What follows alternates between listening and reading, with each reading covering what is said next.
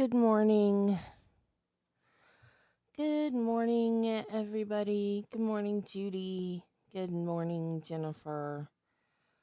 What Judy put in the chat today is very appropriate for today.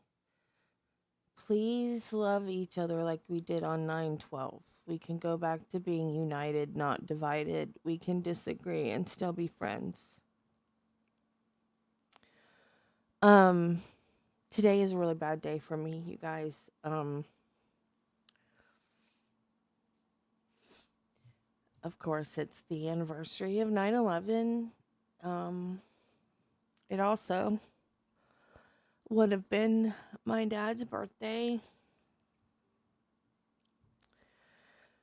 And also, a great man was murdered yesterday. He was assassinated. And I don't care whether you agreed with him or not. I don't care what your views are. I'm probably going to lose subs and viewers, and I don't care. I'm going to get a copyright claim on the video I'm about to play, too. But, I will take it down. But I put a link in the description for anybody that misses it, because I know I'm going to have to take it down. So you can go watch it on your own. Charlie Kirk founded Turning Point USA when he was 18 years old. Exactly. This is about freedom of speech. It has nothing to do with whether he was right or wrong. It's about freedom of speech. He goes around to college campuses and he says, come up and talk to me. Let's have an open discussion, an open debate. You tell me why you believe what you believe, and I will tell you why I believe what I believe. There's no hate. The only name calling is by the people that disagree with him. He doesn't call anybody names. There's no hate from his side of the table at all. And somebody assassinated him yesterday. And it terrifies me because I hold the same views that he did. Do I have a target on my back now if I tell people what I believe? I mean, it's freedom of speech. Hey, Wiggles. So I want to play. I tried to find the best one that was just about him to let you guys know who this man was. He was 31 years old, left behind a 1-year-old and a 3-year-old. He did this thousands of times, just went to college campuses and talked to the kids because they're not being taught this.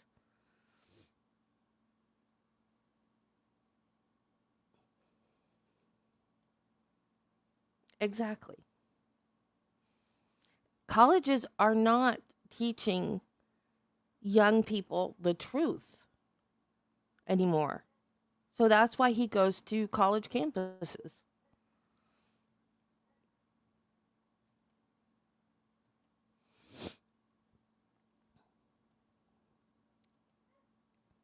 And like I said, I'm going to have to take this down, but I did put the link in the description.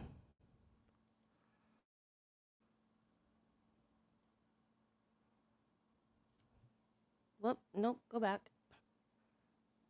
That's his baby. All right. Behave, YouTube.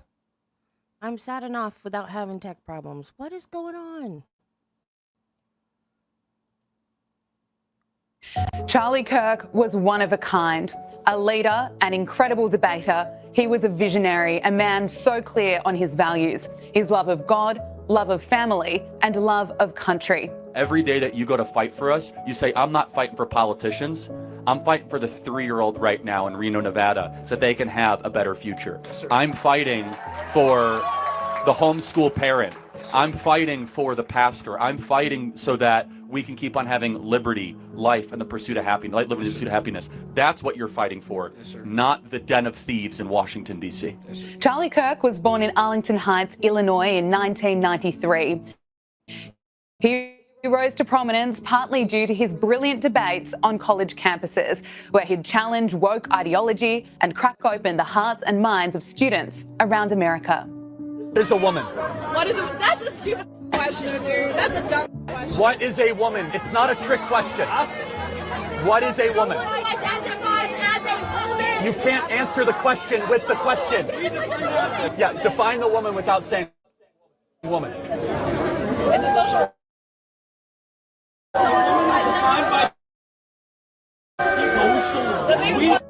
Charlie baits students at elite universities around the world. Charlie founded Turning Point USA in 2012 at the age of 18, an organisation with a mission to promote conservative values such as free markets, limited government and individual liberty. Charlie was a dedicated husband and father. He married Erica in May 2012, and to Charlie, family was everything.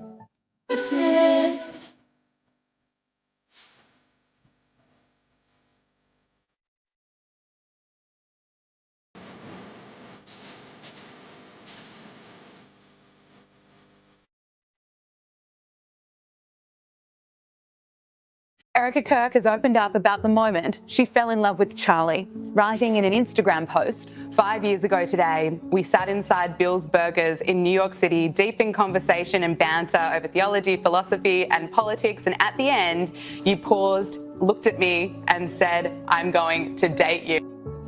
Charlie Kirk's Turning Point USA was instrumental in the 2024 election result. Through his college campus debates, Charlie influenced a generation of young voters to support Donald Trump. Fox News decides Donald Trump is president of the United States. We've got our republic back, folks. Let's go. There it is.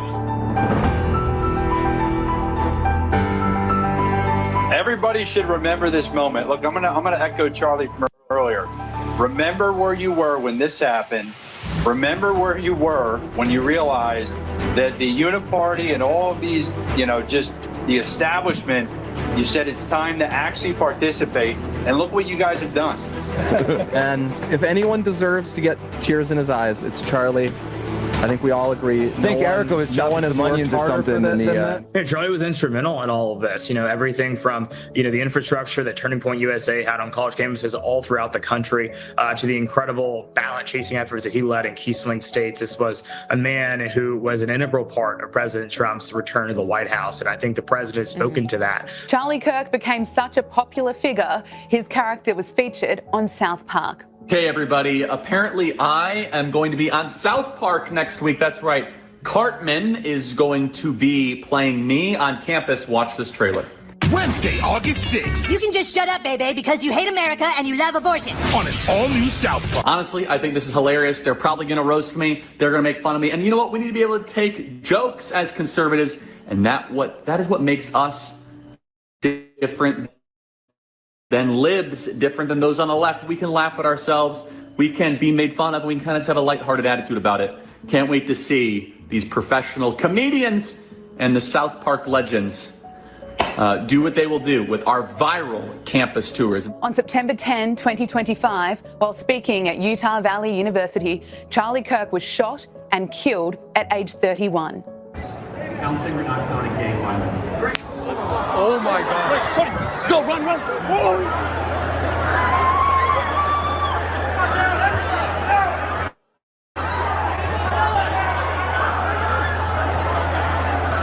President Donald Trump has paid tribute to Charlie Kirk.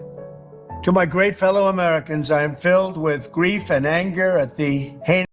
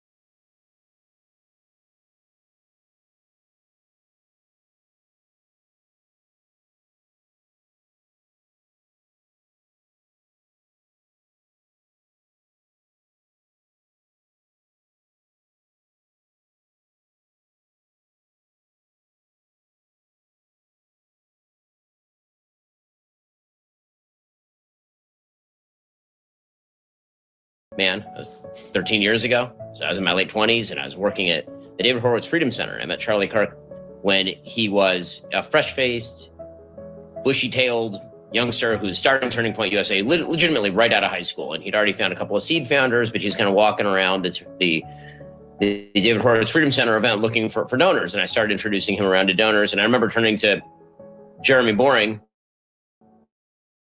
co-founder here at Daily Wire, and turning to him at the time.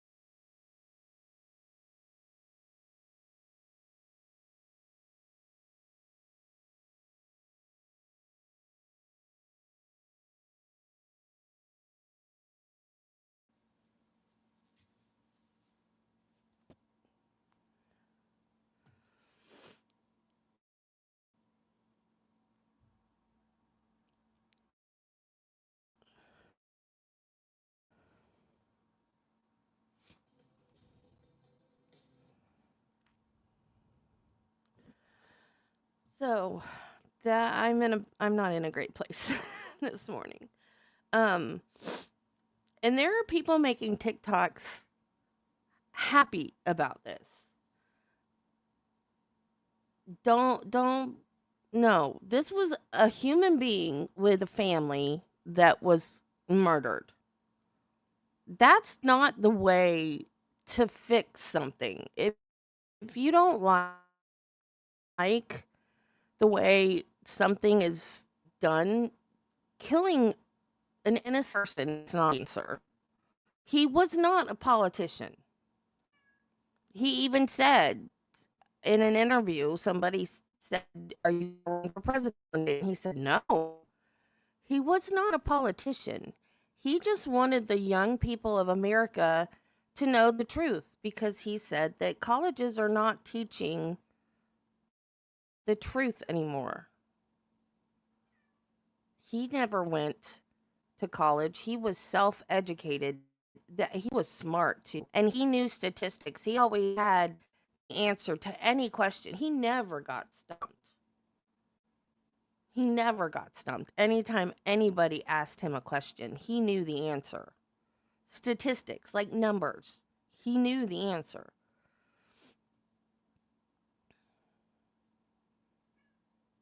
What, Shadow?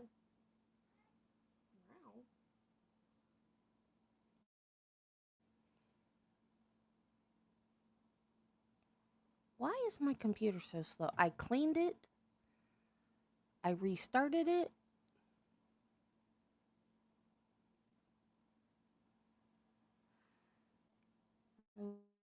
Live.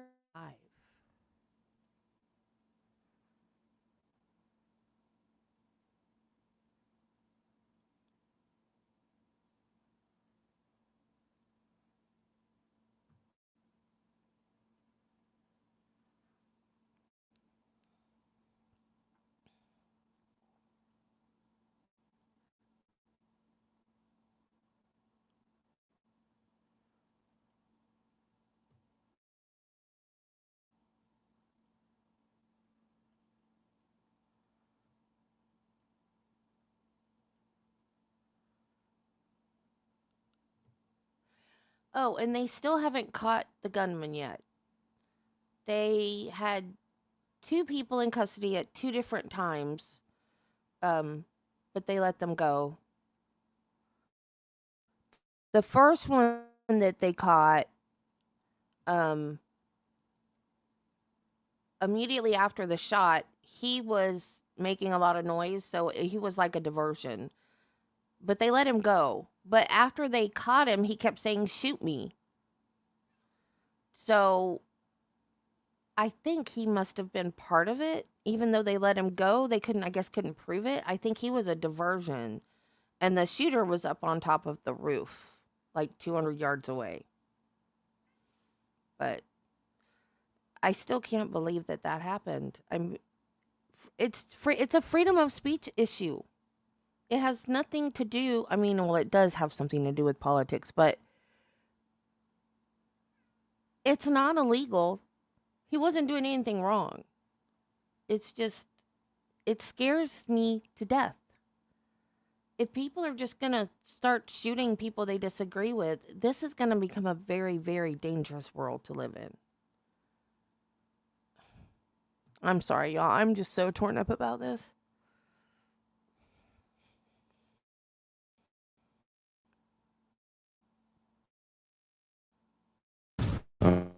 Fall of 88.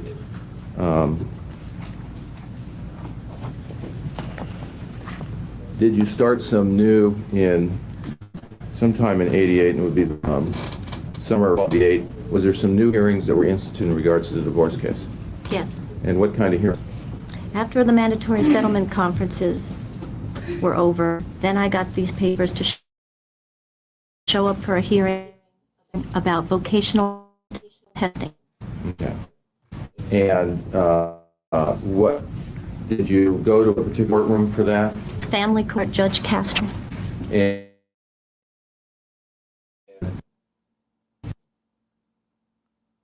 what was the purpose of that hearing? Mr. Barry and Dan wanted me to agree to submit myself to battery of vocational testing. Okay. And did you agree to that? I showed up at the hearing and I said that I really didn't have any argument with vocational testing per se. You know, it just appeared to me that this was this month's garden variety delay tactic if they wanted vocational testing in this. Sustained. Feel about vocational testing. I didn't mind doing vocational testing. It was the time frame that was a problem. And why was the time frame a problem? Because if anyone wanted vocational testing in this divorce was filed in 1985. That was the time for them to ask for me to submit myself to vocational testing. At this point, it was just a delay tactic.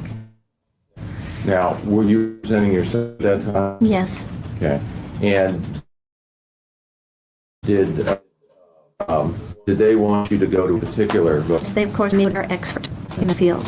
And at the hearing, did you agree to go to vocational testing? I didn't have any choice, yes. I agreed to it under the conditions that if they wanted it, they'd have to, meaning Dan would have to pay for it. And did you so ask for a different vocational tester? Yes.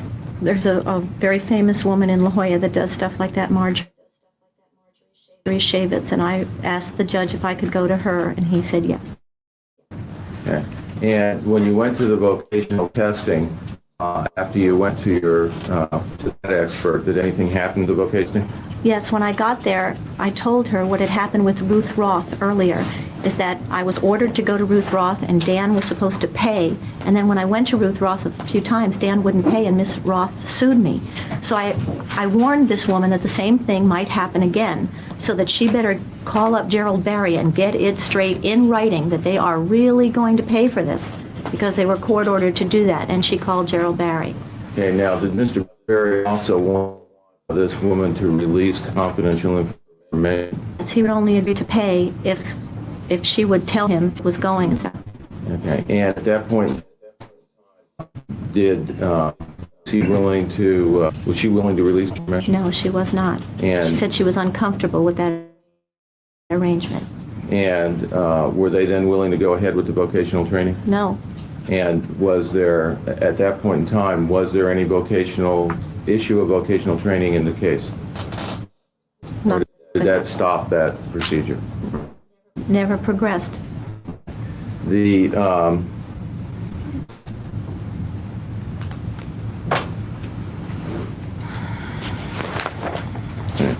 now, was the case eventually sent to, was the case at some point in time finally given a trial date? Yes. Okay. Wasn't given a trial date. I went there and demanded one. And did you eventually get a trial date? Yes. Okay. Now, Carla. when did the trial take place? End of December 1988, the week between Christmas and New Year's. Okay. Now, in November of 1988, did you go over to Mr. Broderick's? I didn't have the trial date yet, and I didn't know where we were going from here. I needed a settlement. So I got all dressed up, and I went over to Dan's house on purpose, and that he to me do something about it. Okay. And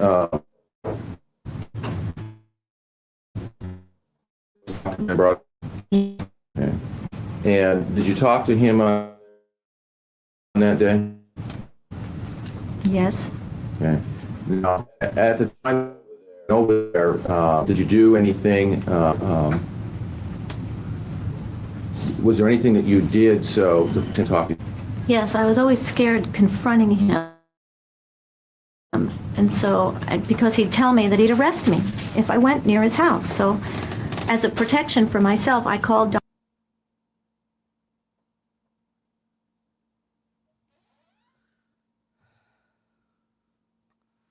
Thank you, Jennifer.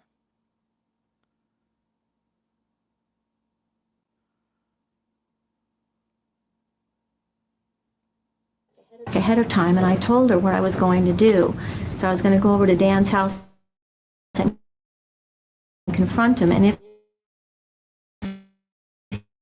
he arrested me, I had my cellular phone in my hand, and between the time that he told her that I'd been arrested, that she would get me out or call us or do something. Did you tell them you were going to call Diane Black that time? And call the press and everybody else if he had the nerve to arrest me again. And what did he do at that time?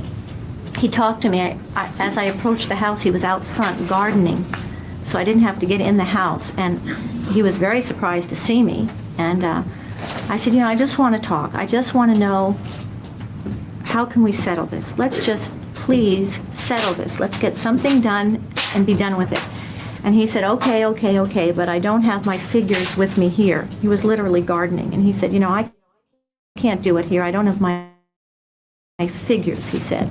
But he would get back to me the next day. I said, fine, thank you. Did he get back with you after that? Okay. Now, Shu, do you need a break at this? No, come on, keep going. Okay. At the, if I can show you what's been marked as ZZ, this is what I showed you the other.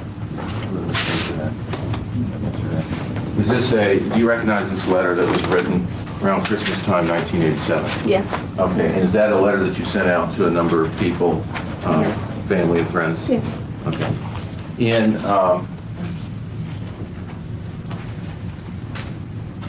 now, did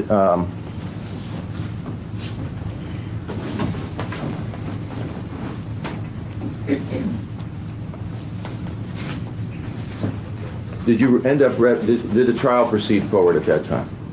Yes, I went to Judge Murphy and I demanded a trial date. And he called Mr. Barry and he came over, and Mr. Barry said he could do it in what otherwise would have been holiday time. Okay. So we did go to court. And did you end up representing yourself at that trial? Yes. Okay.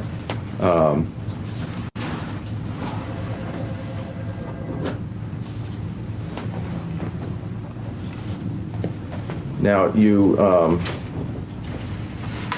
during the trial, did you talk to the court about various things that you had saved, including the marriage encounter book and some cards and some floral cards. Yes. Papal blessing. Yes, those were things I used in the trial as evidence or something. Okay. Did you, and were those things that during the period of time of this divorce trial that you would refer to? Yes. Okay, and what was the purpose of looking at those things or reading them?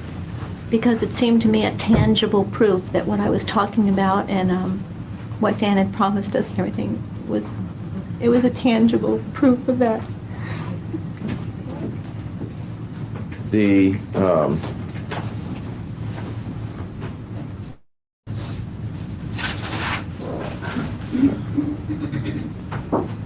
and in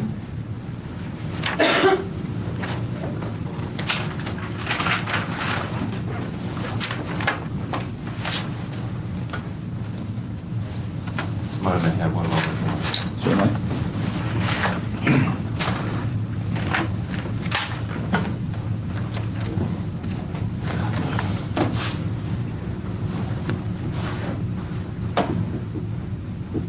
I believe I left something in the car, but I'll just go back to that. All right. Yes, maybe.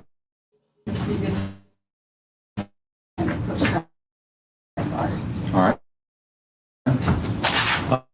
On the record? No, I don't think. Do you remember approximately how long the trial lasted? Over. I don't remember if it went beyond New Year's. Now, during the trial, there was a break during the trial where Mr. Berry had some appointments to be gone, and there were some breaks in the days in the trial. I remember taking a break for at least a couple of days where you weren't in trial. I don't remember.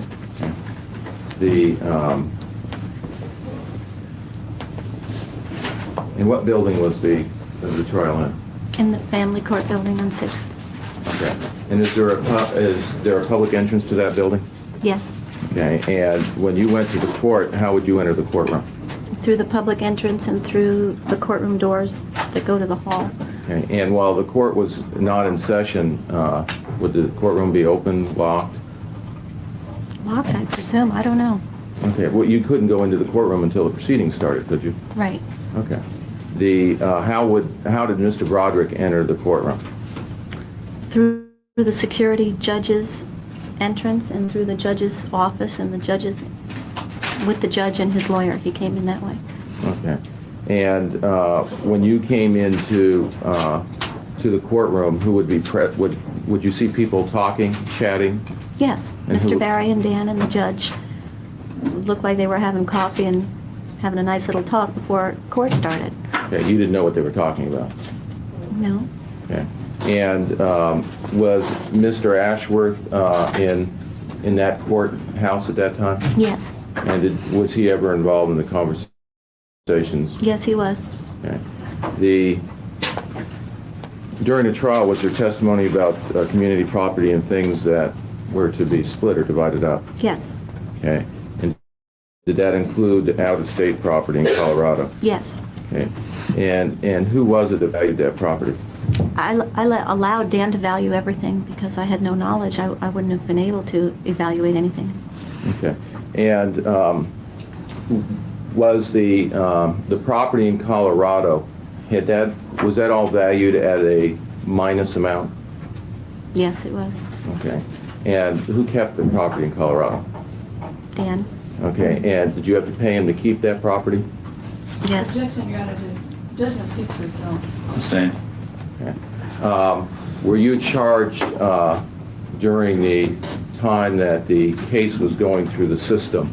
Were you charged every month for the upkeep of that property? Yes. Your Honor, objection. With your proper Epstein credits and speaks for itself. Sustained. During the time that the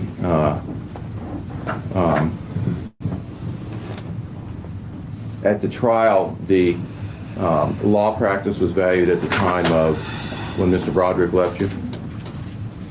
Yes. Okay. Did you have to pay for his loans, however, that he was paying after the time he left you? Objection, Your Honor. This is an area. Sustained.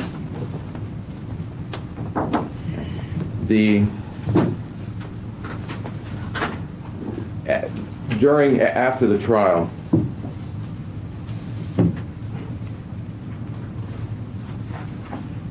were you awarded any of the personal property from that trial? Yes. Okay. And what were you awarded? No, excuse me. Again, I think the judge speaks for itself. May I be heard on that, Your Honor? Certainly. Why not? During the trial, did you put witness? You represented yourself? Is that correct? Yes, I did. And did you put witnesses on for the purposes of trying to have custody of your children? Yes, I did. Okay. And without going into specific property, did you receive some property that you wanted as attached to the children? Yes. Okay. Did you get the children out of that No. trial? Okay. Now, was there any effect from the trial that you felt after the trial and after the decree that, is there any feeling that you had about Mr. Broderick or what had happened to you in this case in regards to that judgment? Yes, a lot. And what was that?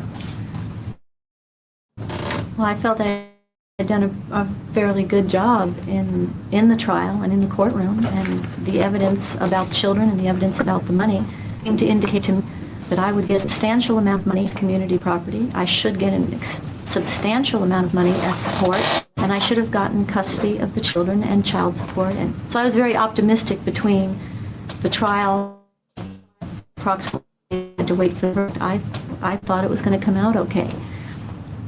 I didn't know about a lot of things. I didn't know about that the custody of the children and the Epstein credits were the discretion of the judge.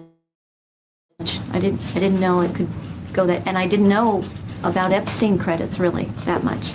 Did that have an effect? Did you believe that there was a purpose of Mr. Broderick delaying the trial? Yes, it was then that I realized, because of these things called Epstein credits, that every time he didn't show up at depositions and every time he didn't show up at mandatories and every time he put off everything, he was charging me and charging me and charging me and charging me against what in the beginning of this divorce was over $1 million worth of community property that was mine. Because of all of these delays and all of these charges, it dwindled to practically non-existent.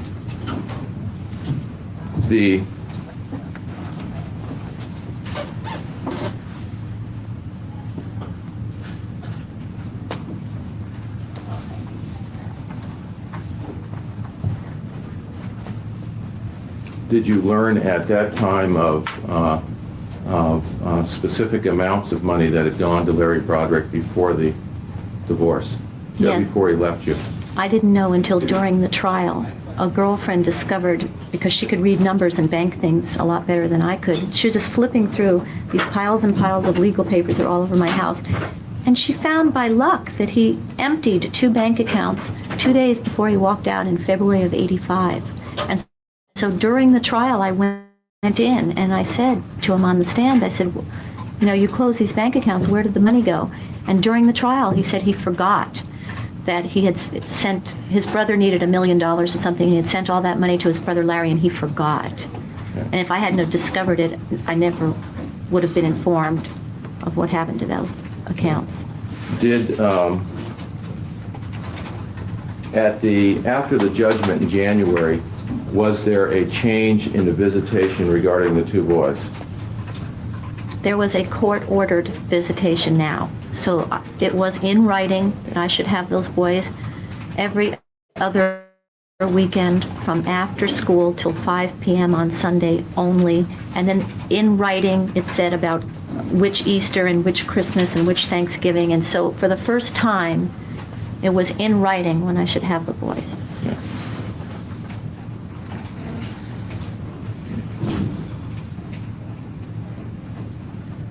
And I didn't think Dan could fool around with that. Did you,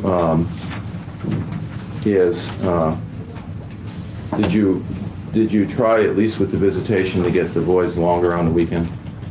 Yes, when the verdict came out, I tried to explain to the judge how couldn't I please have the boys from after school on Friday to put them back to school on Monday, because Sunday dinner has been a big tradition in our family. You've heard the kids mention it in here.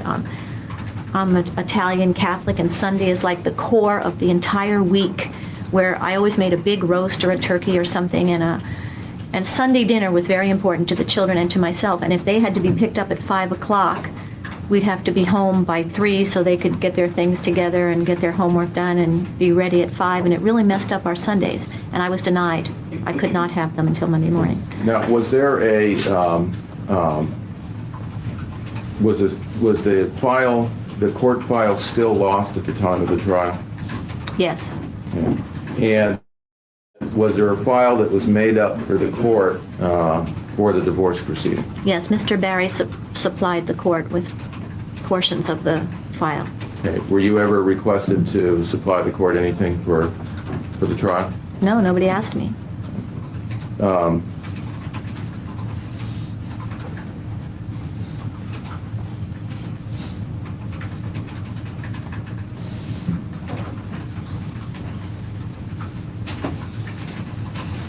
When you went to court to hear the verdict on January, the trial ended the very first week in January, is that correct? Yes.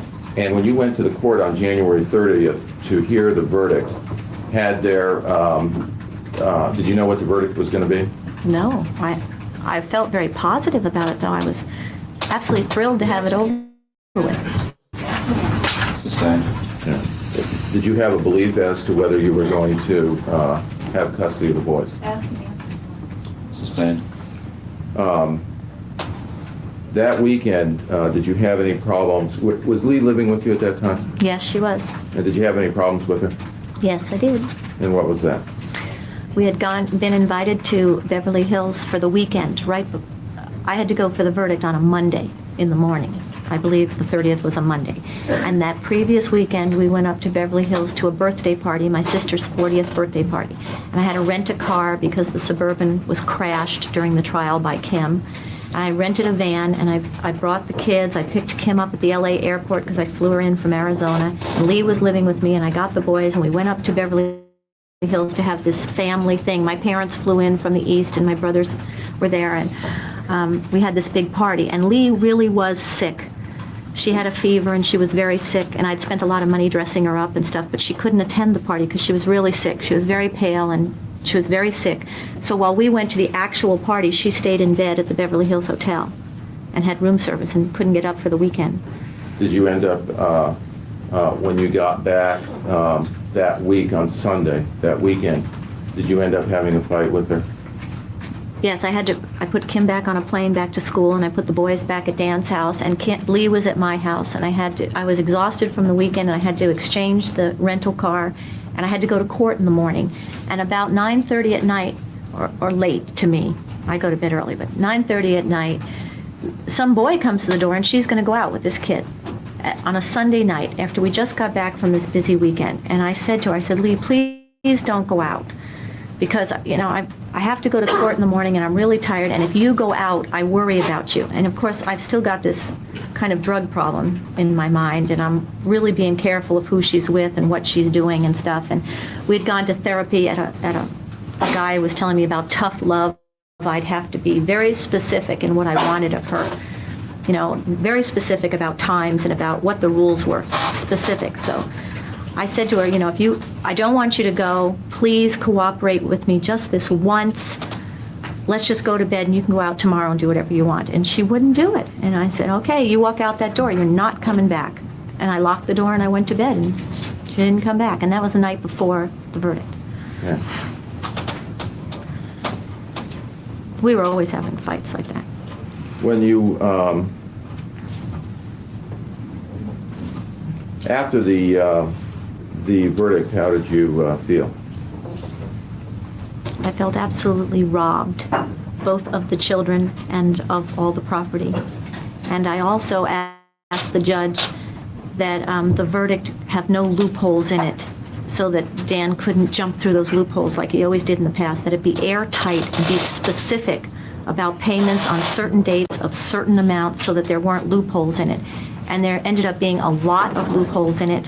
I asked that Dan's monthly money to me be automatically transferred through banks so I wouldn't have to be subject to his checks coming late and his fines and everything, and I was denied that request. So I was still subject to Dan's personal checks being sent, and I didn't want to live like that. And because of the community property split being so minuscule to me, I was totally dependent on that monthly check, which again, I didn't want to be dependent on.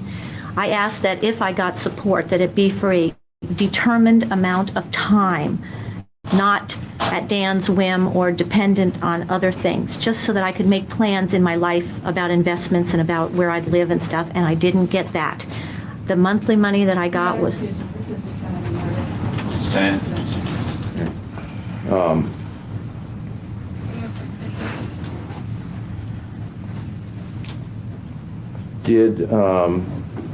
On January 22nd, before the verdict, did you start a job anywhere? Yes, there was an ad in the newspaper in the La Jolla Light for a preschool teacher, which is what I am and what I like to do. And I knew the verdict was coming. The trial was over. I knew I had... So did you... I applied for the job and got the job, yes. Yes. And did you arrange to take at least a day off for the time to go to court? Yes, I told the lady that I knew I needed January 30th off to go to court, but besides that, I shouldn't have any more problems about going to court. Was there a reason that you got a job after the trial and before the verdict? Because I wanted to start a life, and the job fit who I was and what my degree was in. It also fit the hours I wanted for the boys. I worked from 7 to 2, which left me free in the afternoons and on weekends. You know, other jobs that I looked into didn't leave you free for the kids, and so this was perfect, that I'd be free after school to go to all the boys' sports and stuff, and I'd be free on weekends. It was a perfect schedule for me. Okay, now during this time, you mentioned that you flew Kim in from Arizona. Where was she going to school at that time? Yes, University of Arizona. And that's in Tucson? Yes. Okay. During this time, did she have an old boyfriend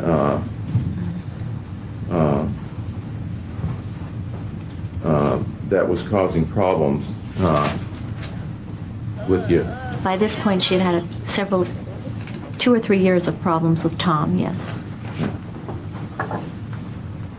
Did sometime in the late winter and the spring of '89, did you receive any calls from Tom? Yes, he was angry at Kim. Okay. Were there times where he was angry at you for meddling in Kim's affairs?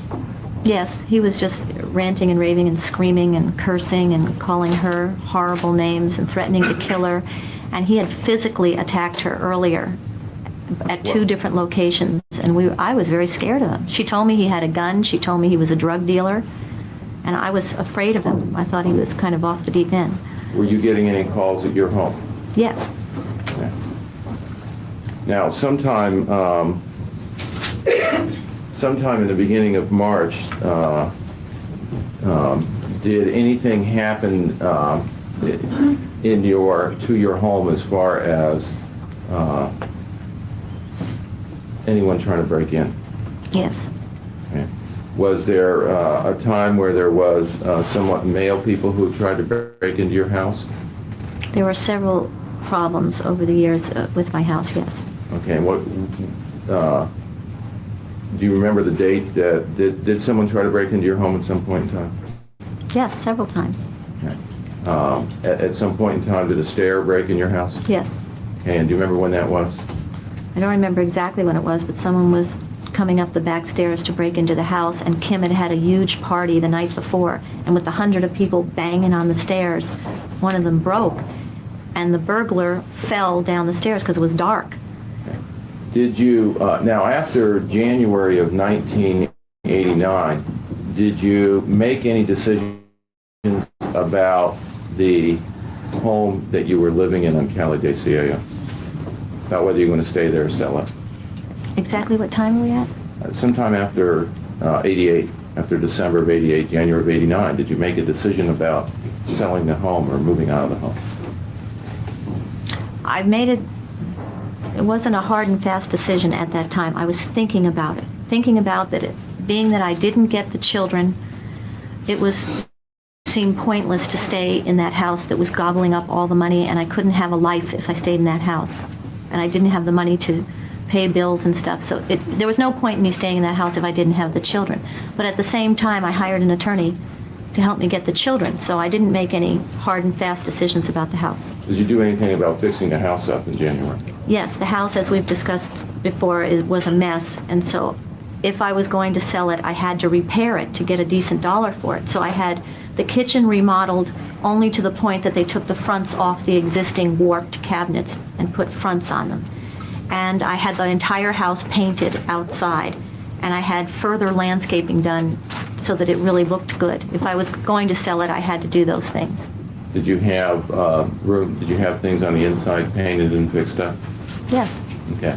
You've seen some photographs of your house, what your house looked like in November of 19.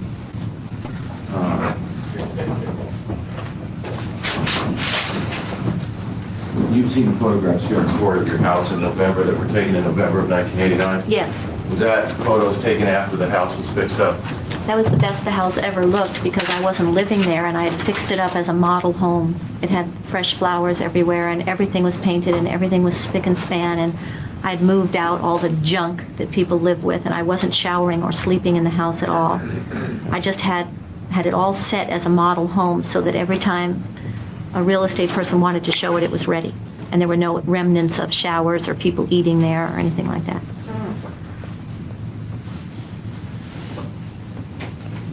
Was there, before March of '89, had you had any discussions about having a gun for any purpose? In the back of my mind, I was thinking about having the gun for several years because a friend of mine who lived in the same neighborhood and was a woman that lived alone in a house like mine had a gun for her own protection. And so ever since she had a gun, I thought maybe I might get one. But I had never, there was no particular day I went and bought a gun. Okay. Now, in sometime prior to that, did you ever go shooting at a shooting range? Yes. Okay. And Mr. Frant testified as to a particular incident. Was that about the time you went there? Yes. Do you remember why you went to the shooting range? I remember that they called me at the house, and they were soliciting people for this sporting club. It had racquetball and exercise Nautilus machines and shooting and stuff, and this was an introductory offer. They were trying to get this off the ground. And I had my MasterCard, and I did shoot guns way back in grammar school, and it was a fun experience. I was looking to meet new people and get out of the rut that I was in, and I thought I might do it. I think it was only $30 or something. And so I went primarily to meet people, but I went to the class. You know, when you went to the class, when you shot the guns, did you wear anything? When you go in the little room where you actually shoot the guns, it's mandatory there that you have ears and I think plastic eye things that they supply. Eye things. Betty, I thought you were a sharpshooter. You don't know what goggles are called? Safety goggles. They're not plastic eye things. What the heck? Is she trying to sound helpless right now? Like, seriously. Plastic eye things. Okay. Yeah, I don't understand what any of this has to do with what she did. Why are we here? It's a murder trial. It has nothing to do with the divorce. Nothing that happened during their divorce justifies her actions. Nothing. Absolutely nothing. I don't understand why we're going through her whole history with Dan here. It makes no sense to me. Were you still working at the preschool? Yes. Okay. Now, on some morning, do you recall getting some calls at the preschool? It was actually, yes. Okay. And can you describe those calls? It was just an average day at the preschool. I went to work at 7 o'clock like I was supposed to, and it was a regular day. There was nothing happening. And I got a few phone calls through the main office. Is Betty Broderick there? Is Betty Broderick there? And the woman had put it on hold and come get me. And by the time I'd pick up a phone, the person would have hung up. And it happened 4 times. And being that nobody really knew I worked there, and the children wouldn't have done that. If they needed me, they would have spoken. And I thought, something's really weird here. Somebody's trying to determine that I'm here. But it made me real upset and nervous, and I left work early and went home. Okay. And when you went home, did you find out whether someone had been in your house? Yes. What did you find out? Maria, when I got home, Maria told me that when she got to work, someone was in the house. And it was someone with long blonde hair, and she got in a white and with a black roof car, and I knew the description was Linda Kolkena. Did you show her a picture of Linda Kolkena to Yes. see if in fact that was who was in your house? Yes, and she said she was in my bedroom and that she took things when she Now, left. At that point, did you have an answering machine on your phone? Yes. And was there any message on the answering machine? Yes, there was a 4-hour notice put on the answering machine at 9:30 that morning, which meant there was going to be a proceeding at 1:30, exactly 4 hours later. Okay. Now, other than, so the first notice you got of that was when it was on your phone at home? Yes. No one called you at work about it? Well, I figured they were calling me at work to establish that I couldn't pick up the 4-hour notice at home. Okay. But nobody called you at work and said... And spoke to me. And spoke to you and said, we're going to court. Only the hang-up notice. calls. Okay. Now, did you go to court? Yes, I got home. I shouldn't have gotten home till after 2, but I got home around 1:20, which didn't leave me much time to get there for 1:30, but I just flew right out the door and jumped in the car, and I was down there at 1:30. Okay. And when you got there at that time, where did you go? I went to the family court, and there's a clerk's window with a sign-up sheet for ex partes, and that's what it was called. A 4-hour notice is an ex parte hearing. And so I asked her to look, and I looked on the sign-up sheet to see where Mr. Barry was, and he was not on the sign-up sheet, so she couldn't tell me what courtroom he was in. Did you at some point in time, did you go to Judge Howitt's courtroom? Yes, I went to Judge Howitt's courtroom to ask the reporter about something, and it was locked, and I couldn't get in. Okay. And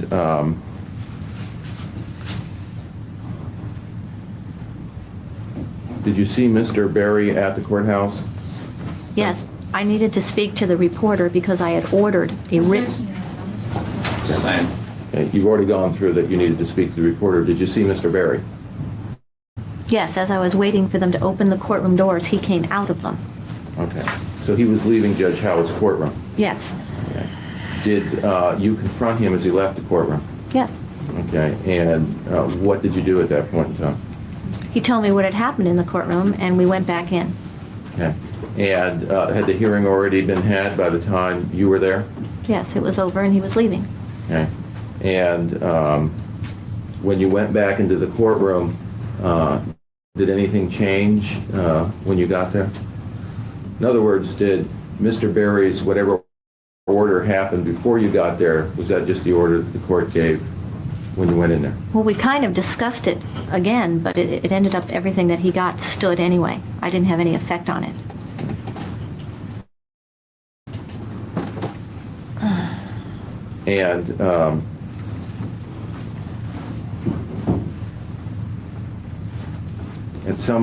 And what was that hearing about? That hearing was about changing the visitation for the wedding, suspending the $16,000 a month. And was that about a bunch a of wedding other list? things. Was it about a wedding list? Yes, they wanted the wedding list back that I had taken from the steps, I don't know, a week or so. I don't know how much earlier than this. Okay. Did you take a wedding list from their house? Yes, when I was dropping the boys off on a Sunday evening, I picked up an unmarked envelope that was on the front steps of the house. It wasn't addressed to anyone, didn't have a return address. It was a white envelope. And did you look in the envelope? Yes, I did. Okay. And was it a wedding list? It was, yes, it was a copy of a wedding list. And did you take it? Yes. And what was that for?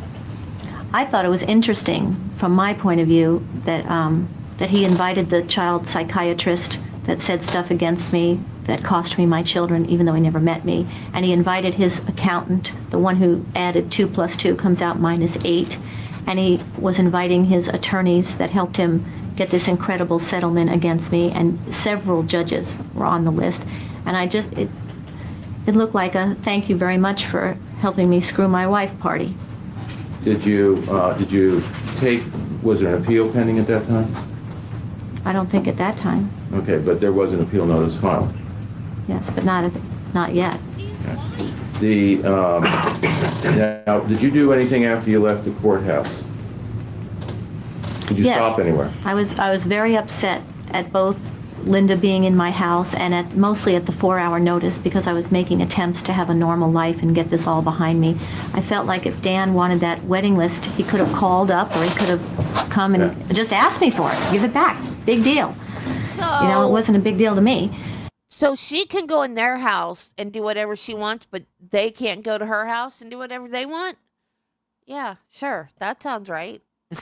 And so I felt like I was being attacked, and the 4-hour notice on the machine was really kind of shady, being that they knew I was at work and it was them that called and hung up. And I just felt like it was back to the same old dirty tricks. And suspending the $16,000 a month, as a joke to people when I got the verdict, I said, I probably won't get 30 days down the road here before it's all pulled out from under me. And sure enough, that was the first thing they did, was totally suspend the monthly check. And I just, and with her being in my house, I just felt I was being attacked, and I didn't have any defenses to make them stop or to defend myself. Did you purchase anything at that time? Yes, between the courthouse on 6th, you get on 5 and you go north to La Jolla, and this shooting place, the Weiser place, the Nautilus place, it's all the same place, and it's right on the freeway, kind of around India Street. And I'd been there before, so I knew what it was.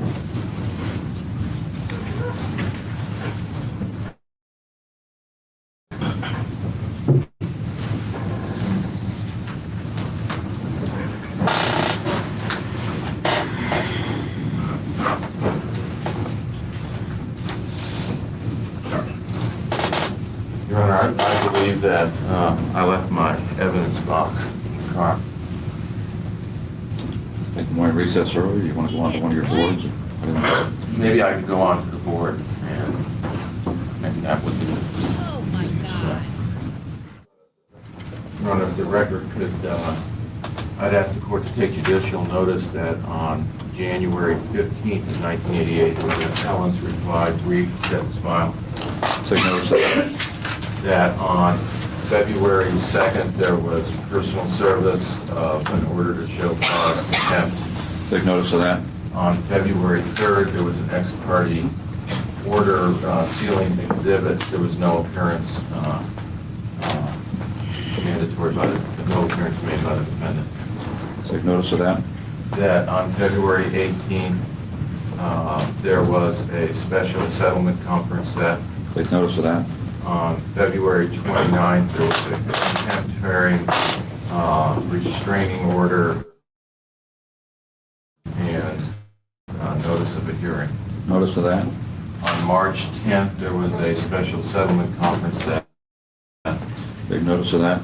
On March 9th, there was a order of contempt. On March 21st, there was a new original page 4 filed with the contempt order. Take notice of that. Take judicial notice that Early's an idiot for leaving his evidence in the car. On March 23rd, there was notice of hearings that were served on the attorneys. Take notice of that. On April 10th, there was personal service of an order to show cause and contempt. Take notice of that. On April 13th, there was a notice of hearings. Take notice of that. On April 27th, there was a special settlement conference. Take notice of that. On May 4th, there was a contempt hearing. Take notice. A restraining order was signed but not filed at that time. Take notice of that. There was on May 19th, a decision in the appeal and an order affirmed. Take notice of that. On June 3rd, there was a compliance conference that was vacated, no appearance by either party. Take notice of that. On June 17th, there was a settlement conference. Take notice of that.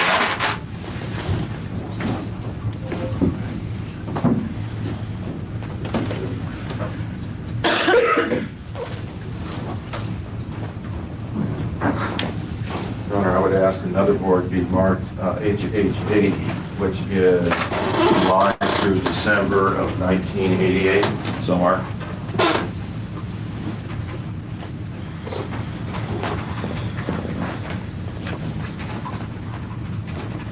I would ask the court to take judicial notice of the mandatory settlement conference that was set for the date of July 1st that was vacated. Take notice of that.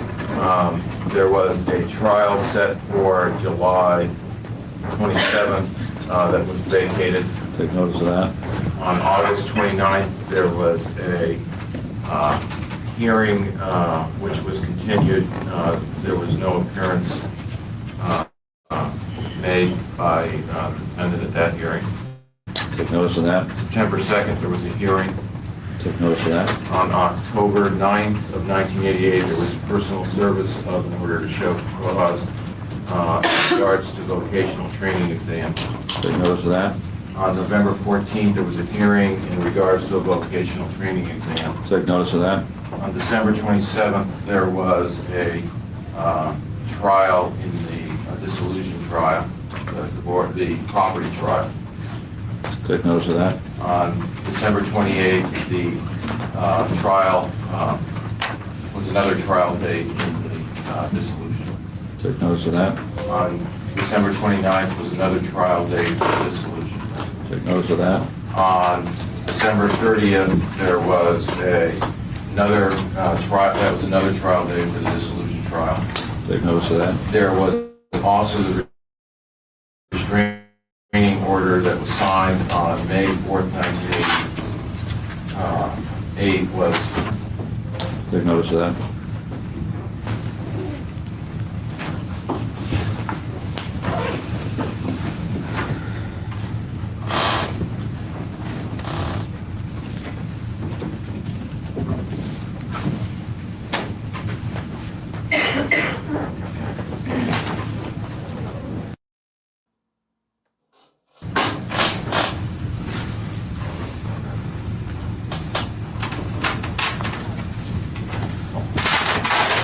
just March it. I'm sorry, Your Honor. No, that was prepared for.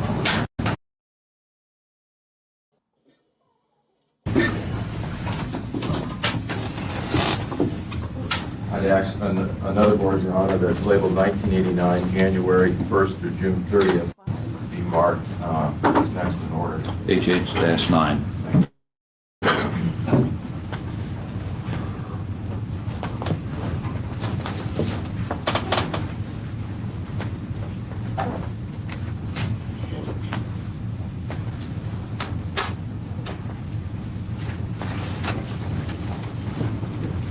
I would ask the court to take judicial notice, Your Honor, that on January 3rd was another dissolution trial day.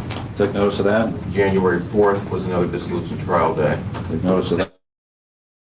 January 5th was another dissolution trial day. Take notice of that. January 6th was another dissolution trial day. Take notice of that. That on January 30th, the decision as to the dissolution trial and verdict was rendered. Notice of that. The February 3rd, there was an ex parte minute order filed on the sealing of. He did this yesterday. Are these different things to take judicial notice of? I don't understand this. I've never seen this done before. Yeah, I agree with you on that, too. That's about to drive me crazy. Squeak, squeak, squeak, squeak. My chair does that, too, though, so I guess I can't complain too much. Travis tried to fix mine, but it didn't work. So there's something wrong with mine that WD-40 can't fix. Yes, this is the most crowded, messy. It's like the room's not big enough for what they need. So it's just all crowded up together. It's a very uncomfortable space.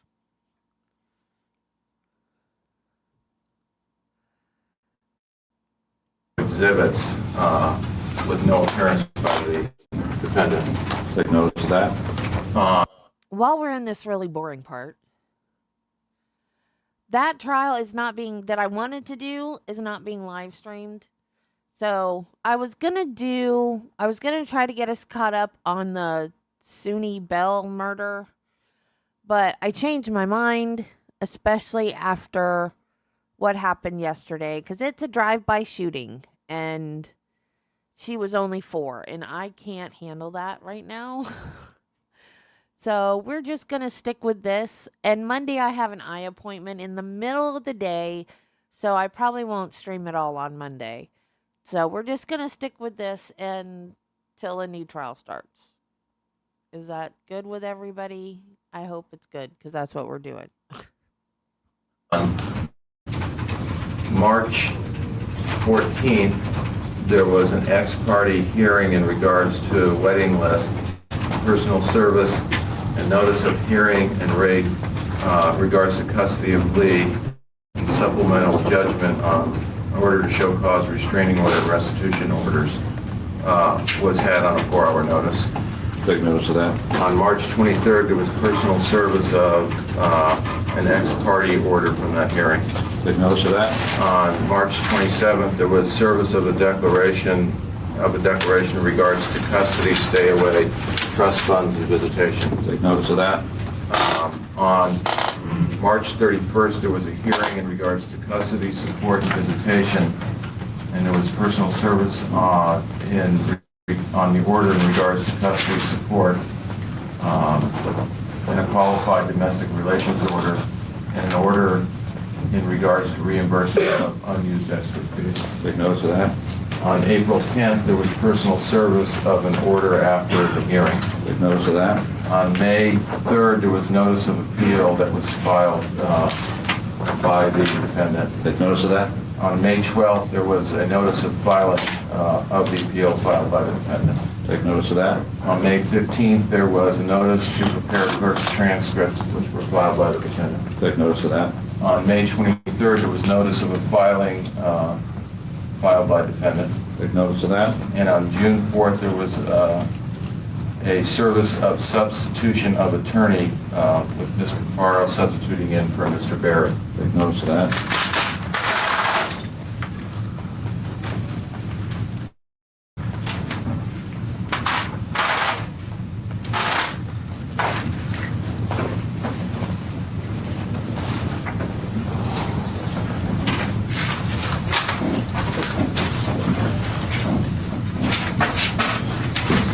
If I could go to the last board at this time, Your Honor, and ask that it be marked as next in order.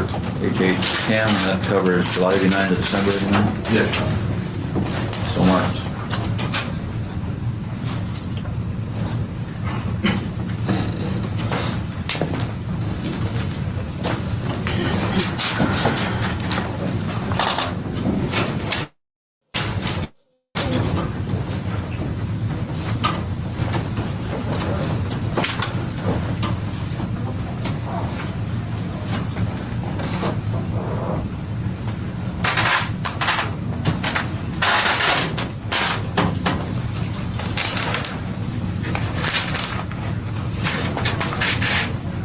I would ask the court to take additional notice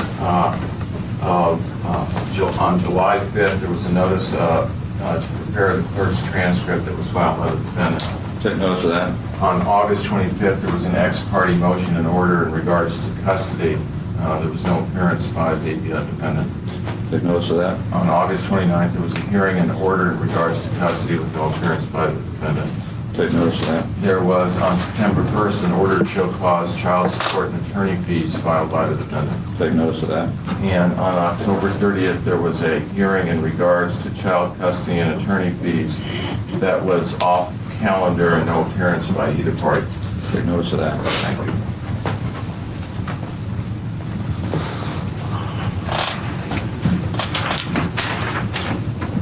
Now, at the time that you Did you purchase a gun at that time? Yes. And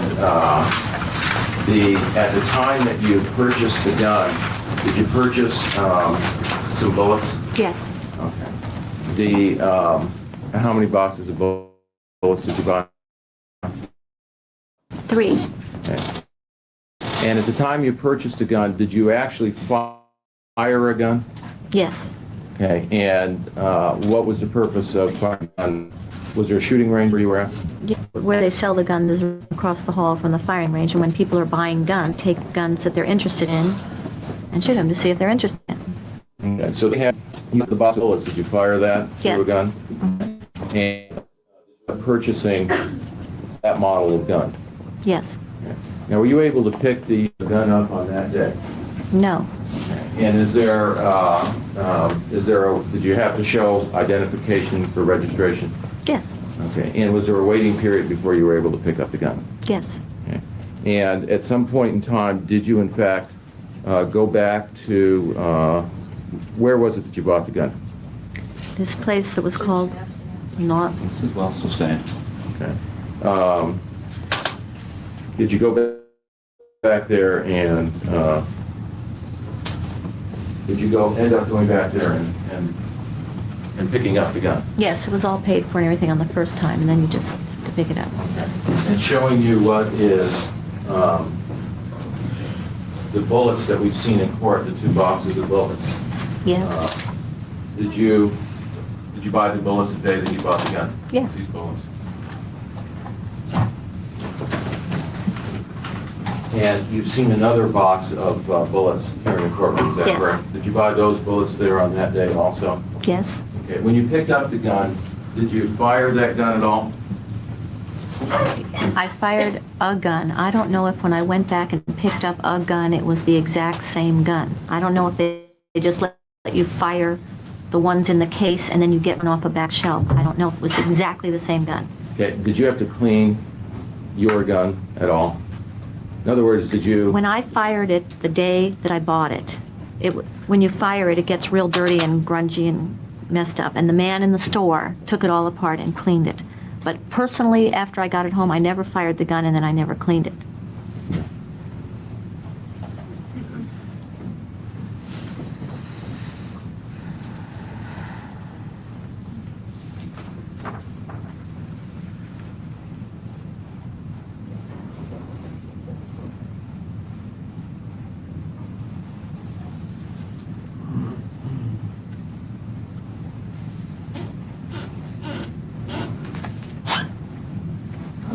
Do you want to take the recess so you can get your... Yes, yeah, I need to get the items that I left. All right, ladies and gentlemen, we'll take our morning recess at this time. We'll be in recess until 10:30. Give you enough time, Mr. Early? 15 minutes? Yes, Your Honor. I hope they are just right down in the car. Do you want to take a little longer recess? What's your If pleasure? we could take 20 minutes, if not, they would just be in my office. All right, let's be in recess for 20 minutes, ladies and gentlemen, until 25 to 11. Please remember the admonition.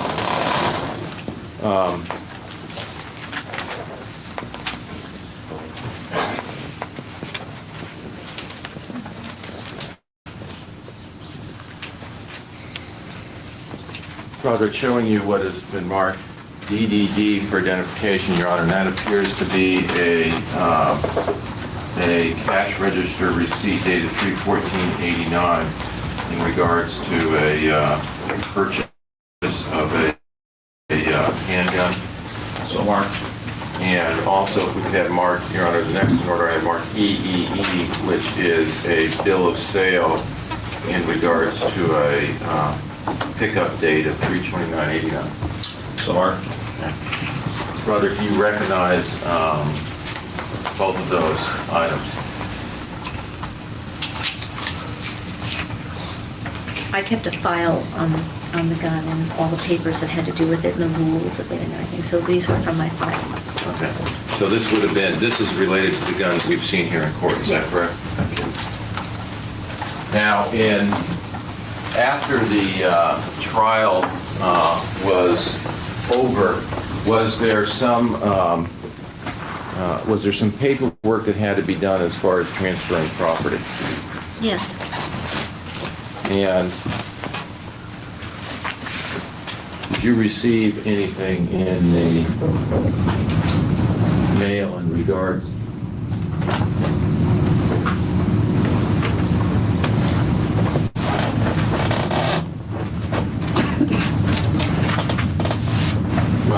There was a matter I previously discussed. Can I step out in the hallway with someone about a matter I previously discussed with the court? Sure.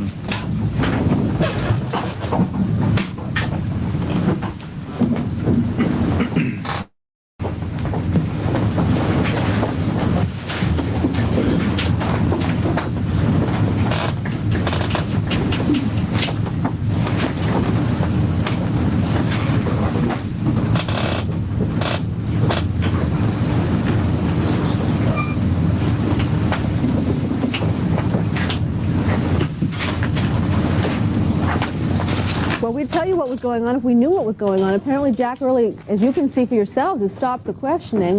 Perhaps he's just checking his notes. The camera angle makes it impossible to see what's happening at the defense table. In the foreground is the... Here we go.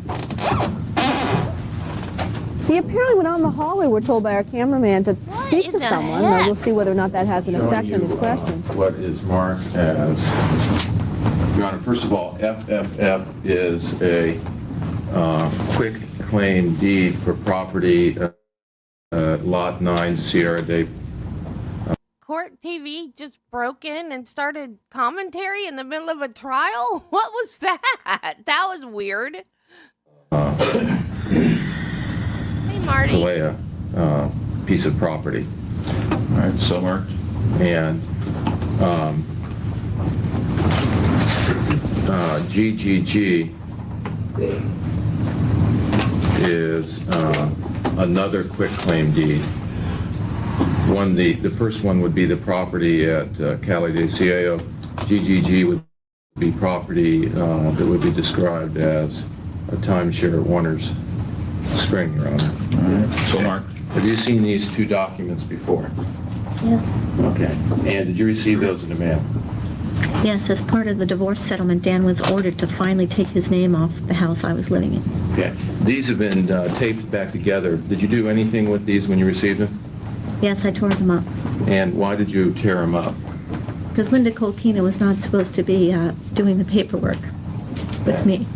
And had there been any discussions in court before about her having her name on paperwork? Yes. Okay, and when you received that property, who was the person who had signed it as the notary? Linda Kolkena. Okay.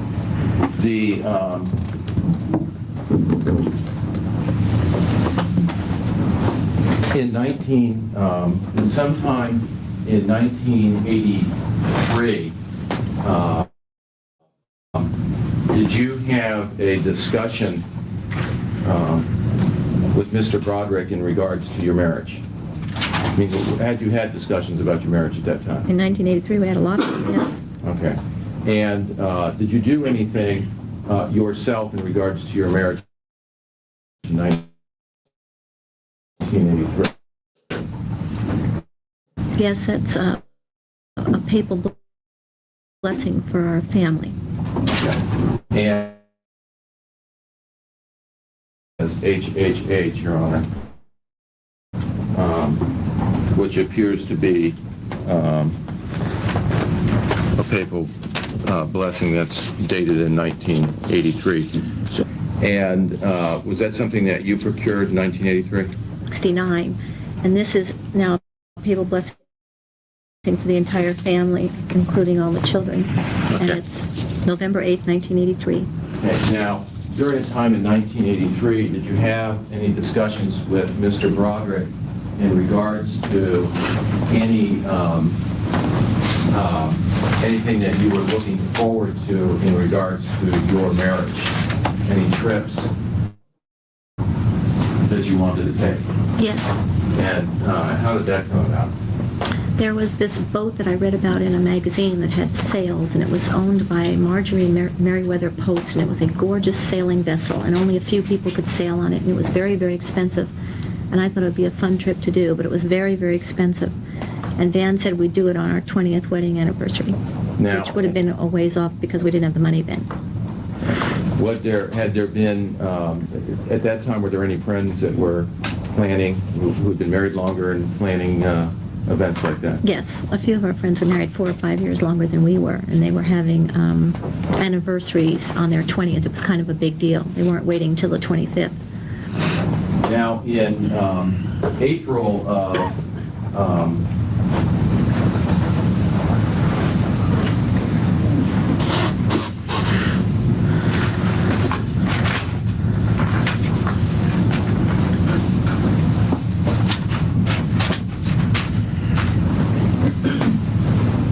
I asked you about whether you represented yourself in the divorce. How did you feel about representing yourself? I was afraid. I was scared. I didn't know how to be a lawyer. Yes, when the trial started, I was fine. I was just scared, and I was crying and upset, and I wanted to force this to a conclusion, which is why I represented myself. And during the trial, I got sick. I got a flu. I had a fever, and I was really sick. Did you ask to have some time off till you felt better? In fact, I had laryngitis. I couldn't speak. Well, it was really obvious to the court that I was really sick, but they couldn't give me a day off. Yes, I asked 2 or 3 days in a row, could we just have a day off here? And no, they couldn't. And why did they tell you you couldn't? They didn't have to tell me why. I asked for it, said I was sick, I couldn't talk, I had a fever, could I please have a day off? And they said no. Yeah.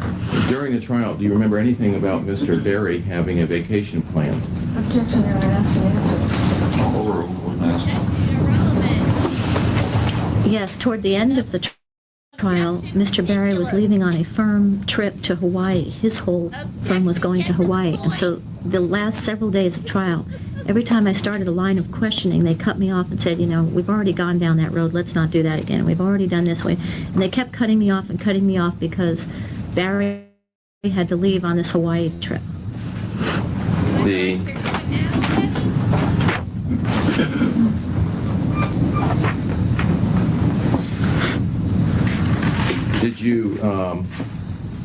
Did you end up hiring, when you purchased the gun, where did you keep it in the house after you first purchased it?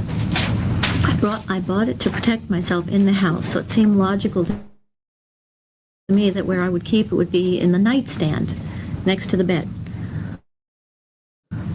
So I tried that around. Did you move it to that? Yeah, I was uncomfortable with that. I told everyone I had the gun right away because I didn't want any accidents with this gun. I had this real gun, and I showed it to the boys, and in fact took them shooting one time.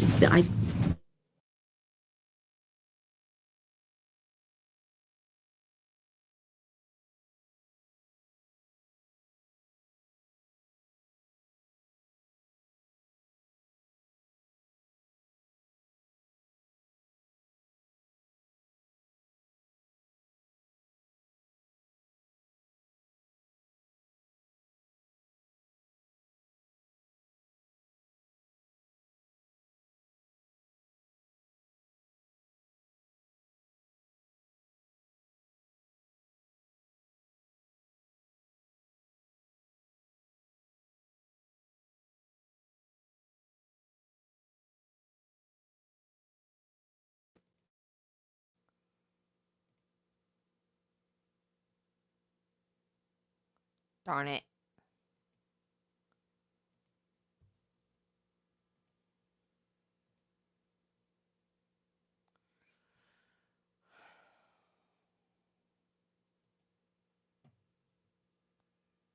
After the final decree? Yes. And what was the purpose of that? Well, I asked the boys if it was okay if we left things the way they were, and that they would just see me when the decree said they were going to see me. And Danny especially said, "Oh no, Mom, oh no. No, I want to live with you." And so I went out and I hired another attorney to try and fight for the kids. Now, at some point in time, that there was a wedding that you became aware of a wedding that Dan had. Is that correct? Everybody became aware of it being planned quite a while before it because it was in the newspaper. Okay. And You also became aware that Dan went on a trip after the wedding, didn't you? A honeymoon, yes. Okay. And your 20th anniversary, when would have that been? April 12th, 1989. And what would have been the closest weekend to April 12th, 1989? I don't know exactly. Okay. If April 12th was not on a Saturday in 1989.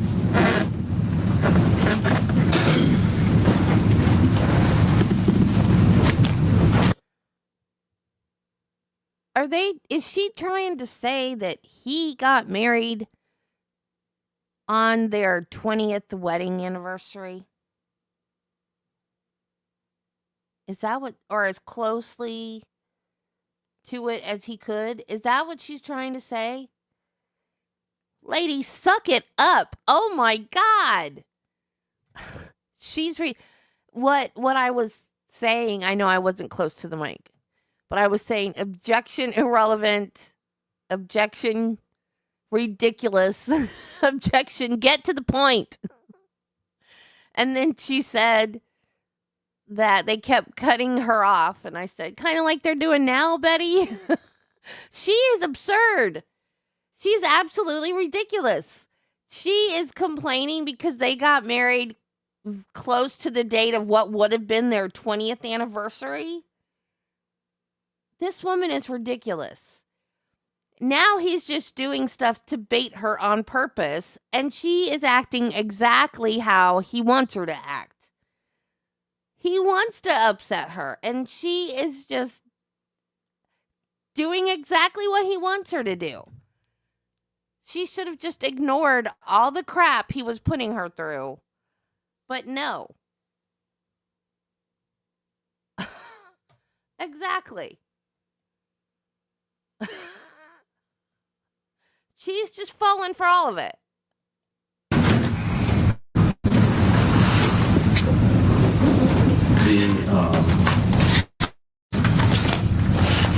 And did you become aware of what kind of trip? She brought all of this on herself. All of it. I don't feel a bit sorry for her. Mr. Broderick went on that year when he went on his honeymoon. Yes. And what trip was that? The children told me that he went on a Caribbean cruise with a boat with sails. Okay. That's called a sailboat, Betty. Now, there was some testimony as to a party that Kim had at your house. Do you remember the party that they talked about where there was a problem with the band? Yes, Kim had a lot of wild parties at my house, but that was the worst and the last of them. Okay. And do you remember what happened at that party? It was a full-blown riot. There were hundreds and hundreds of teenagers there all over the street, the front lawn, the decks. I have a large property, and every inch of the property was covered with people, most of which didn't know us and we didn't know them. There were skinheads with leather jackets and all kinds of people, and screaming and yelling, and people throwing in the pool and jumping on the trampoline. And the worst part of it was I lived on a cul-de-sac, and there were so many cars that they not only parked and blocked everyone's driveway, but they ended up filling the cul-de-sac like a solid parking lot. And the police had to walk in from way out on Calle del Oro. And they said that this was a real hazard, fire-wise and safety-wise, and we had to get those cars out of there right away, or I'd be ticketed or jailed or whatever. Did you try to stop the band from playing music? Yes, it was a band that was down in my pool house, and it was a real loud, plugged-in electrical amplified band with microphones and things. And I went down and I said, the police are here, you've got to stop, because all the neighbors were calling and stuff. And the man on the microphone said, don't listen to her, let's party. Okay, did you eventually do something that stopped the music from playing? Yes, I pulled the main electrical switch to the entire property, and that's how I shut them down. Okay, and then the party quickly dispersed after that? Not that quickly. Yeah. But eventually... But I shut down the main source of the noise. Okay. Now, and you mentioned the the pool house, and that was something that was in the pictures. When did you build that? In '88. And what was the purpose of building the pool house in that property? The house that I lived in had 3 bedrooms, and then the middle of it was kitchen, dining room, living room. It all kind of flowed together. I didn't feel like my children had a family room like we used to have back east, where the kids would go in the basement and they'd listen to records and talk, and there'd be no parent there. If my kids, especially Kim and Lee in the teenage years, but even the other kids, had friends over, I could hear them and they could hear me, and I could see them because of everything connecting. So I wanted to have a real family room for the kids, and that's what it was. It was a big room with a fireplace in the middle and a bathroom and a little kitchen. But it was just a huge empty room with a fireplace for teenagers and other kids to have parties and get together and talk and dance, and out of underfoot and out of my way, and vice versa. Did you expect to get the children back in your custody? Yes, that cost over $100,000 to build, and I only did it for the kids. I didn't need a room like that. Yes, I always expected to get the children back. Yeah. There was a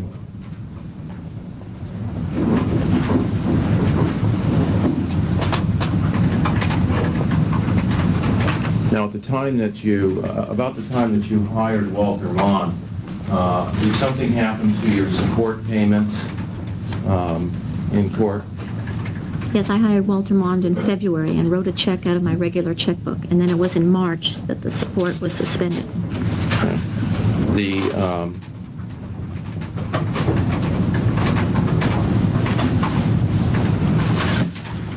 During the summer, did you have some regular visits scheduled with the boys? Yes, because of the decree, the divorce decree, I was supposed to have them for the first time for the entire month of July. Okay. Now, had you ever had, was this the first time where you ever had a court-ordered time where you were going to have the boys for a substantial period? Yes, and then because of that, I was able to make plans and make reservations and think ahead of time that I have them from this day to this day, so what will we do? And I made plans. Okay. And what did you do? We ended up driving. It was the boys' idea. There was an article in a local magazine about skiing, snow skiing on glaciers in the middle of summer. My boys loved to snow ski, and so we drove to a glacier so they could snow ski on a glacier in summer. And the glacier was in Whistler Mountain in British Columbia. And during that period of time, were you seeing any doctors in regards to the boys in custody? Yes, again, this was the first time I knew I had the boys and I could make a point. Stand. Okay, first answer the question yes, and I'll ask what the reasons. Were you making appointments with? Yes. Okay, and what was the reason for that? This was the first time I could make appointments with Dr. Nelson since I had consulted him way back with the boys, because it's the first time I knew I'd have the boys. We also saw Dr. Gary DeVos, who's a child psychologist, and he saw the boys each separately. He saw the boys together as brothers, and then he saw me with each child separately, and then he saw me together with the 2 boys. So we spent a lot of time there. And what was the purpose of that? I hired Walter Mond to get my children back, and you can't just walk into court and say she wants them back. I mean, that's all I had, was I wanted them back. So he had to have paper trails and expert witnesses and opinions as to why I should have them back and how well we get along and how we interact and how much they love me and want to be with me. So it all had to be documented. Okay. Now, did you have that summer that while you had the boys, how would you describe your mood? Did it improve at all? Absolutely. As long as I have the kids, I'm fine. I mean, my energy level comes right back because I have somebody to do things with. I'm not alone anymore, and I love doing things with my kids. And we just have nonstop fun. We go from one thing to another. And my house is fun. It was near the beach. It had a swimming pool. The kids just love to be at my house, and I love having them there, even though they're noisy and they make a mess. And were you also seeing other health care professionals in regards to so that you could go into court and ask for custody? Yes, Dr. DeVos referred me to a codependency therapy group because he thought that I was in a troubled alcoholic marriage and that I needed codependent therapy. And so I went to a women's group. Now, was there a time that you had scheduled where you wanted to be able to resolve the issue as to the boys in custody? Yes, it was always important to me. I waged custody fights every summer. Okay. Yes. We'll go through this. I'll ask a question, then you answer yes or no, and then I'll ask you the reason, okay? That's easier that way. Was there a time that was important for you where you were trying to get custody of the boys? Yes, every summer. Yes, every summer. Okay. What was the reason that there was a time that was important? Because of the change in the school schedule of what bus route they're going to be on and what soccer team they're going to be on and what Boy Scout is dependent on what part of your neighborhood where you live in. And once the children were established in September at a certain address, I thought it was important that they keep a continuity going. And so every May or June, I'd start doing stuff to get the kids that summer. Because it didn't matter to me if they switched houses in the middle of the summer. There was no schedule. So I hired Walter Mond in February to do a custody fight that summer. So for sure I had the boys before school started, right in the beginning of September. Okay, so you expected that there would at least be those court hearings by that time? I was sure there would be, yes. Okay. Now, was there a hearing that was set before school was set to begin? Yes. And continued? Canceled or put off or something. And how did you feel about that? I was absolutely devastated. I was horrified. I had done every single thing Walter Mond told us to do, and all the paperwork was done. Everything was in my file. He knew it was important to me to get it done before school started. And Dan was interviewing these doctors, and Dan was being resistant to the whole thing. And when the day came, it couldn't happen. But he told me, not to worry, it was going to be put off till October, and that not to worry, it was going to be put off till October. And I said to him, I don't know if I'll be alive in October. I was so upset. Okay. And was it continued till October? Yes. Okay. Now, but it didn't happen in October either. Was there a time that you sent Rhett to New York? Yes. Okay. And was that with a court order or court approval? No. Okay. And was there a reason that you sent Rhett to New York?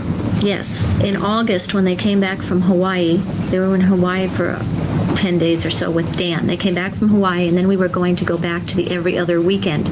But it was still summertime, and the boys really always wanted to be with me in the summer rather than home with a maid. So Danny went to Sun Valley, Idaho to visit his friend Matt Curry, and that left only Rhett home. And now we're in the summer of 1989. The girls have both been invited to leave the house, so they don't live there anymore. And Rhett would have had to stay in Marston Hills all by himself with a maid of some description while Dan was at work, and he didn't want to do that. He wanted to stay with me. Now, in the fall, were you doing anything? Were you doing anything in regards to finances, or trying to cut your expenses, or do something with your house? Yes. Okay. And what was that? Moving?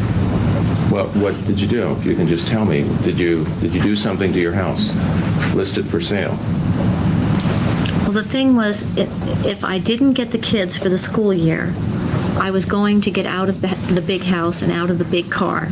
But I still thought I was going to get the kids before September happened. And then what happened, it was put off till October and everything. I did list the house for sale, thinking I'm not going to spend a whole nother school year wasting all this money and all this time, wasting my whole life waiting to get the kids back. Did you buy a condominium? Yes. Okay, and where was that located in? A 2-bedroom condominium in La Jolla. And the boys, if you were to get custody at some time, would they have been able to live in the condominium with you? Yes. Okay.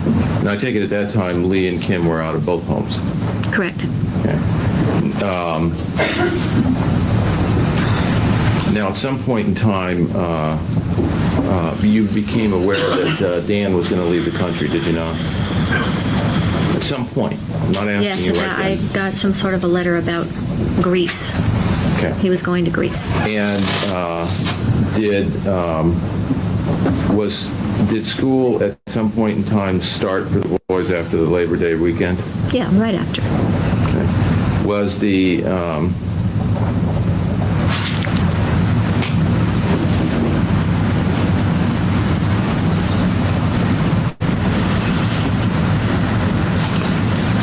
was there a time when you had Mr. Mon go to court for you to get permission to have your children with you while Dan was in Greece? Answer, yes. Okay. And why was that? I didn't need Walter Mon to go to court for me. Dan sent me this letter that while he was away, there would be 3 or 4 different babysitters handing off Rhett, only Rhett again, while he was gone, because at this time, Danny's gone to camp with Francis Parker. So it's only Rhett at home. And I don't know the reason, but he wasn't going to have a full-time paid continuous babysitter. One secretary friend was going to hand him off to Robin, was one of them, the old babysitter, and then hand him off to Sylvia Cabins, and they were handing Rhett off, and I thought, well, why have Rhett subject to all these different schedules? Just leave him with me for the week, or 10 days, or wherever you were gone. But Dan would not agree to it, just person to person, so we were forced to go to court because Rhett wanted me to get him. So we went, Walter Mond went to court that day to get Rhett. And when he was in court that day, did you find out later that another weekend had been switched? Yes, Walter Mon called me and told me that, yes, hooray, you got Rhett for the time they're in Greece. But in exchange for it, I had to make this deal where Dan would then get the kids on the SC Notre Dame football weekend, which was your weekend. So I switched, and now you're going to get the kids this other weekend. And I just went, oh, no, you should have told me. Was there a problem with that? That was the Acapulco weekend that had been planned for a long, long time, and all the money had been paid, and all the arrangements had been made, and I assured Brad 1,000,000 times nothing would go wrong this time, because it had gone wrong a lot in years past. Nothing would gone wrong. I had it in writing that I was free that weekend. And so Walter went and switched the weekends, and then I couldn't take the kids, and it was a mess. Okay.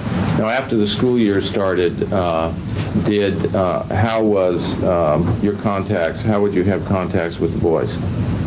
After school started that year, Yeah, that year. I was only allowed to have them every other weekend, so I would call them all the time, or see them after school at soccer or basketball games or whatever I could. Were they calling you? Yes. Okay. Now, also, there was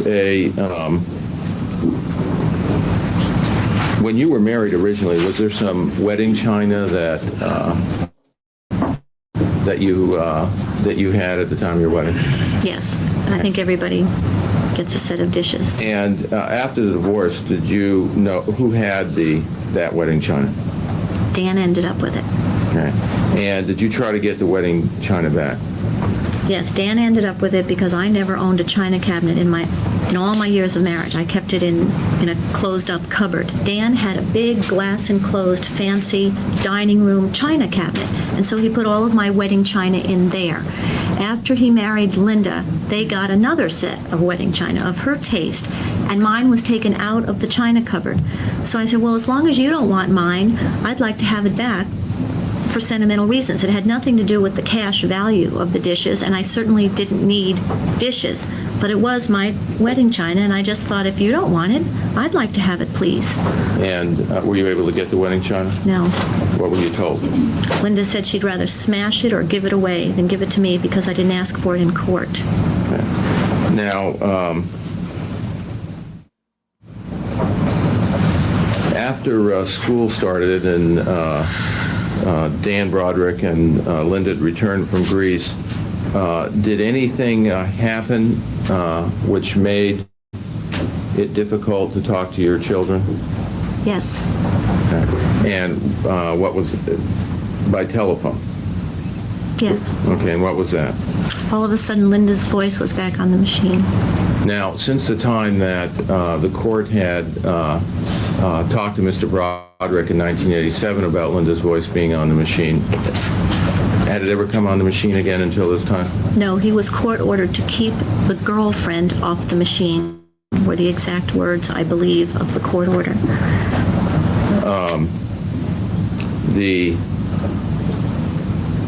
Was there any reason at that time that you knew that the boys could not have their own line going into the house? Everyone thought the boys did have their own line going into the house. There were still these 2 lines going into the house, the adult line and the boys line. And the boys did have a line going into the house. How old were the boys at this time? We're in 1989. Red's 10, so Danny's 13. Okay. And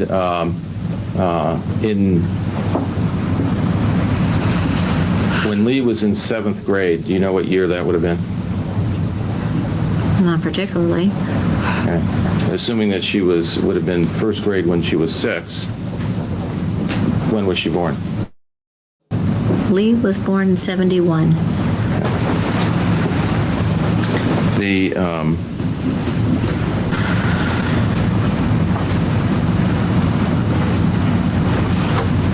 Now, was there a special event in October?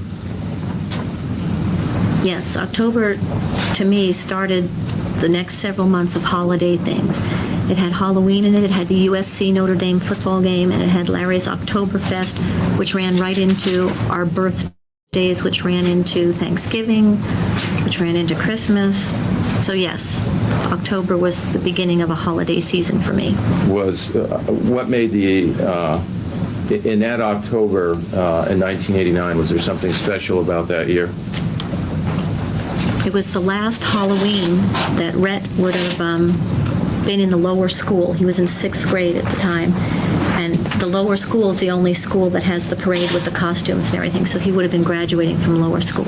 Okay, and I'll get back to that. But was there something particular that you found out about that SC game in Oktoberfest Yes. that had significance?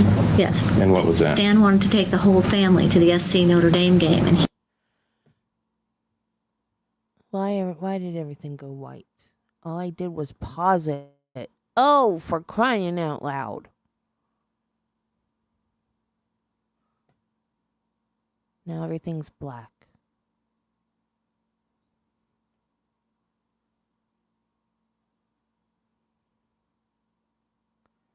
What the fudge? All I did was pause it. Because I wanted to talk. I guess I'm being punished for wanting to talk. All I was going to say was he's not your family anymore because you're divorced from his brother. You're not automatically invited to Oktoberfest. Again, she's being ridiculous.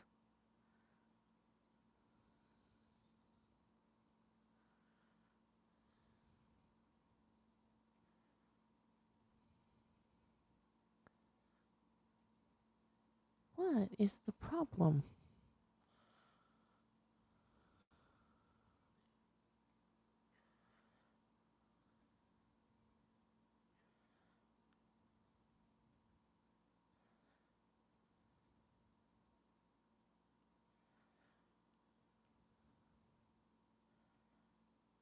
Everything was going so good today, and I touched it. I touched it.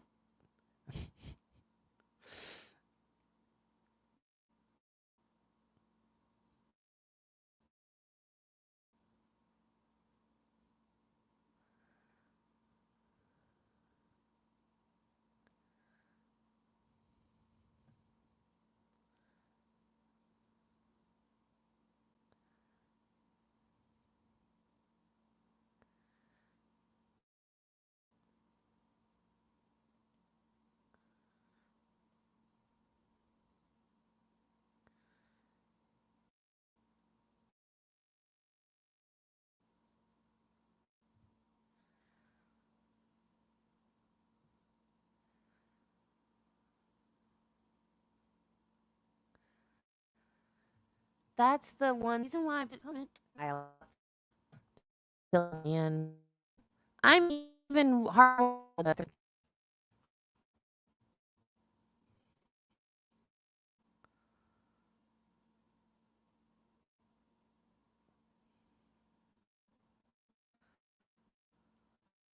What sucks?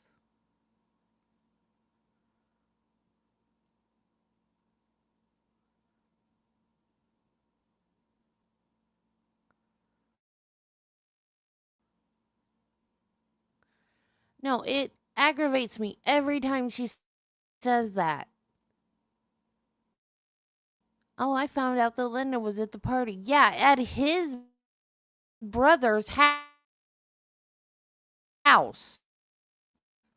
Or Me started the next several months of holiday. dang it.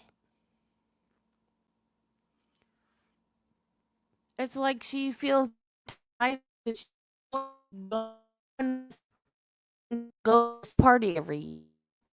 No, it's a family party. You're not family anymore. I know why this is. I know why it burns me up. Holiday things.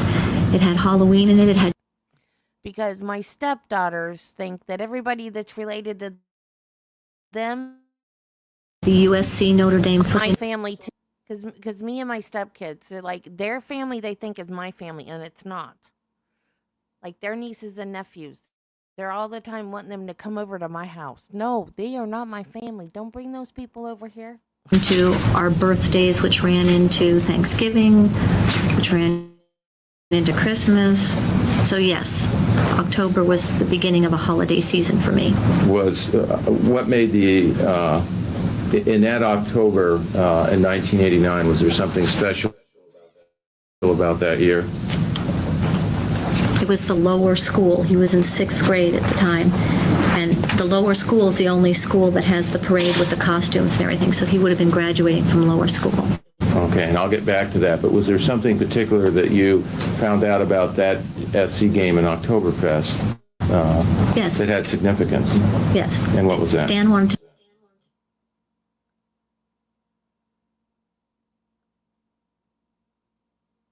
to take the whole family to the SC Notre Dame game. And he and Linda, after Greece, they went to New England to tour the foliage or something for 10 days. And they flew from New England to South Bend, and my kids flew from San Diego and met them in South Bend. And so it was the first time the whole family was going to participate in SC Notre Dame game. Okay. And is that something that, was there something in the past that, where talked about that being an important time? Yes, it was something we had always looked forward to, and we had other friends that we knew in college who were married and had children, and they were looking forward to it, and that was the year our friends came from other places in the country with their now college-age children. See, Kim was college-age, and so our friends' borns were college-age, and it was a big reunion of all these people who had been to Notre Dame as students. Okay. And was there some document or something where that became important as to... That was one of the goals that Dan had in life for us, you know, that we could afford to go out to dinner, that we could afford to have a sofa, that we could afford to take the whole family to the SC Notre Dame game and not worry about the bill. Okay. Now, you've referred to the marriage encounter before. Was that something that was present in the marriage encounter? Yes, that's the only place I had in writing that Dan said, you know, when he made all his money and if I gave him more time, he'd make all his money, and if he made all his money, then we'd have all these things. And there's a list of all these things he wanted us to have, and that's very prominently listed as one of the things we'd enjoy as fruits of our labor. Okay. Now, that was you didn't go to the game, obviously. Correct. And how did you feel about that? I felt cut out. You know, I love Notre Dame games, and it's been a very long tradition for me and Dan. And I dressed the kids all up, especially Kim, because going back there, everybody's dressed real nice, and it can be chilly. So I outfitted her especially for that weekend. And I went to Warner Springs Ranch by myself just to kind of get out of my house and do stuff. And I watched the game on a big screen TV at Warner's just to see if it was snowing or raining or freezing cold, and see if my kids were going to be warm enough at the game, because the weather can do anything in Indiana at that time. And so I was watching the game, and it was a beautiful sunny day, and I'm sure I didn't see them on TV, but I looked, and I'm sure they had a wonderful time. What was your emotional condition like? I was real sad. I wanted to be there.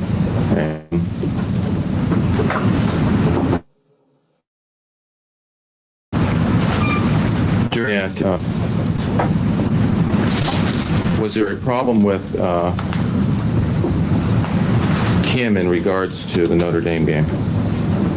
Yes, when she came home, she said that they were at dinner. We're talking large crowds of people now, friends and children and stuff. And Kim, because of her age, wanted to be included in the adults. She didn't want to sit at the kiddie table with Danny and Rhett and the other cousins. They're like under 13 years old. So Kim was sitting at a dinner table next to her grandparents in Pittsburgh, and she never sees them. So she was sitting there, and then Dave Monahan's girlfriend said, I see Kim, you go sit with the kids. And she burst into tears at Notre Dame. She was real mad at Dan, and she conveyed all of that to me when she got home.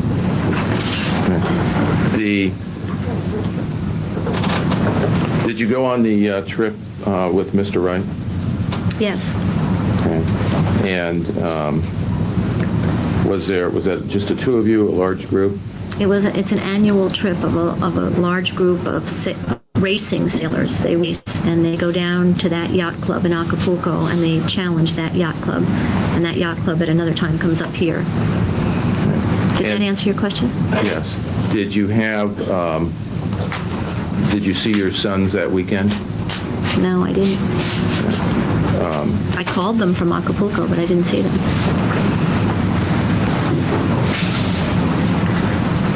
Now, so it would have been, with the change in the weekends, did it end up being a 3 or 4 weeks since you'd last seen your children?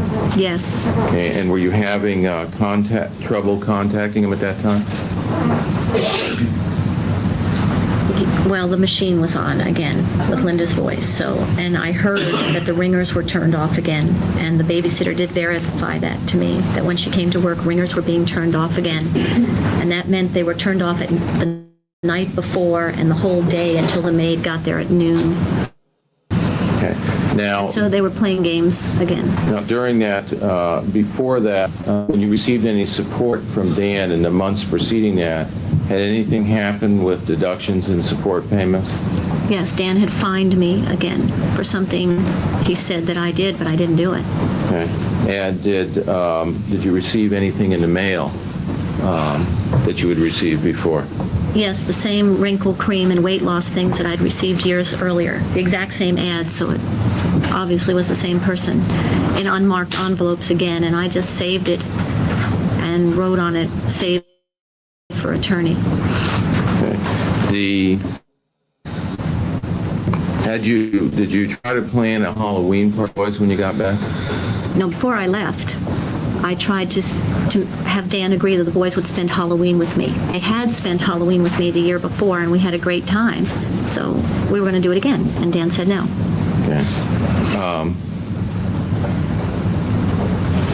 Did you go to the school that year?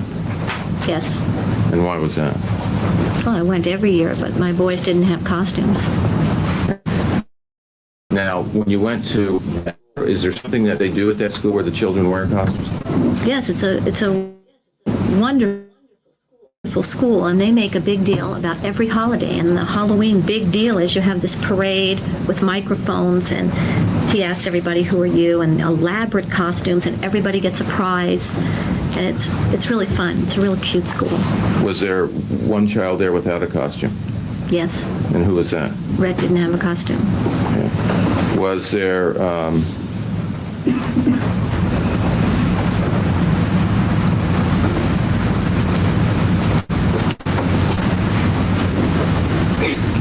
did you at any point in time receive calls from Kim in regards to her school situation? Yes, constantly. And what did she say anything about problems that she was having with her father in school?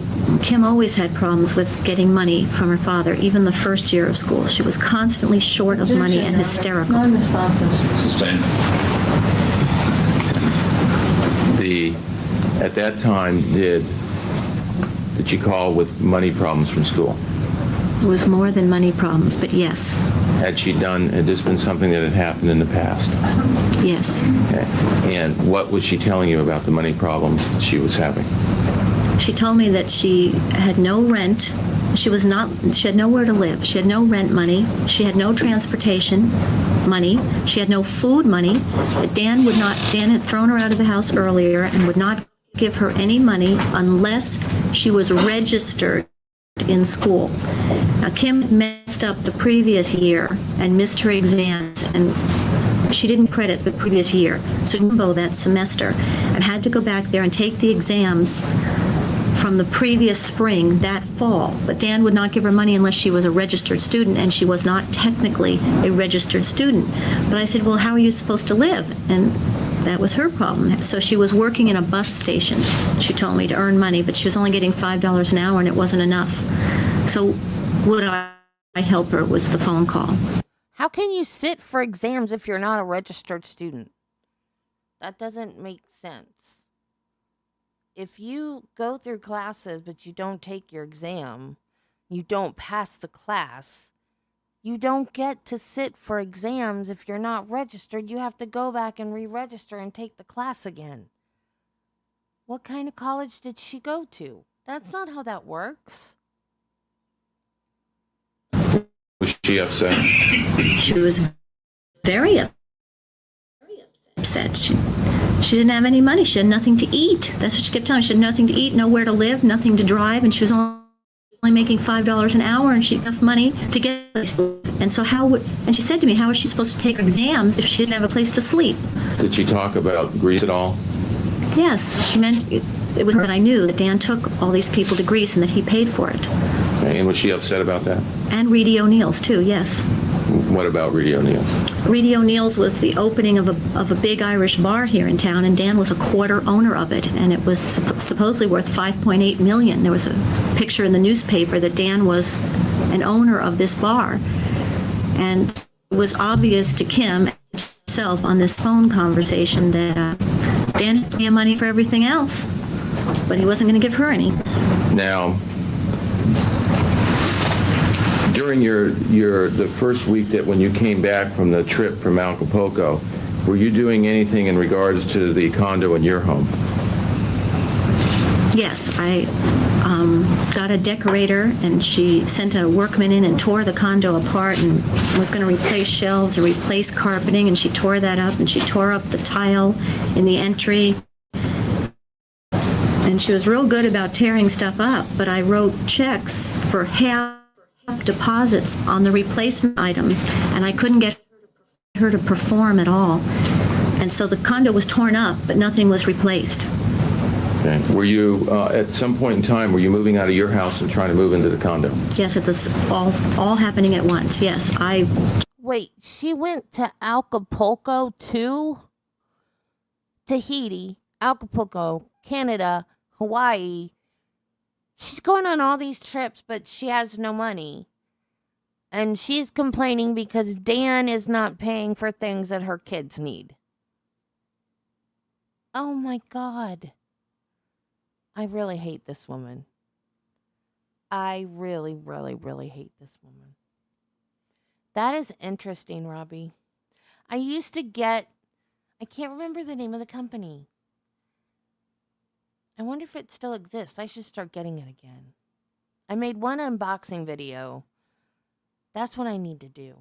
And they could be members only videos. I got a box of snacks from a different country every month. And it had candy and like chips and stuff. And I did one unboxing video where I tasted each thing. And then I quit doing it. I don't know why. I should do that again if they're still in business. It was really cool. And they sent me like a little fact sheet about the country and stuff. I can't remember the name of the company though. I have to find it. Just moved personal things out of the house and was living at the condo. Were you, did you have any problems with any of the appliances at the condo? Rhett was visiting me one day. It was during the Greece trip. It was probably the first day of the Greece trip, and he used the other bathroom in the condo for a bathtub or something. Anyway, he couldn't get hot water. So I went down in the garage to look at the hot water heater, and the light had gone out on it, and it was first time I had done anything with it, and I had a match or something, and the water heater didn't blow up in my face, but the gas kind of poofed in my face, and I had all singed eyelashes, and my hand was burnt. Okay, now during this period of time when you're talking to Kim about the Notre Dame game and talking to her about the school, was there anything that you were reading? Did you read anything at that time? Just the marriage encounter about all these different things. And what was the purpose in reading the marriage encounter? Same purpose as it always was, is I wasn't crazy. And that the life that Dan promised would come if I gave him more time about neglecting the children and me. The life that he promised us to come did in fact come. He got the big boat he wanted. He got to go to Notre Dame with the family. He got the piano for Kim. Every check. He did everything he promised us. Is that something that you read from time to time when things weren't going well? Yes. Did you receive any legal mail that week? Okay. And remember getting some letters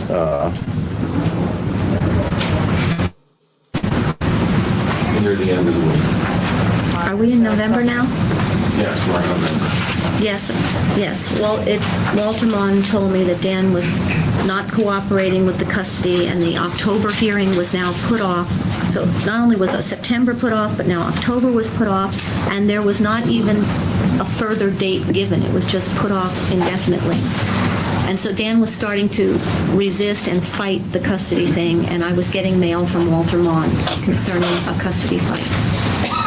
And in showing you what's been marked People's 27. Have you seen that letter before? Yes. Okay. Now, at the end of were you supposed to have the boys the weekend of the 3rd, 4th, and 5th of November?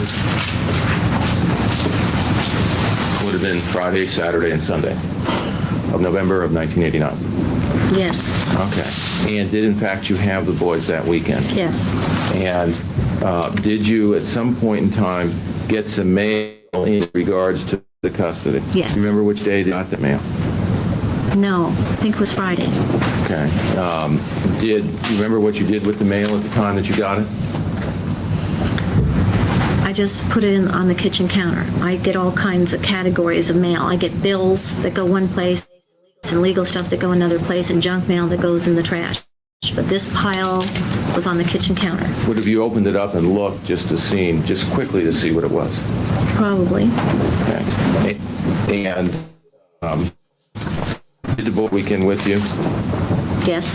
Okay. And Friday night, do you remember what you did? We went to a football game at Danny's high school after school. And then the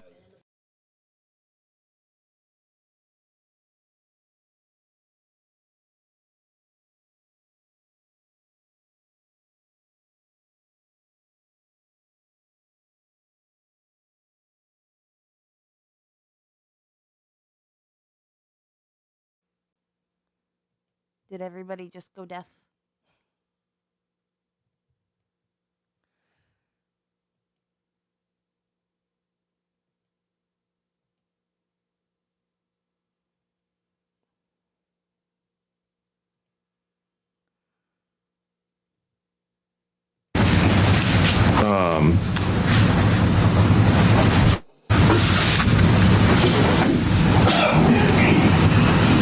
Did you go to with the boys anywhere on Saturday?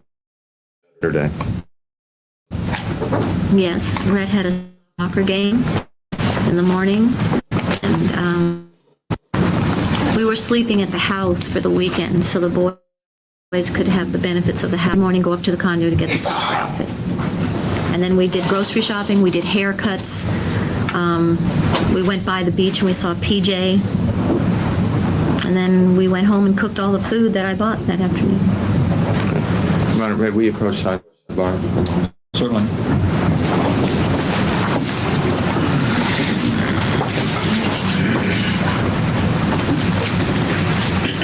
Well, while the judge and the lawyers are talking where we can't hear them, gives us a chance to talk for a minute. Let's talk a little bit about the quality of this, in the tone of this direct examination. Okay, the direct examination, when a lawyer has their client or their witness on the stand, the real goal is to get the story out in as crisp and as sharply focused a fashion as possible. After all, this is your chance to tell your side of the story. Literally your day in court. So you want to make sure that you're not all over the place, that whatever your points are, the jury's going to understand them. In many ways, a good director is like reading a real good book. Each chapter has a heading, and here are the points under that heading. And then you know when the... What in the heck? I am so tired of this happening.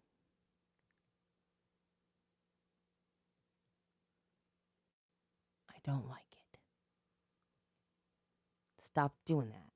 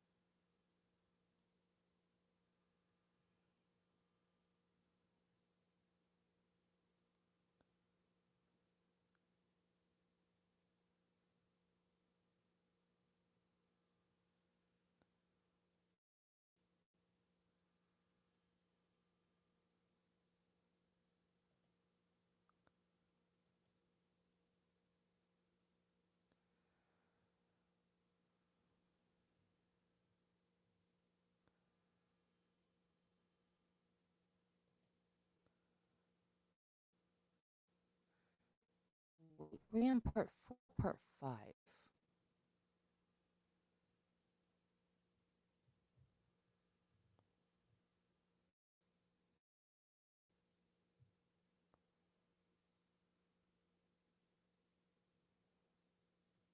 Now I don't remember what part we were on.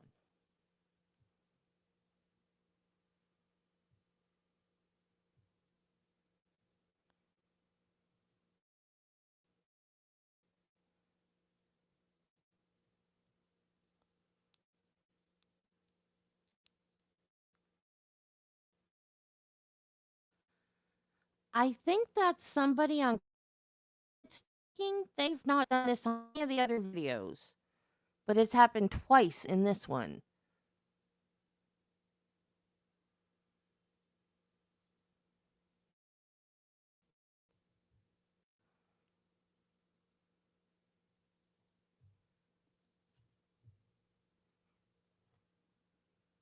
Okay. Do you remember at a time where you ever hired some people to go find Lee? Yes, she lived with me for a while after Okay. the McDonald thing, and I told her if I ever catch you with any, she said she didn't belong in McDonald's, that they were Okay. That's not all the addicts and that's this and that, and she wasn't one. stop it. That's not the video we were on. We were on part 5.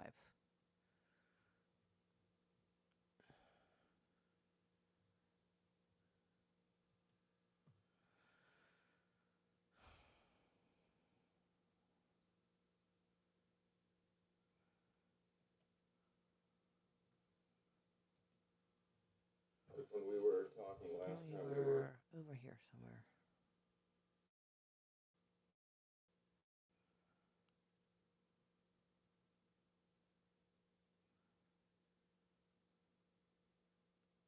Around subject to subject a little bit.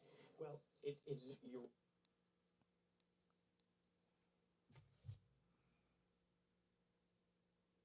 right. It's hard to beat up on anybody, and you certainly don't want to do that because he may very well have some very great master plan in mind that we don't see at the moment. On the other hand, Why? The real goal all the time has to be the jury. Those are the people who decide. Shut up. I wanted to hear her, not you. Simple, straightforward a manner as possible.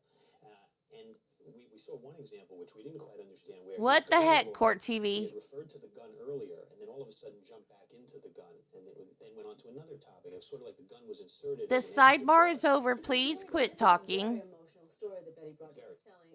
Please quit talking. You get swept up in it, and it's almost like changing gears, but doing it badly sometimes. And in fact, we were talking about it. You said if you had to plot this on a graph, you'd be going going like this up and down with the witnesses. Sometimes she's very emotional and soft. Very focused. Right. And that her daughter Kim had alleged. Remember, if you are at a party, and this is when you're questioning witnesses. It seemed like I'd stay up. Jeez.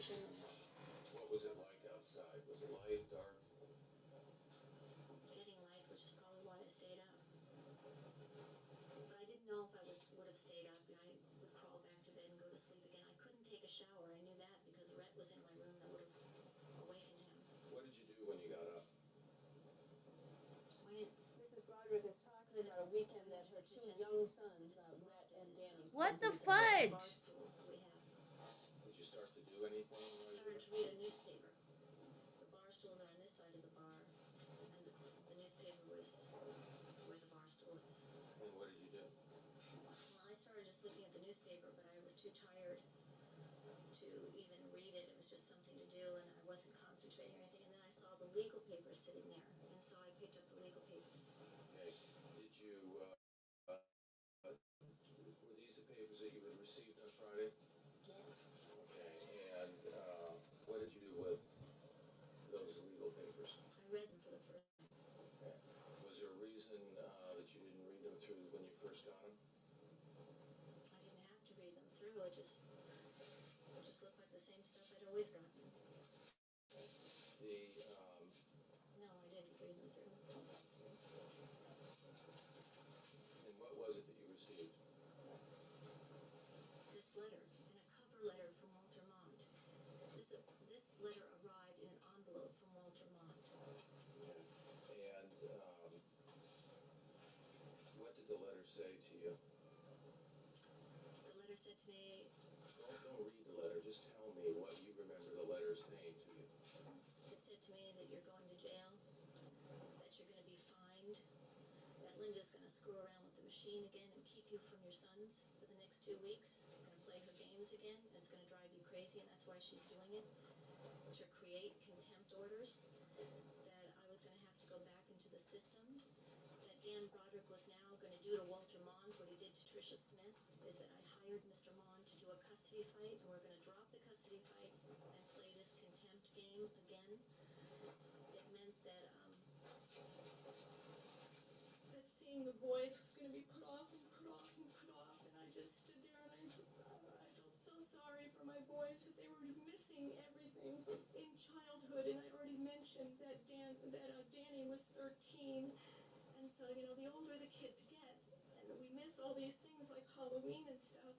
Those moments are forever gone, and they're never coming back. And so this meant to me that I was not going to get the kids for the whole school year probably, and that I was going to have to waste money fighting in court about stupid things, and that Dan was just going to jerk me around and mess up the money undoubtedly with the fines. And then I had the condo going, I had the house going, and I was in flux here, and I had a third mortgage going. And so if he fined me like he used to fine me and take the money away, all these moves that I was making to get control of my life.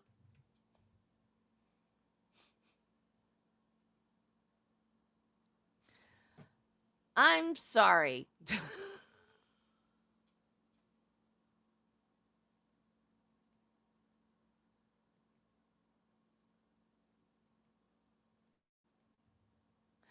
I forgot to share my screen.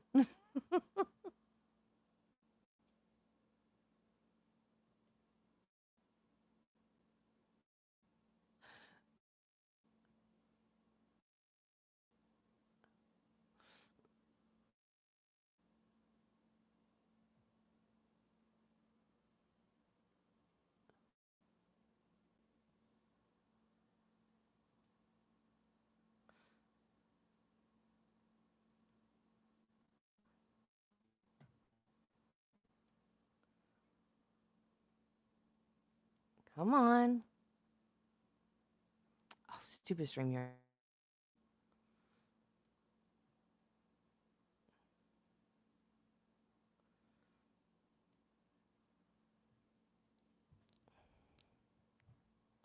Oh, okay, it's just gonna have to stay like that. I didn't read them through. And what was it that you received? this letter and a cover letter from Walter Mond. This letter arrived in an envelope from Walter Mond. Okay. And what did the letter say to you? The letter said to me, Don't read the letter. Just tell me what you remember the letter saying to you. it said to me that you're going to jail, that you're going to be fined, that Linda's going to screw around with the machine again and keep you from your sons for the next 2 weeks, going to play her games again, and it's going to drive you crazy, and that's why she's doing it.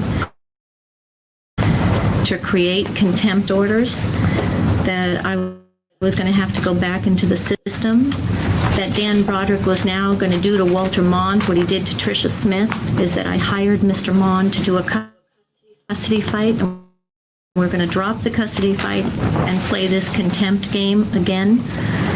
It meant that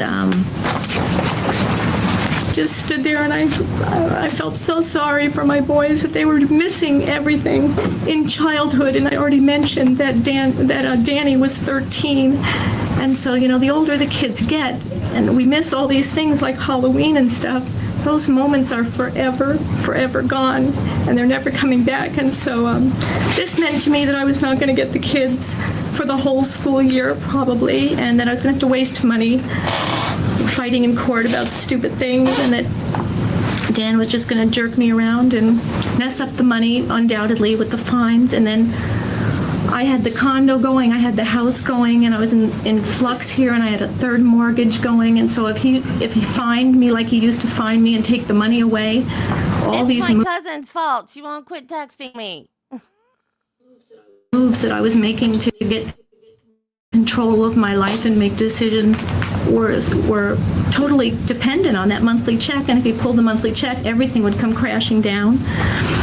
I was very resentful of what he was doing to Kim. When I hung up that phone, I said, Kim, don't worry, Kim, I'll take care of it. No problem, I'll take care of it. And then I hung up that phone to that son of a bitch treating my kids like that, because this was our oldest child, and I thought she should be in the finest college instead of being jerked around by an asshole. And how was your mental condition then? I had been beaten down for so long that all the resources a person draws on when they're in trouble, that I had over the years exhausted all those resources. I couldn't, it was 6 years into this, I couldn't call my family and say, oh Mom, look what he's doing to me now. I couldn't turn. Yeah. You couldn't.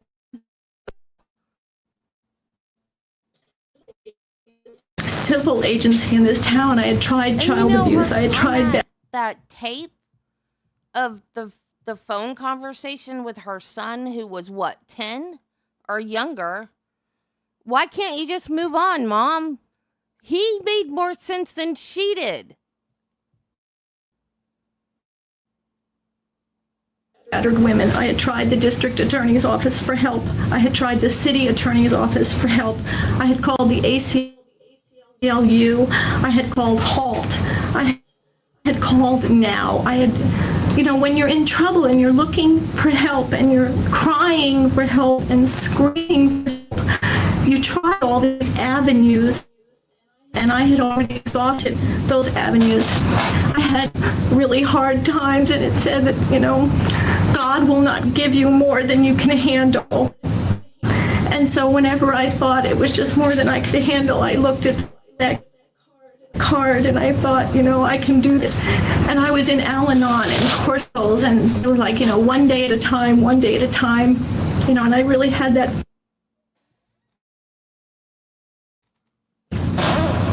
don't stress about the future, just, you can handle it one day at a time. And so when I looked at that card, I just said, I can't handle it. That card isn't helping me.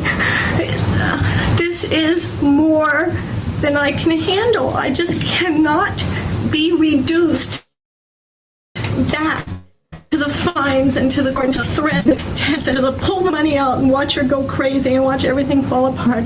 I felt so victimized, and then I was angry, and this is all happening at once in my brain. I'm explaining it one time at one thing at a time now, but it's all happening at once. And it's like, why are they doing this? Why the hell are they doing this to me now? Why can't they just leave and get my kids and just have a peaceful, normal life? I didn't know what kind of sick jollies they were getting out of driving me crazy. And I was saying to myself, you know, what do they want out of me? What the hell do they want out of me now? What do I have that they want? And the only answer I could come up with was that they wanted to just drive me crazy. Nothing else that I could give these people to get away from them. And I just went out of the house. I was going to go down to the beach. I think after a while, they did start doing things just to piss her off. But if she had just let him go and done things the way she was supposed to do them, like kept the kids and raised them and taken the allowance that he was giving her, and I mean, at first he was still paying the bills and giving her money, and she had the kids. If she had just moved on, like, she caused all these problems herself. I was going to say millions of people. I don't know if it's millions of people, but people every day get divorced and move on with their lives. People get cheated on all the time. I mean, it happened to Travis. He moved on, happily married now, no problems with his ex, other than we both hate her, but it happens. Move on. Like, she thinks that this whole thing was a target against her. No, it's life, Betty. It's just life. You move on. And none of this justifies killing him and his new wife. It's not. Yeah. Yeah, now she's in prison. There was a movie with Christian Slater. Oh, I haven't seen that one. The one I saw was a TV movie with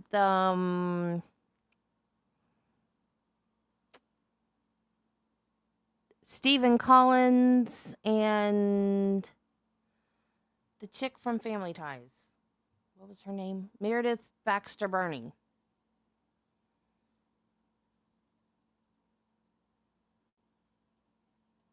No, I actually had not noticed that. I don't know how I missed that. I missed that with Donna Adelson, too. That she wasn't actually crying when she was crying. I don't know how I missed that. Yeah, but you're right.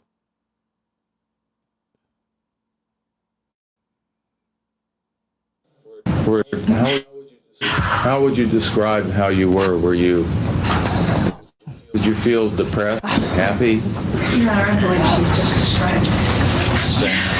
Physically, can you describe, was there any physical? I've been physically beaten down through this whole thing. I couldn't handle being sued from the day one. I didn't know how to protect myself or defend myself. And every time legal papers came, I felt they were an attack. And I was scared, and I felt that I couldn't personally defend these things. And I tried the legal system, and I tried lawyers, and I tried myself, and I tried going to his house. And as I say, I just exhausted all of these avenues for coping with things. Now, would those feelings have a physical effect on you at all? Yes, in the pictures that you can see over the years, I didn't even look. I didn't even physically look like the Betty Broderick I used to be in 1985, not to mention 83, when this started. That's because you ate your feelings, honey. And I can say that from experience. You ate your feelings. That's what you did.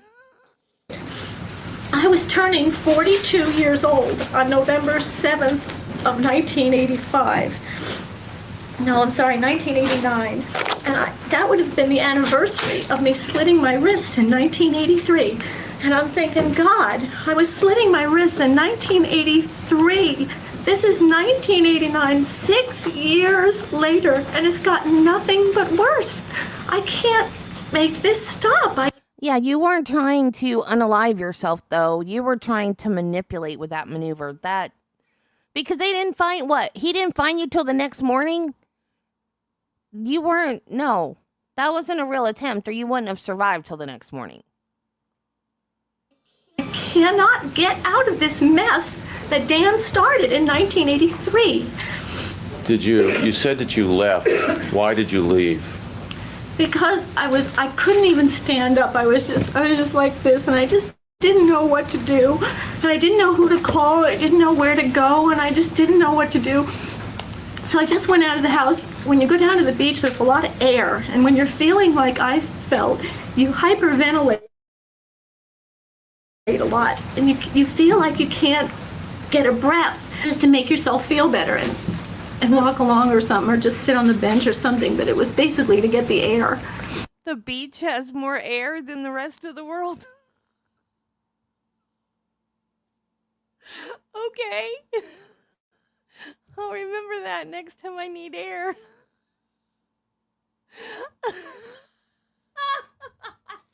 I'll drive to the beach next time I need some air.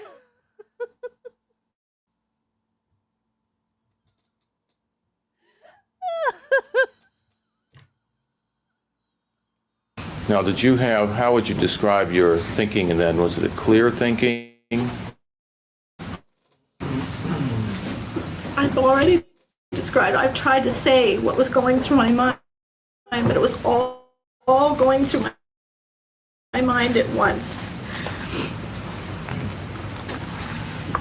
Did you write something before you went to the beach?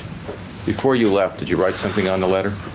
Well, I initially was going to answer the letter to Miss Cafaro, who supposedly this letter was from, because she was Dan's employee that was supposedly taking over the case. Showing you people coming on, did you in fact start to write a letter? I don't remember now doing these things, but now that we have stuff in front of us, that is the letter I wrote that morning. Okay. Did you write something after writing that letter? Did you then write something on the letter that you received? Yes, I tried to write a more businesslike letter to Miss Cafaro. I don't even know what it says now unless I read it. And then I just gave up. And I wrote a suicide note and left it on the kitchen counter like this.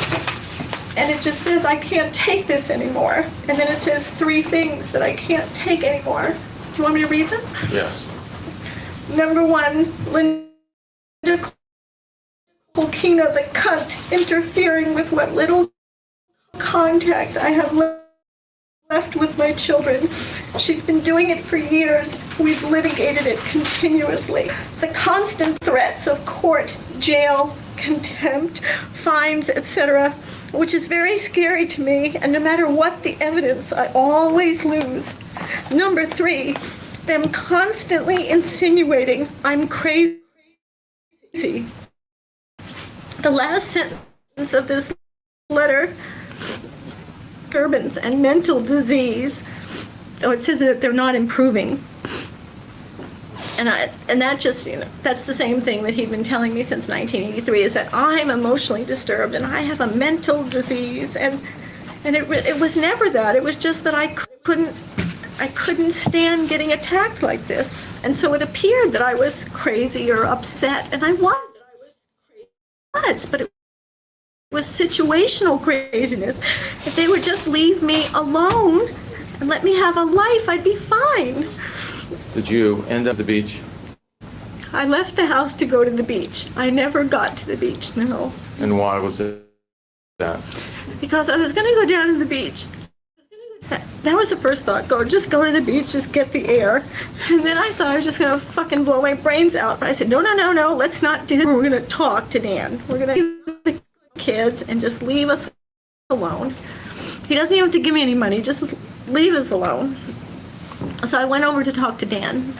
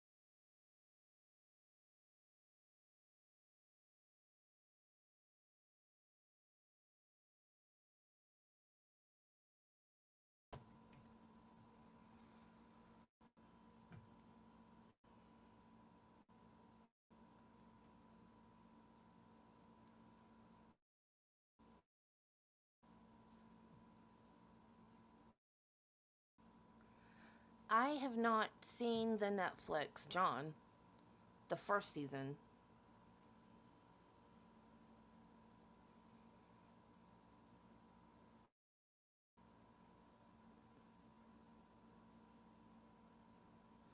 Okay, I'm trying to pull up this picture that Judy sent me. Judy, do you know what year this was?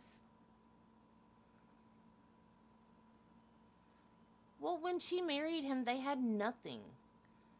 They lived in the dorm where he went to school. And they had nothing.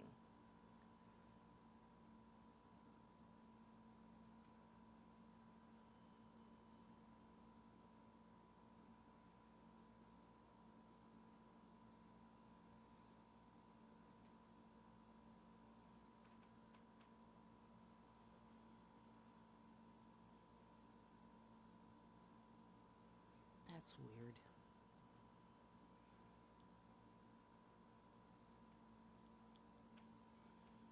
Okay, it's hard to see.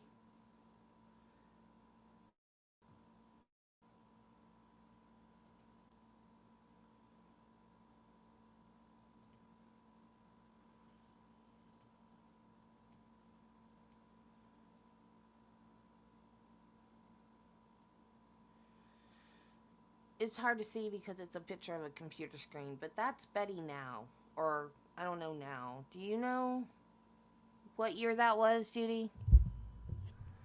Judy sent this to me, I think it was yesterday. I guess she can't bleach her hair anymore. And she's still eating. Still eating well, I should say. Doesn't even look like her anymore. I was like, that's Betty?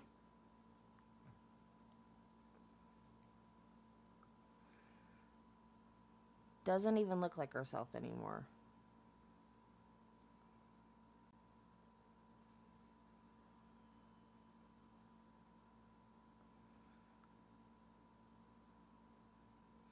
What upsets me, and it upsets me when anybody dies that have had some type of restraining order, like with the Colin Griffith case. There were restraining orders in that case, and he ended up killing his mom. That's why we have restraining orders, so people don't end up dead. I don't care which side had the restraining order or which side ended up dead. That's why they're there. And people still end up dead. And it's horrible. They can't do anything until someone gets hurt. And by the time someone gets hurt, it's usually too late. Because the hurt doesn't start. It goes right to homicide. And it's awful. And it's not fair. And I wish there was some other way than just a piece of paper. Because she was, how many times did she get in trouble for violating the restraining order? And none of it helped. She still went in there with a gun. You went to Dan's. I was going to ask him for the kids and to just leave me alone. And if he wouldn't agree at all, I was just going to kill myself in his house.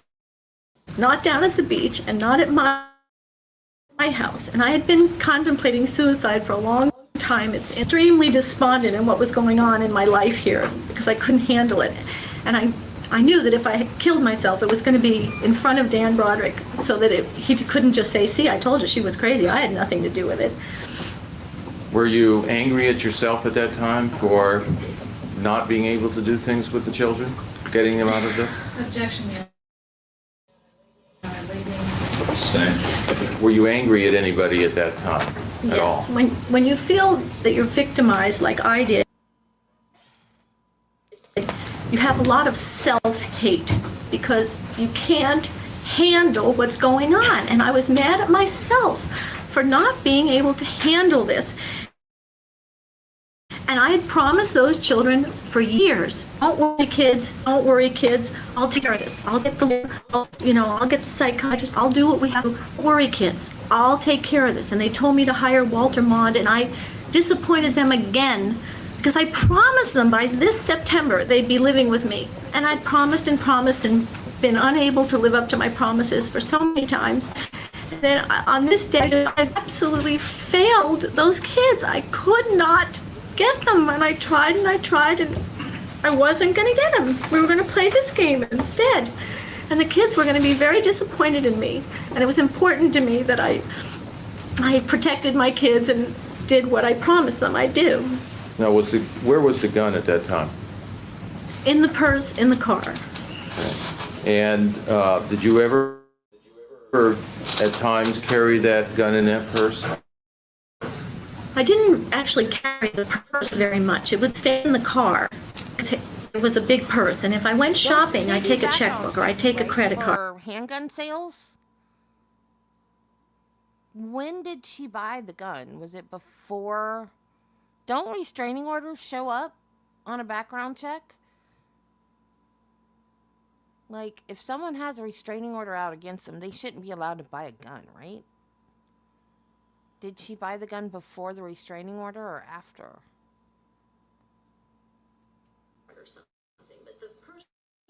Or something, but the purse usually just stayed in the car. Was there a reason that you put the gun in the purse at times? To hide it from Danny and Rhett, yes. The They were fascinated with it. I didn't want any accidents. They didn't listen to my first admonitions that if you touch this, I'll kill you. And they touched it, and I was afraid someone was going to get hurt. when they were over there, did they ever look for it? Fascinated with, I don't know if they actually looked for it, but I would get. Now, when you went over to Dan's house, and did you took the gun with you? Did you take the gun with you to, when you got to Dan's house, did you take the gun with you? Yes. And what was the purpose of taking that? Every time I went to Dan's house in the past, I'd get this, 10 seconds, or I'm going to call the police. Or once I got there to talk to Dan, and Linda was in the window saying, "You want me to call the police and stuff?" So I brought the gun with me initially to make them have to talk to me. And if they said they were going to call the police, I'd say, "No, you're not." Did you plan to do anything if they didn't talk to you? I told you, yes. If they wouldn't You gave him the kids. Buyer's remorse. Well, not actually buyer's remorse, but remorse.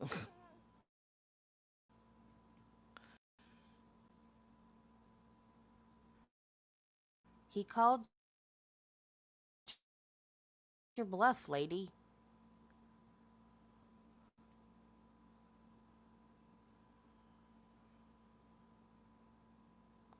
When are we going to get to Cross? I'm ready for Cross.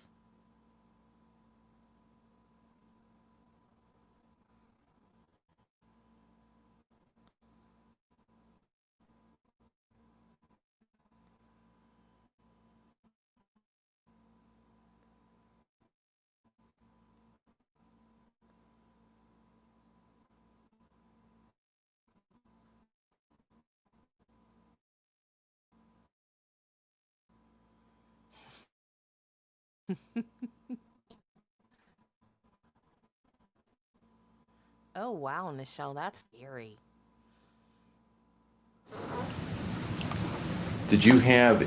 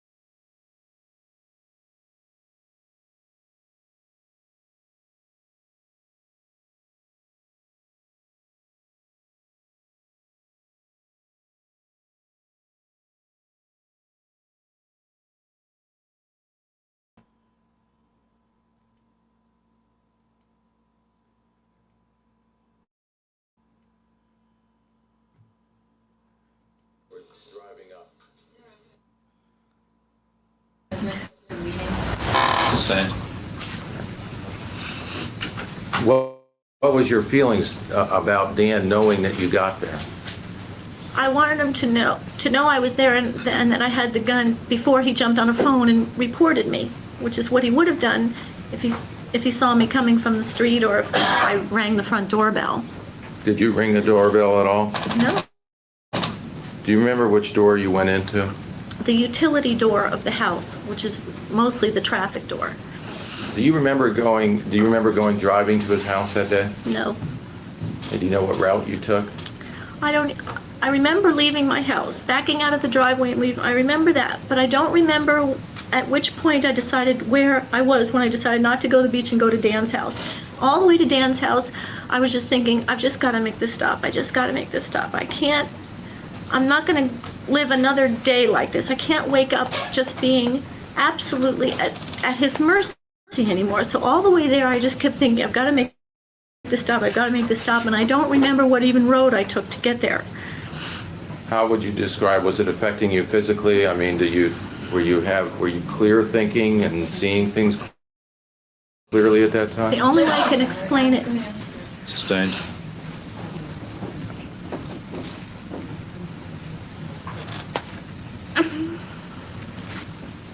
How would you describe how the world seemed to you at that time?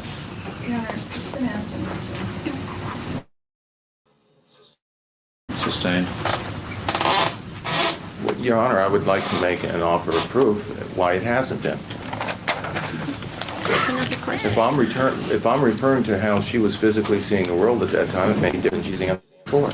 Okay, go ahead. You can answer that. The only way I know how to describe it, turning in my head, and there was so much going on inside my head, is that's kind of like my eyeballs were turned backwards and the whole world was inside my head because of all this anguish. And so I wasn't seeing where I was going, and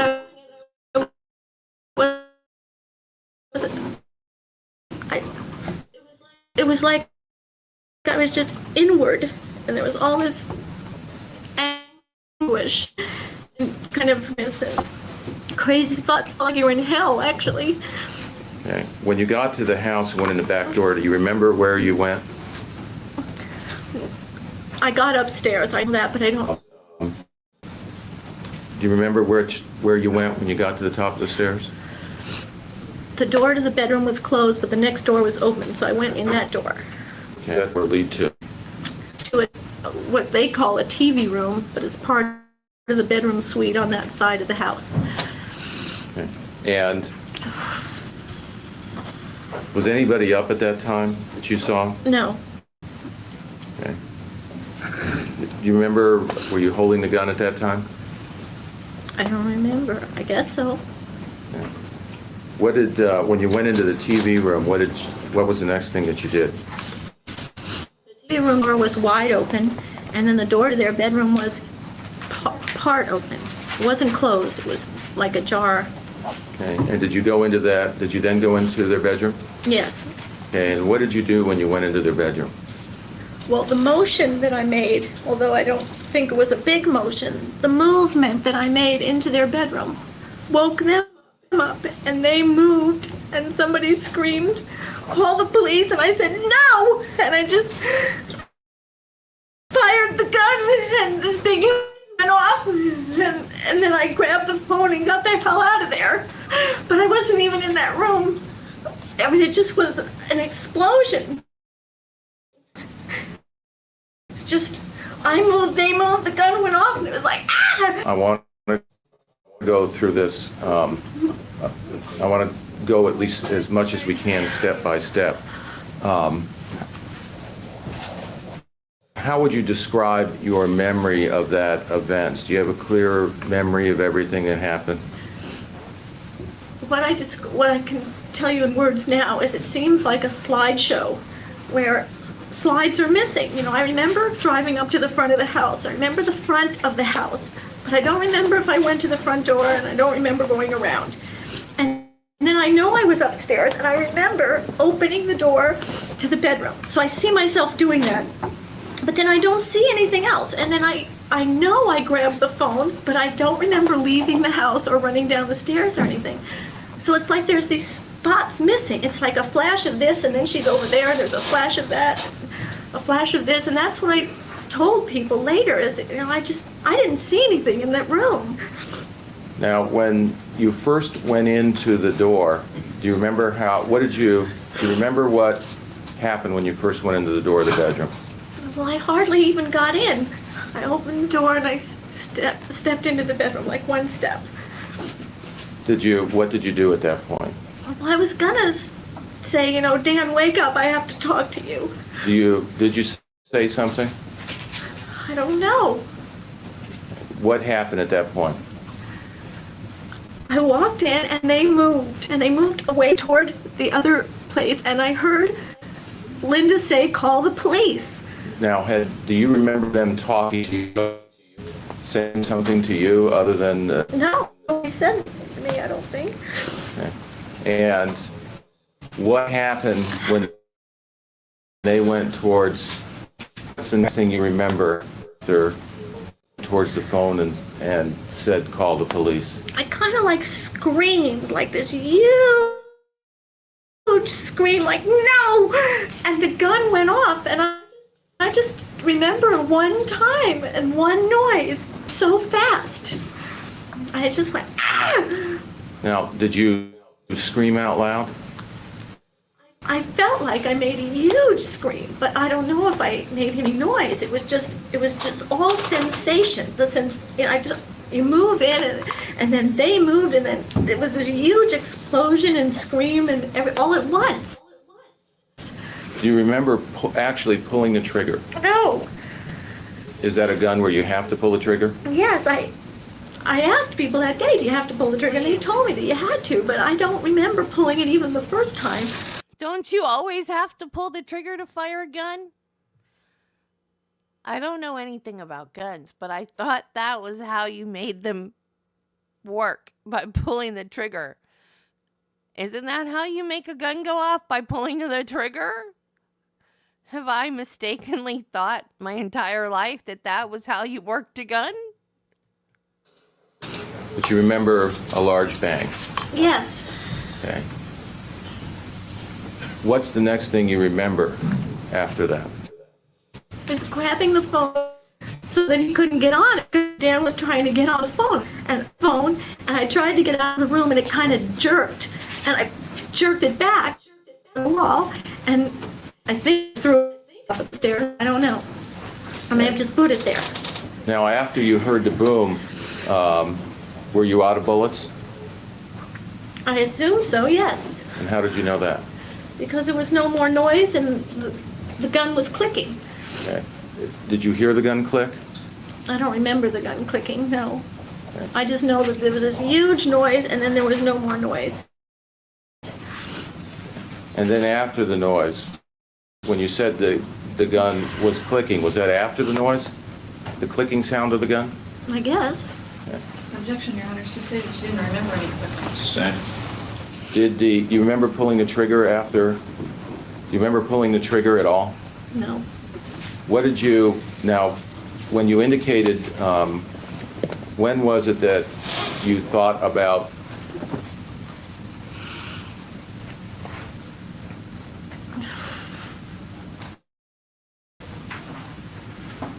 what was the thought about the phone that made you grab the phone?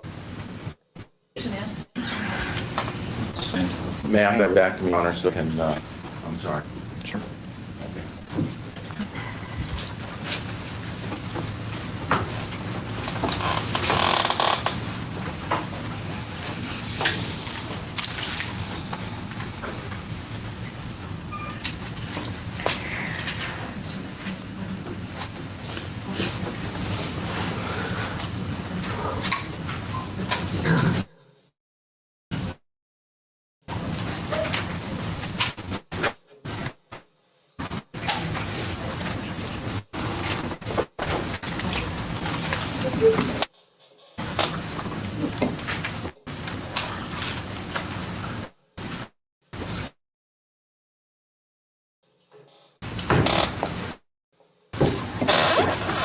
Was there any reason that you cared that Dan was going to grab the phone?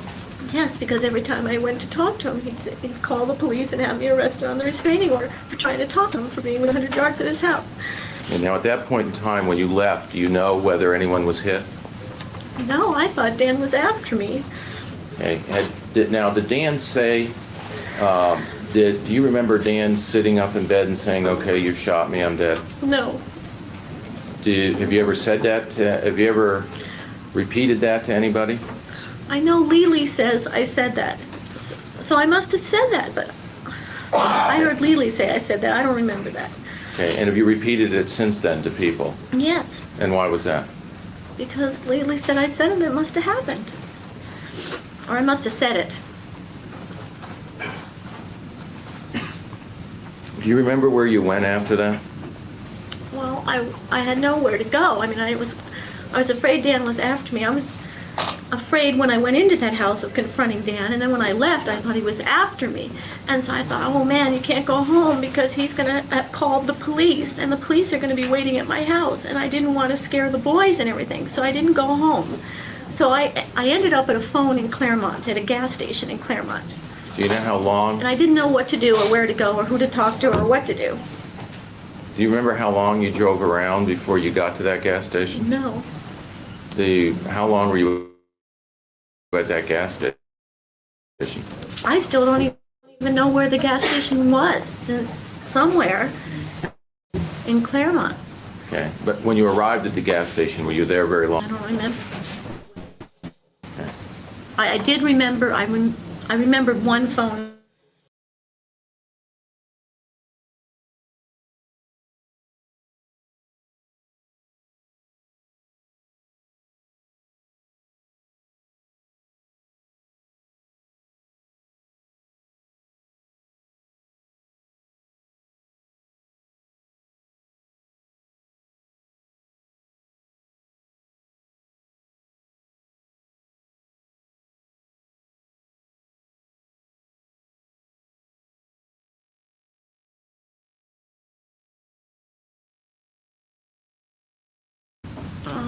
Yes, later. When you called, where did you go from there? Did you go over someone's house? I called Lee and I told her I was in trouble or something. I don't know. And if I don't get to your house, that means they've arrested me because the Suburban is really, and there weren't many cars out on Sunday morning. It has a rim up license plate that says it'll be really easy to get pulled over. And I said, if I don't, honey, it's because the police got to your house. And the reason for that is Dan didn't know where Lee lived. So if he was sending the cops to get me, send them to Lee's house because he didn't. Especially this day, I felt bad that I was involving her, but at the same I tried to pretend like everything was okay. I guess, I don't know. I got there, I remember I took my camera out of the car, I gave her my camera, and I told her that I shot this gun at Dan's house and I have to go give myself into the police. So I took off all my jewelry and stuff, but I know I did that, but I don't remember doing it. And then I sent Lee from her apartment to go check on Danny and Rhett, because I was worried that the cops were there and that the boys were afraid and stuff. So Jason and Lee went to check on Danny and Rhett. You mentioned yourself today. Yes.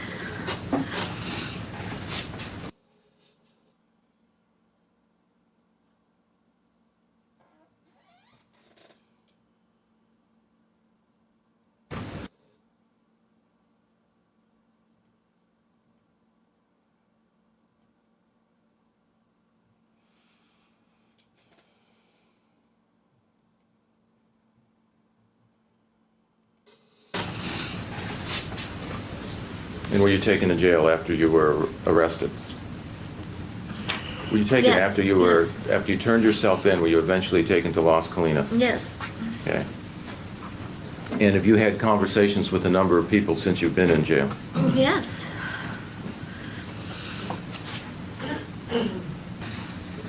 When you first got to jail, how were you feeling? I don't remember getting taken there. I know they put me in a suicide cell, stark naked for the first night I was there, and I was just I was real shocking, and I don't remember being there or much of what happened. I was just I just went where people told me to go. Now that first day or the first couple of weeks that you were there,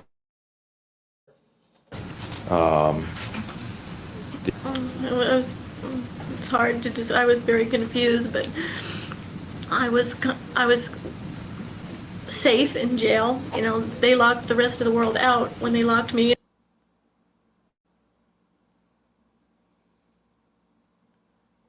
We've got news for you, Betty. You were safe before.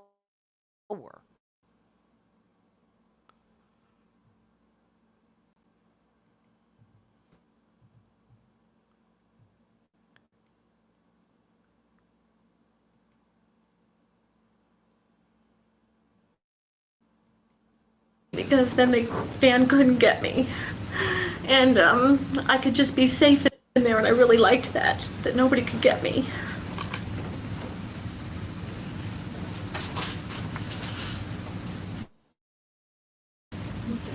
yes. One more. Sure. How much longer are you going to be? Not very long. Your Honor, 5 or 10 minutes.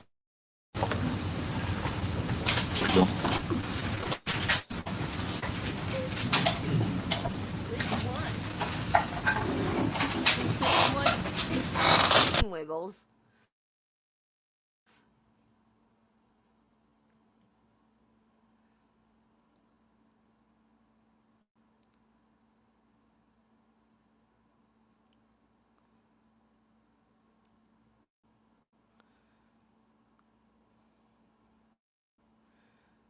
The one where she killed him and then was cleaning up the mess so he wouldn't be mad at her for the mess? The first 2 or 3 months that you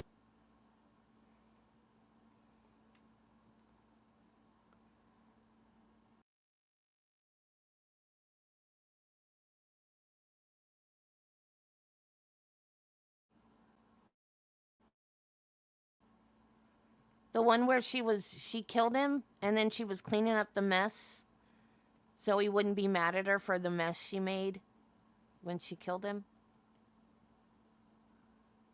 Yeah. Yeah, that one. I remember that one. Yeah. Yeah, that one was, man, that woman was major messed up in the head by her whole family. were in jail, were you able to come to grips with what had happened? No, I wanted to. I wasn't able to deal with it. I wasn't able to hug my children or talk to my children. I wasn't able to go to Dan's funeral. I wasn't able to tell anybody how sorry I was that all this had happened. Anybody who was affected by it. I haven't been able to get in touch with any of the people who matter in this case. Were you able to talk to the boys about what was going on?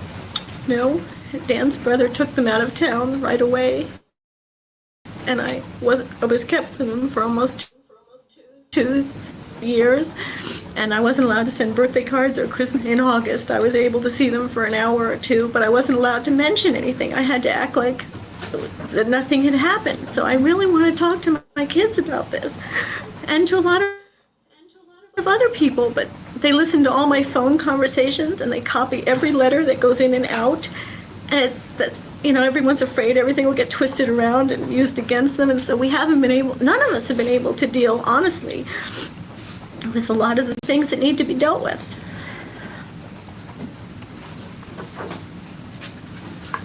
I have no further questions, Your Honor. I do. I'm sorry, Your Honor. I'm sorry. No, go ahead. I would like a picture mark that's next in order, Your Honor. Triple line.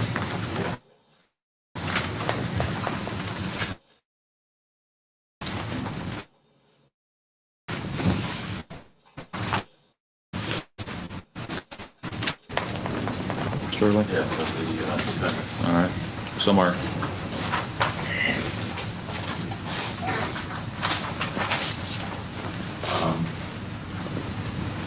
Showing you what has been marked triple I for identification. Is this a picture of you? Yes. And is this what you came to look like at the time of your arrest in 1989? Yes. I have no further questions, Your Honor. Ladies and gentlemen, we'll take our lunch recess at this time. I apologize for going to shower, but our sidebar was because we knew we were close to the end and they had felt it. But I hope I didn't inconvenience anybody by doing that, and I apologize. We'll be in recess until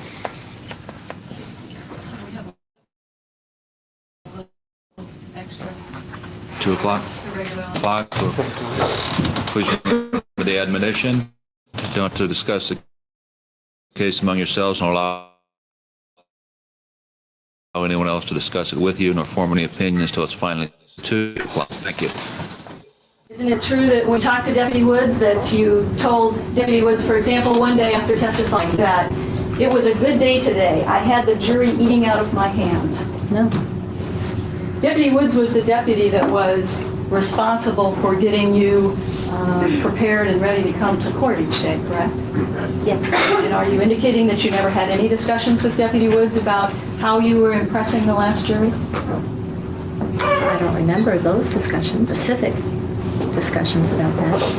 Do you remember talking to her about how important it was for you to give the right to the jury and telling her about disagreements that she had with your counsel about what kind of clothes you should wear, and the fact that wearing bright clothes wouldn't be a good impression, it would make you look too happy, and that your counsel wanted you to only wear dark clothes and drab clothes to make you look depressed? No, Deputy Woods ended up picking out. Excuse me, if you'd just answer my question, did you ever have any conversation like that with Deputy Woods? No. You have been described by people who know you well as being a good actress. I've never heard that. Never heard that Dr. Jacobson, the doctor that you said that, no. That you had several different personas that you could describe?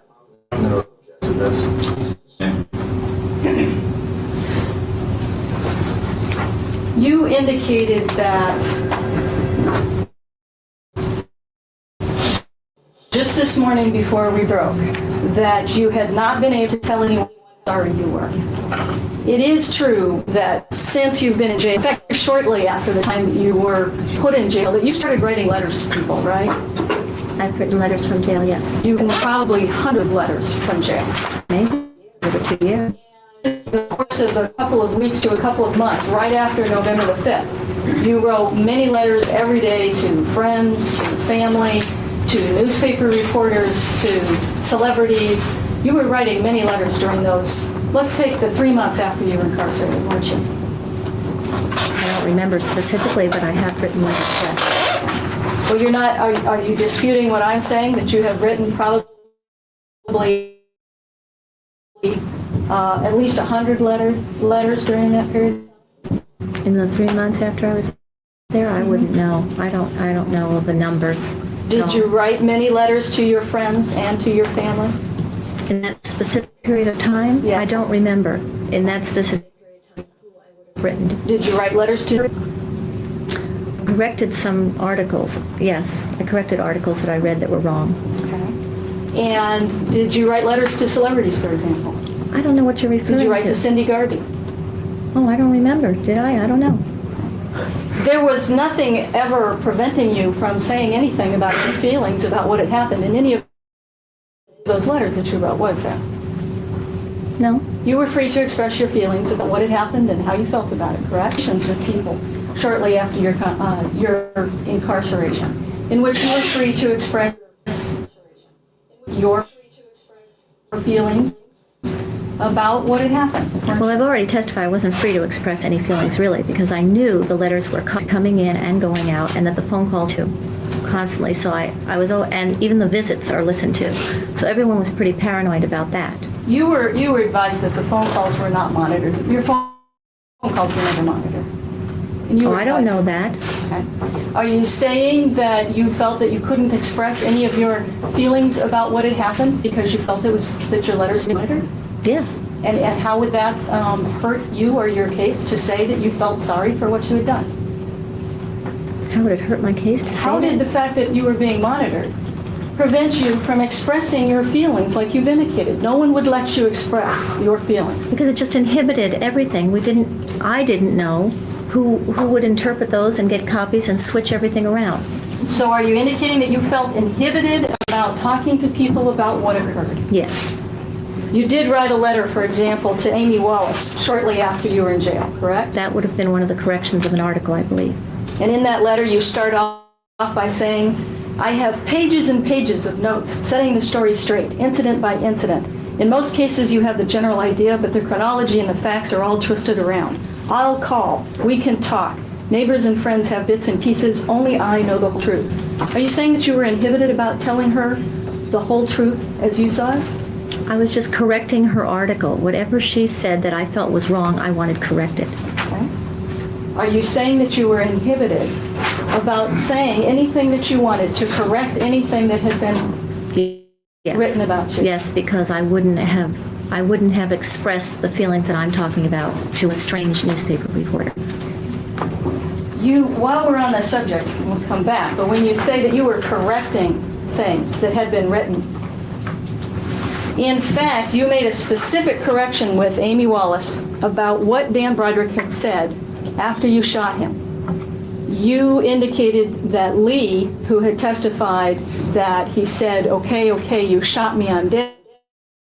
Mm-hmm. You called up Amy Wallace and you told her, no, that's not what he said. He said, okay, you got me, I'm dead, correct? Right. Didn't you just testify before? Remember saying anything to that effect? I didn't remember him sitting up in bed and saying anything like that, no. You don't remember testifying last time? But I remember... Excuse me. Do you remember testifying the last time you testified that he put his hands up and he said, okay, you got me? Yes. Didn't you just testify earlier today that you didn't remember him saying anything like that? Well, what really testified to is I don't really know what happened in that room. It was all these flashes of things. Excuse me, you answer the question. Let me just ask you this. If you don't really know what happened in that room, how was it about what happened in that room? Because at that time, way back then, I thought Dan said that. Okay, so way back then, when you talked to Amy Wallace back in March of 1990, you had a clear recollection then of what had occurred in that room. Is that what you're saying? No. In March, no.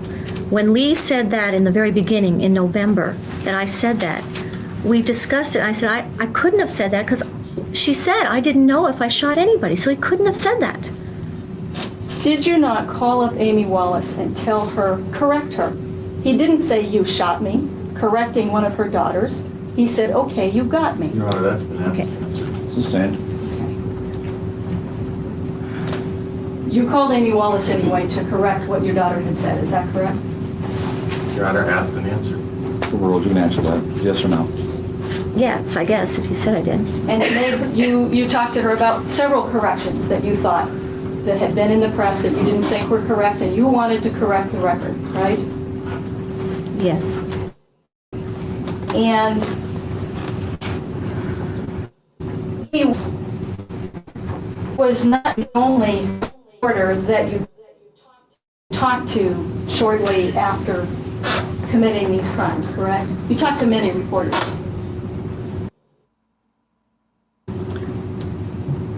I don't remember if I talked. Other reporters came to talk to me. John Gaines, I've spoken to John Gaines, but I don't know when that started.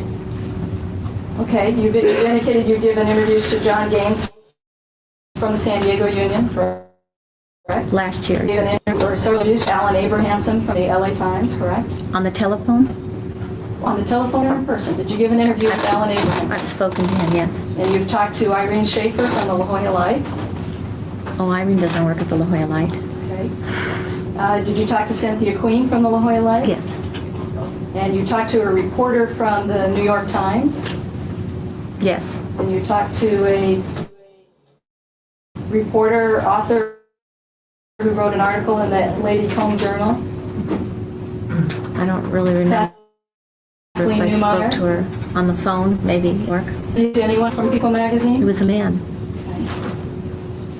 Lorenzo Bennett? I think that was his name, yes.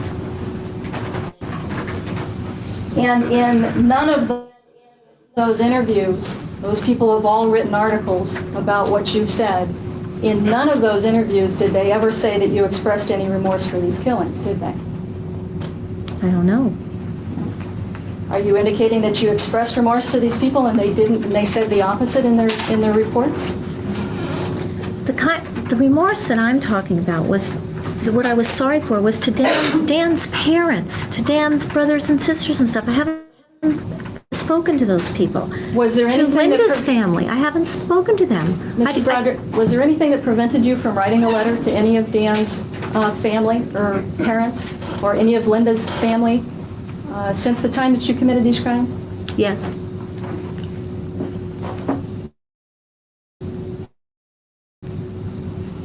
When you talked to the author from People magazine, which was just last month, isn't it true that you indicated absolutely no remorse, that Linda knowingly dated a married man, that you felt equally unconcerned about the death of your ex-husband? I wasn't the one who had the affair. I won't accept the blame for what happened. Didn't you say that? I don't remember specifically saying that. If he says I said it, I said it. Well, would you like me to show it to you and see if it refreshes your recollection? No, I'm sure if it's written there, it says it.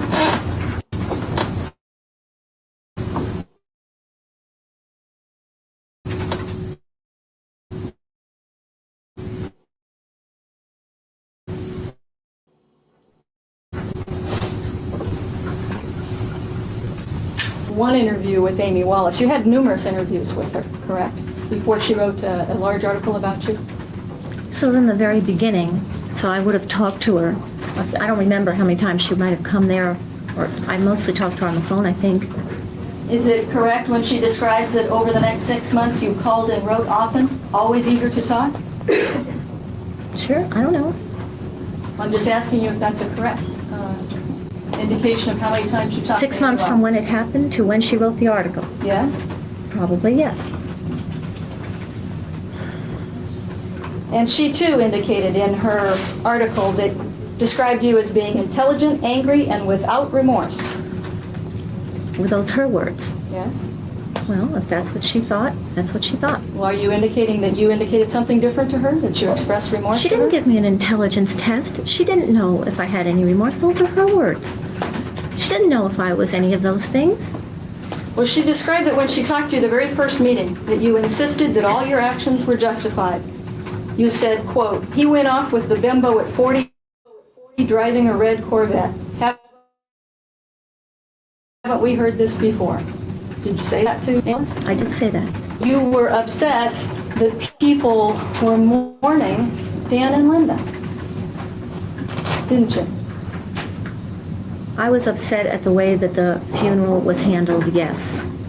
You said it always makes me mad when people call them the victims. You're tired of hearing people mourn Dan and Linda.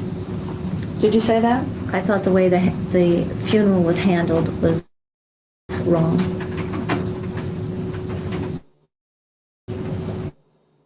And it wasn't that you were upset that you couldn't do the funeral. What you were upset about, and that you expressed to several people, was that Dan had gotten full rights in the Catholic Church, and you didn't think that was appropriate because he was divorced. No, I was very upset I didn't go to the funeral. I would have handled the funeral extremely differently, however. Did you tell Amy Wallace that all of your actions were justified? Referring to which all of my actions?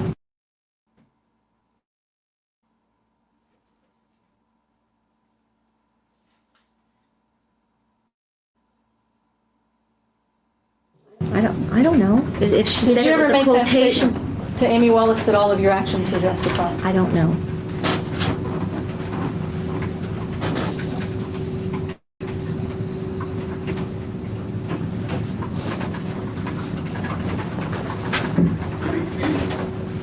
And when you were in jail, you also also made statements similar to the ones that you made to Maria Peralta. You made statements like that to other people. It wasn't just Maria Peralta that you talked about your feelings about women, correct?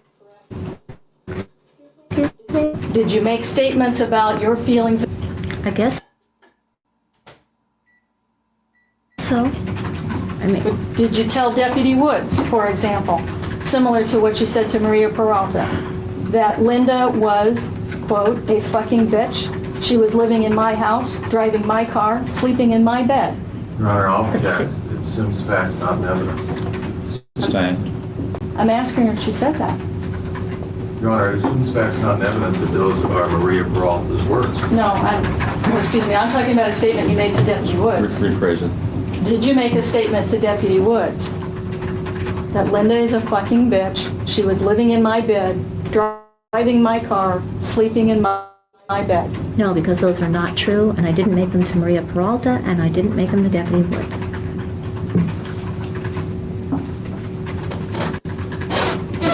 Well, it can't because she's divorced, right? Did you appear to Deputy Woods to be happy about what you had done and that you were going to get off?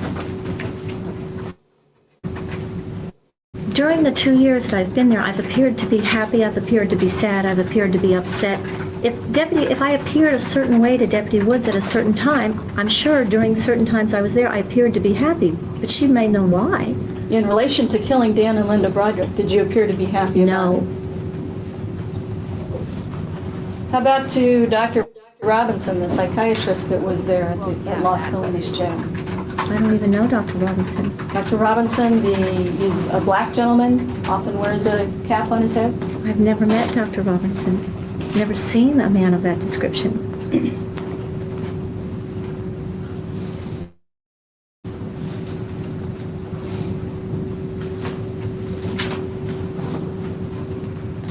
Well, you've indicated that you've been happy at times in jail. In fact, you gave an interview to Alan Abrahamson where you told him that you wanted... Sorry, Wiggles, I can't help you with this one. I don't know how to make this one make sense. the world to know how happy you were in jail, right? Do you remember doing that? I don't know if those were my words. Do you remember telling him that you wanted everyone to know that you were doing fabulously well, that it's been wonderful? Prison is a country club? No, because I was never in prison. I wouldn't have said prison was a country club. Would you have said that prison is a country club, a tennis court, swimming pool? I'm going to object. It's irrelevant. Sustained.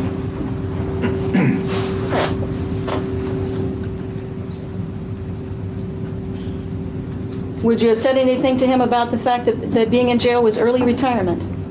No, I'm going to object. Overruled. You can answer that. It's yes or no. Maybe. Would you have said to him that you don't have to worry about your car getting fixed? I can write, I can converse with people, no responsibilities? There was a period of time after the first... Excuse me, did you make that statement to Alan Abrahamson? I may have.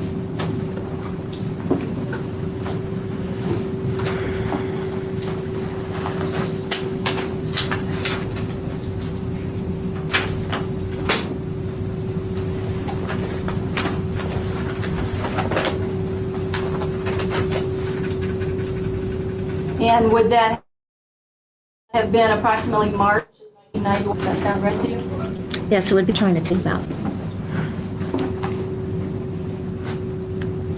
I want to back up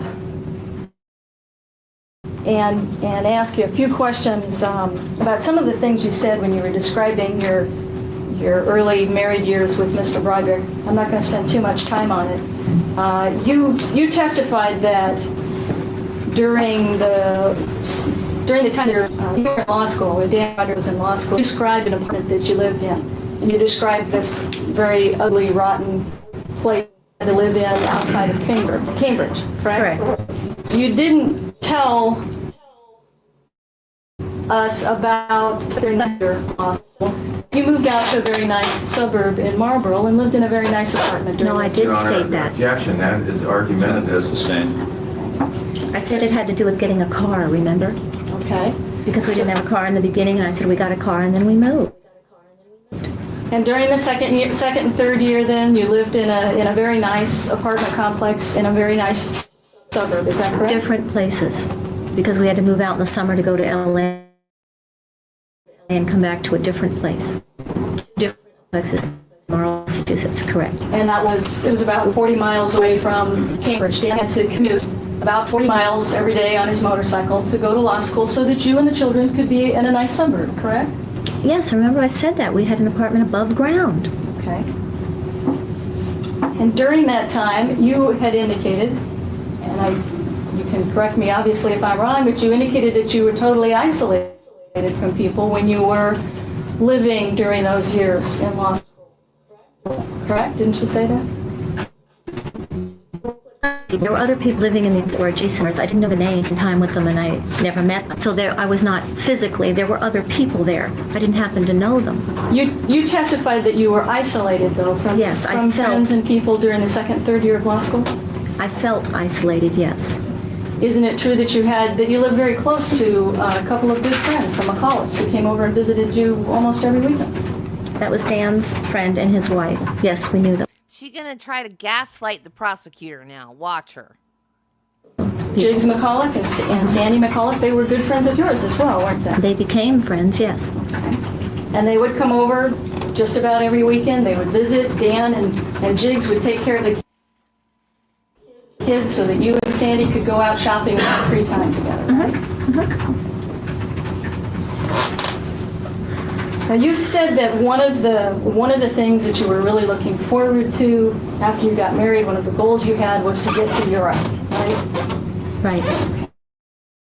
And you did get to Europe in 1981. You were able to take a trip to Europe with Dan. Right. And then in 1983, you were able to take another trip to do with Dan. Mm-hmm. When was it that you took the Caribbean cruise with Dan? Dan and I never took a Caribbean cruise. Did you ever go to the Caribbean with Dan? We went to the Caribbean on our honeymoon to St. Thomas. Okay. Did you go to a trip to the Bahamas in the 1980s ever? No. How about a trip to Cancun? Yes, that was a Club Med trip into Mexico. And a trip to Alisal? That was the family trip to a ranch before we joined Warner's, yes. And when was that trip to Alisal? That was when I had 2 broken arms, so whenever we put that in there. Was it the late 70s? No, it would have been, I was born, so it was 80 or 81. She had 2 broken arms? When did she have 2 broken arms? I don't remember her ever talking about having 2 broken arms.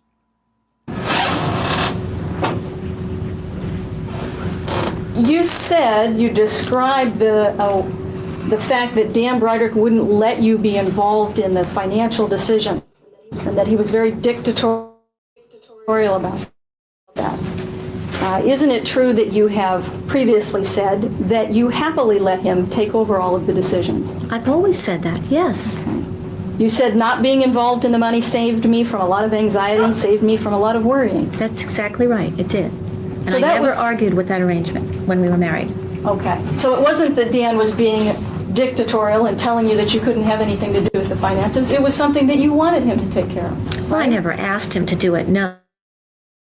No, it was an unspoken agreement in our marriage from day one that he would handle the rent and all those things.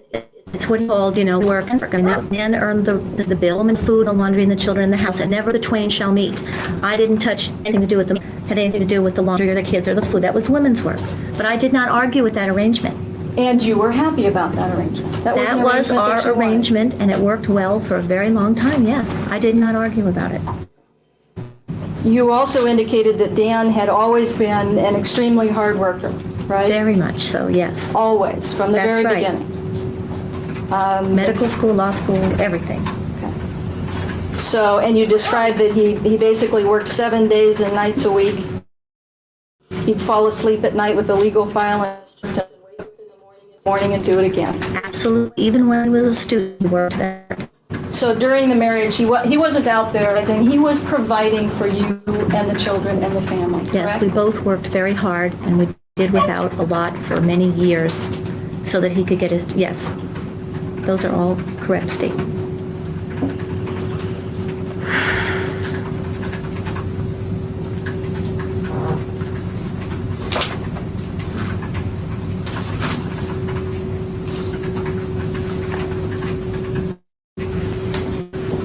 You indicated just recently this morning, I think, about how you said you weren't able to some of the things that you had wanted, for example, a boat and the piano, right?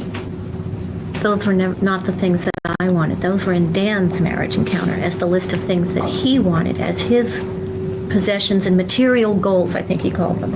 And you've talked about that by 1981, which would have been 4 years before you separated, you basically at that point had an unlimited budget. No, not 81. That was 83. 81 is, that was the had any money, by 80, nice money, and 83, between 81 and 83, by 83 we had tons of money. So between 80 and 80 when we started getting money, before we had no money at all to speak of. In 1979, when Dan Broderick was making $82,000 a year, you had no money to speak of? When he was on his own, and he had the corporate or the personal. 1979, his $82,000 a year. You're indicating you had no spending money? Right. I would like to. I wouldn't have known that's what his income was anyway. Before there's cross-examination, I'd like to see documents that support this. He has discussed that. You got it in your hand? Show it to me. Sure.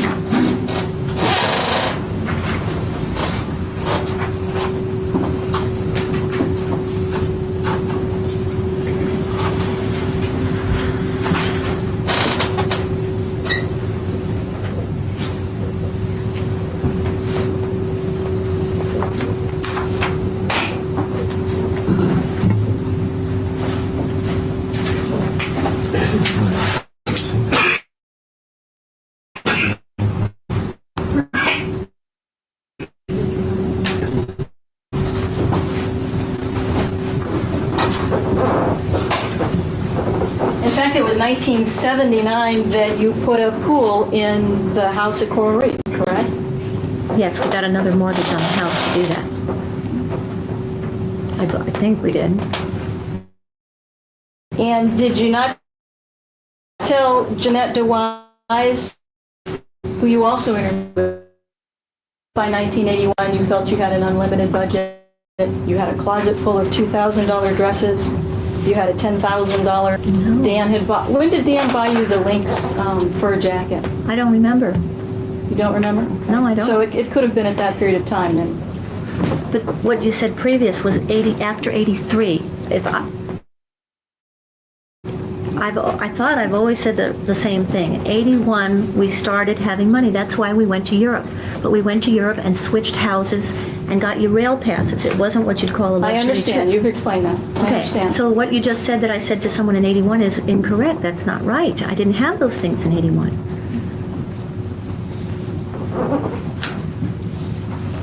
Your Honor, I may have Martha's People's Exhibit next in order. 66. 66, a two-page document which indicates gross income of both Dan Broderick and Elisabeth Broderick for the period of time of 1969 through 1984. Somewhere.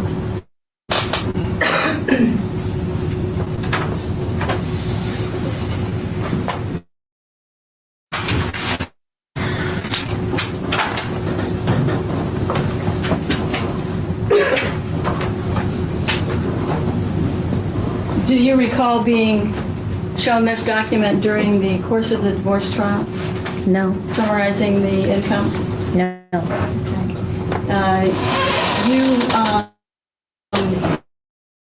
Did you put your income on income tax? I had nothing to do with income tax. If Dan put something of mine on there, then Dan did it. But I didn't file separate income tax. Why did you take a look? Accurate. Dan made this list up, right? This was a list that was introduced into evidence, and I'd just like you to tell me whether you think that they're accurate or not. I wouldn't have any way of knowing. You had no way of knowing how much money you made? Well, I think my teaching job was $7,000 a year, so he's got down here in '69, I made $6,200, so that's close. In 1970, Gordon Taylor. If you, ma'am, if you could just read them to yourself and let me know if you think they're accurate. I don't know how he ever could have. I have no idea. I don't know how he ever came to a figure on what I made babysitting, because I never kept records. Okay. But in the beginning, it looks okay.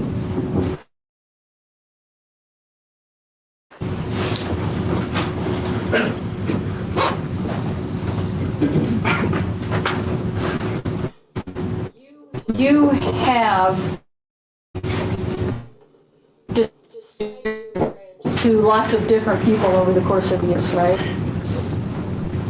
During the course of what year? No. During the course of, after your separation, you've made lots of statements to different people about... Yes, after the separation.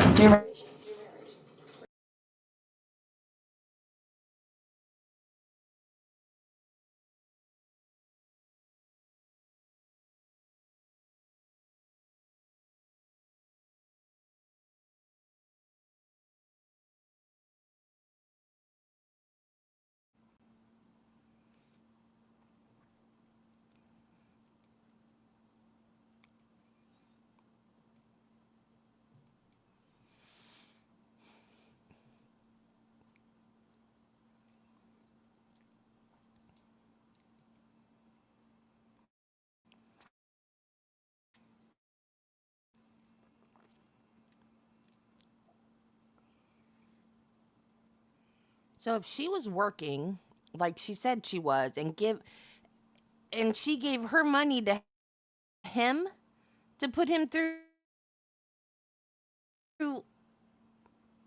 law school, and he was keeping track of it, and she never did any of the... Her marriage to Dan was the most ideal marriage of any couple. You were very happy with Dan. Did you make that statement to Mr. Hargrave? At times, yes. Yes, I believed that. And you told Dr. Goldspan that we had a wonderful marriage.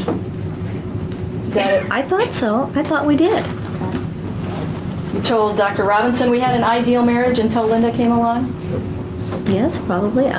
Dr. Robinson, I don't even remember meeting him, though. Okay. Did you tell Dr. DeFrancesca that you were always happy and that you had a happy marriage until Linda came along? Right. I would have said that probably. Well, when was it?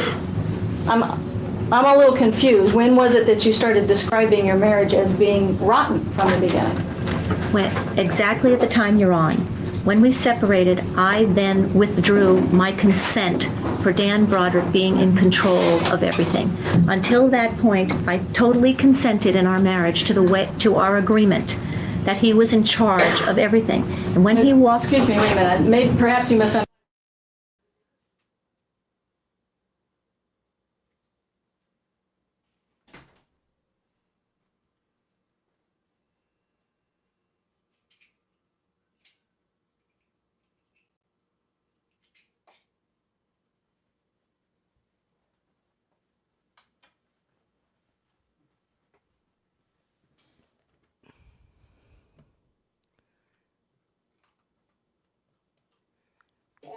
After you killed Dan and Linda Broderick. Now, when he asked you to describe the marriage, you described it as a wonderful marriage, right? I thought it was. It was a very unequally structured marriage, but I went along with it, and I was happy when it was like that. Well, how is it that you at other times described to other people that the marriage was a disaster from day one? Dan was a control freak, and he had control in his marriage. As long as I didn't fight it, it was okay with me. Okay, but if we're talking about after separation, let's say you've already separated. You already know now what you think about the marriage. When you talk to Dr. Goldspan, when you talk to Mr. Hargraves during the divorce, when you talk to Dr. DeFrancesca, when you talk to Dr. Robinson, you described your marriage as being a wonderful, ideal marriage. As long as it worked. it was. As long as I went along with this ridiculous plan that I was in, it worked. It wasn't fair. You didn't qualify that at all when you talked to these people. You said it was a wonderful, ideal marriage until Linda came along. Your Honor, I'm going to object to this argument. That's right, so. Okay. Didn't you also write in your book that the marriage was a disaster from day one? Looking back from the vantage point, I wrote the book I went on the ski trail when I was suicidal, so my children would know what happened. And I was very angry at that point that it's 88. I still have no settlement. I've been put through everything.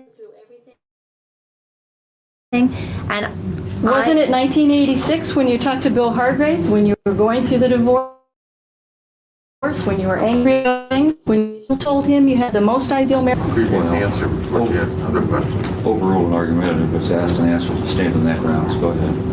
Was it 1986 when you made that statement to Mr. Hargraves? Yes, but that fits together because in 1986 I still hadn't despaired in the legal system and in everything else as I did by the point of 88. So your anger at Dan Broderick after the separation is what made you change your feelings about whether or not you'd had a good marriage before the separation, correct? Right. It is true that you had discussed divorce on many occasions with Dan Broderick during the course of your marriage. I don't know. No, we didn't discuss divorce. You threatened divorce on many occasions. The same way I've been said to have threatened to kill him, yes. Well, you didn't just threaten to kill him, you did kill him. Well, and we did get a divorce. Yes. And you threatened divorce even in the first year of your marriage, didn't you? And probably to kill him in the first year of my marriage, too. Yes.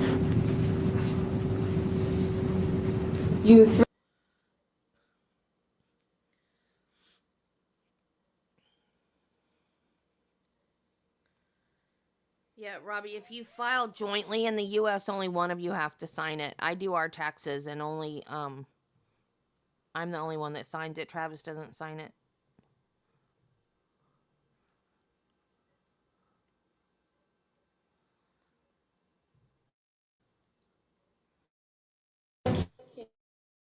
Him, that you left him, but you still had a wonderful marriage. Your Honor, I'm going to object to this argument. Sustained. It is fair to say you would even have to admit yourself in fairness that Dan Broderick's description of your marriage and your relationship and whether or not you were happy was significant. Into the divorce? Or are you talking to... Dan described that you were never happy with him, that you were always volatile, that he felt emotional problems from the very beginning. That's what he was telling me. He has described that, correct? In the same way I was writing the book in 88, he was telling people in 88 and 89, he was trying to rationalize why we'd gotten divorced and he had the affair. And that's how he would explain things, yes. Well, he described, you got very angry at him at the divorce trial because he tried to describe his feelings about the marriage and how it had been very difficult from the very beginning and how he was never able to make you happy and how he felt that your temper was out of control and that you had had emotional problems from the beginning, that you both tried to keep it together because of your Catholic background, because of the children that you had from the beginning. He was making all of that up from the vantage point that he wanted it to appear that way in 1989. So you're saying he was making all that up from his vantage point, but you're not making any of this up from your vantage point? No, I'm not saying that. I'm saying my vantage point changed drastically over the years as to who I was talking to, as to what I was feeling at the time, and what I was talking about. Well, it is true you are aware that there are other people who also believe in marriage. I was never aware of anyone thinking that, no. You've interviewed with Dr. DeFrancesca. You've heard Dr. DeFrancesca testify that you had a borderline personality, low frustration tolerance, unstable moods, intense anger, manipulation? I didn't meet her. Object as to what that was. That's reprisal. Well, didn't Dr. DeFrancesco defy that personality was something? I'll object to that. That assumes facts not in evidence. Well, she asked if she recalled her testifying after the last trial. Do you recall her saying that, just yes or no? I don't specifically recall her saying that I've had those things through my whole life because she didn't ask me about my whole life. I didn't meet her until before the first trial, in jail, so.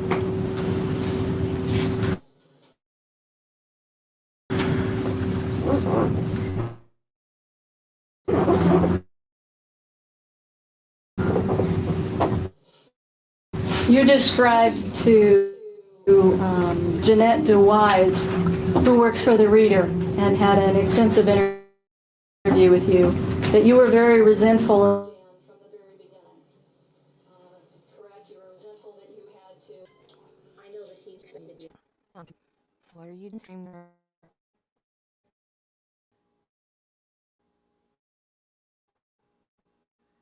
Knock it off. Made from day one, yes. You described to her that before you'd been married, you had cars, you had lots of clothes and designer things. I had a maid when I was growing up. My laundry got magically done. I don't remember who did it, but I know I didn't. And here I get married to this doctor, and all of a sudden I'm turned into his maid. That's you were angry about that. I wasn't angry. It was just a kind of a shocking switch in time that the day I married Dan Broderick, he expected me to do his laundry and iron his sheets and make his bed, and it was a real drastic switch for me. He couldn't afford to pay for a maid at the time, right? No, that's not it at all. He used to do it all himself the day before I married him, or someone did it for him the day before I married him. It was just such a drastic thing that the day I married him, I was now the maid. When you testified last time, this is why I'm a little bit confused. When you testified last time, you said, I was happy to be married. I wanted to be married all my life. I was looking forward to cooking, fixing up the house, cleaning, having... It was something that you immediately resented. It was just Dan acted like he was a paraplegic from the day one, like he couldn't any longer function in these regards because he had a wife now. It was just funny that he was able to function on his own before, and now that he had a wife, I would take care of all these things for him. I didn't hate him for it. I didn't, resent him for it. It was just kind of funny that all of a sudden he couldn't do these things anymore and couldn't even help me do them. It was women's work now. Before we were married, he could do it, and it wasn't women's work. You indicated that... That's one of the few Miley Cyrus songs. Because he took care of all of the financial matters, that you just knew nothing about the finances or any financial matters, correct? That is correct, yes. Well, somewhere along the line, you obviously became very knowledgeable about finances, long before separation. I know you want to think that, but that is not true. Well, do you recall having discussions, for example, with Jim Milliken in 1983, when you were all on your European trip, and him being amazed at the knowledge? Club of women, and we pool our money. It was $20 a month. We pool our money, and we talk about stocks, and we invest in stocks. That's the only kind of money thing I did. And even with the investment club, I never kept the books or made the actual transactions. I was only part of the social get-together that discussed the stocks and wrote the checks. And you were very knowledgeable about stocks and financial matters. In fact, the other people in the group listened to you, basically, because you knew what was going on. Well, that's funny, because it was once a month meeting with a bunch of housewives, and we talked about stocks, and that's the extent of it. We had speakers and stuff. The other people probably knew absolutely only they would not knew anything. Didn't you become a broker? Tried a job with her, and they wouldn't hire you. You were upset because or when they offered you were upset because you didn't want to go through a training program. If you could find Dean Witter that said anywhere that they were going to hire me, I'd take the job in a minute. None of that is true. Okay. I never went to Dean Witter. They never offered me a job. I don't have the qualifications for a job, and whoever told you that, I don't know where they got it from. Never happened. Did you describe it all to Liz Armstrong? No, it never happened. Nothing. You know, sometimes and there's a thread of where they were used. Nothing like that ever happened. Years earlier, I went to an men and that I had children and that I should basically go home and take care of my children. And I figured if I wanted to, I could have sued him. He was so rude. But I never took a test. They never offered me a job. Nothing ever came of it.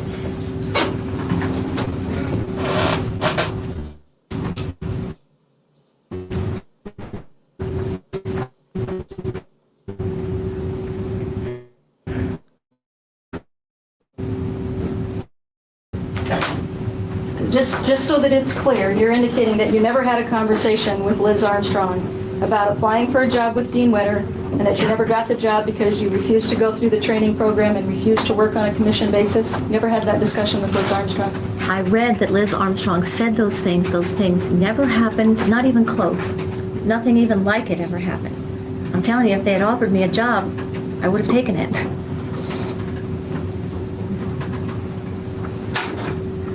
One of the other things that you said during the course of your testimony was that after the separation, that Coral Reef was the only asset that had your name on it. Now, that's one of the reasons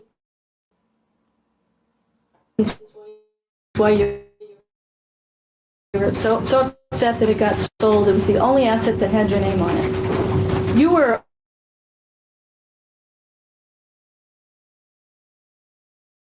That is not an asset, though. That was not an asset at the time, and it's not an asset now. Well, an asset is worth some money, right? Are you saying Warner Springs was worth no money? When we had it for all the years, we were one of the very first investors, and it was unsaleable. Yes, at any price. After the separation? Yes.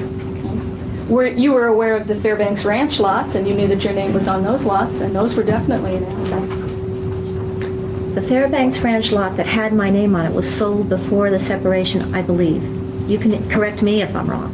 But the other Fairbanks Ranch lot was owned by the pension fund of Dan's Law Corporation, and it did not have my name on it. What about Pioneer Park? You knew about Pioneer Park? No, I didn't know about Pioneer Park. You knew nothing about it, about the Keystone condo? You knew about didn't that? Have my name on it? The Keystone.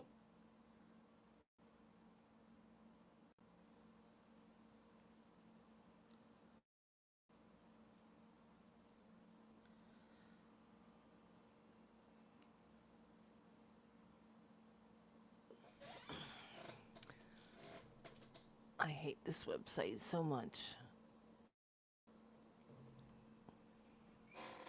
Totally different. Yes, I knew that everything we owned, in theory, was a community asset. But insofar as having my name on it and knowing how much it was worth, or having any paperwork, or being able to sell it, or know how much it was worth, none of those things had my name on them.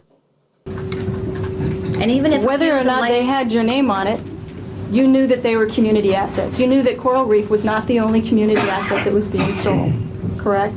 The only community asset that I knew about that was worth money, because we had 10 years worth of equity, and that I could see and I knew about that had my name on it legit. Other things that had my name on them, I had no paperwork for, and perhaps I put my name on them as a formality. But insofar as knowing where the paperwork was or who owned it or who bought it, no. I had no participation in any other Her name on it was only purchases. a formality. And you've also testified that you knew nothing about any of the investments that Dan Broderick made with his brother Larry. At which time are you saying I knew nothing? At separation? You testified at separation. At separation, I didn't know about those things.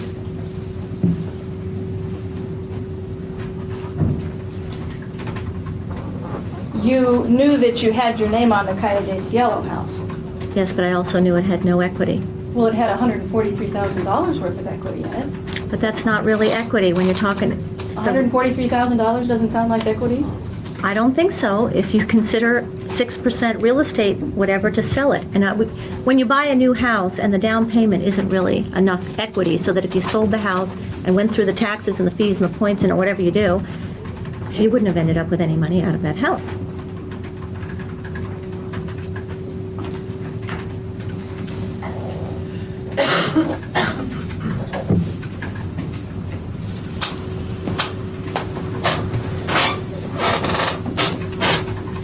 It is true that since the separation, you have variously described Dan in pretty derogatory terms with respect to how he was when you met him. Correct? Yes. You described him, for example, as being a pathetic bumpkin. Separation, did you describe him?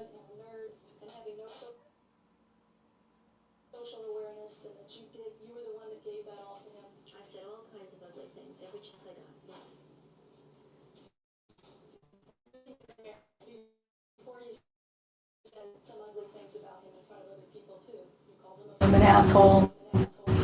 You made derogatory comments about him in front of other people, didn't you? The Broderick family calls everybody fags all the time. Mrs. Broderick, did you call him a fag in front of other people at parties and social functions? Probably, and I probably called him an asshole, sure.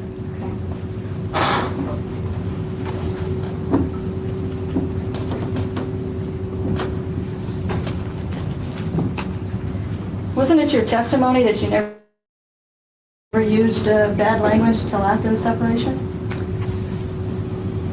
I used shit. An asshole, but I didn't consider that bad language in the text that I was using and stuff. And you didn't consider it hurtful at all to say things like that or to put him down in front of other people? It depends on where we are and who we're with and what he's doing. Well, I mean, for sometimes example, he was doing things and it was just funny. For example, when you went to Lake Tahoe with the Fords and a couple other groups of people, you recall that one of the couples there basically felt extremely uncomfortable because you were constantly putting Dan down and saying uncomfortable things and making them feel uncomfortable. Now, what year would that have been? 1981.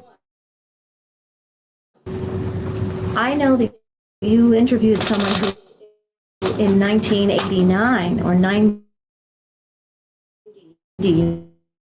or 91 said something like that. And Brian Forbes mentioned it in the context of what a hard worker Dan was. We went away on this weekend with tennis and swimming and boats, and Dan brought legal files this high, and he said, I highlighted them while everyone else was playing tennis and having fun working all weekend. And so I was annoyed with him for either, do one or the other, but I wished he hadn't have brought all that work with him on the weekend.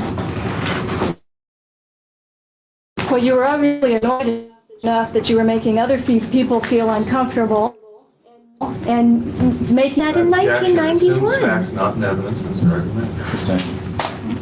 Were you aware of the fact that she made that comment to Gail Forbes back then in 1981? How would I know? No.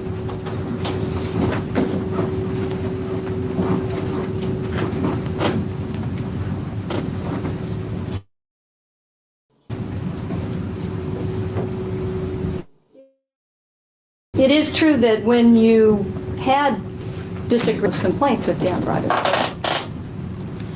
About what, when? If you got angry, for example, you didn't have any problems throwing a ketchup bottle at him. I'm glad you brought that up. Did you throw a ketchup bottle at him? That was not even an argument. Neither one of us were arguing with each other at that time. Kim was not there. None of the children were there. Dan came home from work. Want me to tell you the little story? Dan came home from work, he's sitting at the dining room table and he's teasing me. And I'm like, cut it out, cut it out, cut it out. You probably called him an asshole way back then. Cut it out, I'm really tired, please cut it out. And he wouldn't cut it out. And he was joking with me, he was teasing me. I said, if you don't cut it out, I'm gonna throw this at you. And then he went, whatever he was teasing about, he did it again on purpose. I threw it at him and he ducked. And it was funny. And it didn't break and it didn't do any damage. And Dan and I told that story on ourselves to other people. I mean, and Kim, we told how funny it was. Kim wasn't there and wasn't upset about it. The fact that the ketchup splattered all over the wall. The truth. So do I. So do I. My God.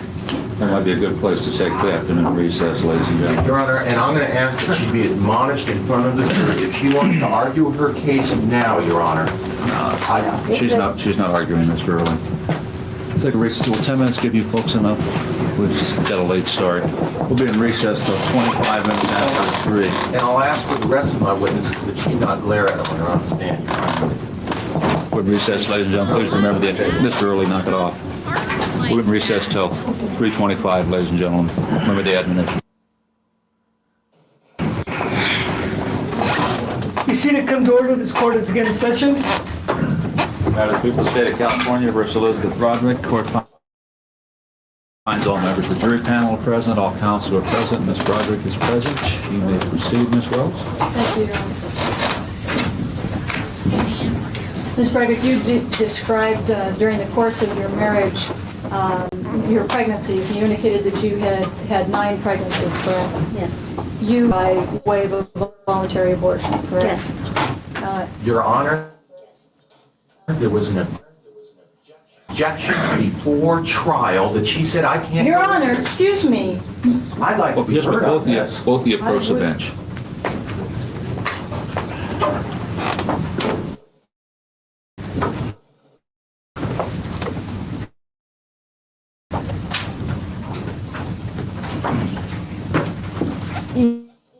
You described in 1978 Dan Broderick deciding to leave the firm of Gray Carey and go out on his own. Do that unilaterally, basically tell you my own. That was something that you had urged him to do, correct? It's been discussed in the marriage encounters in 76 that that's our plan as a couple together, that we will do that. Yes. Okay. So, and that was something that he had uncertain feelings about. That was something that you pushed him into doing. He wasn't really sure whether he wanted to do it, and that was something that you encouraged and you pushed, correct? Well, he was sure he wanted to do it, but it was a very scary move. It was a very scary move, and so he was looking for reassurance that yes, I'm in it with you, and yes, we're going to do it, and yes, I was in it with him, and we were going to do it, but it was very scary, and we discussed that in writing in 1976 in both marriage encounters. Okay. But that was a year and a half before he actually did it. How it would be risky and... It wasn't something where he was just by himself putting the family at risk. It was something that you had encouraged and pushed him to do. I don't know that I definitely encouraged and definitely supported him, but I've already explained that Gray Carey was not meeting his professional needs. Right, and I know you've explained that. Right. Do you recall explaining in your book that you pushed him, and after much hemming and hawing, he did it? Again, it's back to the book that was written in '88 when I was angry and suicidal. The real, you could have said I pushed him, but the real word is I wholeheartedly supported him and said, yes, I'm behind you 150%. Even if we lose the house, we can do this, because it was scary. So I guess you are acknowledging... You could say I pushed him, and you could say that I supported... 1988 anyway, that you said that you pushed him into doing it? In the book, if that's what it says in the book, yes, that's what I wrote in the book. And he...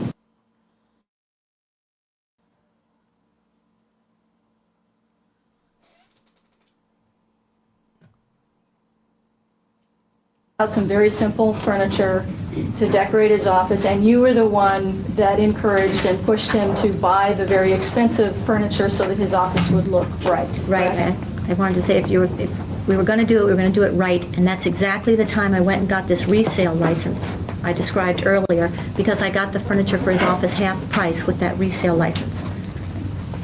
But yes, he had the finest looking office in town, and he had no clients, and that was my insistence. And the family did not suffer any detriment by him doing that. He was immediately successful, correct? He was very shortly thereafter successful, but because of the way the cases go, he didn't have a paycheck in the first. He didn't have people pay him by the hour, ever. He did have an income, though. He was bringing home money in 1979, like we've talked about. He was making $82,000 that year, correct? I wouldn't know that. All I knew is we had a $500,000 line of credit at a bank, and that's what we were living on. That's what I knew. The family didn't suffer any detriment by that. Is that correct?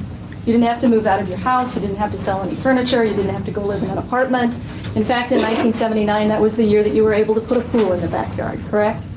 We didn't suffer any detriment, but we were kind of put back to square one because of the $500,000 line of credit. We were living on loans, and the pool was all done on loans. Okay. She obviously had some discretionary money in order to put a pool in. Is that fair to say?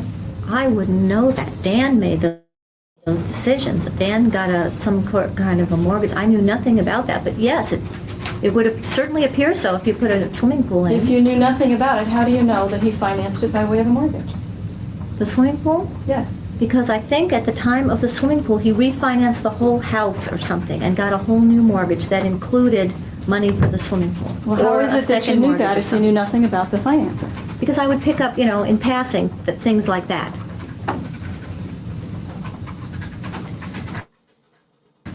When you separated in 1985, February of 1985, you were living in the rental at Avenue de las Andes, correct? Yes. And that was a very nice, beautiful Yes. home. Very Big nice. 5-bedroom. But they wouldn't sell it. It was lovely. Yes. And at that point, when you separated, you had been married 15 years. 15 years, 10 months, correct? Fine, yes. You were 37 years old? Yeah, I guess. I'll take your word for it. Well, you don't need to take my word for it. How old were you in 1985 when you separated? 38. Well, I wouldn't have had my 85 birthday, so I was 37. See, I believed you. And this photograph that's already been, maybe it hasn't been marked. May I have a photograph marked as People's Exhibit 68? I have another one that's been marked 67 now. I'll identify in just a moment. All right. 68. How has she been classified as a career criminal? I don't get that. Because of this one thing she did? How does that make her a career criminal? I agree she should be on mental health watch. And yeah, I'm pretty sure. Because there's stuff going around now that there was going to be something very bad filed by Dan in the divorce hearings on July 18th. And that was the day he died. So, immunity. It was immunity for the questions that she was asked in the trial, and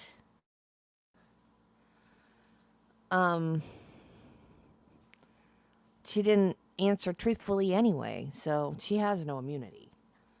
So, yeah, she's next. And Georgia Cappleman just about said that in the press conference at the end of Donna's trial, because somebody asked her and she was like, oh, you said a bad word. You said the W word. And then she just said, stay tuned. So yeah, I think she's next. I don't know about Harvey because I don't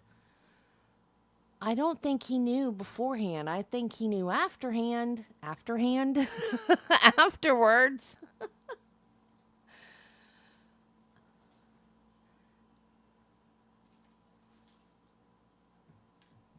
I'm ready for it. Let's get her. An 8x10 photo. Of the defendant? Yes. Somewhere.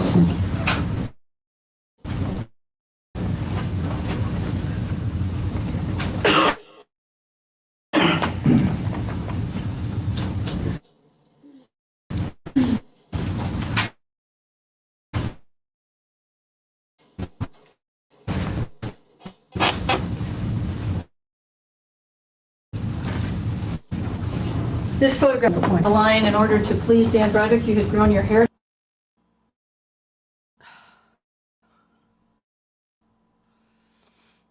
down real long. Yes. I can get you a picture of it. Right down to where it was in college. Okay, and then you cut it again in 84 or 85? I don't remember, but yeah. On the trip to New York, I had long hair. I have marked as People's Exhibit 67, a poster board with a photograph of Elisabeth Broderick. So marked.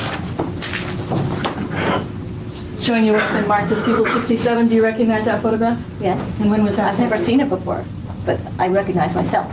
Was that taken in December of 1985? I don't know. I know it's Gail Forbes' living room because of the map. Okay. It was for New Year's Eve in December of 1985. Does that sound fair?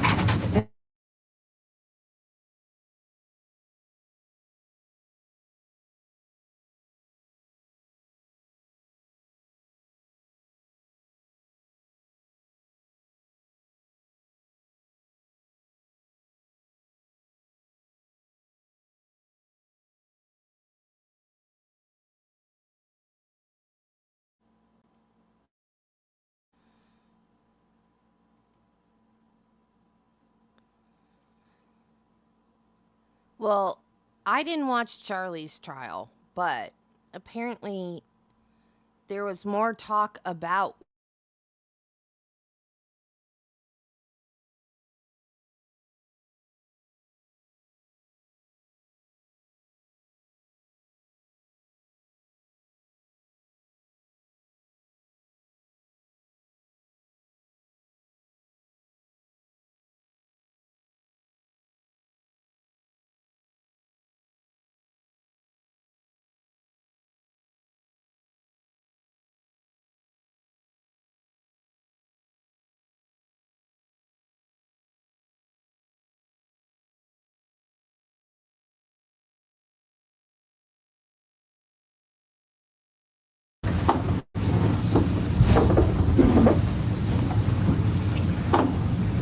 You know, I'm not really sure that that's that New Year's Eve. It could have been the next one.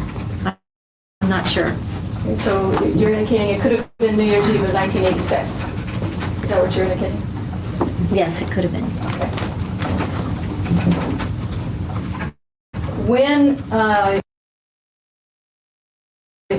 Dan Broderick moved into Coral Reef, you've indicated that the Coral Reef house was under construction and he was simply living there in a sleeping bag or whatever, correct?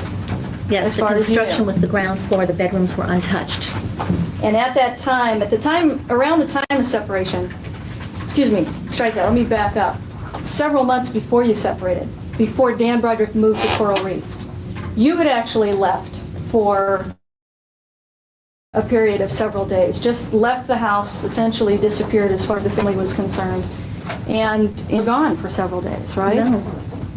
No.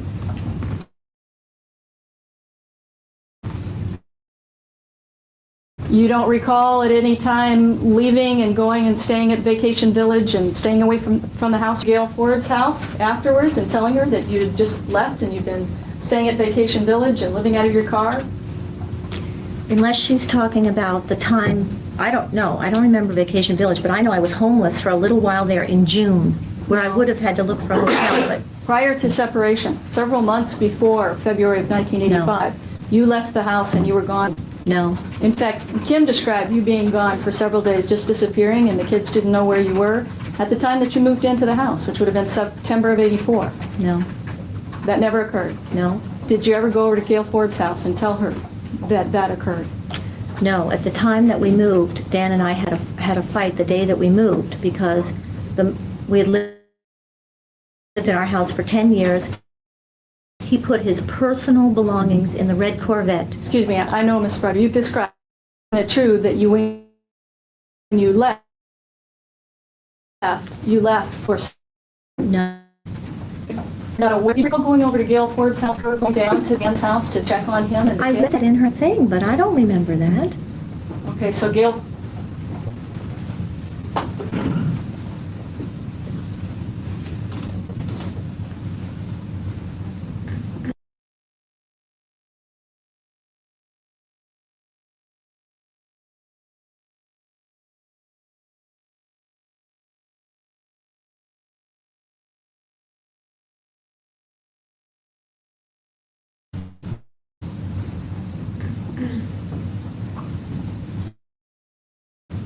Do you remember when you did separate, having a conversation with Gail Forbes, where you told her that life would be easier if you just killed Dan, or if Dan was dead? No. Did you ever make such a statement to Gail Ford? No, but I can tell you what she might be thinking of. Did you ever make such a statement to her about the time of your separation, in February of 1985? No, not that statement, but... Did you ever say anything to her about life would be easier if you just killed Dan, or if he was dead? No, but do you want me to go on a little bit? Not particularly. Okay. No.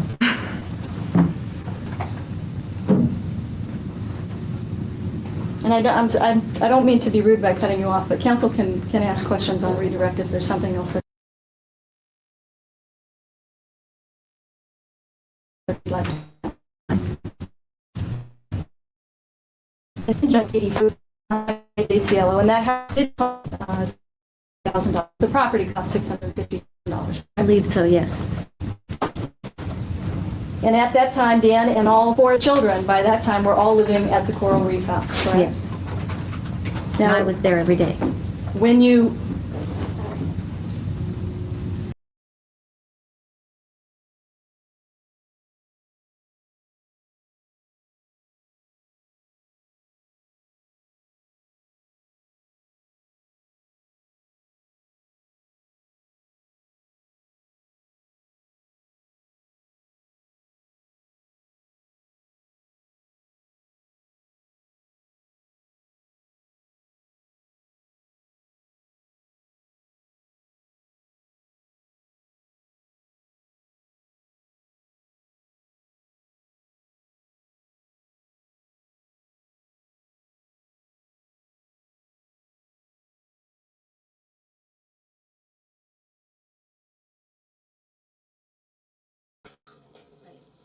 Now, you described that you fixed up the house in 19...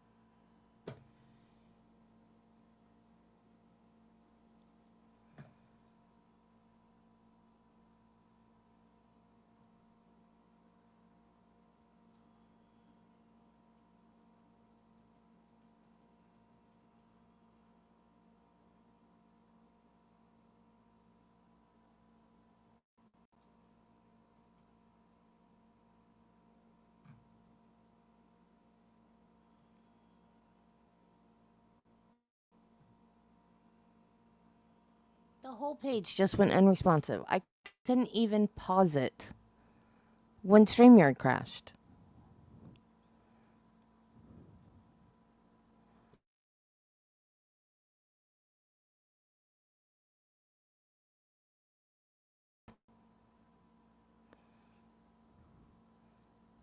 What are you doing, Court TV?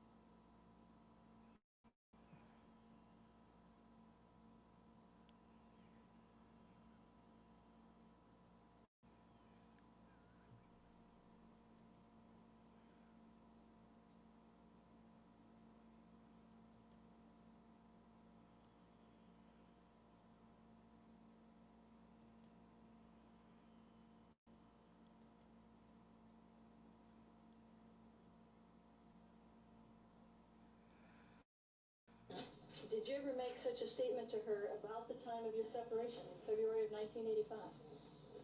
No, not that statement, but Did you ever say anything to her about life would be easier if you just killed Dan or if he was dead? no, but do you want me to go on a little bit? Not particularly. Okay, no.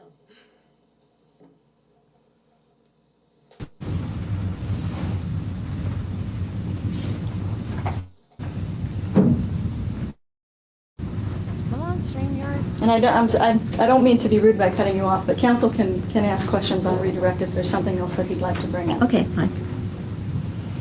In June of '85, you moved to the house on Calle de Cielo, and that house did cost $650,000. Put it on the screen.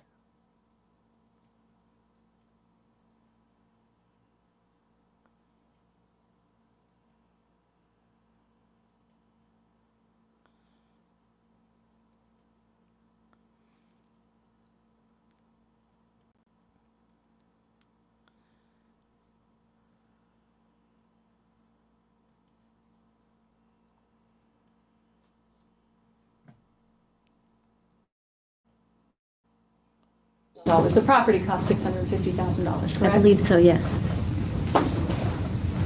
And at that time, Dan and all four of the children, by that time, were all living at the Coral Reef house, correct? Yes. Now, And I was there every day. When you moved to Calle de Cielo, you indicated that Maria Montez continued to be your maid, correct? Calle del Cielo, yes. Yes, okay. You continued, you had a gardener, you had a pool man, you had people helping you taking care of the house while you lived there at Calle de Cielo. Right, you had to. There's no way I could have done it. Between 1985 and 1989, you were able to put at least $200,000 into that house, into refurbishing it and fixing it up. Yes. Correct? Yes. And you've described redecorating the kitchen and putting the pool house and carpeting the house and furnishing the house. Right. Now, you described that you fixed up the house in 1989 when you were getting ready to sell it. It is true, though, that the house was nice well before that. Several years before that, it was definitely furnished and carpeted and in a living condition. It was a definite, very slow progression. It was a mess outdoors, you know. All the landscaping front and back was a jungle. It was horrible. So it was a very, very slow process, indoors and out. I mean, every speck of every room and every floor and every door, so it was a very constant but slow process. As of 1986, you described the house that you lived in, though, as being a big, beautiful house. I mean, relatively speaking, it was a dream home. Okay. Because of the location. It was an absolute piece of heaven. What you could see from the house, the whole back of the house, unobstructed, white water, ocean view, it was beautiful, the view. My question is, in 1986, did you describe living in a big, beautiful home with 2 great cars, having many friends? Yeah, in 86, yes. So as far as you were concerned, in 1986, you were living in a big, beautiful home. I was very happy in that spot. And relative to the rest of the world, the $650,000 ocean view home in La Jolla is a beautiful home. It happened to have been very dirty and very messed up and cracked doors, but I could have fixed that. And I did fix that, some of it. So that wasn't something then you're indicating that caused you too much emotional distress? That the house was a wreck? Yes. When I lived there in the beginning with nothing, when I was, and I hope I've testified clearly to that. When I spent that summer there expecting the whole house down, I didn't put anything in and I didn't purchase any appliances or anything because I still thought we were knocking that house down in September. That was very upsetting and disconcerting to me to live in a house in those conditions. I think I got a coffee machine. Okay, but those conditions were taken care of by 1986. By 1986, you knew that you were going to be in that house. You knew that you had furniture. And you were living in a big, beautiful home. I never knew. I had some furniture because Dan told me to get it out December of '85, just before he moved. The day he moved, he brought the truck over and he gave me some furniture. But it wasn't living room furniture. That I bought later. And It was bits and pieces. It was a very long process. Right, and you're indicating the way that you're talking about it to me suggests that you didn't feel tremendously upset about that. You knew that it was a long process and you were going to fix things up, and you were fixing things up. Well, the thing is, I wasn't secure in that home, and as I fixed things up, I didn't mind buying furniture and towels and beds and that kind of stuff that come with me. But when I invested in... Boy, she's got an excuse for everything, doesn't she? I thought the show Bull was based on Dr. Phil. Lie to Me's based on Dr. Phil too? I never watched Lie to Me, but I watched some of Bull. I didn't watch all of Bull. But I know I'm going to have to watch Lie to Me. I've never watched it. But yeah, I'm pretty sure if a body language expert got a hold of her, they'd have all kinds of things to say. But yeah, she's got an answer for everything. She said she loved the house, big, beautiful house, but now, no, it's not good enough. Like, she is something else. The building of that house. I was afraid I'd lose my money forever if Dan sold the house, or in the divorce I didn't get the house or something. So I was really torn about repairing the building of the house. Mrs. Broderick, from the time that you moved into the house in 1985 all the way through to November of 1989, did Dan Broderick ever do anything to suggest that he was going to sell that house? No, except the Elisabeth and the forced sale of Coral Reef. We're talking about Coral Reef. Now I'm talking about Calle de Cielo. Once you moved into Calle de Cielo, you knew that that was your house to live in. I loved Dark Angel so much. And I never knew, like I think it was only 2 seasons, and I watched the whole thing and never knew that was Jensen Ackles till I heard him talking about that. He was on the show, and I remember the character, but I didn't ever connect the two. And I love Jensen Ackles. But yeah, Dark Angel was really, really good. And then James Patterson came out with some books that was very, very similar to Dark Angel. I don't know if they came before or after, to be honest, about a similar thing about kids that were like the kids in Dark Angel. I don't know why this... Are you guys seeing just like my background and nothing else? No, you're not, because I can see. Unless, well... Yeah, because I have the channel pulled up, and I can see she's still talking. But on StreamYard, all I see is my background. He never did. Did he ever do anything to suggest he was going to sell that house? No, but all I got was a phone call after the other. Why are you not on the StreamYard screen, Betty? StreamYard, what are you doing? I get so confused when I'm doing this, because everything looks fine on YouTube. But on StreamYard, it doesn't look like anything's streaming.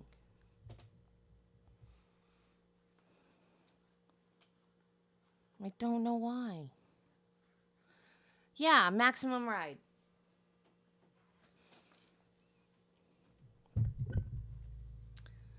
My stepdaughters love those books.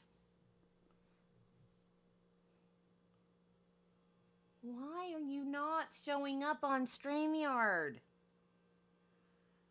But, well, okay, I guess I'm just going to play it because it's showing up on the channel. House was sold. So how would I know he wouldn't do the same thing with this house? And I'd get some phone call or... Now it's frozen on the channel. StreamYard! What am I going to do with you? Now I don't know. 4-hour notice that my house... Now I don't know how to fix it, y'all. It is just... Oh, last time I did that, and then I did that. Oh, there we go. was gone. Are you saying you didn't know, you didn't have any idea that Coral Reef was being sold, but for that 4-hour notice? Right, at that time I didn't know. I knew there were Okay, discussions. we'll talk about that in just a minute. just so that it's clear, there was never any action by Dan Broderick to do anything to sell your Calle de Cielo house, correct? Correct, but there was also no action to take his name off it either. Okay, and there was a reason for that. The bank wouldn't let him take his name off. He was the one that He didn't was, try. He didn't Yes, he try to did. take his name off. Well, isn't it true that Dan Broderick was the one who had the income? Obviously, the bank was not going to allow him to take his name off that mortgage when you had no source of income. Well, I don't know that. That's not a correct. I don't know that. Well, it's argumentative. Him testifying at the divorce trial that he attempted to take his name off and they wouldn't let him because of the loan? No, That because he that's was the not true. security? He never attempted to take his name off. Okay. All during that time, you had your name on the property too, correct? Yes. And as of January of 1989, when the divorce became final, that property became your sole separate property, correct? Correct. There was no doubt in your mind about that at the time. Right. Now, when Dan Broderick moved into Cyprus,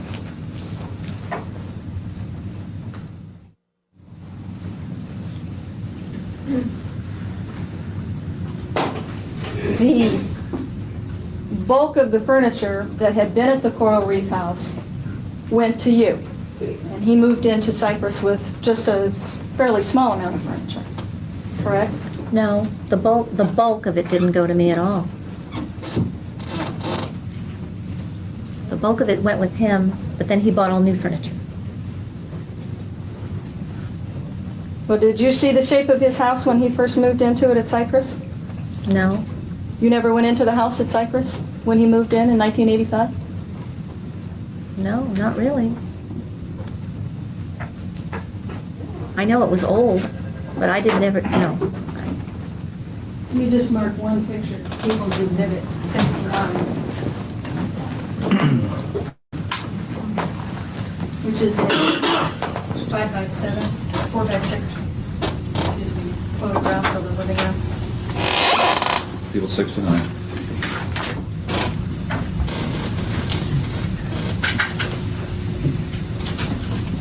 I see the picture.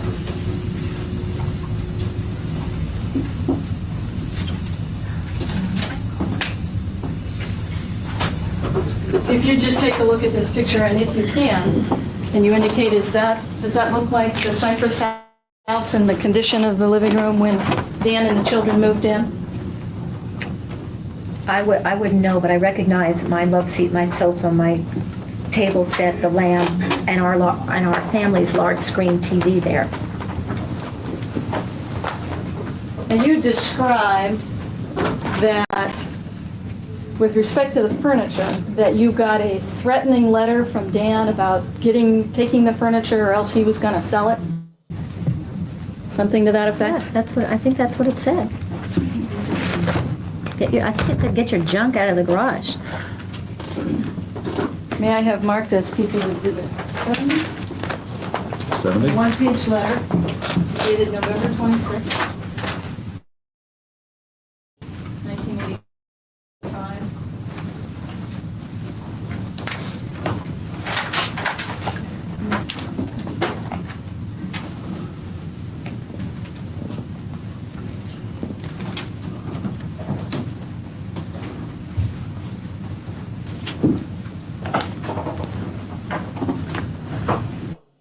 You take a look at People 70. Do you recognize that letter as the one that Dan Broderick sent to you regarding the furniture? Not particularly beautiful.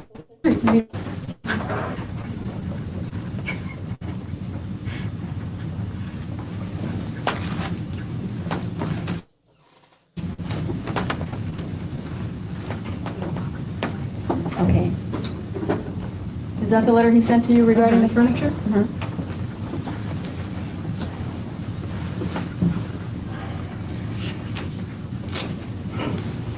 All right.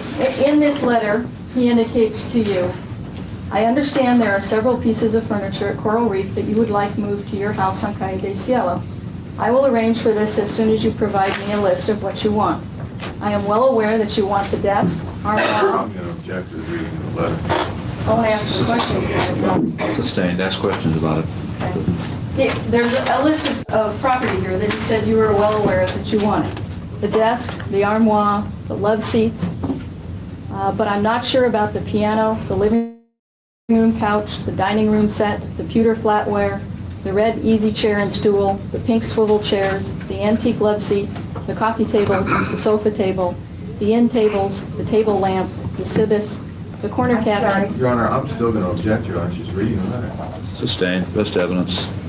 Did you let him know which of these pieces of property that you wanted? See, we never had a discussion over what I wanted and what I didn't want. What he's indicating here is that he wanted a I list wanted this from sofa you. and it ended up at Cyprus, so I don't know how that happened. Well, did you get the desk and the armoire and the love seats and the dining room set? Didn't you get those pieces of furniture? Those are exactly the furniture that I got, yes. And you got the pewter flatware and the red easy chair and the pink swivel chairs and the antique love seat, the sofa table, the table lamps. No, this is the antique love seat right here. I didn't get it. Okay. Did you ask for it? I don't remember. I mean, I don't remember. How about the cibus? No, I think we kind of split that. He ended up with some of it and I ended up with some of it. And those are just little statues anyway. Those aren't furniture. But it's the last sentence in the second paragraph that says, and if you don't tell me what you want or something, I intend to get rid of it or sell it or something. And I found that to be a threatening sentence. The movers will be moving me from Cyprus on January 3rd, so you have until then to let me know. Anything you don't indicate you want brought to Calle de Cielo, I intend to take with me or sell. Right. You thought that was right? Yes, I did. Was that an attack? You described that when you got letters from Dan Broderick that he was attacking you. Did you consider this to be an attack? I said when I got legal papers from Dan Broderick. Okay. And my question to you is, did you consider this letter to be an attack? No, but I considered it controlling and threatening.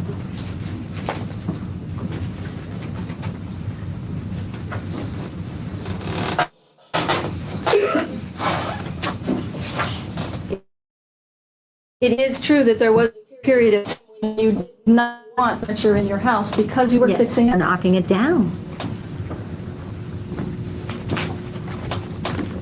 Do you recall writing in your diary, I didn't want to move any furniture here because the work could be much more easily and quickly done in the empty house? That's right. Well, you're not talking about knocking down a house, you're talking about putting in carpet. Well, what's the date of that?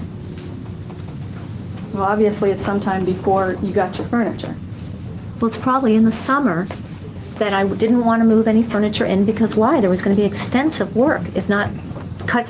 One of our neighbors cut the house in half and carried it away. I didn't know if Don Edson would even want that house literally carted away. But certainly I didn't want any furniture in a house that was going to be totally redone. Okay. So it wasn't that you were being deprived of furniture anyway. It was that you had made the decision that you didn't want the furniture there. For a certain amount of time, but that's in the summer. That letter's December 85, correct? November 85. Yeah. And there's another thing here is that we only had one set of furniture. And when Dan was moving to his house... Yes, I know. You explained that. Well, I didn't want to take all the furniture. Then what would they use? Now, you have said on occasion since the time of separation that when Dan left you, he left you penniless and homeless and destitute. Correct? I didn't have any money. And I felt I was thrown out of the rental. And so you've indicated that you felt you were left homeless and penniless and destitute? I felt that way, yes. And I felt I was forced out of Coral Reef as well.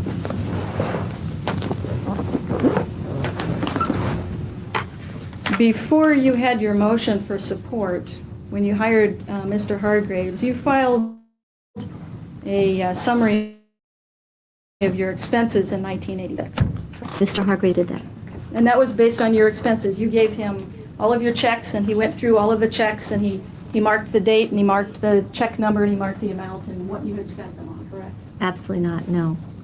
If you have something like that, it would have come later. Mr. Hargraves did not use any of my figures to come up with his inflated expense thing that he filed at that time. May I have marked, Your Honor, as People's Exhibit 71? 71. You can What start is entitled Respondent's Summary of 1986 Expenses? somewhere.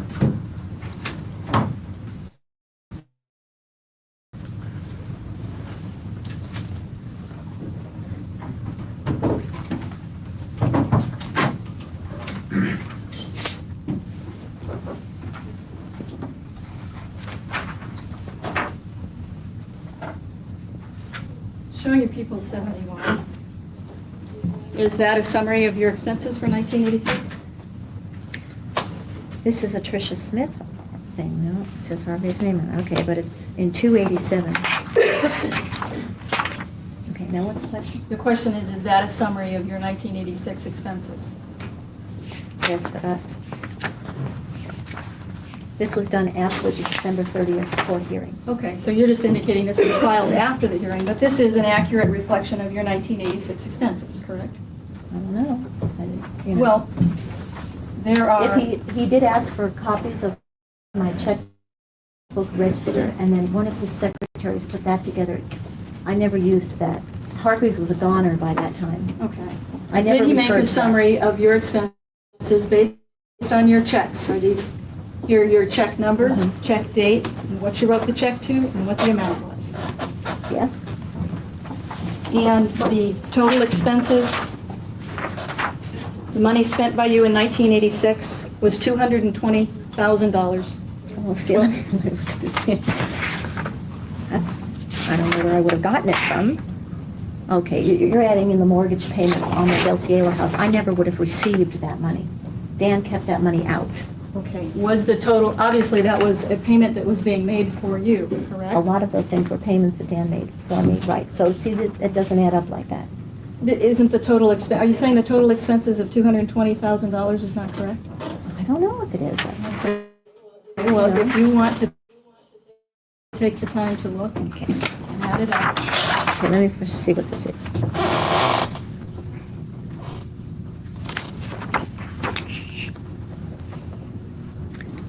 Okay, he would have said that it cost that much to keep me in that house that year.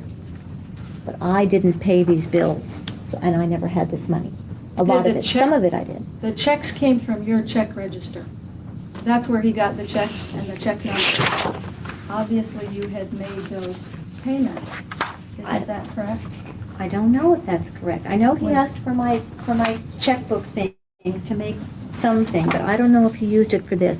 What I'm having a problem with is at what point Dan stopped taking the money out of a check he was giving me. Mrs. Broderick, we're not talking about that. We're talking about how much money you spent in 1986 based on the checks that you wrote. And if you want to dispute that, that's fine. I'm asking you to take a look at that. And if we can, if you need to take some time to look at it, we can do that. Your Honor, and I'm going to object as asked to the answer. She's already explained that she wasn't writing mortgage checks. Well, just for if there's some mortgage checks in there, I don't know if you can take time to look at it and get an answer. Okay, can we discuss this a little? Well, let's not talk about the mortgage checks. We'll take the Okay, let's mortgages talk about out. the master plan on that page there, right here. Excuse me just a minute. It shows, for example, checks that were paid for your telephone bill, your gas and electric, your water, your pool service, your gardener, your food, your maid. No, it doesn't say that. Look, this column says average monthly cost, and he somehow got an average, and then he would have times that figure by 12 to come up with that figure. This is not actual expenditures that I'm aware of, unless it's in there somewhere. Okay, well, let's look at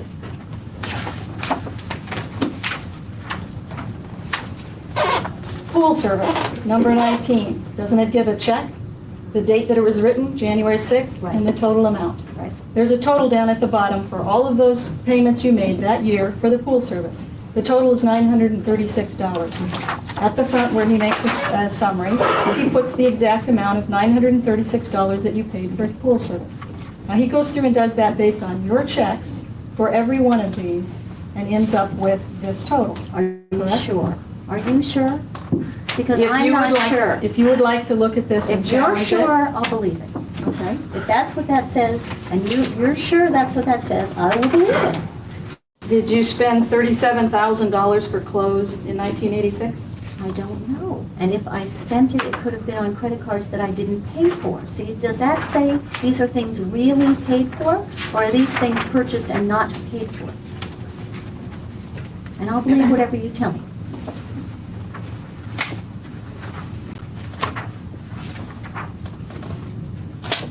We'll look at the close.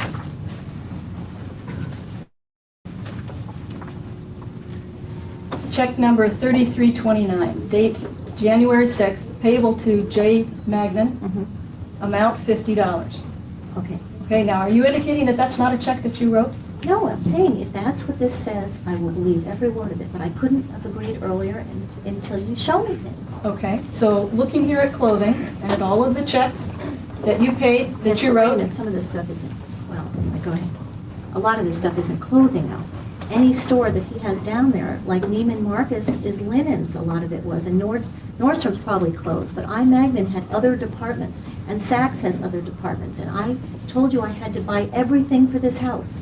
So he wouldn't have known if those were closed by the name of the store. Okay. And Bullock's, I hardly ever bought clothes at Bullock's, so it must have been something else. The last time that you testified, you didn't have any problems with this declaration. When I asked you if you spent $37,000 on clothes, you said sure. Your Honor, objection. Sustained. You asked about a prior inconsistent statement? You got something to refresh your recollection? Go ahead. No.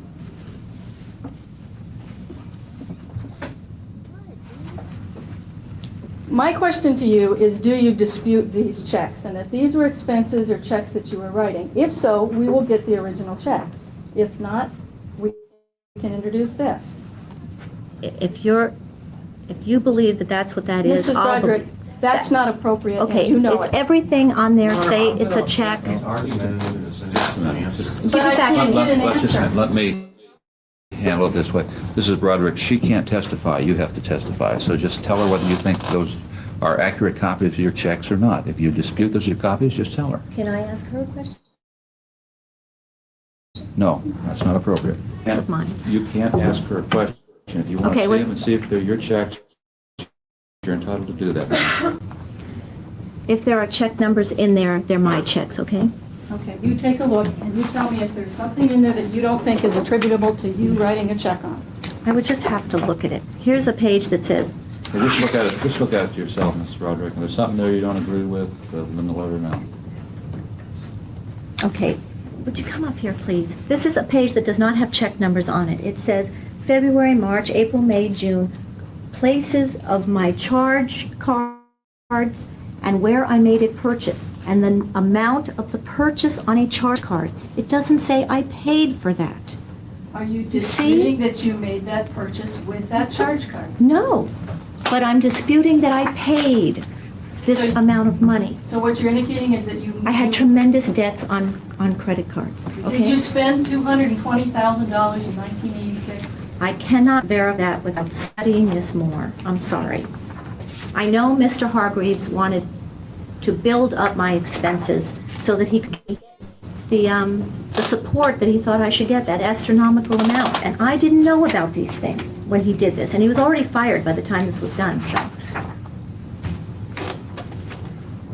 And here are checks payable to credit cards, but not the full amount, you know.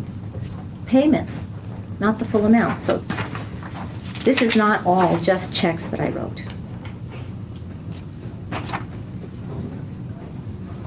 There are pages and pages here of Home Federal, Great American, Imperial. Did the court reporter just roll her eyes? Savings, charges on charge cards that were not in fact paid, okay? But they were in fact charged. You didn't write checks to make those payments? On the pages like this one. On the charge card payments? The charge card payments, I wrote checks to make charge card payments. If I owed $10,000 on a credit card, I only had to make a few $100 payment. Right, and those are what is listed here under the check number. The check number and the payment that you made. Right, but also on pages where it's a month, not a check number. See right there? May, June, July, April. Those are charges on the cards. They've not been paid, okay? So you're indicating that you made some charges on here that you never paid? a lot. And the figure he came to was of everything that I bought, but not everything I paid for. I'm going to leave this with you, and I want you to, when we take a break, take a look at all of the checks. And if there's any dispute with the amount of checks that you wrote, you can let me know. I'm not disputing the checks that are in here, but it's not just the checks in here. It's the other category, as everyone will see when you submit it. Okay. As of August of 1985, you indicated that Dan Broderick sat down with you and put together a budget and indicated that he was going to pay you $9,000 a month for support. I thought that was October. Isn't that October? No. Oh, I'm sorry. I thought it was October. Well, do you recall writing about it in your book and indicating that it was in August? I'm just mixed up. If it was August, it was August. Okay. It was my memory, it was October. And he indicated that he was going to make voluntary support payments of $9,000 a month, correct? Yes. And in addition to that, he was paying the income tax, the medical insurance, the house taxes, the home insurance, the car payment, the car insurance, and various sundry other things. Yes.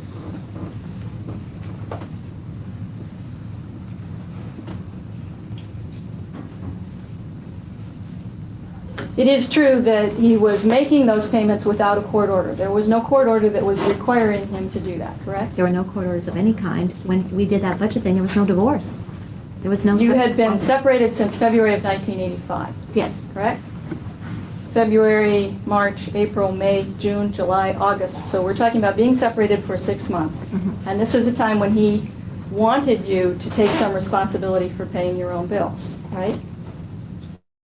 That's what he said. Right, and that was because he was telling you that the marriage was over, that he wasn't coming back, even though you continued to refuse to accept that. That's not what he ever said, no, because he was still lying about Linda. If you're saying it's August, and if we're going on it was August, he was still lying about Linda, he was still lying about everything, so no, he didn't say that. He just wanted me to lessen his burden of paying my bills. Are you saying that he was planning on getting back together with you at that time? How would I know? I mean, he didn't say anything about that. It wasn't a meeting about that. It was a meeting about that he wanted to give me a certain amount of money so I would start paying my own bills. And that he explained to you that was because he was filing for divorce? Absolutely not. Do you recall him testifying at the divorce trial that he had told you over and over that it was over and that you refused to accept it? That it was over, that in those words, that it was over? Maybe not. Oh my God, she is so delusional. He left you, woman. And of course, he's still going to lie about the affair because he doesn't want you to know he started dating her while you were still married. Get a grip. He's gone. Those words, but to the effect that the marriage was over, he was not going to move into Calle de Cielo with you. I'm going to object during that testimony in '89 when he has a motive different than... Sustained. You have a transcript you want to show to refresh your recollection, you can do that. Otherwise, I don't think she had any problems with her recollection. That wasn't the objection. Well, if you want to show her what he testified to see if it refreshes her recollection, go ahead. Do you have any problems with your recollection of him testifying to that? Your Honor, what he testifies in '89 is not proper to bring before at this point in time. That refreshes her recollection of what he said in '85. That's all I'm letting her ask so far, Mr. Irvin. Technically, because there was no court order, he didn't have to pay you anything at that time. Technically, that's correct. And then in December of 1986, there was a court order from Napoleon Jones to increase your support to $12,500, correct? I believe so, yes. It may have been January. That's, when he was paying $9,000 a month, that was over $100,000 a year. That's $108,000 a year, correct? I don't think I ever got $9,000 a month. It was his budget with the house payment. By the time he took off the house payment and other bills he said were mine, like those ones with the stickers on that we saw, that he said he was paying that were mine, I never got even half of $9,000. Well, the bills were to be included in that. If he paid your True, but bills, I never... that was included in the $9,000 support. Right, but I didn't get the $9,000. He started at the top of the page with that $9,000 figure, but it never got to me. He made payments out of it. Right. And you had decided on $9,000 a month, which is $100,000 a year. And out of that was to come your mortgage and your gas and your electric and everything else, right? That's what he was hoping that I would settle for, yes. Ms. Wells, be a good time to take our afternoon recess? Sure. All right. Ladies and gentlemen, we'll take our afternoon recess at this time. We'll be in recess till 9 tomorrow morning. Please remember the admonition not to discuss the case among yourselves or allow anyone else to discuss it with you, nor form any opinions until it's finally submitted to you. See you tomorrow at 9 o'clock.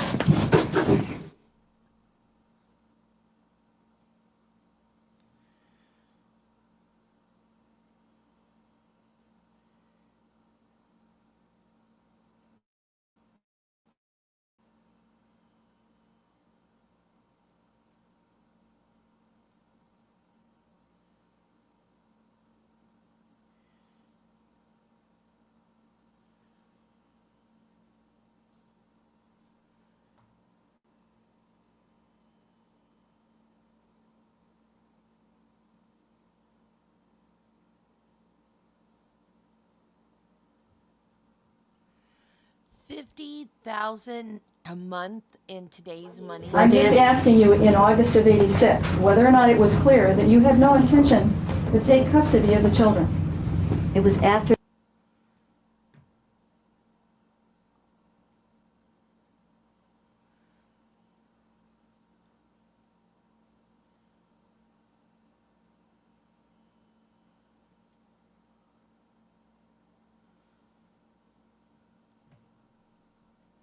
the bifurcation. Dan had gotten sole custody, no visitation. I couldn't just go over there and take them. But you didn't want them either. Did you write in your diary, for example, when I'm assured of financial security, my house, car, social standing, I will begin to discuss custody. For now, I am too enraged by your actions to be around the children or to accept any responsibility for them. That's exactly right. That's Okay. right. So I was you didn't very upset, and I had no security, as I've explained earlier, about anything, and I wanted to get the security. Just too nervous to take on the children without anything. I couldn't. I couldn't. In August of 1986, you were living in Calle de Cielo. You'd been living there for 16 months, correct? Yes. You also had 3 cars at the time, correct? Maybe. And you indicated that you had to be assured of your social standing before you would begin to discuss custody. How was it that you were going to be assured of your social standing? Your Honor, objection. If she's reading, I'd like to know which volume of the diary. It's at volume 1, August of '86. You want to see the page, Mr. Earl? Show them the page.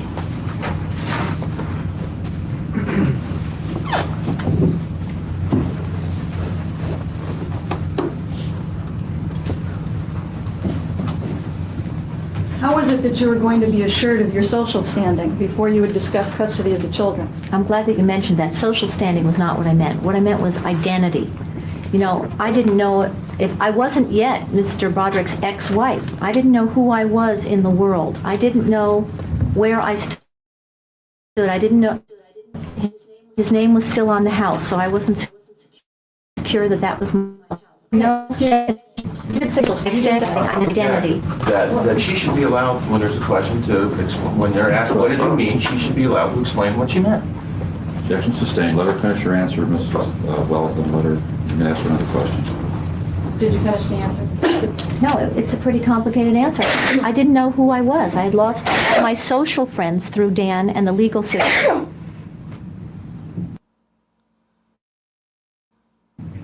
I'm sorry. Sorry.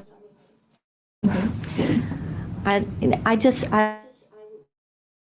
had a total lack of identity, and the financial settlement to me would have been day one of building a new Betty Broderick. But I did a new Betty Broderick until I got the definition of who I was and where I was going to live and how I was going to work. And that's what I meant by that. It wasn't social stand. It was your choice to wait and make sure about your claims of financial security before you took custody of the children.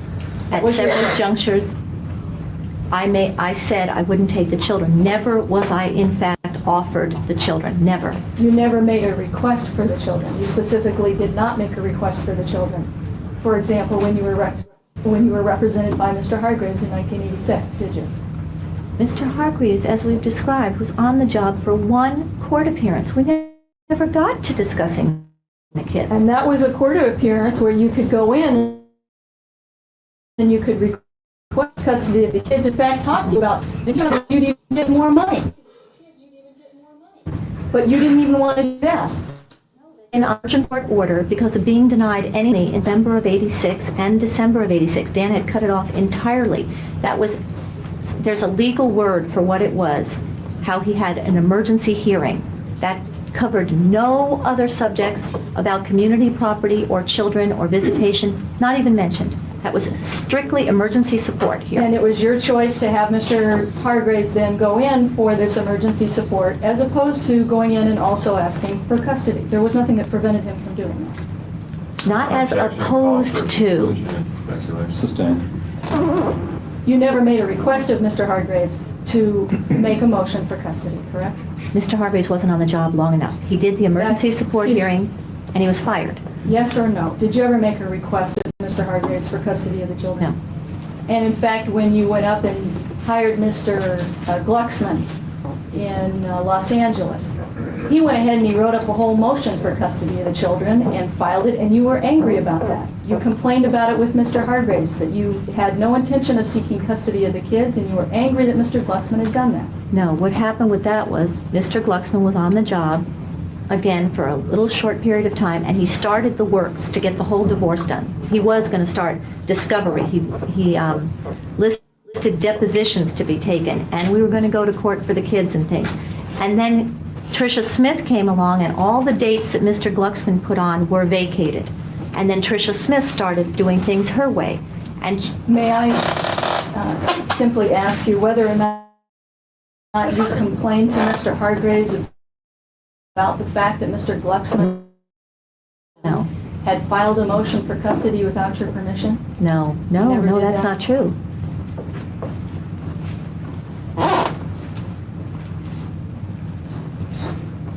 Well, moving in 1987, with respect to custody of the children, you had the meetings in March with Dr. Ruff. Very that time, again, that you did not want custody of meetings with Dr. Ruff. It was a total wreck by the time I met Dr. Roth, and I could not take the children emotionally at all. Until I got a settlement, I was frantic. I'd been thrown in jail. I'd gone through all this stuff. He'd cut off all the money. I'd gone through the Glucksman, Hargreaves, Tricia Smith thing. I had liens on my house. I'd given away my necklace. And I was absolutely, when I met Ruth Roth. Sorry, how you transcribe that, sorry.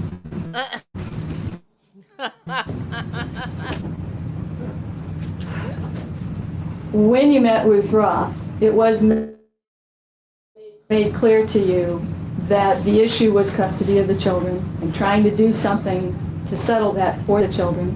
And the option of taking the children, and you said there was a way you would be the single mother of 4 children. Whether you have your reasons for it or not, isn't it true that you made the choice at that time not to take the children? That is misstated. The question is compound.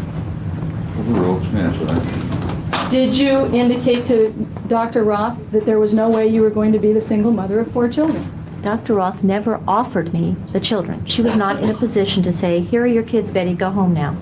Did you make the statement to Dr. Roth that you were not going to be the single mother of 4 children, that Dan Broderick would die first? I don't remember making that exact statement. I was an absolute basket case. I was terrified. I was horrified. I was scared. I was upset.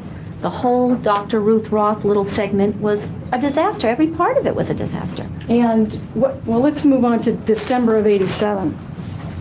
That was in March of 87. In December of 87, again, Dan Broderick had made an offer, tried to make an offer to you to take the children, and again, you refused in December of 1987. Could you just get a little bit more specific, please? And did you write in your diary in December of 1987, Dan has new tact of giving me kids, Trouble is, my house does not fit them, and I have no money to support them. If that's what I wrote in the diary, that's what I wrote in the diary. But I don't remember that particular Christmas or why, or I'm not with you yet on what was going on at that time.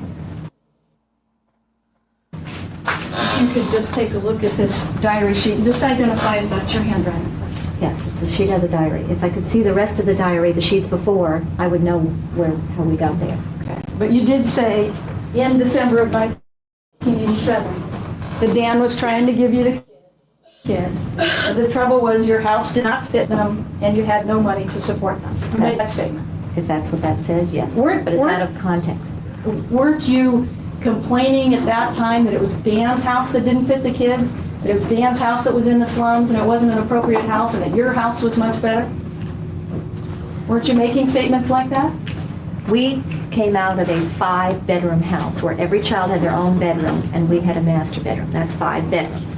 And each of us, after Coral Reef, got 3-bedroom houses. Put a master bedroom and then 2 other bedrooms sharing a bath. So left the 2 boys in one room, the 2 girls in another room, and all children sharing both houses, a very small kid sharing one bath. That is not the living arrangements any of us were ever used. The reason for not taking the children in 1987? No, but that's the reason for that. That's the reason for that, and that's before I built the family room and tried to make my house better for the children. Neither Dan's house nor my house had a family room or enough bedrooms compared to Coral Reef. Well, so the children had to share a room at Dan's house, right? Danny and Rhett stayed in the same room. They had bunk beds in the same room at Dan's house, right? Only for a few months because I craved. And then when somebody moved out, Danny went into that bedroom. And Kim was in the maid's room downstairs. And that's how Lee ended up in the pool house.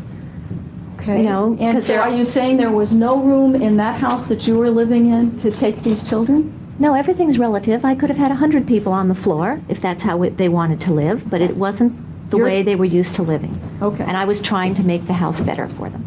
And so your choice in December of 1987 was still that the house was not appropriate enough to take custody of your children.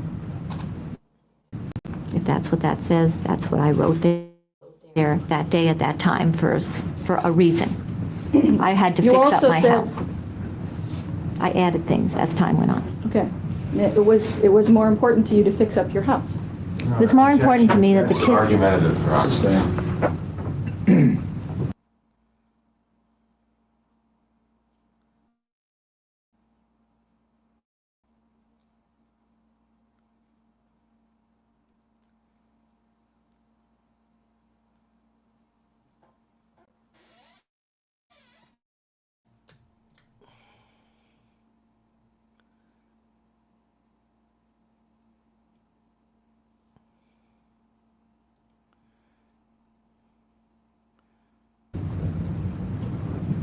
You indicated also that not only did your house...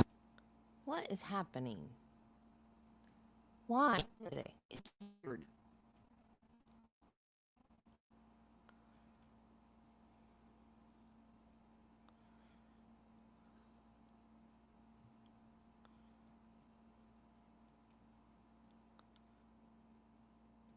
Not fit them, but you had no money to support them, right? I always said I had no money. Okay. I never had any money. And this was December of 1987. Your Honor may have marked as people 73, a group of...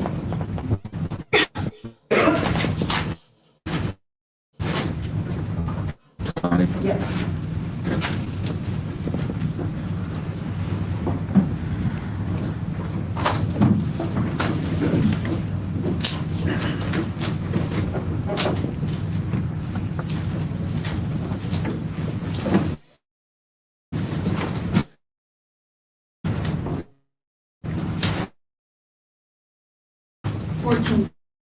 Checks.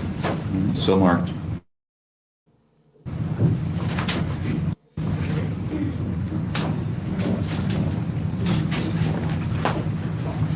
I'd like to just go through these checks one by one and simply have you identify them as your checks if you would. referring to the first check dated November 5th, 1987. And on November 9th, 1987, a check to Nordstrom's for $500. Was that a check that you wrote? Yes.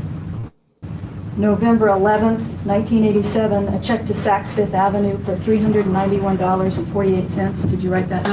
StreamYard, what the hell? November 11th, 1987, a check to Robinson's for $500. Did you write that check? November 4th, 1987, a check to First Card, your MasterCard, for $1,000. Right. November 4th, 1987, a check to Great American for MasterCard, $1,000. Is that your check? These are all my checks. December 8th, 1987, a check to Nordstrom's for $1,000. Yes. December 15th, 1987, a check to Neiman Marcus for $1,000.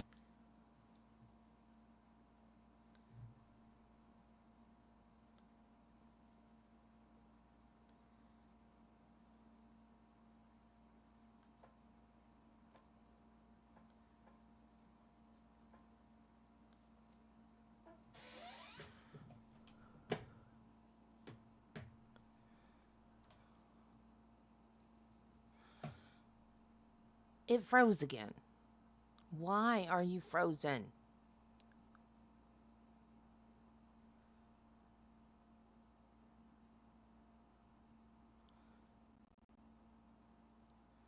Hey, Jill. Why are you frozen? You are not Elsa. You're not allowed to freeze.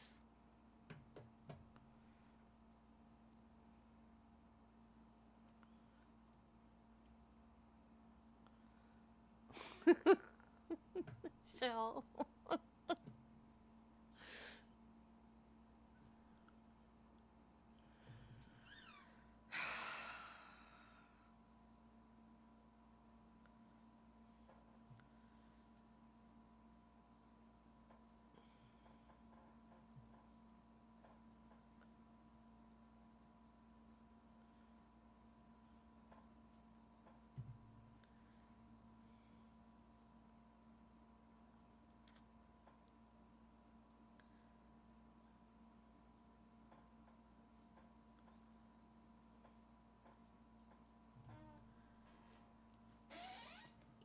yeah, I know the page is unresponsive. That's why I'm trying to reload it.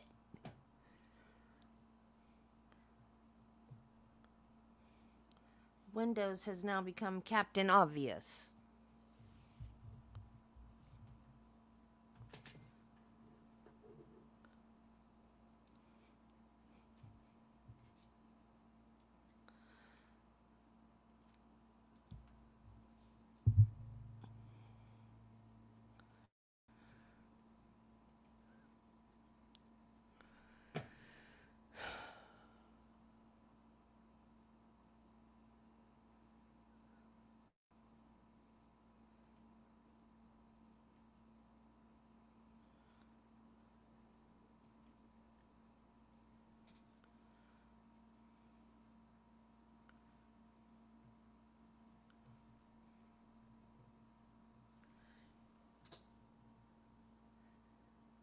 You didn't do it. It's... I guess it's my computer. I don't know what's happening. It's doing things today it's never done before.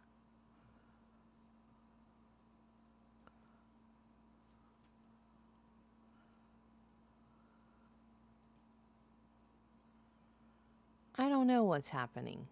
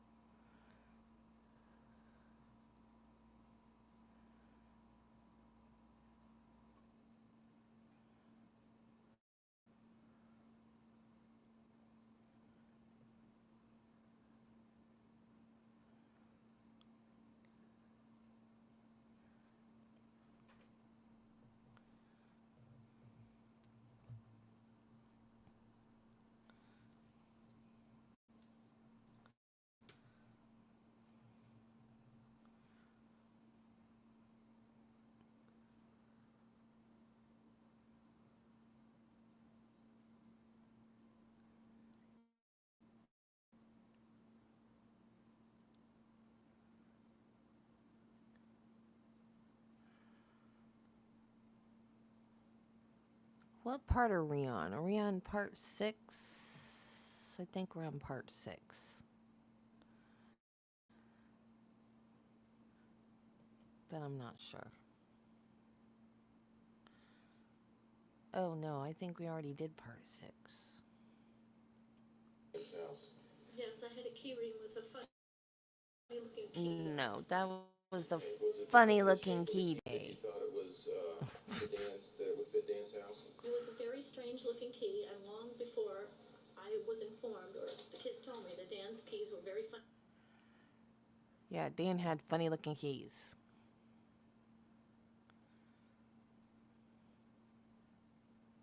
That you had no intention to take custody of the children.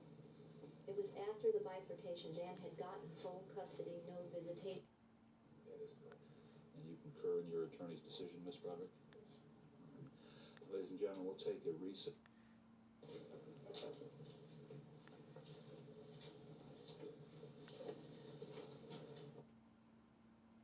So the children had to share a room at Dan's house, right? Danny and Rhett stayed in the same room. They had bunk beds in the same room at Dan's house. Only for a few months because they fought like crazy. And then when somebody moved out, Danny went into that bedroom. And Kim was in the maid's room downstairs. And that's how Lee ended up in the pool house. Okay. You know, And so are you saying there was no room in that house that you were living in to take these children? no, everything's relative. I could have had 100 people on the floor if that's how they wanted to live, but it wasn't the way they were used to living. Okay.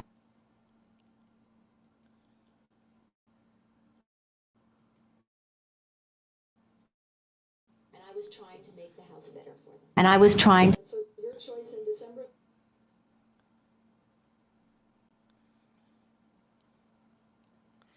Would you please show up on the StreamYard feed?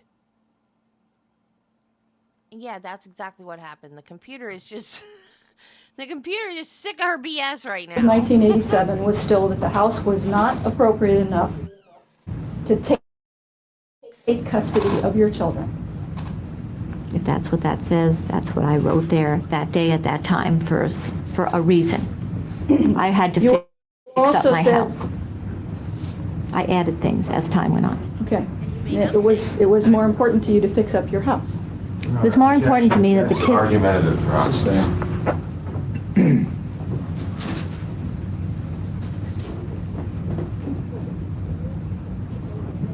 You indicated also that not only did your house not fit them, but you had no money to support them, right? I always said I had no money. I never had any money. And this was December of 1987. Your Honor may have marked as People 73 a group of chicks. Tell me how many? Yes.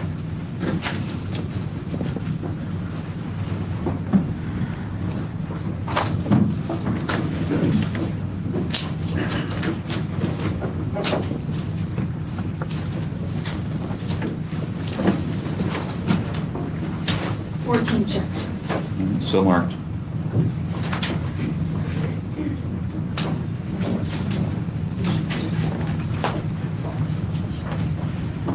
I'd like to just go through these checks one by one and simply have you identify them as your checks, if you would.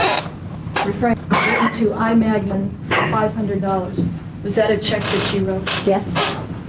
And on November 9th, 1987, a check to Nordstrom's for $500. Was that a check that you wrote? Yes. November 11th, 1987, a check to Saks Fifth Avenue for $391.48. Did you write that? Uh-huh. November 11th, 1987, a check to Robinson's for $500. Did you write that check? Mm-hmm. November 4th, 1987, a check to First Card, your MasterCard, for $1,000. Right. November 4th, 1987, a check to Great American for MasterCard, $1,000. Mm-hmm. Yes. Your check? These are all my checks. December 8th, 1987, a check to Nordstrom's for $1,000. Yes. Marcus for $1,000. Yes. December 21st, 1987, a check to Great American on your MasterCard for $1,000, $1,012.74. Right. January 8th, 1988, a check to I. Magnin for $500. Right. January 18th, 1988, a check to Robinsons for $500. Right. January 8th, 1988, a check to Nordstrom's for $1,000. This has been a long time, yes. January 18th, 1988, a check to Neiman Marcus for $550. Right. January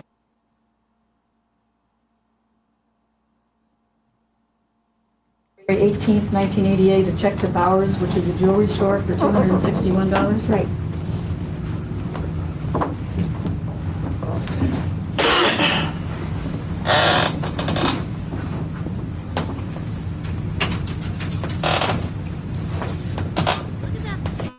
Smug look on her face.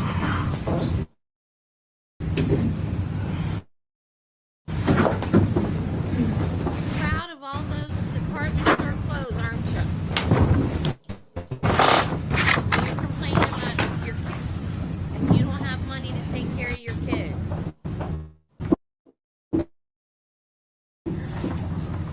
You did tell Dr. Nelson in 1987, sometime in 1987, that the kids were happy living in their dad's house. Do you recall telling Dr. Nelson that? I don't know. I went to Dr. Nelson because the children were suicidal, running away, and depressed and unhappy at Dan's house, so Do I you don't know. recall I telling told him Dr. Nelson, I don't feel terrible that the kids are living with their father? I have a 3-bedroom house, so the boys share. The kids are happy living in their dad's house. I could have said that. I went to him about getting...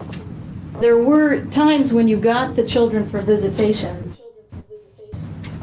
weekends, for example, that made you angry. You were angry when you would get them. You felt that Dan was using you as a babysitter.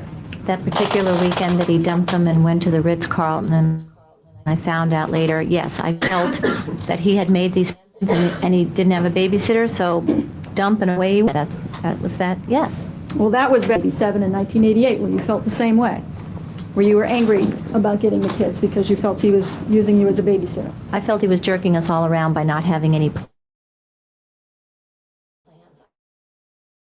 plans. I already said I couldn't make any plans, and I never knew till the last minute. Totally jerking me around on purpose. If he knew I had plans, I'd get kids. If I asked for the kids in advance, like the Christmas, Halloween, I could assure I wasn't eating them. That was the account. But it was just... You were depressed about or claimed to be depressed about the fact that the kids were coming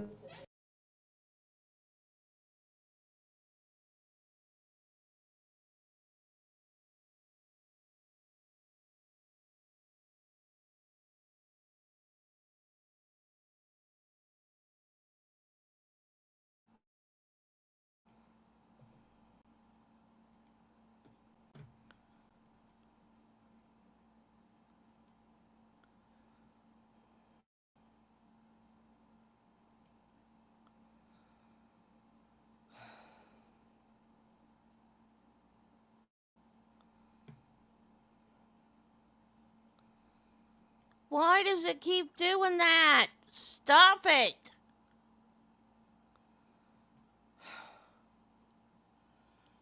I'm gonna go insane. thinking of the kids coming to live with me for the weekend. They drive me crazy. No. No. Did you tell Dr. Nelson, I'm not comfortable having the kids in my house. If it's not right, I don't want the kids? I don't... If it's not right, I don't want the kids? I don't know what you mean by that. I don't know. Do you recall talking about Rhett, saying, I don't want to care for him? If I do 10 more years of child care and not take care of myself, I'll end up with nothing. Rhett will have to go back to Dan and do the best he can. I have to take care of myself. If that's what he wrote down, I guess I said that, but I don't know what I meant by that. Except that I was deteriorating very rapidly myself and I needed help.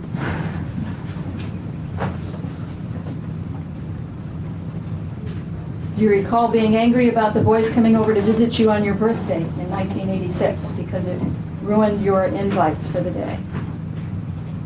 No, I don't remember. I don't know what invites are. Did you write in your diary, supposedly let boys come here for my birthday? Having boys ruined all the invites I had for birthday. I don't know what that means. You complained that you weren't allowed to visit the boys, or they weren't allowed to visit you on your birthday, and yet when you had them for your birthday, you complained that they ruined your other plans for the day. Well, that's what would happen, is I God bless America. I'm gonna lose my freaking mind. Stop. would be told I wasn't getting them on birthday and a particular Mother's Day that I remember. So I'd make other plans on a particular Mother's Day because I couldn't have my children. I invited Brad's mother to town and father and his brother and stuff. And because I couldn't have my own children, I was going to have this nice weekend for Brad's mother. And I made a lot of plans, a lot of cooking and everything, and bang-o, my kids show up. And it wasn't that I didn't want to see my children. I wanted to see my children, but it really messed up the whole weekend. And Mrs. Wright felt like she was in the way now because my kids showed up and they left early, and I felt bad about it. It was just mayhem all the time. It wasn't that I didn't want to ever see my children. Well, do you recall complaining when the boys would come over? In, for example, August of '88, can't do anything social with boys here. House a mess. House a mess. One to the other. I'm in for all the money, even when home. Just like old days, free slave. Are those pages from my diary? Yes. If you're going to keep putting in pages from the diary, we have to put in the whole diary that is a day-by-day demise and destruction of everything. It's just, I'm just going in the toilet about here. This particular day on August the 1st. I have an attorney appointment at the top of the page, and the boys were here the next day, and then a week later, I can't do anything social with boys here. House a mess. This is the summertime, so they must have been there. One into the other, I'm in car all day, money, money, money, even when home. I don't even know what that means now. Just like the old days, free slave. Those are my notes on August 8th. I don't even know what year.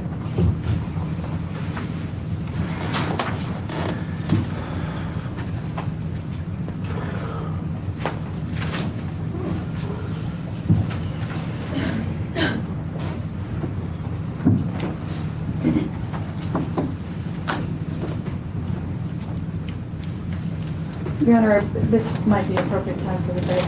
All right. Ladies and gentlemen, we'll take our morning recess. At this time, we'll be in recess for 15 minutes until 25 to 11. Please remember the admonition. During the recess, it was brought... Damn it. Damn. Stop doing it. brought to my attention by my bailiff that we have two jurors who are a little under the weather. One is apparently substantially ill. It's Miss Correnti, is that correct? Hey, don't say their names. No. Oh, you in the back. I'm sorry. They told me it was the lady in the front row, and it's the lady in the back row. It is the lady in the back row. I'm sorry. And you are Miss Correnti, right? It's not Mr. Correnti. It's not. Oh. Miss Phelps? Oh. All right. Also, one of the gentleman jurors is a little under the weather. He thinks he could probably make it through the day. I've discussed with the attorneys this matter, and they both have informed me that they would like to keep our present jury constituted the way it is, and that they do not have an objection to us taking a recess for the day so that you can recover. And that in that event, we wouldn't be seating the alternates at this time. Is that correct, Ms. Wells and Mr. Early? Yes, sir. That is correct. And you concur in your attorney's decision, Ms. Broderick? Yes. All right. Ladies and gentlemen, we'll take a recess at this time. Now, if any of you aren't feeling well enough to make it tomorrow morning, if you just call us and not try to come in here and tell us that. If you're not well enough to make it, you can just call the courtroom and let my clerk know. And if you call early enough, we'll try to get a hold of the other jurors so that they don't have to drive in also. Obviously, we hope that this is a temporary thing and not a 3-day flu or whatever. With that, then we'll recess for the day. Please remember the admonition. And one other thing I want to mention to you specifically, ladies and gentlemen, I know you're all being careful about not watching the television news and that sort of thing, but sometimes something can sneak up on you. I know that at some point this week, and I'm not sure if it's tonight or tomorrow or Friday night, 2020 will be doing a segment on this case. I'm not sure what they'll broadcast, but I just would ask you not to watch any of the 2020 program whenever it's on, so that you're not exposed to something and can't get to the TV fast enough to get rid of it. So please be extra careful not to watch that show this week. Please remember the admonition. See you tomorrow morning. We're in recess. You're present. Mrs. Broderick is not present. Because it looks like it's still going. Okay, I have 3 screens up. I have the YouTube feed up. And I have Court TV's website up. And I have StreamYard up. So, all I see on StreamYard is my background with my picture down in the corner. And it looks like it's going fine on YouTube. And then it's playing fine on Court TV. So, I can't tell what you guys are seeing, although it looks like it's fine on YouTube. But then it'll look like it's frozen on YouTube. And usually when that happens, I can just pause it on Court TV. And then it'll show back up on StreamYard. And it's not doing that today. So I'm having to put myself, my picture, on full screen. And then going back to the stream where it shows Court TV. And so I'm knocking you guys out of Court TV. And you just see my face to get the picture to unfreeze. And it's never done that before. I don't know why it's doing it, and it's aggravating me, because you guys are going to get aggravated and leave because it keeps doing that. Like, I didn't think it could get any worse than what it was before, and it has gotten worse today. Florida has a skunk ape, which is a Sasquatch. I've never seen one. I know someone who's seen it, though.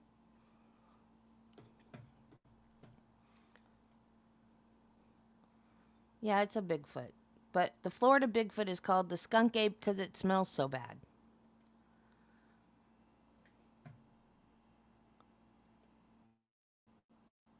The district attorney is not present at their request. Mr. Early is present representing his client, who I understand waives her presence for this proceeding. Mr. Is that correct? That's correct, Your Honor. And Mr. Chuck Irwin representing the Sheriff's Department, is that correct? Good morning, Your Honor. Charles Irwin on behalf of the Sheriff. Your Honor, Elisabeth Bowman is here. She's also an attorney who's been working on at least the orders for this. Ms. Bowman? The matters on calendar for the court to consider 10 proposed orders submitted by the defense, so I understand has attempted to gain informal discovery on matters related to the jail incident, and the sheriff, for various reasons, has refused to comply with the informal request, at least as to these 10 areas, and it's on calendar at the defense request for the court to rule on these various orders. Does that accurately state why we're here, gentlemen? And Ms. Bowman? Yes, it does, except that there were 9 orders that related to the first incident, and I added 10th one since that time, but I gave a copy of that also. All right, but I have a total of 10, so I have them all. Yes, you did. All right. Let's start with the 2 orders involving a Sharon Nobles. I'm not quite sure of the relevance of that. Can somebody enlighten me as to Sharon Nobles? If I could just very briefly, Your Honor. Sure. Sharon Nobles was in the cell before Elisabeth Broderick was in the disciplinary chef's cell.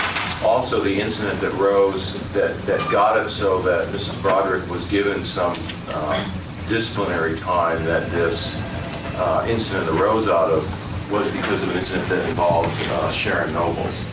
And so there was a dispute between her and a deputy, and that's and obviously this would be part of the evidence to show Mrs. Broderick's reaction, what the sheriffs did, what was reasonable and unreasonable. She was the person who was down in the holding cell. There were some incidents with the marshals down there. There was an incident on the bus where she broke some stuff in the bus, some threats towards my client. and then she arrived at the jail where there was another incident with Ms. Nobles, and then there was an incident that Ms. Broderick got the disciplinary time for. I'll start two orders with regard to her. Mr. Irvin, the first one is for all. Do any such videotapes exist? To my knowledge, there are no existing videotapes of inmates Sandra Nobles. With that, by way of background, Mr. Early, is there any sense in me signing this order, or do you want me to sign it in any event? Well, it just the record can reflect then that what I would like is the court just to have the order and that it's been complied with, or at least their representations has been complied with, since there is no videotapes. And I assume you have no objection to the order then, Mr. Irwin, is that correct? I don't have any objection, Your Honor. All right. And I'll sign that order. Today is November the 7th. The next order with regard to Ms. Nobles is for all documents, so I'm sure specifically what he means is reports made by agents of the Sheriff's Department.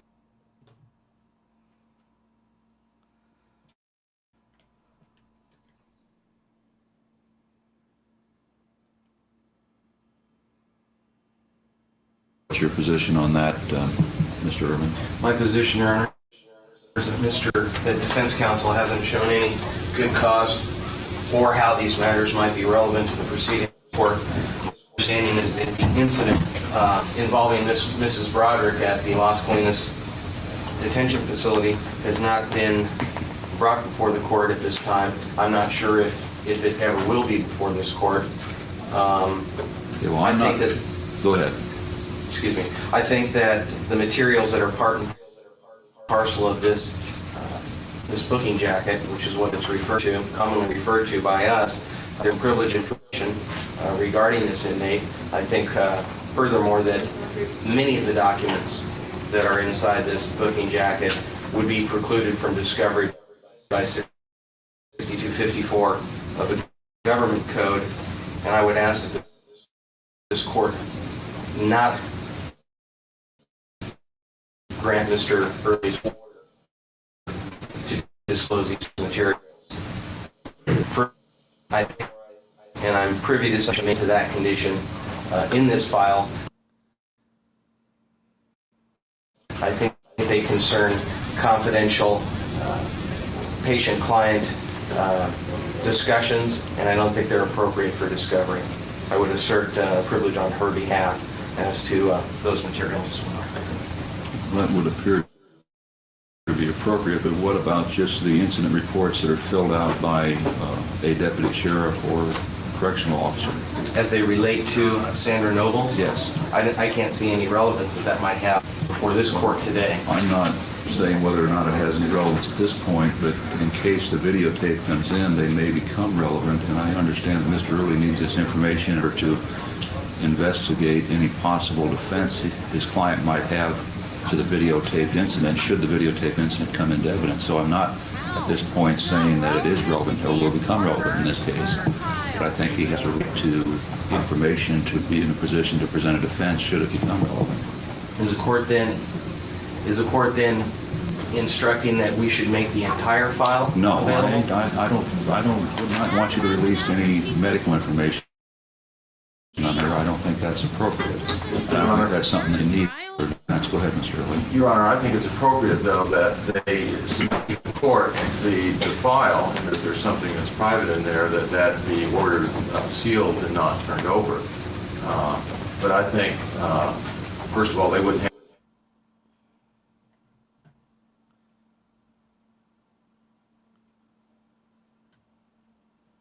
have the right to do the privilege, but I'm not going to ask for privileged information at this point in time.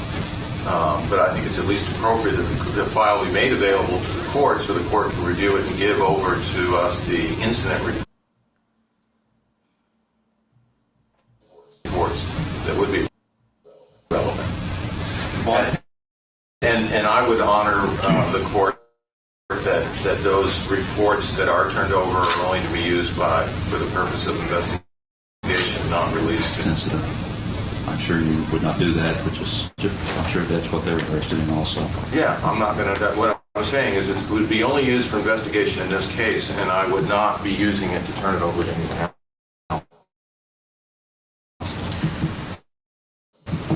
Seems like an appropriate compromise, Mr. Irwin. Do you have an objection to that? I'd submit, Your Honor. All right, then I won't sign the sign, but with the understanding that Mr. Irwin, your department will turn that file over to me, and I will release only unprivileged material, specifically, more than likely, just the incident reports. I don't know what else might be in there, but probably would just release the incident reports. Are we then going to have an in-camera hearing regarding the materials that are in that file, Your Honor? Are you directing us to turn that file over to you? And you'll return it out to you for review? I think you can just for me, if you want to have a hearing, I'll review. If I'm going to release other than incident reports, I'll notify both counsels so that we can have hearing and an opportunity. Very well. Right. Set date for that over again. Your Honor, I'd just like to state that after we receive the information, that we may be asking for further information on the hearing with regard to the privileged information. All right. Well, at this point, I can't see where you would be entitled to any psychiatric reports, which I think is going to be the only thing in the privilege. But if you want to have a hearing on that, you can. Thank you. The next order that I have in front of me is requesting all the documents and reports regarding an August 23rd, 1991 incident of Mrs. involving the defendant, Elisabeth Broderick. Do you have any objection?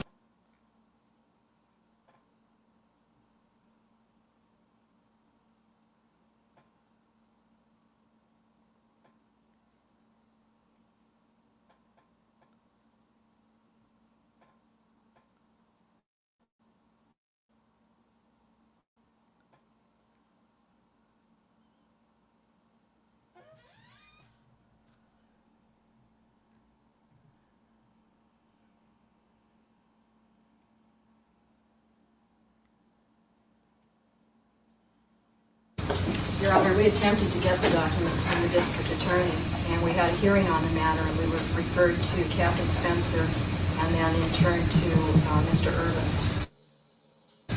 Mr. Irvin, apparently the district attorney isn't turning them over. Can you turn them over without an order? You need an order. That's fine, Your Honor. Turn them over without an order? Yes. Assume you have no objection to their voluntary compliance then, Mr. Irwin, with that request? That's fine. The next order that I have is the work schedules of all sheriff's agents or employees that were involved in the September 1st jail extraction of the defendant. I assume what you mean by work schedules, Mr. Early, you want to know their current work schedule so you can contact them for possible interviews? Is that the thrust of this order? No, Your Honor. The thrust of this is to find work schedules.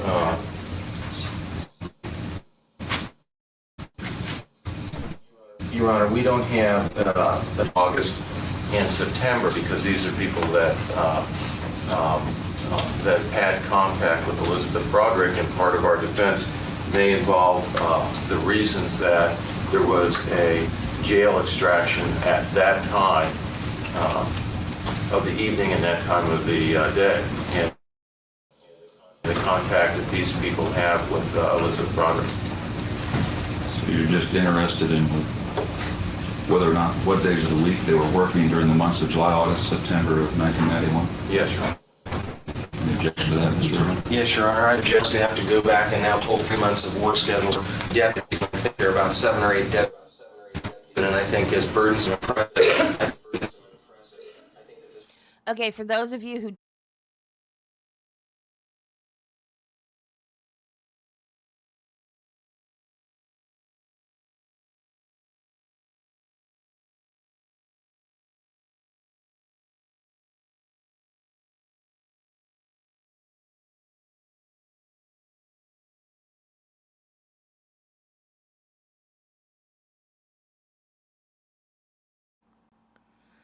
Crap.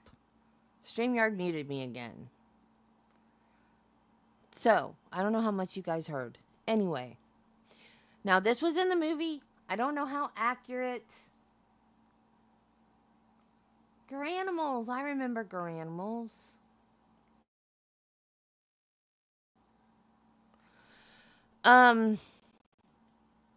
Okay, so in the movie, but I guess they don't dress up for hearings, right? So the jury had to be present if she was all dressed up. So she was all dressed up. She was chained to the bench with some other inmates. And this one inmate started like saying, scoot over. And then they started like shoving each other. And she was shoved onto the floor by this other inmate. And then she shoved her back and they were fighting. And then I guess she came to court. And then she was put back in her cell. And then that evening, they came in with a whole bunch of guards and they picked her up and carried her to isolation. She was in trouble for the fight she had with the other inmate. And she didn't start it. So I'm assuming the other one got in trouble as well. I don't know. But they just showed she fought them tooth and nail. But they carried her off to solitary, whatever it's called.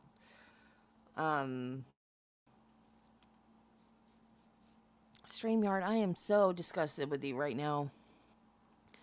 I'm not touching anything and it's going in and out and in and out and in and out. Early can find out the exact same information by interviewing these people and finding out when they were working and what their duties were on those days and times. I think for us to know county resources and contact to attempt to discover these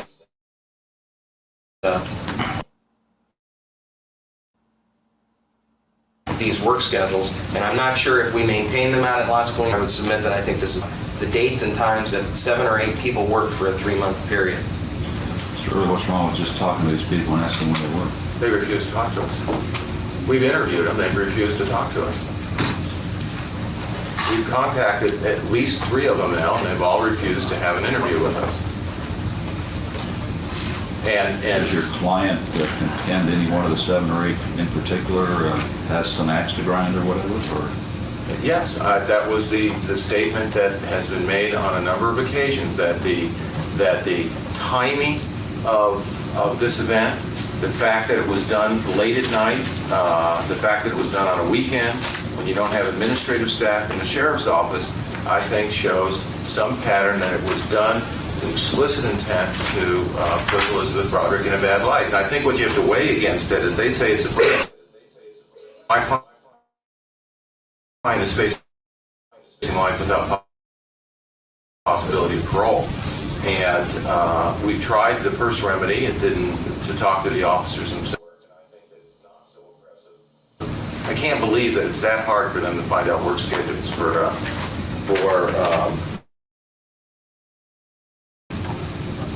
that period of time. We can make it from July 15th to September 15th. How about from July 15th to September 1st, which is the date of the incident? That's fine.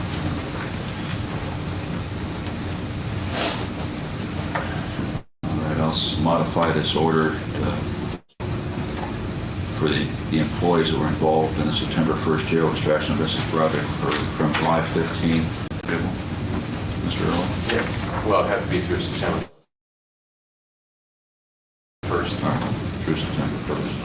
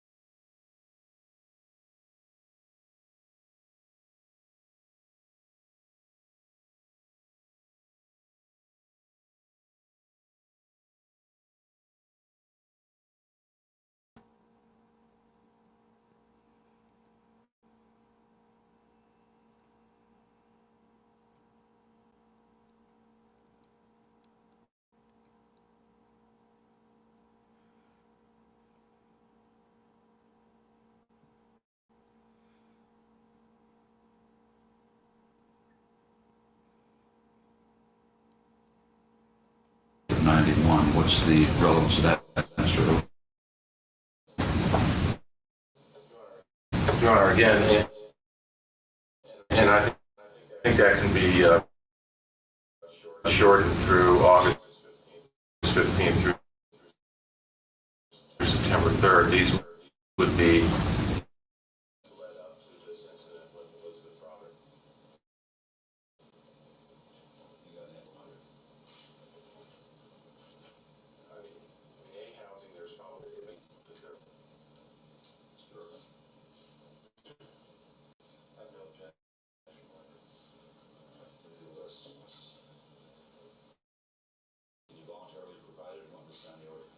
I wish the court to sign the order.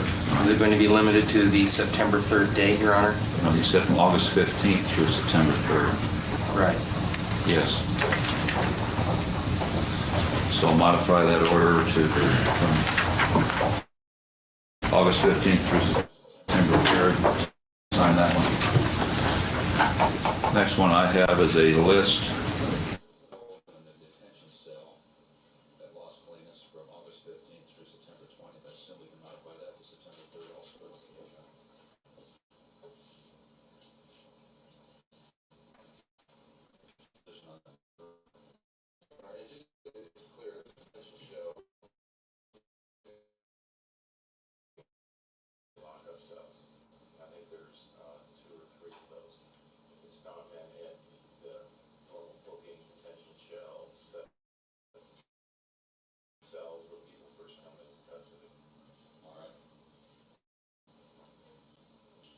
Opposed to that, I don't think Mr. Early has demonstrated any relevance to discovering why we have other inmates in disciplinary lockup. The fact that we have people in disciplinary lockup or administrative segregation is not relevant to the time that to the instances that Ms. Broderick was placed in administrative segregation. The rationale for why there's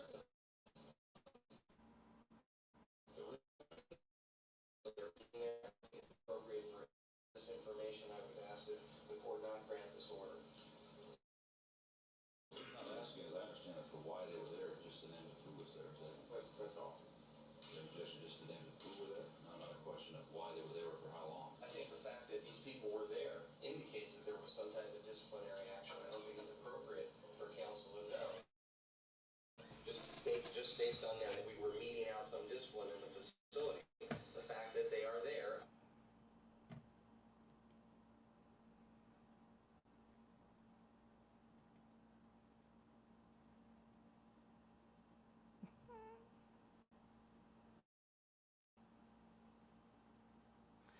Why am I even trying? You guys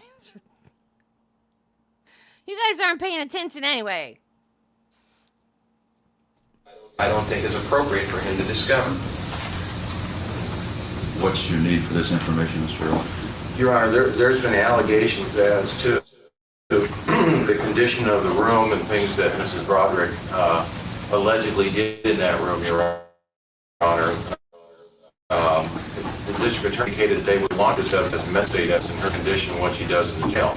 I think it's appropriate for us to be with the condition and how they're normally limited to that period of time, so to a short period of time, so that we're not in the position of saying, well, here's a cell a year later or a year before, but just the condition of those cells at that time. Okay, if we have that cell, then just the names of the people in that cell. Problem with that, Mr. Earl? I would still object to the release of that information, Your Honor. All right, well, I'll order just the release of the names of people that occupied the particular lockdown cell that Ms. Broderick was placed in on September 1st. People that previously occupied that from August 15th to September 3rd, then? To September 3rd.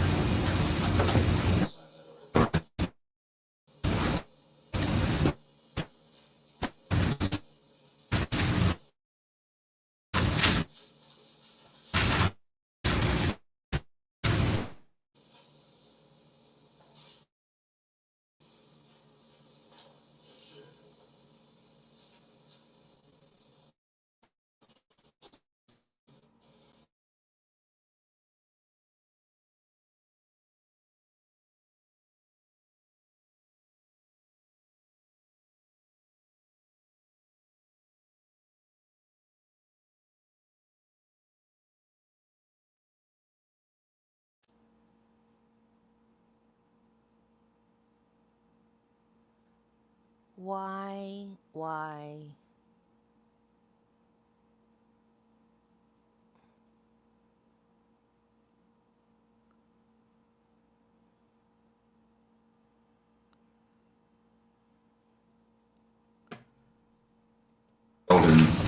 In the detention cell occupied by Elisabeth Broderick on September 1st, 1991, from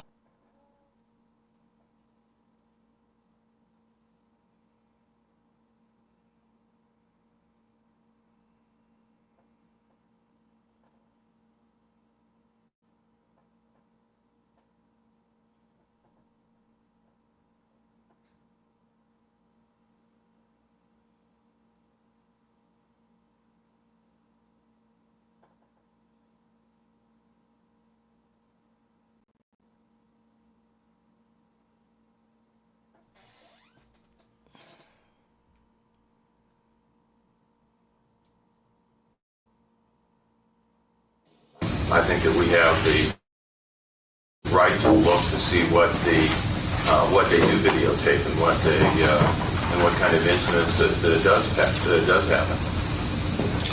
Mr. Urban. Well, I would oppose this request, Your Honor. I think the fact that we do videotaping in the jail, many times those videotapes become evidence in later criminal proceedings. And I think if there are videos of this incident when we videotape Ms.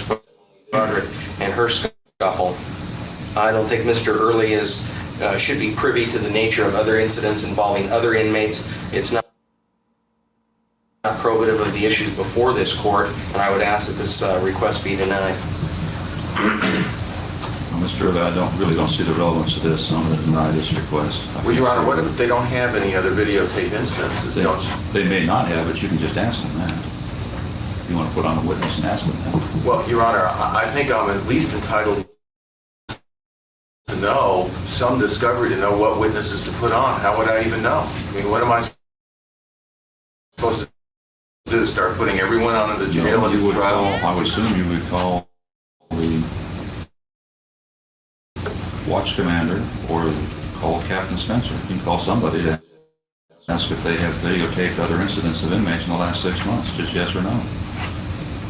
Maybe you missed. But I imagine that Captain Spencer could supply it. Or that she has permission to give me that basic information. I have no problem with her giving you that basic information. I convey that to Captain Spencer. All right. Next order I have is the names of any and all agents of the Sheriff's Department involved in the September 1st jail extraction. I thought you already had that. We would, Your Honor, because that would be all incident reports. Okay, so that does not need to be signed. All right. Next is the records, including timesheets, time cards, work schedules of a specific Deputy Wood from September of 90 through November 13th of 90 and August and September of 91. What's the purpose of that, Mr. Early? Your Honor, the purpose of that is that there is that we have allegations of incidences that arose for the first time just before the trial of the first trial that involved Elisabeth Broderick. And then now we have incidents that arise just before the second trial of Elisabeth Broderick. So those involved this deputy. So we think that, at least at that point in time, I think we're entitled to show a pattern of that.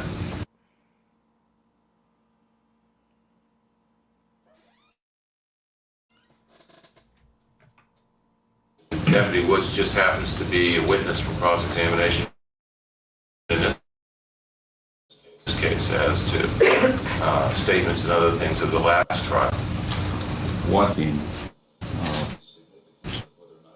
September 28th through November 13th, I don't think there'll be any contention she wasn't. There may be, I don't know. I mean, she may relate instances where she wasn't working. She may, there may be, I just don't know what,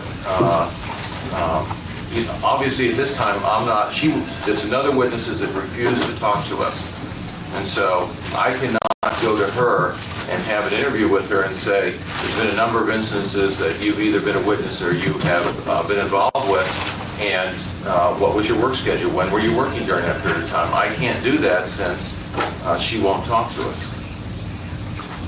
Mr. Irvin, you then?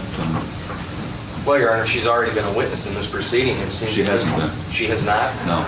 Well, I think that Mr. Early could call her as a witness and find out this information. Well, I'm not going to let him call her as a witness to ask her when she worked. Well, I don't think it's appropriate that we now attempt to go through and find out when this deputy worked, what her duties were for this period. Can you just ask if some appropriate sergeant or lieutenant or captain in your organization just ask her when she worked during that time frame and turn that information over to Mr. Early rather than get the time cards? Well, Your Honor, first of all, maybe we ought to find out, maybe the time cards are just kept in one place. It's easy to get, and it's not burdensome. I mean, we've been thrown up here to say maybe it might be very burdensome. I would expect that in almost any county agency that I've been involved in has a person that's a payroll person that keeps records in one place. I understand he says maybe in this world they might be in 50 different places, but they may be in one place, and it may not be burdensome. It may be very easy to do that. So I think first we ought to have at least some inquiry. Are they readily available? And if they are readily available, then I don't think the court should say, well, maybe it's burdensome, so I won't say. I think that they have at least some duty to say, well, here's the records are in 4 different places, 5 different places. It would take us 20 hours to get them. If the records are all in one place, Irvin, do you know whether I don't have a problem, Your Honor, supplying information as to when this deputy is and was working. I do have a problem supplying exactly she was working, when she was taking her lunch, when she was taking her break, what her duties were at Las Colinas. I don't think that's appropriate that Mr. Early find those matters out. It goes part and parcel with how we conduct our operations in the jail. It seems reasonable. Mr. Early can provide you with what days she was working. Isn't that good enough? well, I think that what shifts she was working, and times that she got material is going to be something else. I believe that there is anything that is going to, someone's going to discover a secret about the sheriff's operation from a deputy and the time schedules that they worked.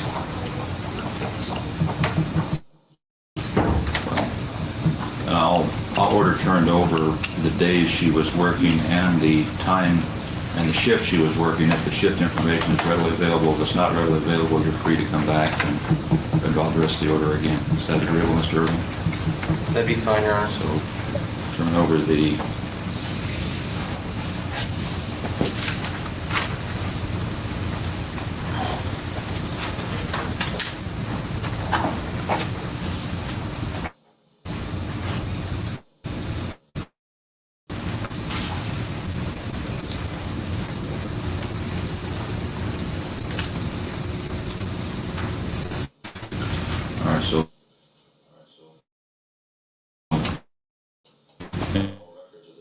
by the 2090, November 13th, 90, and for the month of August and September of 1. That's right, and I believe that it probably can be from August 1st, in the instance I'm aware of, September 3rd. All right, then I'll further modify it.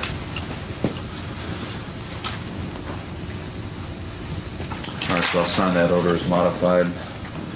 Last one I have is a request for copies of all written correspondence from Mrs. Broderick to Sheriff Jim Roach. Any problem with that, Mr. Irvin? Well, Your Honor, is this the order that indicates order for jury lists? No. I don't have any such order for jury lists. I have a copy with this information that says order for jury lists. I don't have any such.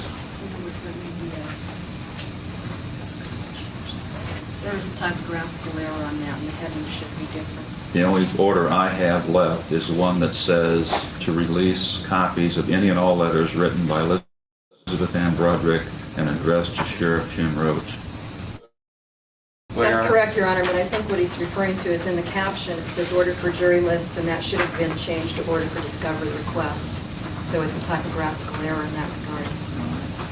I don't know what the relevance of this is, Your Honor, but I can tell the court that I've spoken with Sheriff Roach this morning. He has received several letters from Ms. Broderick. I don't know what the status of those letters are at this point, nor where they would be found. She reminds me more and more and more of Sarah Boone, the more they talk. Now she's writing letters to the sheriff. What is her deal? Hey, Nancy. Aside from the relevance issue, we would comply with this to the extent that those letters can be, their location can be ascertained at this time. Satisfactory, Mr. Early? Yes. And I would just like to know if they can't be found, that at least we've informed of the fact that there are letters that exist, they can't be found, and where their last location. Your last was unsure. Yes. I won't bother signing that. That's the that I had. Is that? Yes, sir. Okay, we're in recess. Mr. Burkhoff, Mr. Sherman, let's do the jury.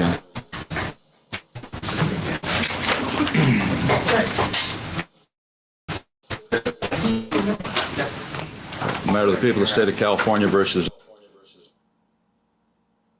Larry James Evans. Yes, Your Honor. Sheldon Sherman on behalf of Mr. Evans. Paul Burkhoff, Your Honor, just for the record, it'll be straight in this matter. Last Wednesday, with Mr. Lamborn's permission, I did see the court in chambers to indicate that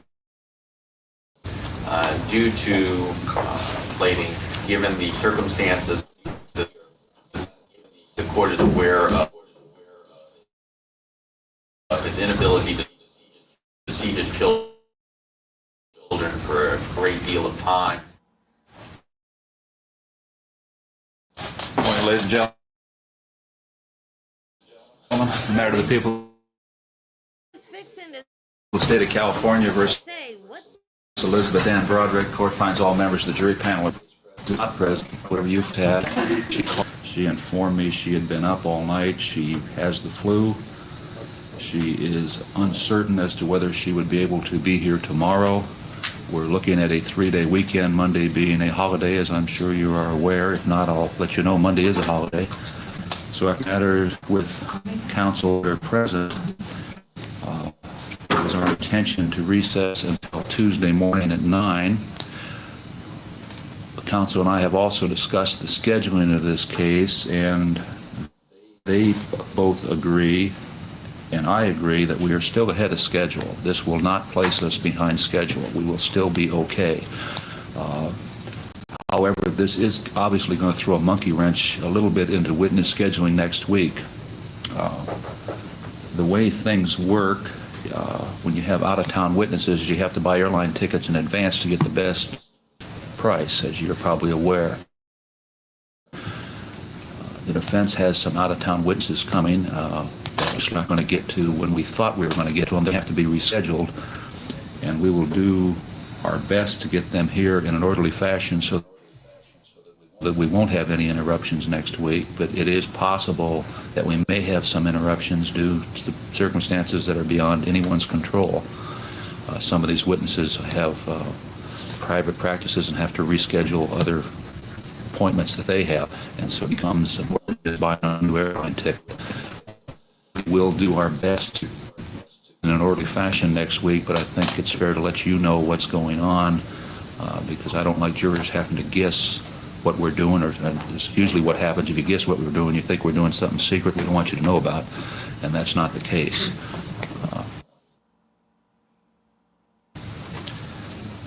So with that, Mr. Burkhoff, it is the people's request that we be dark until Tuesday, is that correct? And the defense joins in that, Mr. Early? Yes, sir. And Mrs. Broderick, objection to that? All right. And ladies and gentlemen, we'll be in recess until Tuesday morning at 9 o'clock.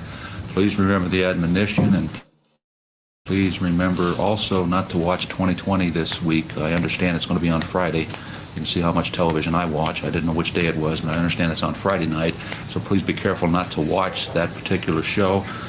And please remember the admonition over this holiday weekend not to discuss the case among yourselves, nor let anyone else discuss it with you, nor form any opinions till it's finally submitted to you. We'll see you Tuesday at 9 o'clock, and I apologize to each and every one of you on behalf of both counsel for your having to get up and come down here this morning, but we just didn't learn about this expeditiously enough to get a hold of you. As you know, the experience, if we can get hold of you, we'll try to.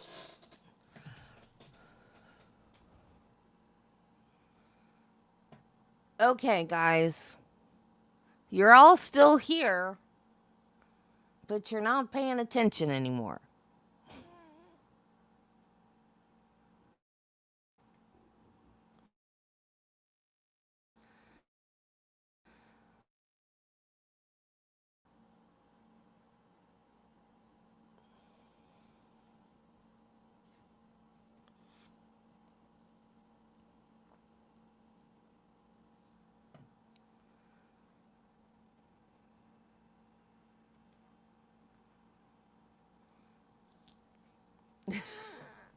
Nancy was.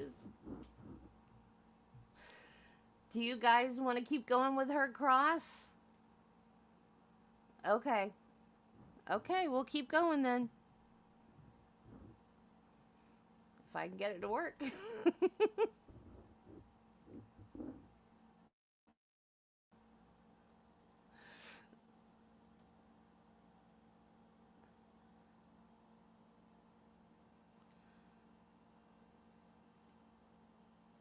Rick is present.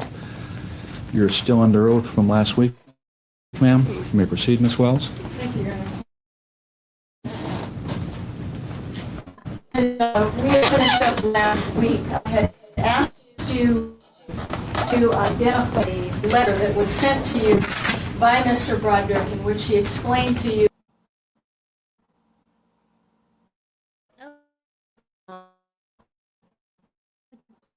Hey, why? Don't do this to me.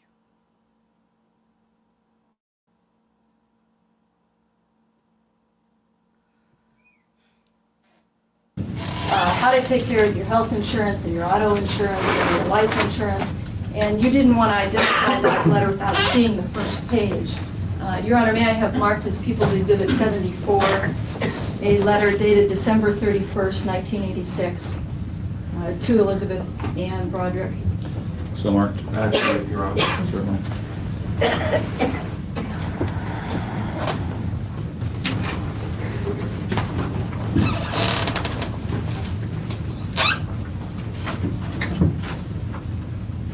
If you could take a look at this complete letter and tell us, is that the letter that you received from Mr. Broderick describing for you how to take care of those things?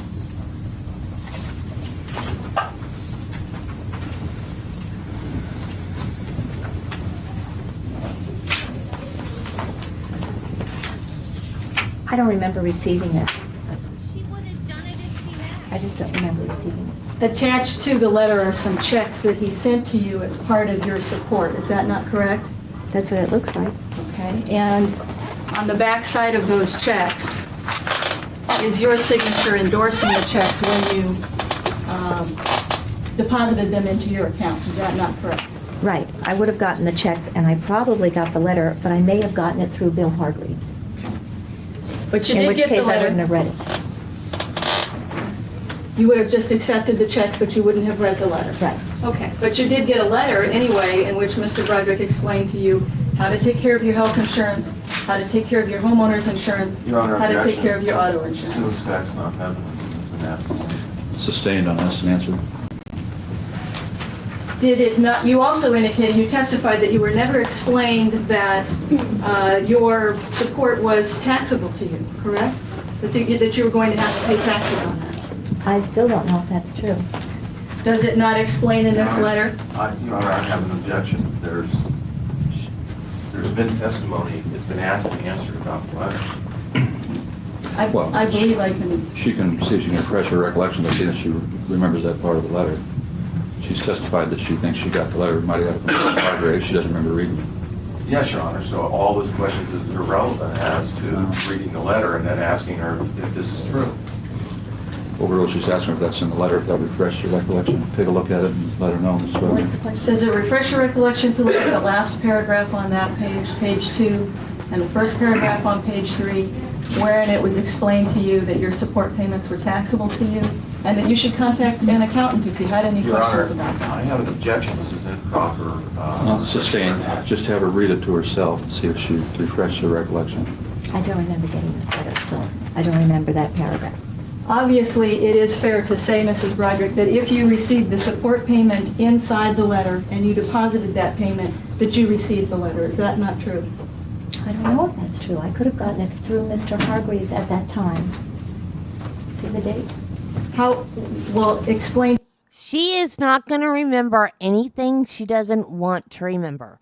She got the letter. She got the checks.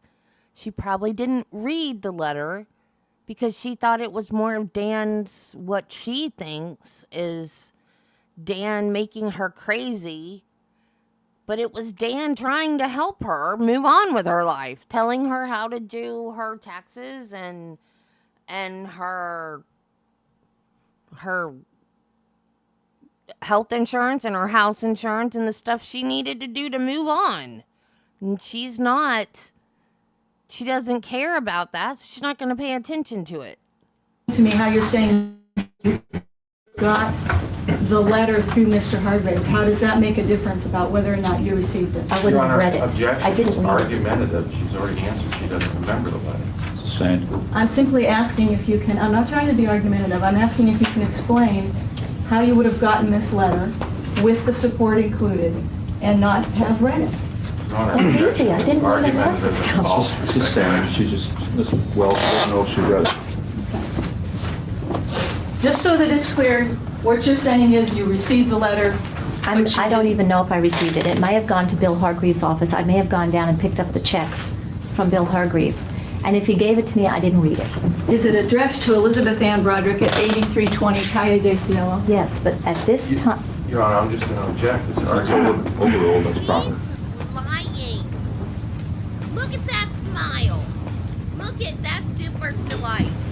You also indicated that right after the court-ordered support in January of 1987, when Tricia Smith took over the case, that Dan Broderick was immediately playing games with you, that he wasn't paying his support, and that he was waiting until the end of the month to pay the support, correct?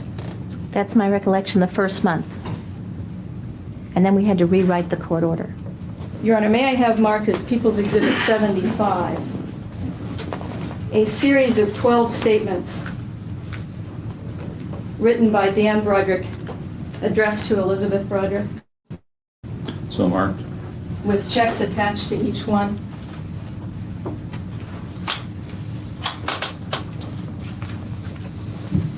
If you would take a look at this first letter dated January the 30th. Is that not a letter that was sent to you by Dan Broderick about your support, including your support check? That's what it looks like, yes. And it's dated January 30th. Right. And it indicates the amount of support that the balance of the amount of support that he was due to you that month, correct? Right. And attached to that is a check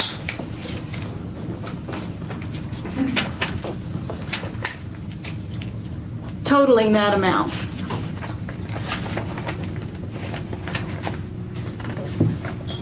You mean three or four checks totaling? Totaling the amount of the balance that was due to you. Right. And you deposited those checks in your account, did you not?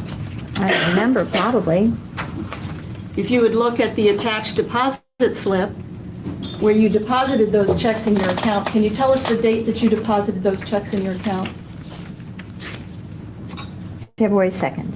So you received this letter, or it was mailed to you on January 30th, and you deposited it on February 2nd, 1987, Right. correct? If you would take a look at the next letter that's dated March 4th, 1987, is that not also a statement from Dan Broderick regarding your support that he paid to you on March 4th, 1987? Yes, but where's the February check? See, something's wrong here. Excuse me, Mrs. Broderick. The first statement This represents court-ordered support for the month of February 1987. It was sent January 30th. It was deposited February 2nd. On March 4th, the check was sent to you. There's a deposit slip attached. Can you tell us what the date is of your deposit? March 6th.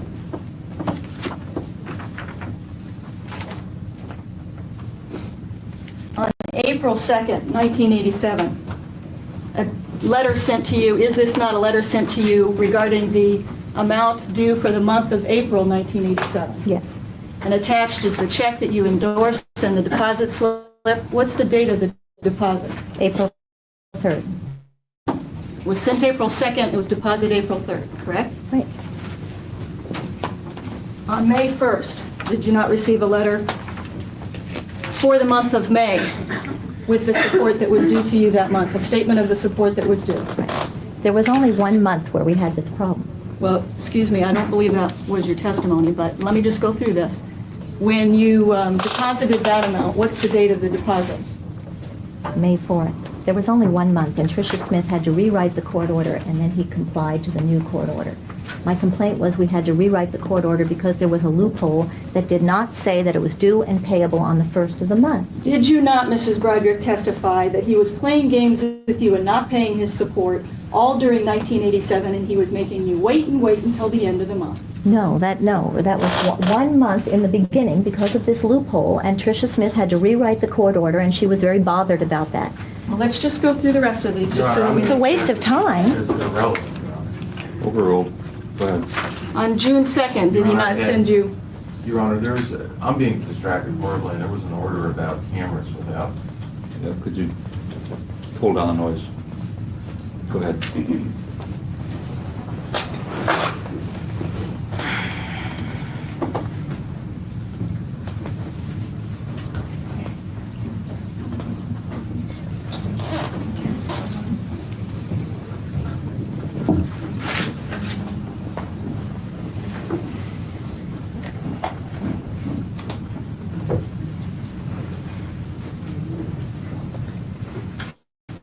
Is there not a statement for the month of June 1987, including a check for the support that he owed you? Right. And when did you deposit that check? June 4th. It was sent on June 2nd, and you deposited it June 4th. Is that correct? It says. Statement for July 2nd, including an accounting and the checks that were due to you for support, were deposited on July 8th by you. Is that correct? Right.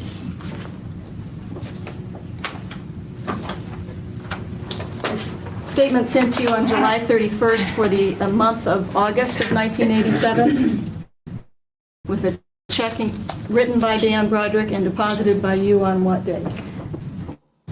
Could you reread my testimony? I testified to this correctly, and you're trying to say that I was lying, and I wasn't lying. You can't ask her questions, Mrs. Broderick. Okay, what's the question? My only question of you is when was that August 4th. support check deposited by you in your account? August 4th.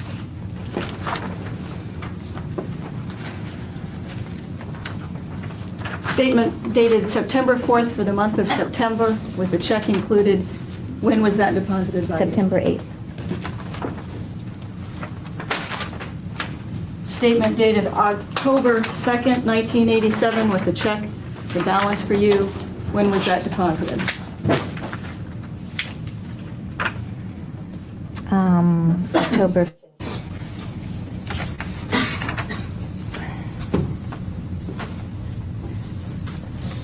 Statement dated November 2nd, 1987 with the check included. And when was that deposited for you? 11/4.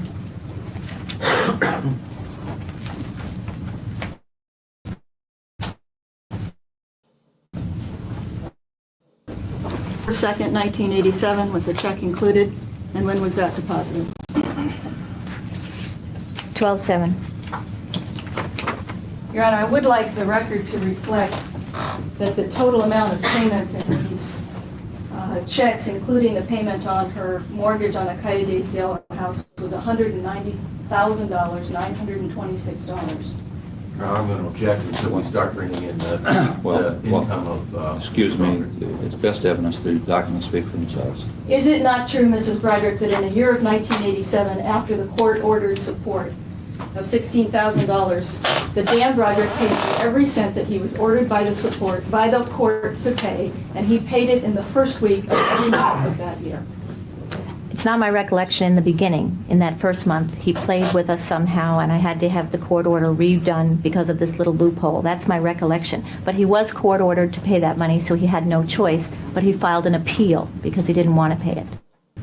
Is it not true, Mrs. Broderick, that he paid every cent that he was ordered to pay by the court, and he paid it in the first week, and you deposited it in the first week of every month? I'm not sure. I'm not sure. Maybe it's December of... Are you challenging these deposit slips? I have the diaries. If I can consult the diary, I'll tell you what happened there, because that's where I remember it. It's in the diaries. And it's from Tricia Smith, I remember that she had to rewrite a court order that it was due and payable on the first of the month. I'm going to offer those in evidence, Your Honor, at this point. What do you want to offer him at this point? I just want to offer them in evidence. Any objection? Your Honor, in front of the jury, we're going to play games. I also, at this point, want to offer... Your Honor, this is ridiculous. Just a minute. And I want to offer these, Mr. Your Honor. Early, Let's set them marked, just a and let's minute, play Mr. these games now. Mr. Early. Let's get the diaries marked so the jury can hear the whole truth. Mr. Early, knock it off. Just calm down for a minute. You object to People 74. At this point in time, Your Honor, until everything can be heard, I object. All right, objection sustained. That's all I asked you. No speeches. Go ahead. Well, Your Honor, I would ask that you give the same admonition to the district attorney. All she did was offer one exhibit, Mr. Early. We had discussed that that would be done at the end of the case, Your Honor, not before I the asked jury. you if you objected. All I wanted to know was your position. You stated it. I've ruled. Go ahead, Ms. Wells. When you talked last week, Mrs. Broderick, about the instances of physical contact that you had with Miss Broderick, excuse me, the black eye that you described, the skiing, was that something that you were still angry about on November the 5th, 1989? No. Was that something that had anything to do with what you did on November the 5th, 1989? I mean, those specific things, no. Did they have anything to do with your state of mind that morning? Were you thinking about what he had done to you back during that skiing incident? Did that have anything to do with your state of mind that morning? Not in particular and specifically, but in general, I thought he was a monster on that morning. So all of those sorts of things contributed to it. And is that why you killed him on that morning, because you thought he was a monster? No. It is true, and you've testified, I believe already, that at the time of the separation in 1985 and 1986, even up through 1987, that you would have willingly and happily stayed married to him if you'd had the opportunity to, correct? In 86 and 87? Let's just stay with 1985 when the separation occurred. Absolutely, yes. And you have indicated to reporters, for example, that you definitely wanted to have him as your husband, and you wanted to have him as your children's father. I wanted to keep our family intact, yes. I asked you about a trip prior to separation about whether or not you had taken a cruise to the Bahamas, and you indicated no. It was a cruise to Bermuda that you took, correct? Several years before separation, yes. Okay. So there was a cruise to Bermuda in 1981 or 1982? Yes. And the trip to Cancun, as well as the 3 trips to Europe? Right.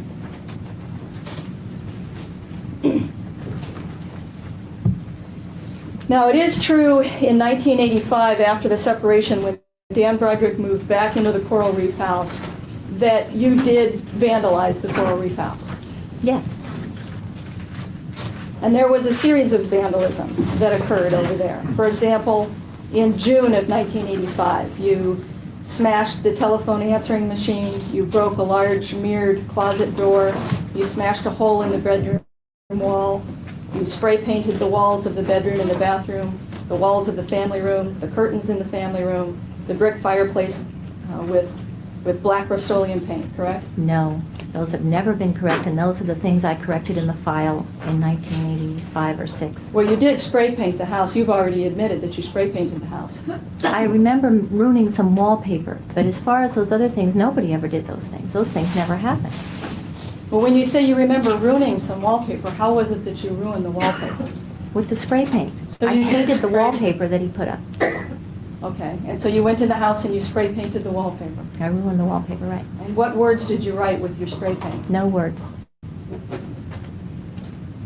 In October, you took the Boston cream pie and you smeared it all over the bedspread, the carpet, the mirror in the bathroom, 10 or 12 sweaters or shirts. No, see, that's Dan's exaggeration again. I've already described it was a little tiny cake. It couldn't possibly have been, done that much damage. It's no way. And your testimony is that you just smushed it on his bed? Yes. And that no one in the house was upset by your conduct at the time? I didn't remember that. I heard some babysitter say that Lee was upset, but I've spoken to Lee since, and she said she wasn't upset at all. She thought it was funny. On October 19th, 1985, you threw 2 bottles of wine through a large window. You shattered a sliding glass door up into the television set, broke the cover on the stereo, smashed 2 lamps. I threw the bottles through the window on that Saturday morning when Dan took Rhett away. But that's all I did. The rest of the stuff is lies, always has been. On November the 3rd, you broke a large picture window with an umbrella? No. You didn't break that with the umbrella? There's no other broken window. There was only the one with the champagne bottle. You didn't recall breaking the window at the Coral Reef house either when you went over there to burn the carpet until you were shown the photographs, correct? No, I didn't. And when you were shown the photographs that you had broken the window, then you remembered that you had broken it, No, right? I don't really remember being there, no. So you still don't remember the fact that you broke the sliding glass door at Coral Reef when you went over there that day? No, but I'll believe I did it. So it is true that there are some things that you've done in the past that were vandalism that you don't recall? If you're saying those things are things I did that I don't recall, those are not things that anybody did. Those are the personal injury attorney's way of expounding on minor things. On December 19, 1985, you entered the Coral Reef house and tore the wrapping paper off of Christmas presents that had been purchased for the children. You shattered a mirror hanging in the hallway. You slammed the front door with such force that it punched a hole in the wall. Lies. You've already admitted that you did rip the wrappers off the Christmas presents. But all that other stuff is just lies. Okay, so you went in and you ripped the presents off of the... ripped the wrapping off of the Christmas presents, but... When she got caught, she was arrested. Yeah, and it happened in the movie too, that old movie.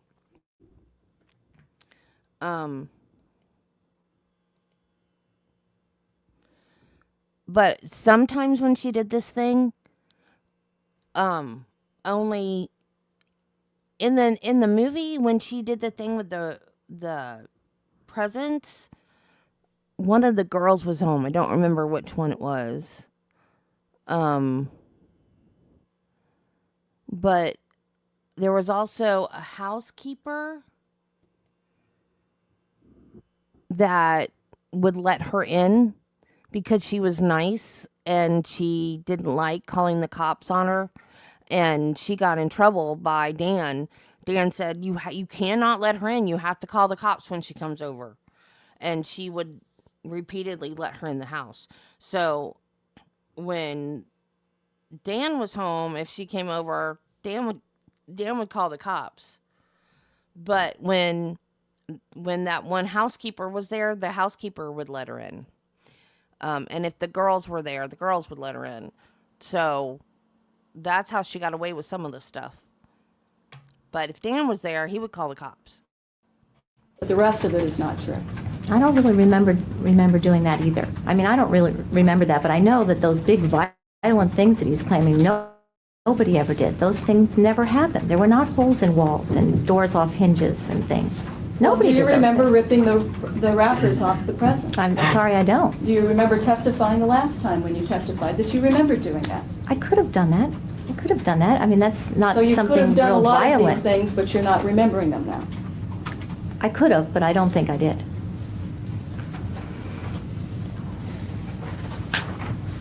It is true that Mr. Broderick asked you on many occasions during that period of time to please stop vandalizing the house, that it was upsetting the children. He did ask you many times to please stop, didn't he? Well, I don't remember him talking to me. I was mad because he had Linda in the house with the kids. Do you recall last time testifying that you remembered that he asked you verbally many times No, to stop, and your response I'm sure was... he did. I'm sure he did, but I don't remember him asking. I don't remember him talking to me during that time, which is part of the problem. Didn't you say last time when you testified, when you were asked, didn't he ask you, please, many times to stop the vandalism? Didn't you say yes, but he wouldn't stop having Linda Kolkena over? That's probably what I said, right. So as far as you were concerned, if he had Linda Kolkena over, it was okay for you to do the vandalism? That was my house, and he was lying about Linda during those times when most of these things happened. He was still lying. In December, he wasn't lying anymore, but I didn't like Linda. I was mad about all the lies and everything. I think that's a given, and you therefore felt that you could vandalize the house, correct? Well, it didn't follow like that. Didn't he then, when you wouldn't stop after he'd asked you verbally, didn't he write you a letter and ask you please to stop the vandalism because of what it was doing to the children? I don't know, maybe. May I have marked your honor as People's Exhibit 75? 76. A letter dated November the 4th, 1985. So marked.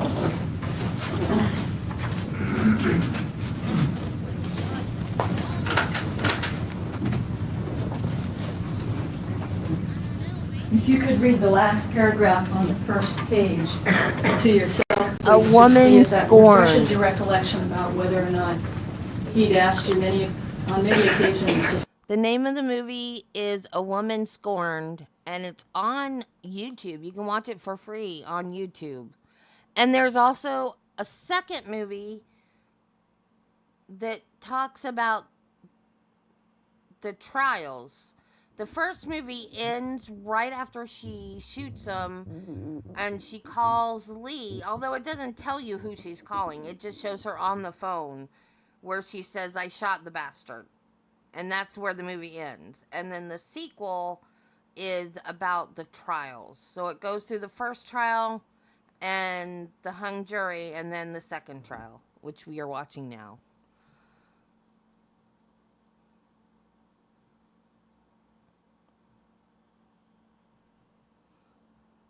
You can tell she's lying because she's like, I don't know, maybe. Yeah, that's a lie, Betty. We're not stupid. Stop.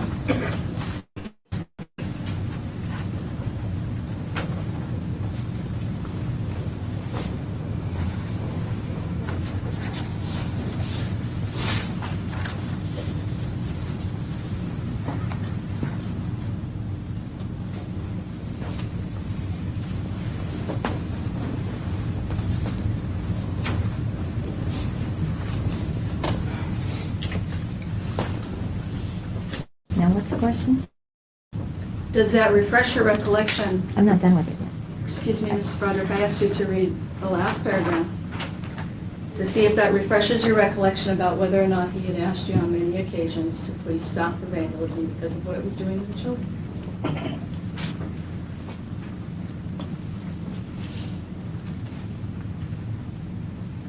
It doesn't say that there. I'm asking you if that refreshes your recollection at all about whether or not he asked you that. But It's yes or no. that doesn't say anything like that. You must be in the wrong paragraph or something. I certainly don't mind if you come over to pick Your up Honor, the kids or some of your possessions. Sustained. The children? Sustained, just, Did he not, does this, I guess you haven't answered my question yet. Does it refresh your recollection at all about whether or not he asked you to stop the vandalism? It refreshes my recollection about a lot of things, about threats. Ma'am, can you about please... court Mrs. order. Broderick, just answer No. her question, yes or No. no. The answer is no, that's fine. Does he not ask you to please keep the animosity to a minimum? That you are making it very difficult? Is that in the last paragraph that you asked me? No, it's not, is it? No, it's not. Please say that it's not, right? You're wrong. I would really like to keep the stress and animosity to a minimum. Just a minute. Early. Well, she's asked a legitimate question, Ms. Wall. I don't know if it's in the last paragraph or not. She's saying it's not. Okay. Does it say in the last paragraph. I would really like to keep the stress and animosity to a minimum, but you are making that very difficult. Yes, but it doesn't say anything about the children.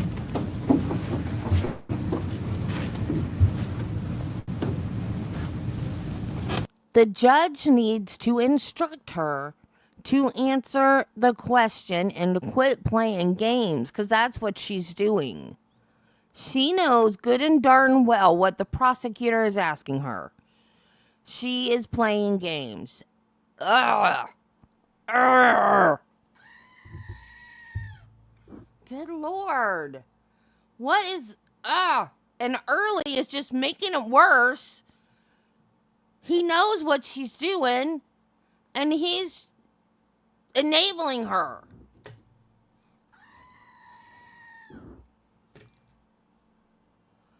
And the judge is right. Wells can't read the letter into the record, but Betty can't be doing what she's doing either. The judge needs to instruct her to pay attention to the question and ask what the prosecution has asked. Answer what the prosecution has asked her. I'm getting so mad I can't talk now.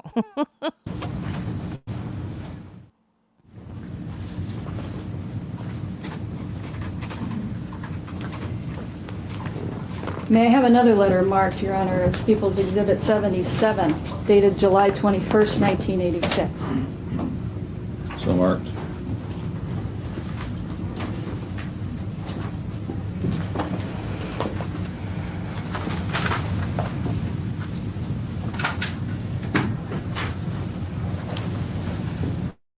Why don't you read this? Well, what I expect is that an ex-wife doesn't shoot her husband for divorcing her and moving on.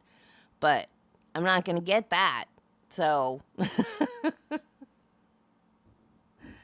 She does. She looks so smug. I just want to reach through the computer and smack her. One-page letter, Mrs. Broderick, and see if that refreshes your recollection about whether or not he requested that you stop the vandalism or the bad mouthing because of what it was doing to the children.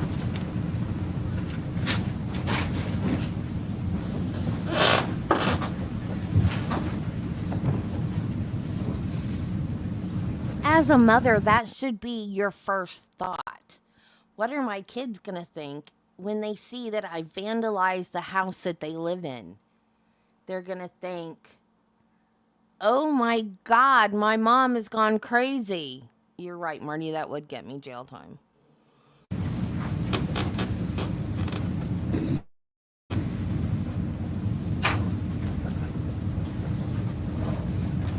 So what's the question? Does that refresh your recollection about whether or not he had made requests to you to please stop bad-mouthing him, saying, putting the kids in the middle of the divorce?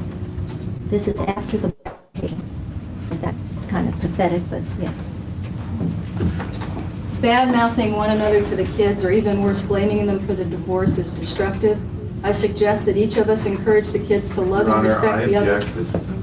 Sustained. I'm asking her, I want to ask her what she thinks is so pathetic about this, Judge. She just said it was pathetic. Well, then That he ask sent the them. children out of town for the summer and he went in and got the forcible sole custody, no visitation, and a final divorce without any attempt on his part at all to settle any issues. And then he sends me a letter like I should be careful about what's happening to the children. When he sent the children, we can back up, when he sent the children to camp, of course, going to camp was something that they did every summer, right? They weren't at camp on July 16th, 86. They were in Ohio at his parents'. They'd gone to visit his parents, and then they went to camp, and that wasn't anything that was particularly unusual. They went to camp every summer, didn't they? Not particularly every summer, no. Well, they'd gone to camp for several summers in a row. Some of them had, yes. Some of them had. And at this time, you had been doing vandalism, you had been using the bad words. There was a recommendation by the psychologist that maybe it would be helpful for these kids to get them out of town for a while because of all of the animosity that you were expressing. Isn't that true? I wouldn't know that. I'm going to object as soon as that's not happening. Sustained. You didn't have any discussions at all with Mr. Broderick about whether it wouldn't be a good idea to get the kids out of the middle of this for a while? Mr. Broderick would not discuss anything with me. The children told me things. The children told me that he was sending them out of town because he was going into court that was going to do something that was going to enrage your mother. So he wanted to hide them. And they didn't want to go. We'll talk about the bifurcation in a minute. When you would not stop the vandalism or stop using the bad words, which you've admitted you didn't stop, he did attempt to, well, first to serve you with a restraining order and then ultimately to serve you with an order of contempt, correct? What year are you in, please? 1986. In January of 1986, did he not attempt to serve you with some process regarding a contempt hearing, and you called him up and told him that he better get the process server out of there or you were going to kill him, kill the kids, and burn the houses down? I don't remember saying I was going to kill him and kill the kids. That's, again, Dan's words and Dan's letter. But I was absolutely hysterical that there were more papers coming to my front door. I had felt barraged, and I... In January of 1986, how many papers had you received? I don't know, but I was hysterical, and I said, you get the dogs away from my front door. You're crazy. Get these people away from me. I was scared to death. Well, January of 1986, 1985, we'll look at your own exhibits here. First of all, the first part of the year 1985, you hadn't received any papers, right? There's nothing filed until October. In September of, in the second half of 1985, you were served with the dissolution papers, you were served with a restraining order, and you were served with an OSC rate contempt. Those are the only things that you were served with. Is that the barrage of papers that you're talking about? Well, I was also served with all of these threatening letters from Dan Broderick. So to me, they were kind of the same thing. Okay, well, let's get back to whether or not this is a threatening letter then.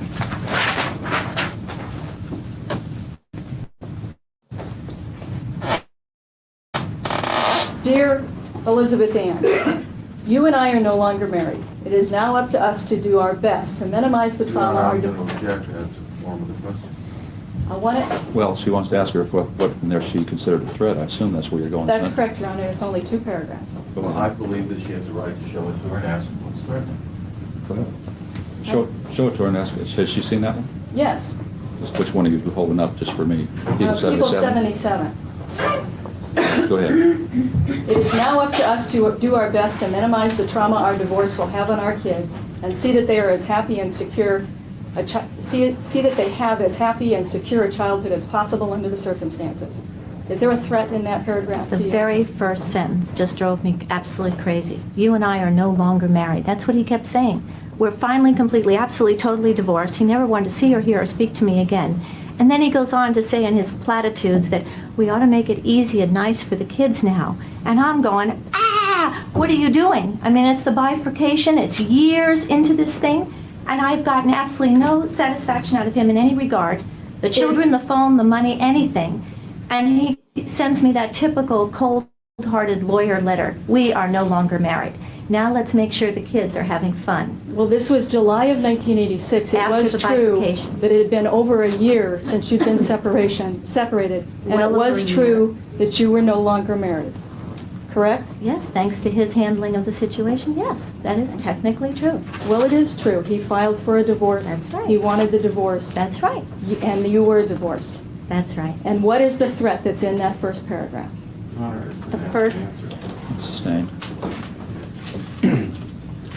Bad-mouthing one another to the kids, or even worse, blaming them for the divorce is destructive. I suggest that each of us encourage the kids to love and respect the other, and that we refrain from any derogatory comments to or about one another. What is the threat that's in there? That he is making... Do you see anything in there that he wants to come to a conclusion about the children or the money or anything with me? No. He is in total control of everything. And that is a letter to me saying that it's now my responsibility to make sure that the children don't hear naughty names from me and that the children are happy about this. And putting all that responsibility on me at that point. Okay. I would have expected a letter at that point of, we're finally divorced, let's make some sort of a settlement, let's get on with our lives. That's what I wanted in a letter at that point. And you don't think that's what he was saying in this? I know that's not what he's saying. It would have been better for him to say, we are finally divorced, instead of, you and I are no longer married? Is there a difference No, in that? that letter doesn't say, let's make an attempt to settle this at all. It doesn't mention that at all. It just says, Henceforth, I will do anything I can on this score for the kids' sake, and I hope you will do the same. He's talking about the kids, not the divorce, the kids, right? what does that mean? Henceforth, he will do anything. He wouldn't speak to me. He wouldn't let me see them. He wouldn't let me talk on the phone to him. Henceforth, I will do anything. He wouldn't do anything. Are you saying in July of 1986 you weren't seeing the kids? I always saw the kids. He'd have to kill me to keep me away from those kids. Back to when the Knox Attorney Service tried to serve you with an order. You wouldn't receive the order, you wouldn't open up the door, you did call up Dan Broderick, you threatened him, you told him to get them away, or that you'd kill the kids, kill him, burn the houses down, correct? That's what he says. I said, I know I was scared to death and absolutely hysterical, and I wanted him to call off the dogs. Well, you have threatened before to kill Dan and the kids. I've never threatened to kill the kids. I know he says that, but I've never threatened ever to kill the kids. Do you remember when you were at Claremont Hospital after driving the car through the door? Patient readily admits that she had threatened to kill her husband, children, and self in the past. Did you readily admit that you had done that at Claremont Hospital? I said I probably, have said things like that, but when particularly asked, I've never threatened the children at all, ever. Well, when you say I would have probably said that, well, I almost agreed to it when you just said it. I said a lot of things when I was mad and stuff, not meaning any of them. But okay. I don't think I ever threatened the children. And you were mad when the Knox Attorney Service was attempting to serve you with a contempt order, and so it is possible that you told Dan that you were going to kill the kids, you were going to kill him, you were going to burn the house down. I was not mad. I was terrified. I was scared. I was alone. I had no way to defend myself against him. I was not mad. I was scared. This was a process server who was knocking on the door to serve you with a piece of paper. Right. Okay.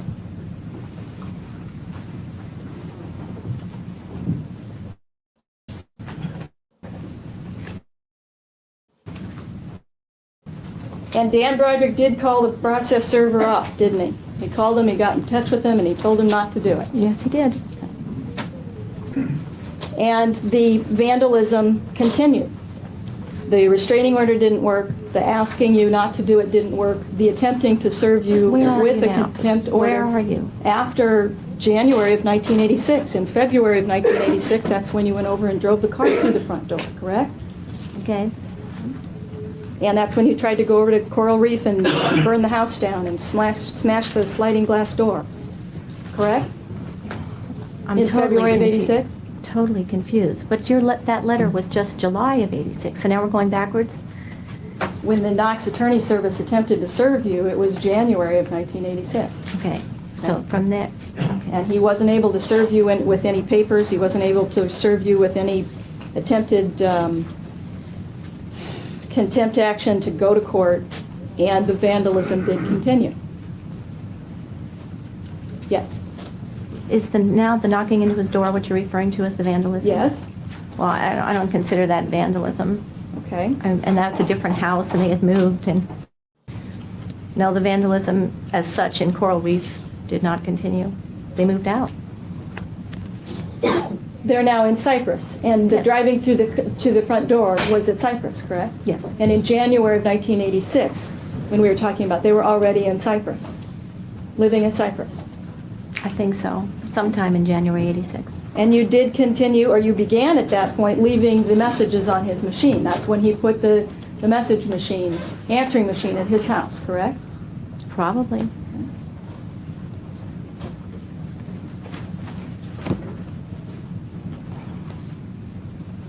It was, again, that summer that you complained that Dan sent the children to camp, correct? Yep. You're doing a great job of reminding me about all of this stuff. Because I was absolutely, as we get it in order and it all comes back the way it was, yeah, he moved to Cyprus. And yeah, he put the telephone machine on so I couldn't reach my kids. And yeah, he had the restraining order. But he wasn't doing anything to make peace or get an agreement or to see that I saw the kids at all. Okay. So, you know, you're trying to... Excuse me, Mrs. Broderick, thank you. You've answered the question. Well,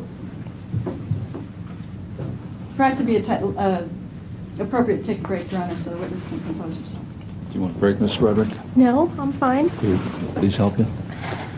Ms. Broderick? I have something, Okay, thank you. okay. She just says she doesn't need a break. Go ahead.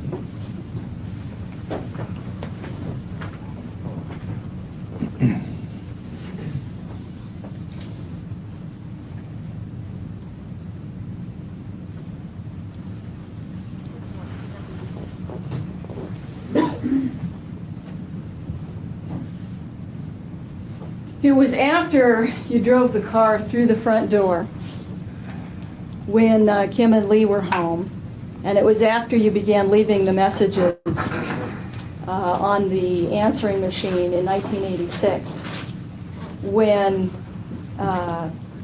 the psychologist again recommended that the children perhaps would be better off if they got out of town, correct? How would I know any of that? No psychologist ever spoke to me. Are you saying Dr. Sparta never spoke to you? Not that I can recall. I have an objection as to the form of the question. Sustained. Let's rephrase it. You never had any conversations with Dr. Sparta about the children? I called him a few times to meet with him and talk with him, but I don't remember that he... No, I never met him. I never saw him. Okay. And we may have had a conversation on the phone that I initiated because I wanted to talk to him, but I don't remember that he recommended those sorts of things to me. Isn't it true that Dr. Sparta specifically called you because he wanted to get your input, he wanted to get your help with doing something for these kids, and you refused? I don't remember that, no, because it was my feeling that I wanted to get involved with Dan and with the children in therapy, always. Do you recall Dr. Jacobson trying to get you and Dan involved with therapy with the kids and you refusing? Dr. Jacobson definitely tried to get Dan involved in therapy years before, and Dan would not come in. I'm talking about in 1985. No, I wouldn't have refused that. I mean, I don't remember that he recommended that. I don't remember that he ever called Dan, and I don't remember that ever happening. And you're saying that you don't remember Dr. Sparta ever calling you and trying to get you involved, and all you wanted to do with Dr. Sparta was tell him how awful you thought Dan Broderick was? I don't remember him ever offering me to come speak to him. I wanted to come speak to him, but I was very wary of Dan's expert witnesses being hired for the adversarial legal system and not for straight-out innocuous therapy. And that's what you're saying he did with Dr. Sparta when he hired Dr. Sparta before the divorce? Yes. He was hiring him for to be an adverse witness? Yes, because he was referred to Dr. Sparta by his divorce attorney, and that's the way divorce attorneys work. To get help for the kids? No. Okay, well, if you never talked to Dr. Sparta, how do you know what he was hired for and what he was trying to do on behalf of your children? Because I've been in the system long enough to know how it works now, that lawyers have particular psychologists and experts that they hire when they want that expert to say a certain thing. Dan had sole custody of the kids. He wanted to keep sole custody of the kids, and Dr. Sparta was hired to make sure that that happened. In 1985, Dan had sole custody of the kids because you had given him custody of the kids. He had taken the kids to Dr. Sparta to get help. I never gave Dan sole custody of the children. I put the children, as we've testified, back at Coral Reef when Dan took the rental roof away from us and told us we'd have no home. The children went back to Coral Reef. Then he sent them away for the summer. And then when they came back from the summer is when the real trouble started, where he had restraining orders to keep me away from the kids in the house. I never gave Dan custody of the children, but I didn't have a house or monthly income to take them with me, ever. And after what Dan did in February of '85, cutting us off without a house or any income, I didn't think he wouldn't do it again. I thought he would do it again. It wasn't until September, October, November of '86, after living through this of 18 months worth of the vandalism, of the obscene phone calls, of attempting to get a restraining order, of attempting to get you served with a contempt because you weren't following the restraining order. It was at that point that he withheld some money from the voluntary support, correct? Where are you? September, October, November 86. of 1986. There was no vandalism ever in the Cypress house, except for the day that he sold the house and I bumped the car into his front door. There was never any claims of vandalism there again. The Was it September, October, and November of 1986 when he finally withheld some money from your voluntary support? She bumped the car into the front door? You drove the car into the house, woman. You did not bump the car into the front door. No, he did it during those months, but I don't think it was the first time. And you've talked about this letter that he sent you that was that had a balance of minus $1,300, correct? Yes, and the month before was 400 or something, and... May I have marked your...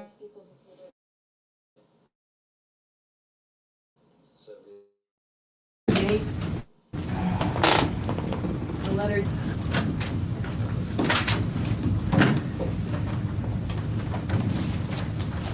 If you could just look at this letter for me and identify it as the letter that you've been referring to where there was a negative balance of $1,300.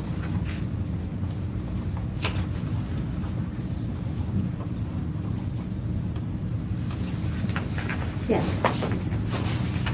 And it is true that even though he was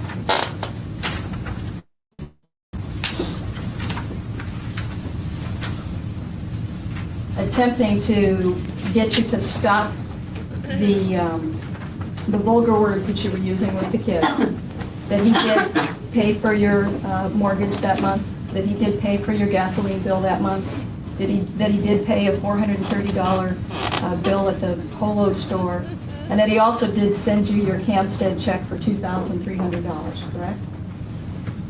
So what? Well, it wasn't really a negative $1,300, was it? He didn't send you negative money. He didn't tell you you owed him $1,300. In fact, he paid your mortgage bill, he paid your gas bill, and he sent you a check for $2,300. Absolutely. Your Honor, and I would object that Sims facts not in evidence. Overruled. I assume that's what's indicated in the letter, Exhibit Not 78. only was that minus... Excuse me. Is that what's indicated in Table 78?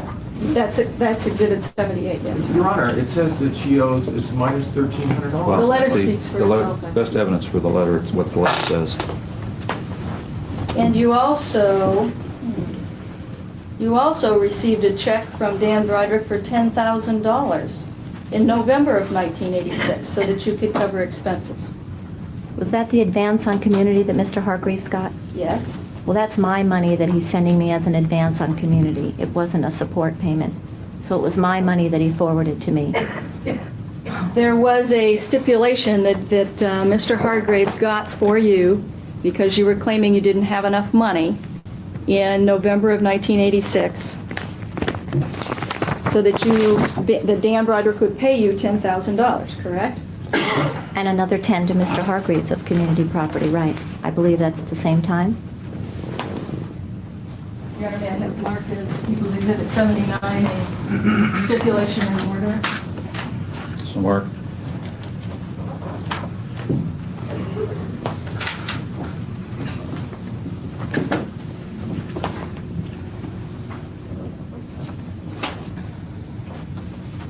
If you could simply identify that as a stipulation for you to receive $10,000 in November of 1986? I think so, yeah.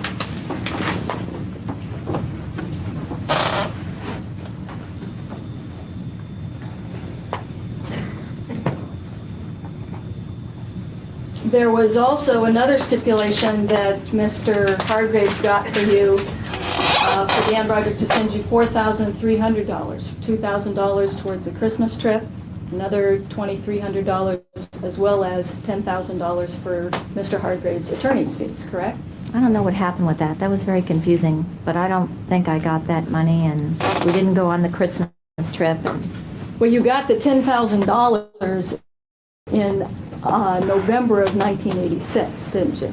Yes, that was my money. That he was finally, of all the community, he was going to let me have $10,000 of my money.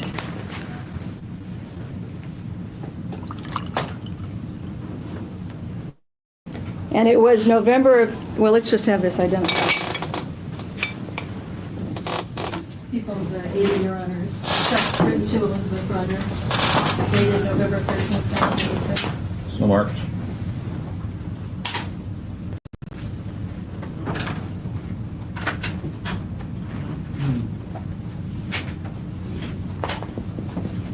Is that the check that you received for $10,000? I guess. It's one of them, yeah. Well, is that a check that was written to you from Dan Broderick, and is it endorsed on the back by yourself?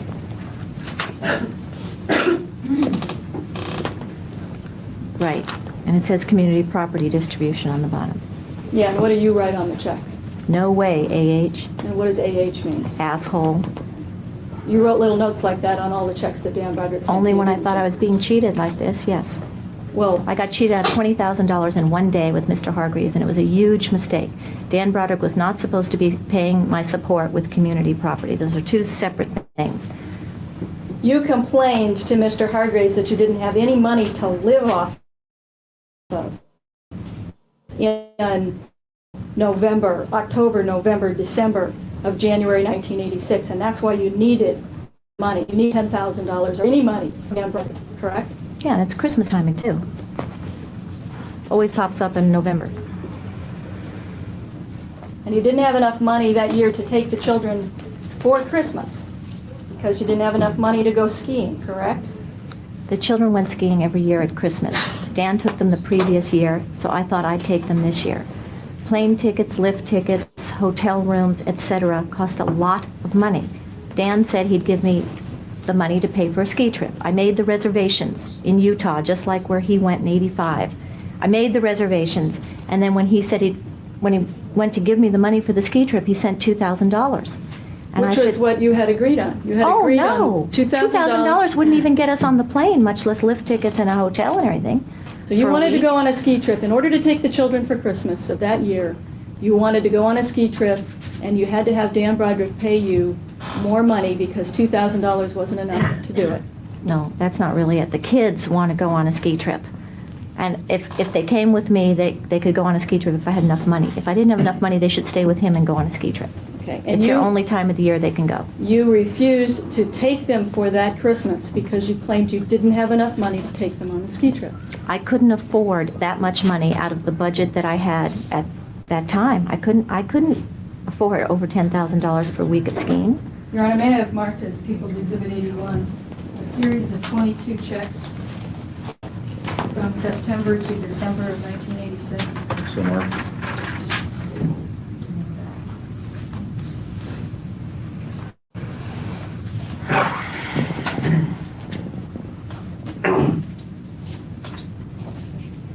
If we could just go through these checks, Mrs. Broderick, and if you could identify them as checks that you wrote on your account. The first one dated September 3rd, 1986. Is that a check for $1,000 to Saks Fifth Avenue? A charge payment, yeah. So the kids got no Christmas because she couldn't afford to take them skiing. So they just got no Christmas at all. September 2nd, 1986, is that a check for $511 to Bullock's? Yes. September 2nd, 1986, is this a check for $1,000 to Home Federal on your MasterCard? Right. September 3rd, 1986, a check for $1,000 on Great American MasterCard? Right. October 2nd, 1986, a check for $1,199 to Saks Fifth Avenue? Right.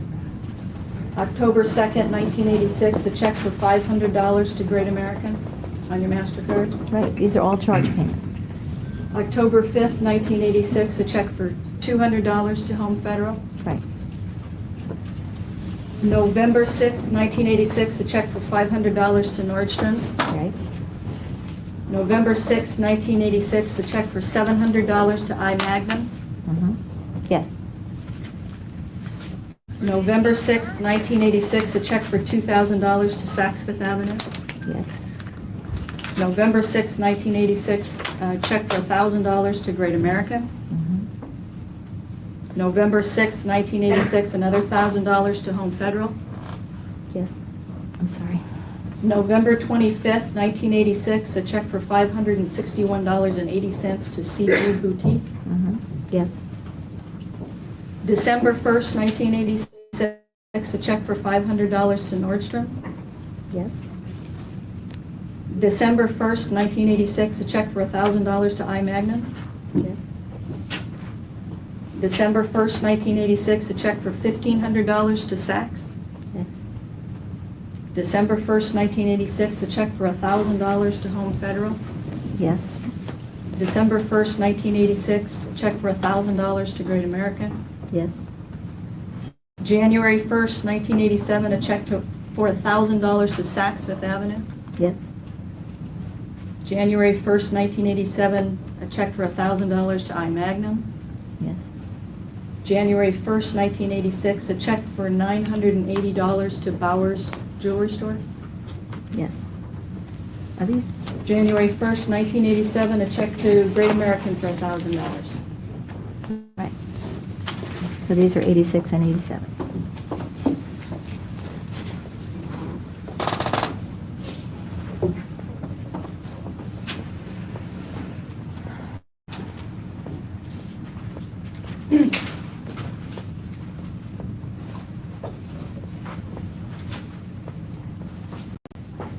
It was on November 1st, 1986, that you went over to his house to confront him and you were arrested, correct?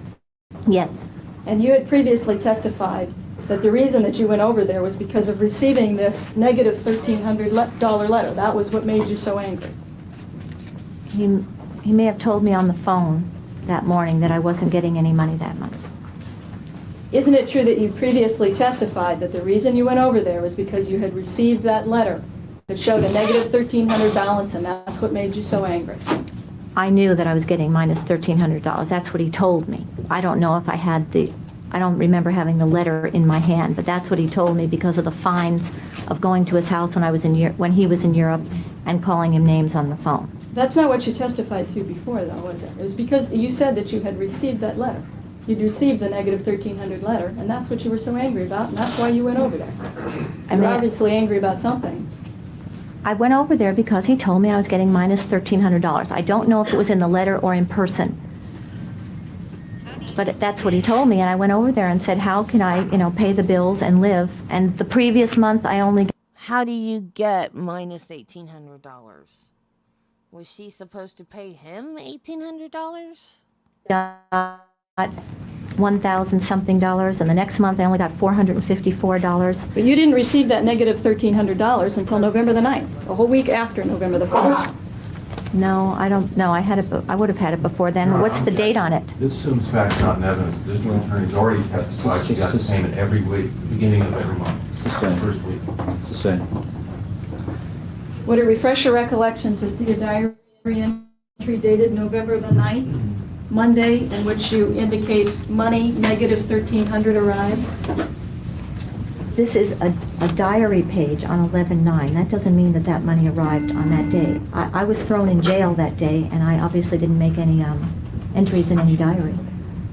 November the 9th, it says November the 9th, Monday, right next to it. So that's Monday, November the 9th, and underneath that you've written money, negative $1,300 arrives, correct? That doesn't mean it arrived on 11/9. In fact, did you show me that it arrived earlier on those checks previous? No. That doesn't mean that it arrived on 11/9. It should have arrived by the 2nd or the 3rd.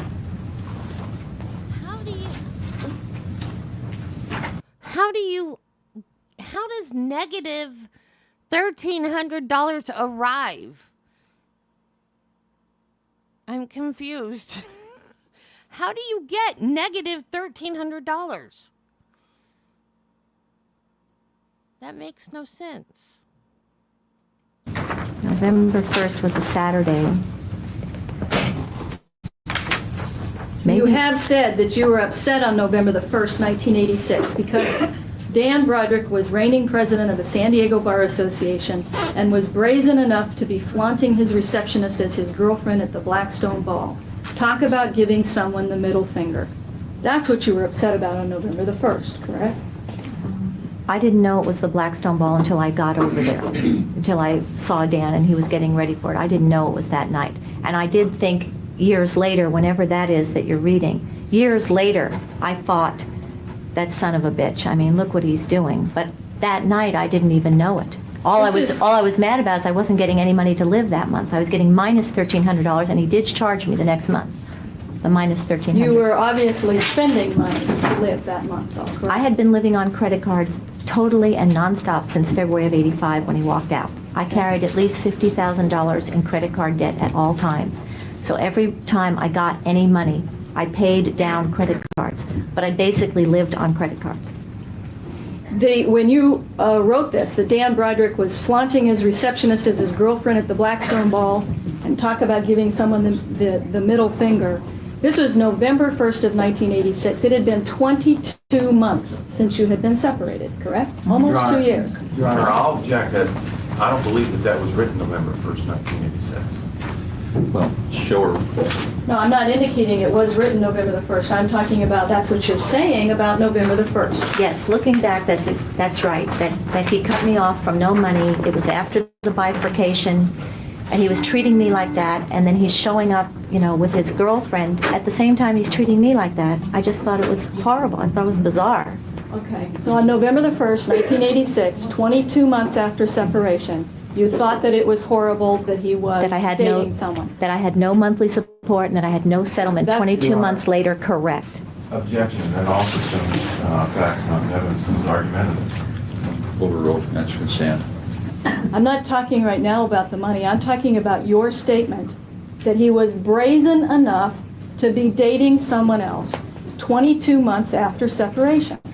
No, not dating someone else. I obviously knew he was dating Linda from the very beginning. I thought it was brazen that he would throw his wife of so many years in jail for simply coming to him and saying, what am I supposed to do here? How do you want me to live?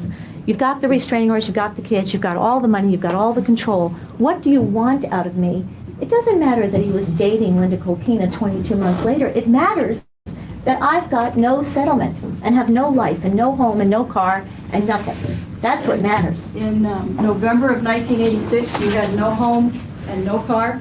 Right, they were both in Dan Broderick's name, so I didn't feel that I had a home of my own or was driving even a car of my own. I had no court-ordered support, so I didn't know that I could make monthly payments if I went out and got a home or car of my own. I had no way to go get a home or car of my own. And he was brazen enough to be dating somebody else? Your Honor, I'm going to object. No, obviously I knew he was dating. Sustained. What? That is what you... Just stop interrupting each other. You're going to have a terrible record. You're both talking at once. Just go one at a time.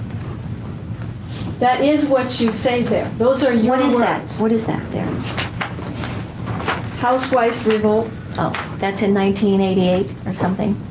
And are these not your words? No, they Dan are my Broderick, words, yes. They are my words in 88 or 89, whenever I wrote that looking back, I thought he was a son of a bitch. I thought he was horrible. But it wasn't that he was dating somebody else at all. It had nothing to do with it. It had to do with the way he was treating me. He was flaunting his receptionist as his girlfriend at the Blackstone Ball. That's what Those were my words in 88 or 89, yes. And you were angry about that. You were angry about the fact that he was taking Linda to the Blackstone Ball. I was angry about the fact that he had the nerve to throw me in jail for simply coming to his home after 22 months of separation and the 2.5 years that went before that and saying, come on, Dan, what do you do here? What do you want me to do? You did call Gail Forbes and tell her to call the newspapers, didn't you? No, I didn't. I called a different girl. Gail Forbes wasn't home. Saying that you never had that conversation with Gail Forbes that she testified to? That you asked her to call? That's a lie. I never asked anybody to call. And why would anybody call Burl Stiff? Burl Stiff is a party reporter. That's not hardly his line of work. No, she's making that all up. That never happened. I called a different friend who called Brad, who came to get me. You were represented by Bill Hargraves at the time, weren't you? No. You had signed a retainer agreement, and you paid him a retainer in September of 1986. I've already testified to that I hired him to file one paper called a response to the divorce. I did not retain him as an attorney on this case, and he did file the response. You had contacted him, paid him a $750 retainer to file something on your behalf? Right, and he did He was that. representing you at that time? No. I never gave him a retainer or hired him to represent me on the big case. As I've said, he wasn't the kind of lawyer I needed, but I needed someone to file a response, and I didn't know how to do that. So I said, how much will it be to file a response? He was the one that you ultimately went to go get a support order for you, right? Yes, yes. So there was no need to go over and confront Dan Broderick on November the 1st about your money situation. Your Honor, I'm going to object. There's a retainer agreement and evidence, and best evidence is there at the time she was retained. Sustained. Well, it is true that it was possible for you to have called Mr. Hargraves, who you had had contact with and was representing you in some capacity since September, to ask him to do the confronting or to do something about getting some more money. Correct? I've already said. Calls for speculation. Sustained. Was there anything preventing you from calling up Mr. Hargraves in November to ask for help? I didn't want to use Bill Hargraves. I didn't think he was the kind of lawyer I needed. And there was also nothing preventing Dan Broderick from settling with me on any terms. There was nothing keeping him from writing a check. Mr. Broderick did pay $10,000 to Bill Hargraves for attorney's fees, correct? Against my wishes and without my knowing it, yes. That was my money that Dan sent Bill Hargraves, the same $10,000 he refused to send Mr. Jaffe for over a year. That's right.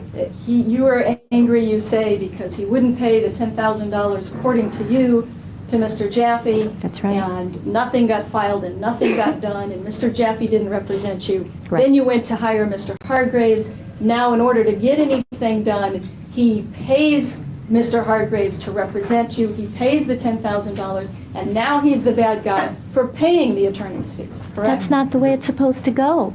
We're supposed to do it the way Mr. Jaffe said to do it, is that $10,000 comes out of both pockets, and the judge later decides who pays what. And that's Dan Broderick decided that it would only come out of my pocket. Mrs. Broderick, isn't that stipulation say that it's an advance on community property? Community property is property that belongs to the two of you. No, it says was being advance on paid- my half of the community property is what the letter says. You testified that Dan at one point did take you to see Dr. Zedimer in 1985, correct? I didn't realize the day we went that he was taking me. I thought we went to Dr. Zedimer in La Jolla. He wanted you to go see Dr. Zedimer. I thought we were going together, but as it turned out, yes. Well, obviously, he had expressed some concern, and he wanted you to go see Dr. Zedimer, or wanted both of you, whatever you understood. There was some concern there about having you see Dr. Zedimer. Oh yeah, Dan wanted me committed. Did he ask Dr. Zedimer to commit you?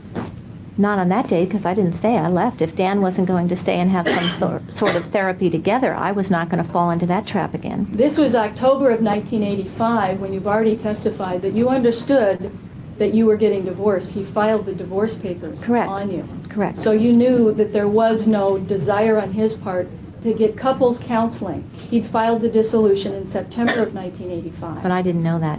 You've been served with the papers. Not in September. Okay, that's what it says on your board over there, that you were No, served it says with the dissolution. filed. I wasn't served until October 28th. Okay. And I never knew that they were filed until much later. And I don't remember, if you have it in front of you, the exact date of Dr. Zedimer.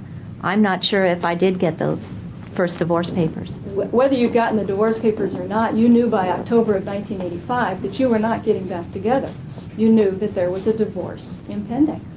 You knew that he was filing for divorce. I'm not sure if I did actually know that, but I did also know that I had at least 5 friends, male and female, going through similar things. And it would have... Mrs. Broderick, excuse me. Okay. If you just answer my question, you knew that you and Dan were getting a divorce. I'm not sure if I did on that day. I'm not sure. You sure. knew that it was Dr. Zedimer who wanted to see you by yourself, not the two of you, that he explained that to you. Why would Dr. Zedimer want to see me? He doesn't know me from Adam. When you went to see him, when Dan took you there, he told you that this is not couples therapy. This is something that I think I need to see you about. And he just wanted to see me for no reason. No, there was a lot of reason. It had to do with And all Dan of the told him vandalism that he should... and all of the oh, horrible I see. language you were using for the kids and how traumatic it was for them, and something needed to be done. Your rage was out of control. Is that not correct? Oh, Dan felt that something needed to be done about me, yes. Well, Dan wasn't the only one, was he? Your friends tried to get you to do something too. Didn't Jeannie Milliken and Lynn McGuire try to get you to go to that program in Florida that you refused to go to? You're a little mixed up. No. Lynn McGuire and Hillary Brady wanted me to go to the codependency program because they could see that I was upset and suffering and stuff. And Jeannie Milliken didn't have anything to do with that. Jeannie Milliken wasn't there and wasn't part of that conversation and encouraging you to go to this program in Florida, telling you... Absolutely not, no. Telling you that they had talked to Dan and that Dan was willing to pay for it, that they'd already gotten the reservations, that they'd gotten the plane ticket. It was all ready to go, and you refused to go. Jeannie Milliken had nothing, I hadn't seen her for months or years or talked to her on the phone or anything. She had nothing to do with any of that. Lynn McGuire and Hillary Brady came to my house very late one night, around 11 o'clock, and woke me up. And they had this scheme that they were going to send me to Florida to this program.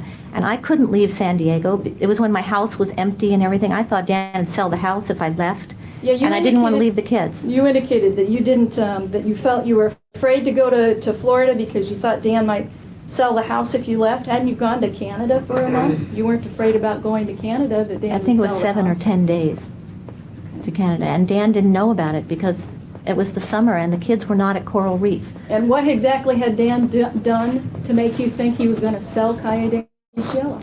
I told you, I always thought he would. He sold Coral Reef that had 10 years worth of equity in it. This house had no equity. I thought it would be gone like that. I used to joke around and say, oh my God, I've been away from home for 4 hours. Maybe my house is gone. And it never happened, did it, Mrs. Broderick? No, he finally took his name off it when he was court ordered, but not voluntarily. Okay, let's talk about the sale of Coral Reef. You indicated that the sale of Coral Reef came as a total shock. That was your testimony. Yes. It is true that you knew that Dan Jaffe and Mr. Ashworth, who was representing Dan Broderick, had been negotiating for the sale of Coral Reef for months. Mr. Jaffe came down that one day. He was not involved in negotiating for the sale over months. He came down that one day. You knew that they'd been sending letters back and forth to each other regarding how to sell Coral Reef. No, I don't know about that, but I know he came down that one day and tried to strike a deal, and I would Your not Honor, sell it. May I have Marcus Peoples Exhibit 81? 82. 82. A series of 3 letters.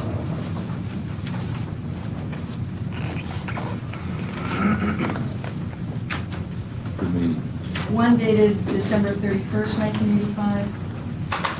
One dated January 2nd, 1986. And one dated January 14th, 1986. So marked.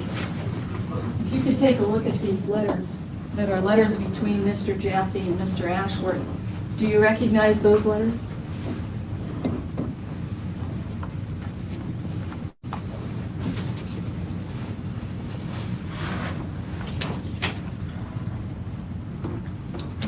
I really don't know. Copies were sent to you, weren't they? Down at the bottom it indicates that copies were sent to Elisabeth Broderick. It does say that, yes, but I was not interested. This one says I should call a real estate agent, so I definitely wouldn't have done that. It says have Betts call Peggy Chodorow, and I wasn't going to sell the house, so I wouldn't have called a real estate agent.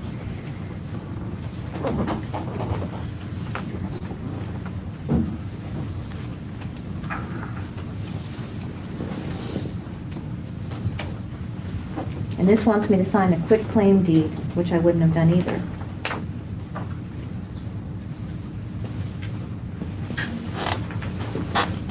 This one here? You want me to look at that?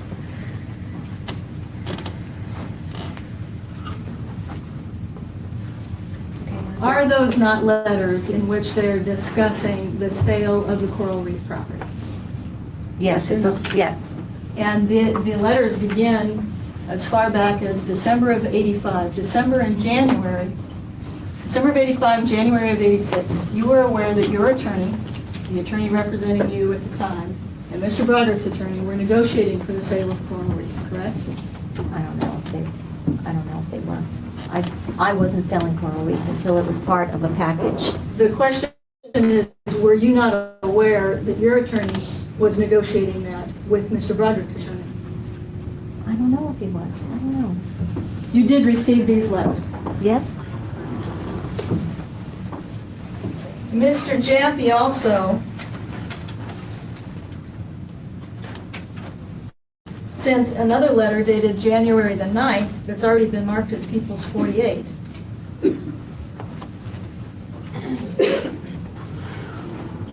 Do you recognize that letter? If you just indicate for me yes or no, do you recognize that letter? It indicates that a copy of that was also sent to you.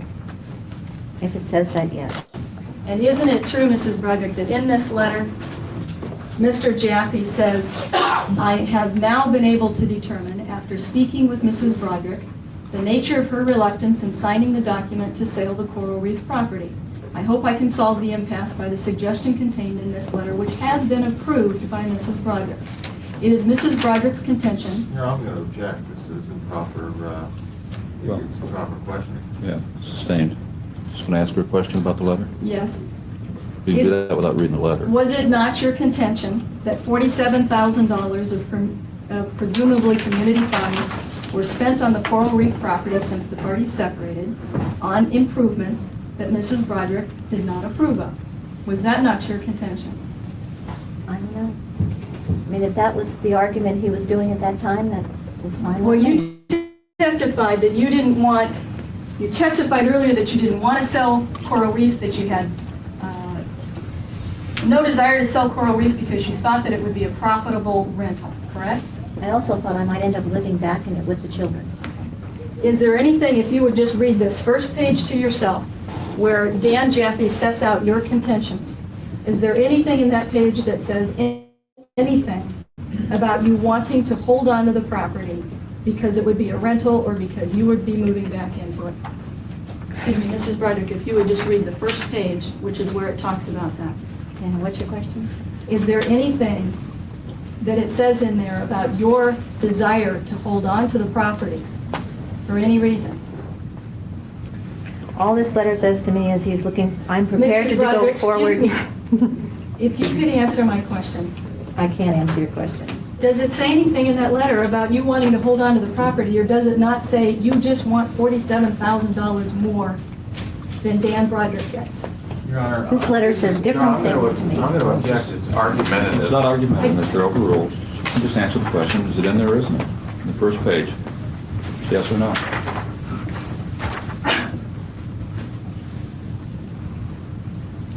Mrs. Broderick contends that, and then it is listed.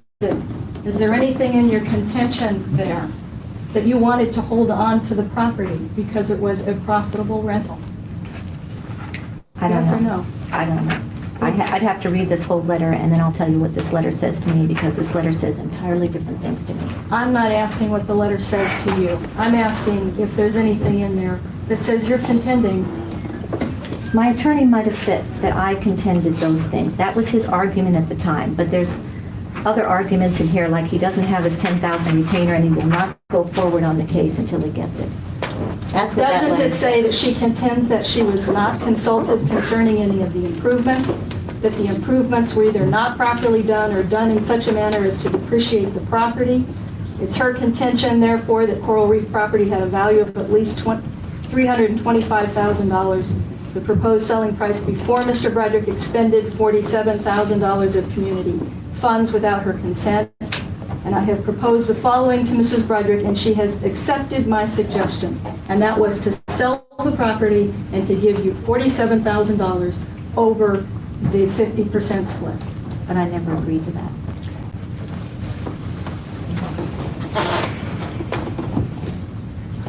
Do you think that Mr. Jaffe was lying in here when he said he discussed this with you and that this was your contention and what you wanted? Your Honor, no, I explained. Argumentative. Sustained.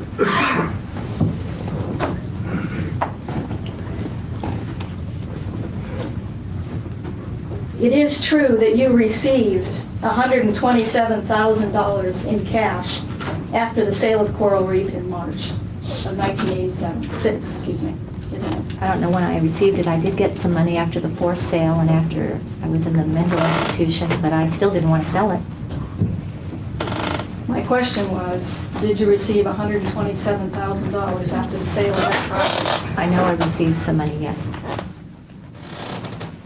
May I have Mark Joyner as people's next in order? People's 83. Reports to be a settlement statement. Somewhere.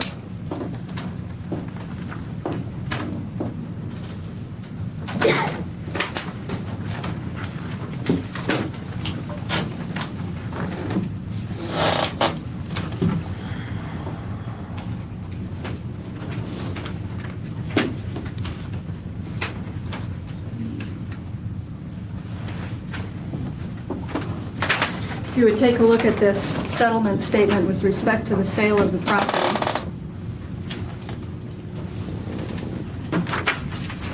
Does it not indicate that one half of the proceeds plus $40,000 was paid to Elisabeth Broderick for a total of $127,784.41? Yes. And one half of the proceeds less $40,000 was paid to Daniel Broderick for a total of $47,000. At that time, yes, but then I had to pay it back to him, the difference. Did you not receive this money in 1986? 86? March of 1986, yes. Okay. Which was when, well, was that when Coral I Reef was just sold? get confused with the years, yeah. Okay, fine. Did you drive through the front door of Dan's house in February of 1986? I just kind of bumped it, yeah. Okay. And you did receive $127,000 the next month, didn't you? That's what it says there. What did you do with that $127,000? It was a community property split. I was not supposed to be supporting myself with it, which is what Dan wanted me to do all along, which is why he wasn't paying support payments. So I invested $100,000 of it in a life insurance policy, and I immediately spent the other $27,000 trying to make the home that I had livable for humans. You invested $100,000 in 1986, and you spent the $27,000 on fixing up your home in 1986.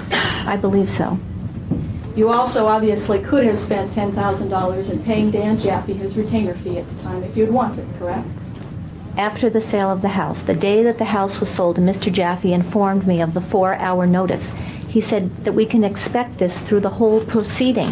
So I said, well, my God. Excuse me, Mr. Broderick. No, I wasn't going to. You could have paid $10,000 to Mr. Jaffe to represent you at that time, correct? After the 4-hour notice, I didn't think hiring Dan Jaffe was a good idea because he told me that Dan would use the 4-hour notice at every opportunity. You basically fired Dan Jaffe at that time. I never hired him, so I couldn't have fired him. Well, you told Jeanette DeWise that you were dissatisfied with his actions on your behalf and you could no longer use him. I only realize even now how damaged I was by his inaction. He should have told me the day I signed that agreement in October 1985, the danger that I was in. I did not comprehend that this house could be sold, that Dan could pull the rug out from under me on the money, and that Dan would get sole custody, no visitation of the children. I didn't know. We're in February of 1986, and didn't Dan Jaffe, when he came down for that meeting, and when he got the agreement, and when he recommended that you sign it, he told you that if you didn't sign it, the property could get sold? No. He didn't. So when he testified to that, he was mistaken? I firmly believed that with my name on that house, that nobody could sell that house unless I agreed to it. And Mr. Jaffe explained to you that that wasn't true, and that's why he got you a good deal. And in fact, he told Jeanette DeWise that you wouldn't follow his directions. You wouldn't follow his advice. He didn't give me that advice. That's why I was so taken off guard when I got that phone call that said the house was gone. I just didn't understand that anyone could sell that house without my permission. You were there at that meeting, right? You were sitting down in the car when he went up. Right. He came down and went up, and he came down several times, negotiating the price of that. And I wouldn't agree to it. Right. I wouldn't agree to it. And I didn't know that the house could be sold by force in court with that word, the Elisabeth. I had no idea that could happen. And I didn't want the house sold. I wanted it as part of a settlement. I've explained before, it was the only thing I could see that I knew had my name on half. Everything else I had no idea of. Let this be a good time to take the morning recess. Sure, yeah. Ladies and gentlemen, we'll take our morning recess at this time. We'll be in recess until 11:15. Please remember the admonition. Matter of the people of the State of California versus Elisabeth Broderick. Court finds all members of the jury panel are present. All counsel are present. Mrs. Broderick is present. May we proceed, Ms. Wells? Thank you. When you indicated that you heard the news from Mr. Jaffe that the house had been sold, you acknowledged that he told you that he had received the 4-hour notice, correct? He told you that he had received that. A telephone call. Okay. And you were at home at the time. You were in the process of cooking dinner for guests. You had your parents over there at the time, right? Yes, and Brian from Canada was there. And you indicated that you dropped everything and charged over to Dan Broderick's house. I told him I'd be right back. You didn't tell your parents anything about where you were going or why you were going. You didn't tell the children anything about where you were going or why you were going. You just charged out of the house. I think I told him I'd be right back. I have to talk to Dan. You, your parents were extremely upset about how you just charged out of the house that day, weren't they? I don't know. Did they ever indicate anything to that effect to you after the fact? No.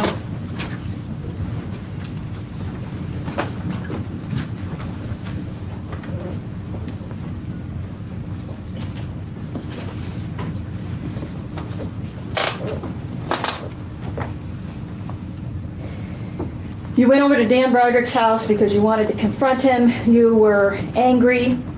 You indicated you were absolutely furious at that point, correct? When I got the 4-hour notice that, or was heard that the house was sold in court that When day. you drove over to Dan Broderick's house, you were furious. You were angry. You wanted to confront him about it. I wanted to know what happened to the house, and who he sold it to, and how much he got, and where my half was, and what, and how he had done that. And you were angry, correct? I guess so, yeah. And Dan Broderick knew from past experience, I mean, we're now in 1986, that when you were angry, you could be violent. You could be destructive. Your Honor, objection calls for conclusion speculations. Same. Hadn't you been violent with Dan Broderick only about 3 days before this incident? Hadn't you attacked him? Not that I... On January 30th, which would have been only a couple of days before this occurred, did you not attack him when he came over to pick up one of your daughters? Didn't you follow him back to the house and attack him with the metal key ring over the head? Not that I've heard of before.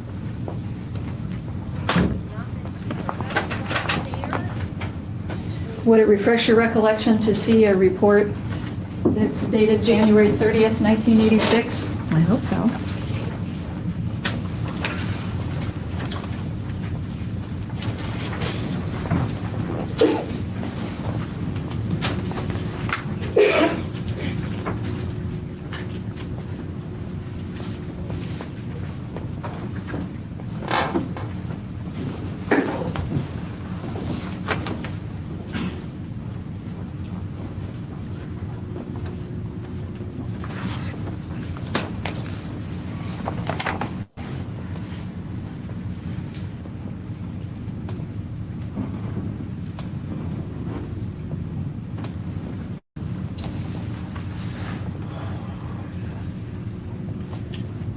I don't remember this. I don't know what vacation he's talking about. I don't remember that. So you don't remember any incident that would have occurred on the 30th of January, only a couple of days before this? Sorry, I don't. Did you ever hit Mr. Broderick on any other incident with your metal key ring or kick him? I heard Lee say on the stand that when I banged the car into the door, I was hitting him with a key ring. Isn't that what somebody said? And that's the only thing that I know. On any other incident, had you done that at any other time? Not that I remember Had you at all. thrown rocks at him in the past? Not that I remember, no. Had you ripped off his antenna of his car? Oh, I know he said things like that in court years later, that I'd scratched his car and ripped his antenna off, but You've admitted you're ripping his antenna off, haven't you? I wasn't ripping his antenna off. Yes, I had his antenna in my hand when he pulled away, yeah.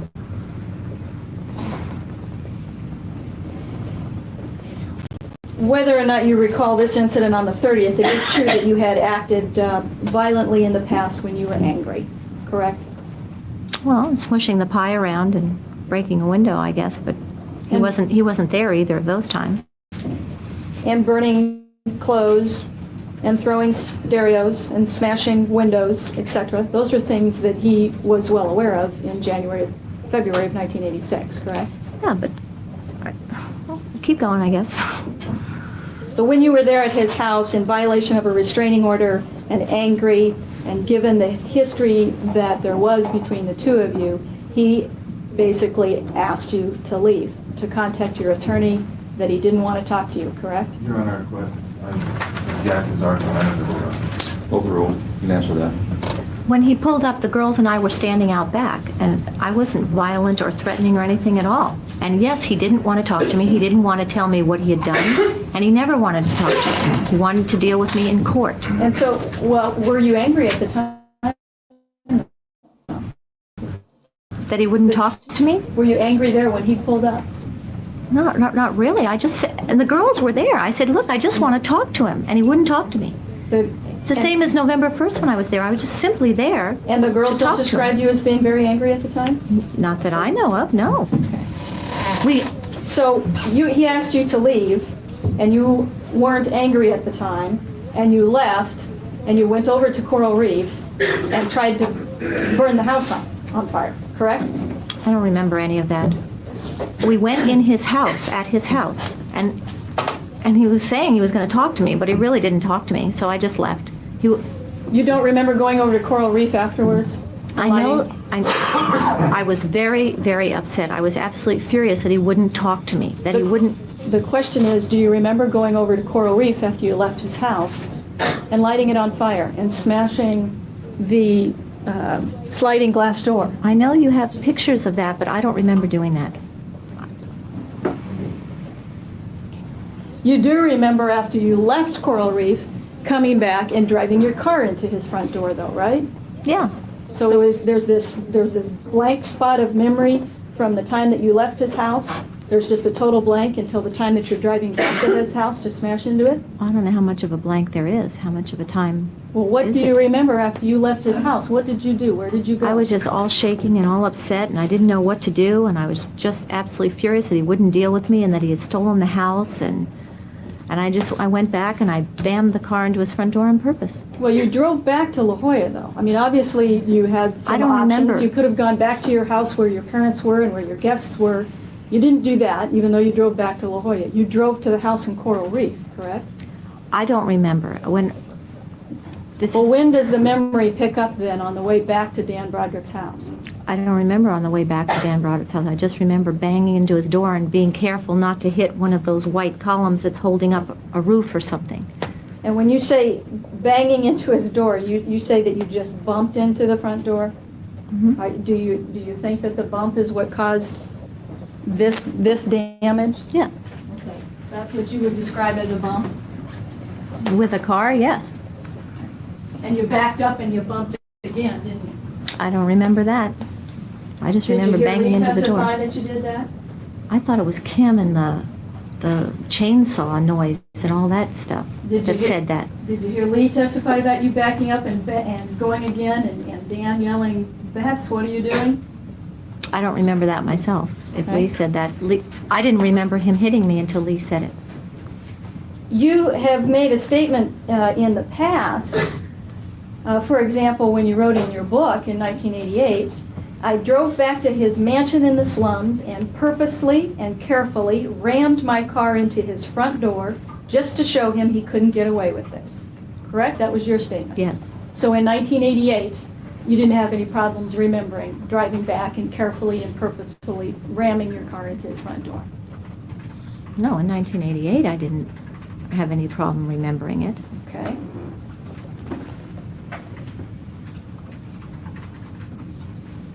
You also had a knife in your car at the time, too, correct, when you drove over to his house? I've heard testimony to that. I don't remember that. I don't know if there was a knife. Nobody said I had a knife in my hand or anything. So you don't recall having a large knife that was found on the floorboard of your car that day when you were arrested? I'm sorry, I don't. You told the people at Claremont Hospital after you were arrested that day that you were perfectly justified in what you had done, didn't you? I was furious. And you felt perfectly justified. That was totally justified what you had done.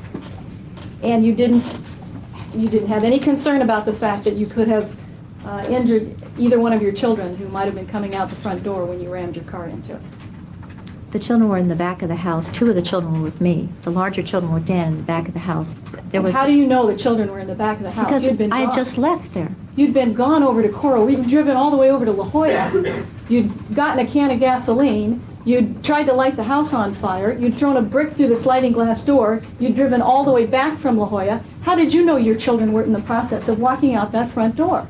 Well, I didn't. I just guessed they were in the back of the house because that's where they were. That's where they were eating dinner, I think. The last time you testified, you said, before you were shown those photographs, you said you weren't concerned because the whole house was under construction and the whole front of the house had drapes and and there was no furniture and everything was under construction. That's what I thought. And that was not true, was it?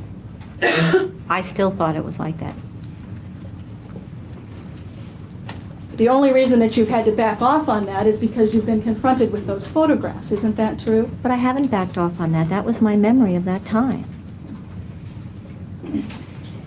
You indicated to Jeanette DeWise in 1989, in January of 1989, you had a full recollection of ramming your car through the front door, and you told Jeanette DeWise you were proud of it. I'd do it again, only I'd do it better, is what you said. In 1989, what you're calling a full recollection is that, I knew that happened way back then, but it's not a moment-to-moment recollection of actually what I thought or was feeling and that happened at that time. It's that many years later. Well, when Jeanette DeWise was asking you about it, you didn't tell her that you didn't have any recollection of it, and you didn't know really what happened, and you didn't remember. Objection or argumentative. Did you tell Jeanette DeWise that you didn't have any recollection or you didn't remember what happened? She wasn't. I'm going to object because she's read what she said, which is what she's testified to. It's argumentative. That last question is not argumentative overruled. She wasn't cross-examining me about little things like that. It was just a very simplistic, that's what happened that day. Very simplistic. She didn't ask me, what did you remember about this and what did you remember about that? It wasn't a detailed recollection, but I know I banged my car into his door on that day, and I know as time went on, not on that day, as time went on, I made jokes about if I had known it was going to get so much publicity, I would have done it a lot better. That doesn't have anything to do with what was happening that day. You didn't just tell her that you banged your car. You said you purposefully and carefully rammed your car into his front door to make a point, correct? In 1989, I probably said that, yes. And are you changing that now? Are you saying something different now? Absolutely not. And you did tell her that you were sorry you didn't do it better. If I'd known how much press attention I'd get for it. Right, because you keep saying driving my car through his house and through his front door. That's a different visual from what actually happened. If everyone was going to blame me for driving my car through his house, I should have probably driven my car through his house. Is that what you were thinking? You were sorry you didn't do it better? You wanted to drive the car through it more? It was a joke. It was a joke. That if it was, when it happened back then, there was nothing that had gone since then. Did you consider what you did to the door that day and driving your car through his front door? Did you consider that a joke? No. Objection argumentative. The front door is there. Nothing's driven through the front door. I said through the front door. Driving it into the front door. Did you consider that a joke? I didn't consider him stealing the house from me and refusing to deal with me a joke either. I thought nothing was funny. My question was, did you consider your conduct? She answered that no. That's not a joke. Just a minute. You answered that no already. Go ahead. On something else. And you knew at the time when you were describing it that you scared Dan Broderick, too, when you did it. That was the point, right? I was madder than heck at him, and I did it on purpose. And your words were that you scared the shit out of him, right? I don't know. I don't know if that's what I said. I don't know that I'm sure he was alarmed, but I have never heard directly from him. Oh, come on. When looking at what you have called your book on page 68, did you not say, I scared the shit out of him? And he came out of the house and started beating me up. That's what it says there. Did you say I scared the shit out of him? In there I did, yes. But I didn't know then that fact.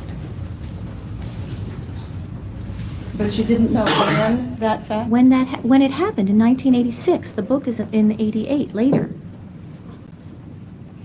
And you have lied to people about this incident since it happened, correct?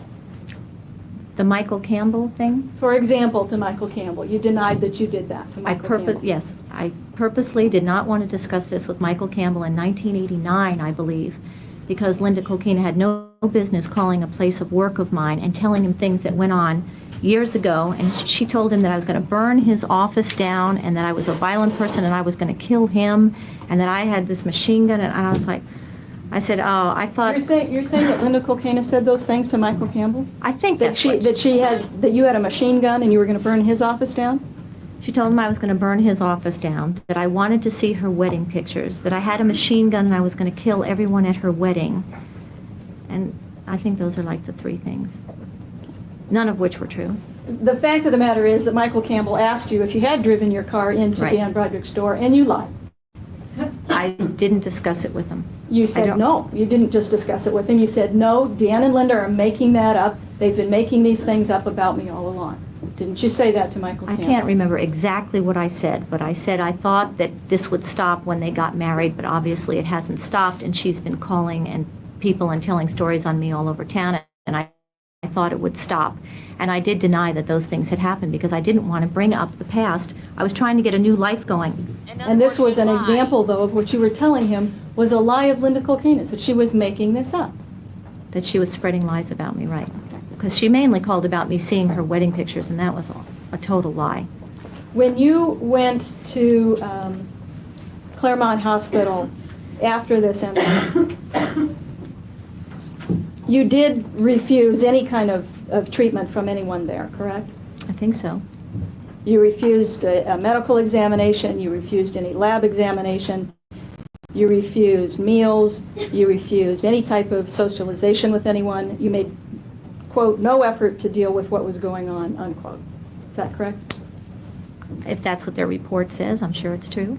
And it is true that you did know that you could get out earlier, that you were given the opportunity to sign papers to leave. No, that's not true. I thought I was put there for a 72-hour hold. That's all I knew. And when it was time to check out, they wanted me to sign papers to voluntarily commit myself for longer treatment, and I just laughed at them and left. But I had no idea I could get out earlier. If I had, I would have. Can you explain why the report would say she refused to sign herself into... I object. Would it refresh your recollection to look at the report that was written? I don't think I've ever watched a trial with this many objections. This paragraph. Read to yourself, please. She refused to... Excuse me. And that says exactly what I just said. That I refused to sign myself into the hospital, and I preferred to leave at the expiration of her 72-hour hold. Refused to sign herself into the hospital and refused to leave the hospital. Preferred I was to... never given a choice to leave the hospital. I was on a 72-hour hold. Do you recall giving papers to sign to release you from the 17-hour hold and tearing them up? No. I'm adamant about not signing any papers. I wouldn't sign any papers, signing me in or out or anything. Requested papers to release from 72-hour hold? And transfer to voluntary status. I would not voluntarily commit myself. That was the only offer they gave me, was to voluntarily commit myself when the 72 hours was up. And I said, no way. And I just left.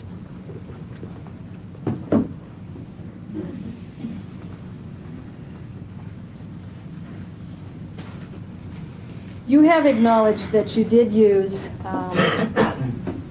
vulgar language in front of your children, correct? Yes, later on in this whole thing, yes. In 83, 84, 85, I don't think so. You used... Towards 86, I was getting a little hot, and in 87, I was ranting, yes. In 85, 86, 87, 88, and 89, you were using vulgar language, you were using sexually explicit language to your children, correct? Well, if you the same names over and over. When you separated in 1985, how old was Rhett? Rhett was born in 79. He was 6 years old. Right. And you even had Rhett call up his dad once and ask him if he had to pay Linda to sleep with him. No, Rhett did that. I know Rhett did that, but I didn't have Rhett do that. A little 6-year-old boy did that all on his own. Rhett is extremely vocal and extremely angry at a lot of people for what went on here, and he did horrible things like that, and he did it on purpose. In 1986? I don't know when he did it, but I know he did it, and we have other tapes of him just making a tape that was not on a phone machine with very hateful and explicitly horrible things in it that he wanted to tell his father.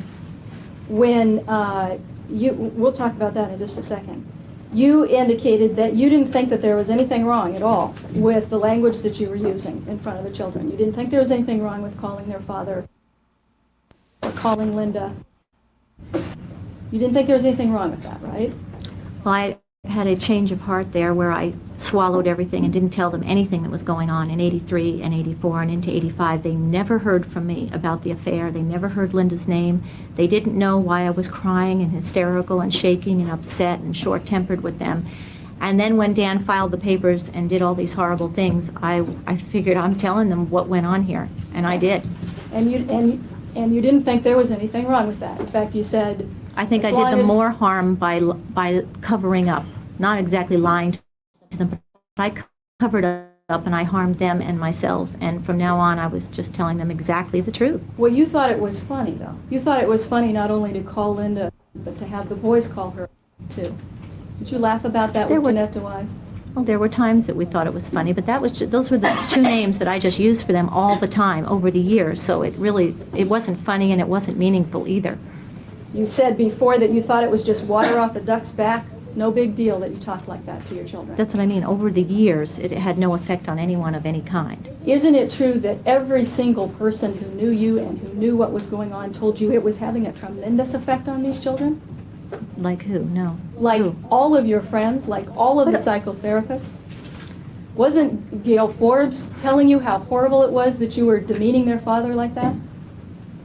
I don't know if she said that. I'm sure she thought I was demeaning their father like that. Wasn't Patty Monahan, wasn't Helen Picard, wasn't every friend that you had, wasn't Brian Forbes asking you to please not use that language anymore? I find this so ironic, it's not even funny. The Forbeses are the filthiest mouthed people that have ever walked the earth in front of their children on a daily basis, both of them.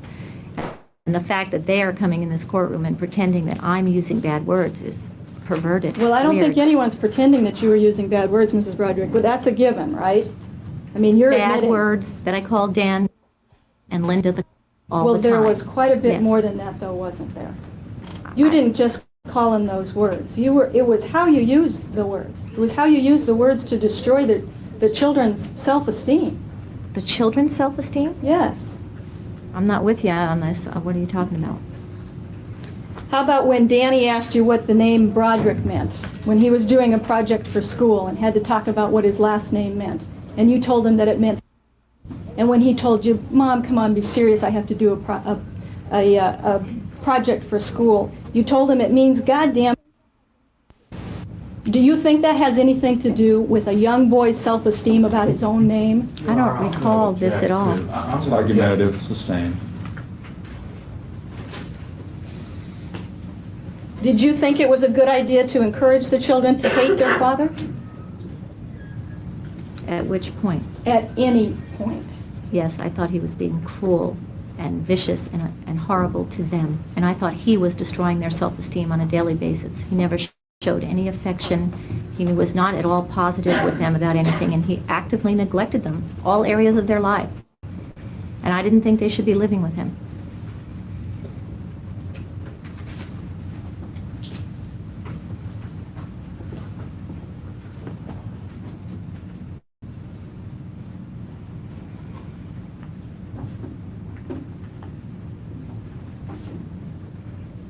Assuming that you believe that, did you still think that it was appropriate to talk to the children and to say things to them like their father is a cold-hearted bastard? Your Honor, I have an objection. This is irrelevant. No, sustained. It's irrelevant? Well, you're assuming facts, not evidence. I haven't heard any testimony like that. Did you ever tell Rhett that his father was a cold-hearted bastard? I know that's exactly how I felt at certain times.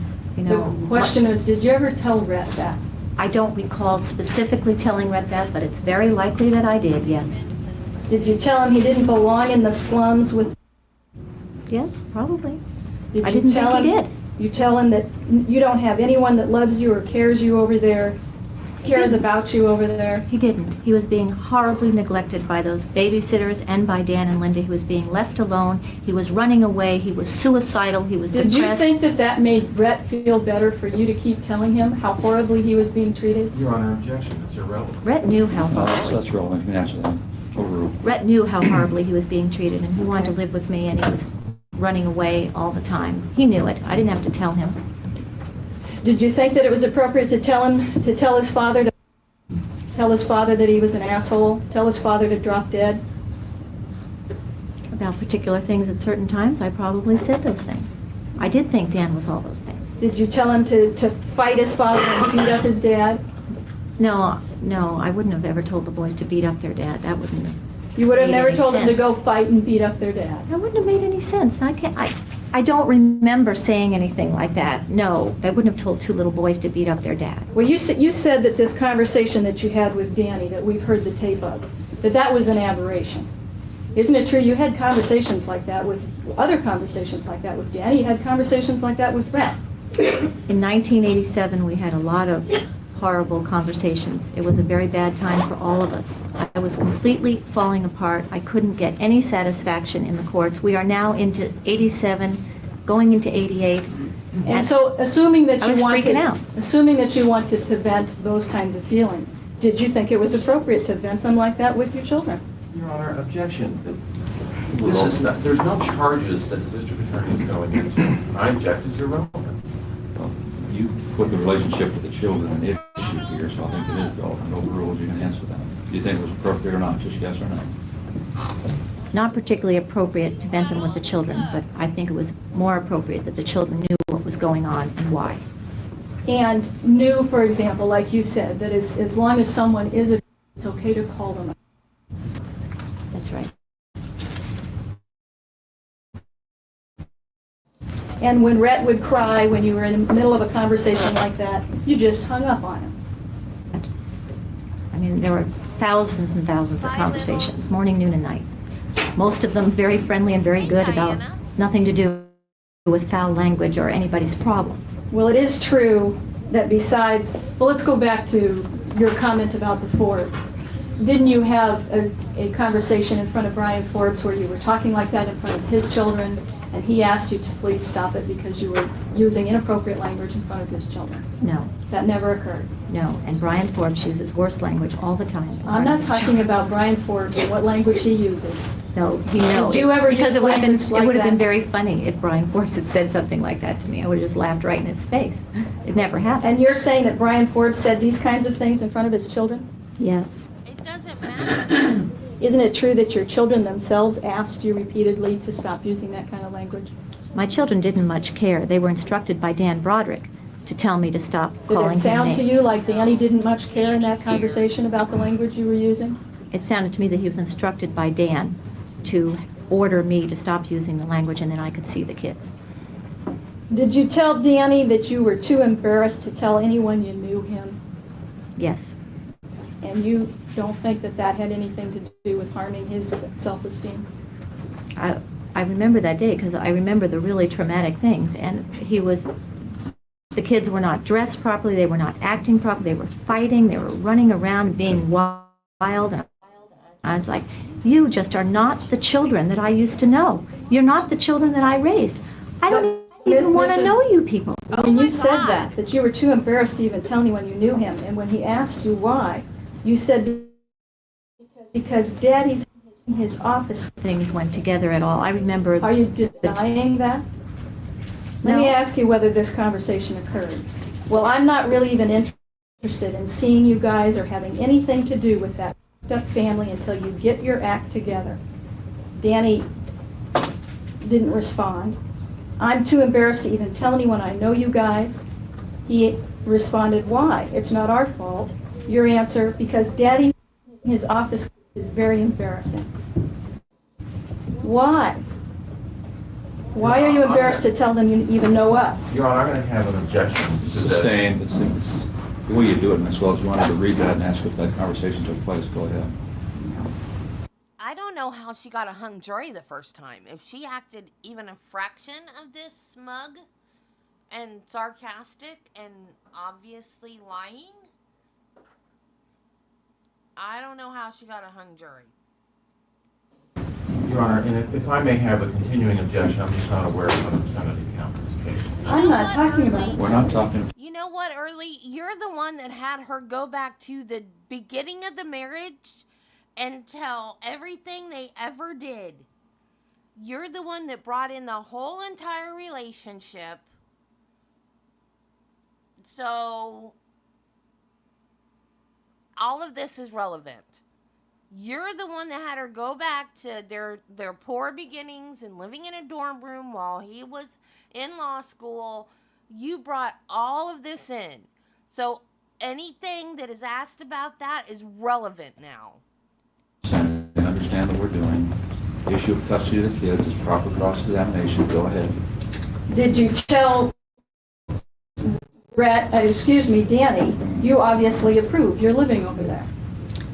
I remember the part of the conversation that you first started. I remember that part, that I was very upset that they weren't the children that I had raised. If this is the same conversation, can I look at it? Yes.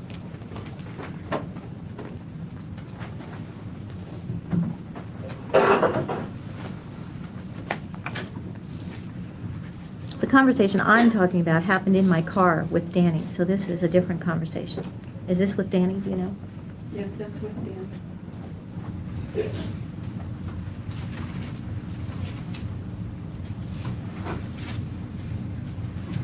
Yes, I said these things. October 27th, 87. Well, she gave them to him. And Danny was also very, very despondent during that conversation when you were telling him about how embarrassed you were to know him, correct? I don't remember particularly that conversation. Danny was also threatening to run away and commit suicide. And did that have anything to do with the fact that you were telling him to do things like pour boiling hot water on Linda's? No, none of those things ever happened, that little group you're working on there. Did it have anything to do with telling him that they had to do bad and mean and cruel and vicious and violent things to Linda before they could come visit you? No, I told them they did not have to do what she told them. She was only a live-in office girl at the time. She was not engaged or married or anything, and she had no right bossing my kids around and making them cry. And they called her a bitch. They didn't like her. They hated her. And I said, you don't have to do what she says. She does not have to order you around. When Danny was going to see Ruth Roth, was he telling Ruth Roth about the things that you were telling him to do to Linda? I don't know. Well, that Easter, that you talked about an Easter where a visitation was canceled at the last minute. It wasn't canceled by Dan Broderick, was it? It was canceled by Ruth Roth, who was seeing Danny at the time, correct? Sustained. Were you advised that it was canceled by Ruth Roth? Your Honor, objection is called for consent. Not overruled on that ground. Were you advised of that? No, what I knew is when I arrived at school... That's enough. You answered the question. Isn't it true that Tricia Smith had called you before you even went to school and told you that Ruth Roth had advised against the visitation? I don't remember if Tricia called me, but when I got to school and Dan was pulling away, Dan told the children that I changed my mind. He didn't mention Ruth Roth. How do you know what Dan told the children? Because they called and told me that Dan said that I changed my mind about that week, and I said I didn't change my mind. Before you went to pick them up, though, hadn't you been advised by Tricia Smith that Ruth Roth was the one that was calling off the visitation? I don't remember. I just went to pick the kids up like I was supposed to pick them up, and I don't remember. All I know is Dan told the kids that I changed my mind, and that was wrong. I did not change my mind. And the boys were very crying and upset that I changed my mind, and I didn't. You were aware at some point that it was Ruth Roth. Yes, later. Who canceled that visitation. It was not Dan. And it was based on what she was hearing from Danny at the time. Your Honor, I'm going to object. It calls for assumes facts, not evidence. Well, it's sustained on the basis been asked and answered. She said she doesn't recall Tricia Smith telling her that. No, I'm asking about at any point after the fact, you became aware that it was Ruth Roth, Your Honor, not Dan Broderick that canceled it. Okay, Your Honor, I object. It assumes facts, not evidence. We should know. No, it's overruled. Did you ever become aware of that? Just yes or no? Ruth Roth was Just not... yes or no, Mrs. What's the question again? Did you ever become aware that it was Ruth Roth who canceled the visitation and not Dan Broderick? Ruth Roth could not cancel my visitation. Dan had to cancel it. It was her recommendation. Did you become aware that Ruth Roth was the one that recommended that it be canceled? Much later, but to me it was Dan that did it. Because ultimately it was always Dan. You did, you've acknowledged leaving some messages on the phone answering machine at Dan Broderick's house. Thousands and thousands, yes. And you did it intentionally to harass him. Not the thousands and thousands of messages, no. Some of them. Well, let's, for example.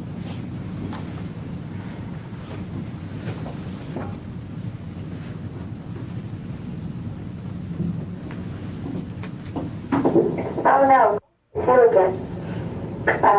Oh, you know that clean anyway. The mere existence is a filthy statement on human life. You're like the scum of the earth. People like you are not new, you know. They've been around since the beginning of the same old story. Yeah. Wonder when my kids are coming home.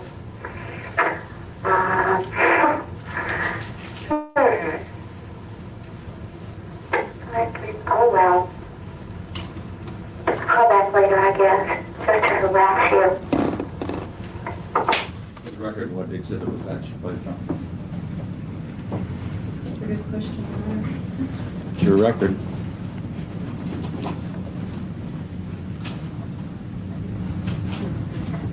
People's 55 then. Thank you. Obviously, you left that message just to harass Dan and Linda, correct? No, incorrect. That was a call to my children. They were not home. They were not home, and I reached Linda, the office girl's name on the machine, which shouldn't have been there. And it was a call to my kids. Okay. But I knew if the kids weren't there and I kept calling back, it would harass him that I was calling. I wasn't calling to harass him. Well, okay, you said there at the end, I'll call back later just to harass you. Well, I called back to reach the kids, but I knew if I had to call a few times before the kids got there, that it would be bothersome to him. But how would I know when the kids would be there?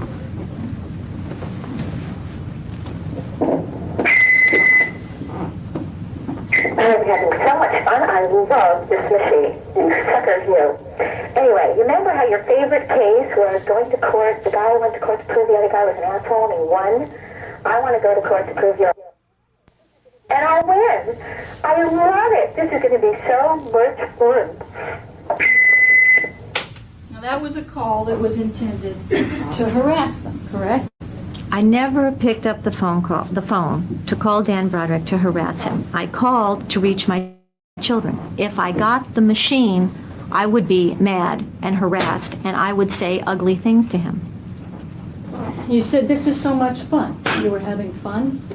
Obviously, Leaving those I wasn't messages? having fun, but I knew that he would take the messages and tape them and use them against me because that's what he was doing. You knew that these messages were harassing, correct? You knew that it was harassing. I didn't call to harass, but when I got the machine, I was very angry, and I felt harassed first because I was interrupted in reaching my children, and out of frustration, I would say ugly things that ended up harassing him. But I had much more important things to do than to pick up the phone and bother harassing him. You just said it again. I never picked up the phone to call Dan Broderick. I only called to talk to my children. Right. But if I got the machine, I'd talk to Dan. This is a message to... You have one hell of a nerve dumping the kids here on the sidewalk and zooming away without making any attempt to communicate with me about my plans for the weekend. Make me sick, the both of you. I have a good mind to dump the kids back on yours and drive away. Call me, we have a lot to talk about, asshole. And come pick up your 4 children that you're working so hard to have custody of. Congratulations, you can have them. You obviously were not calling Dan Broderick or Dan Broderick's house to get in touch with the children on that phone call, were you? The children were at my house. So you did not just pick up the phone to call the children. You were picking up the phone to call and leave a message with Dan Broderick, weren't you? I wasn't calling to harass him. I had real, hardcore, tangible business to take care of with that. It wasn't a harass call. You said, I never picked up the phone to call Dan. To harass Dan. That's not true. Oh, sorry. Is it? I meant I never picked up a phone call to harass Dan Broderick. That is a phone call that I needed to talk to Dan Broderick. I didn't pick up the phone to harass Dan Broderick. Okay, I called to reach him. I want to get rid of them, but I don't like driving to your... Hurry up, come get them.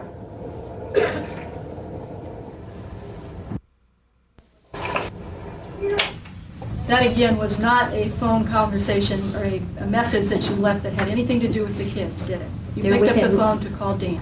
Within moments of one another on the same day, on the same weekend, where I was supposed to go to work and I was half dressed and the 4 kids are on my front lawn, and Dan went with Linda to the Ritz-Carlton, but we didn't know that, so he wasn't home. Did you pick up the phone to call Dan? To call Dan, not to harass Dan, to call Dan, to get in touch with him.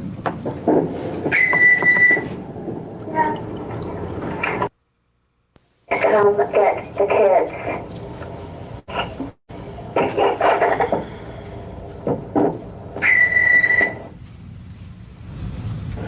Stop long enough to return my call. I left messages on the machine, with the maid, with the secretary, etc., etc. I have very important things to ask you. You're making me mad. I'll kill you. Now, that message had nothing to do with the kids. It had nothing to do with the kids being at your house, did it? No. You were calling him. You said, stop long enough to return my messages. I have very important things to talk to you. You were calling specifically to talk to Dan Broderick, weren't you? Right, not to harass him. I had to reach him about specific things. You and I knew. couldn't reach him at the office, and I couldn't reach him somewhere else, or he wouldn't return my calls.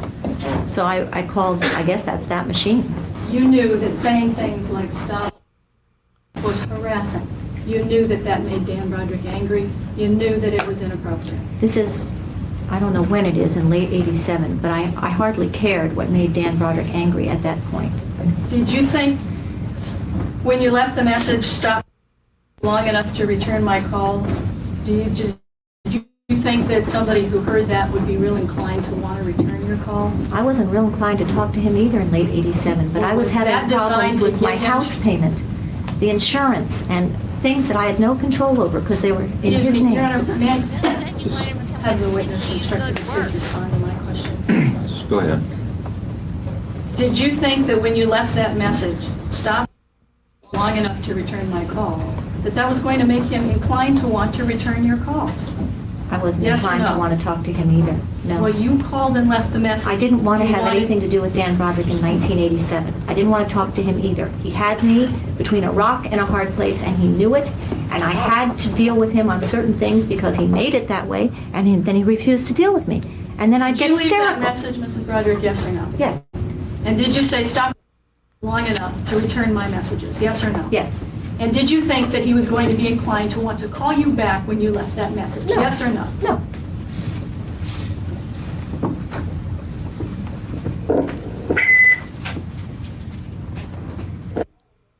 I have the day off and I would really like to use the boat, my boat.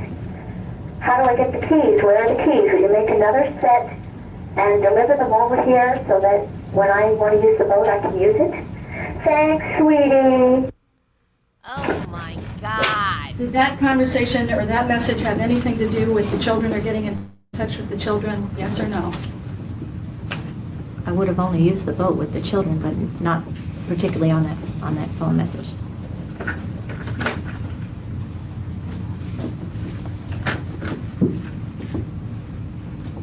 Your Honor, may I have marked as another tape?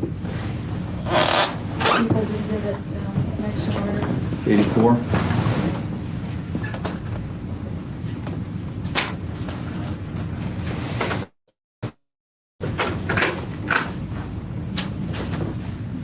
This woman is unreal. You really tell me you're afraid of me. You better damn well be afraid of me. You keep on like this. You better pay this insurance bill now, or you're going to be damn afraid of me. Did that message have anything to do with talking to the children or wanting to talk to the children? No, it had to do with desperation of having to deal with him. You didn't have any problems, obviously, asserting yourself when you were angry about something. You called him up and you demanded that he did something, or you were going to do something to him, correct? He never did anything that I demanded. He was just empty threats. It was empty threats. It was empty threats. The man is dead.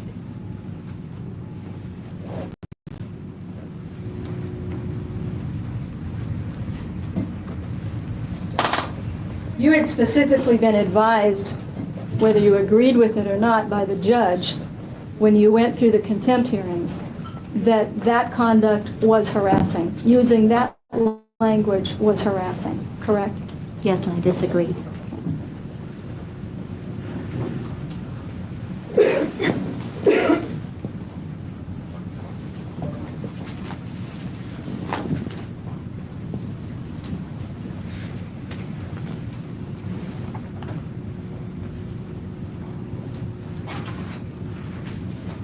In fact, the judge had talked to you about the fact fact that not only was it harassing and disturbing the peace of everyone in the household, but that it was obviously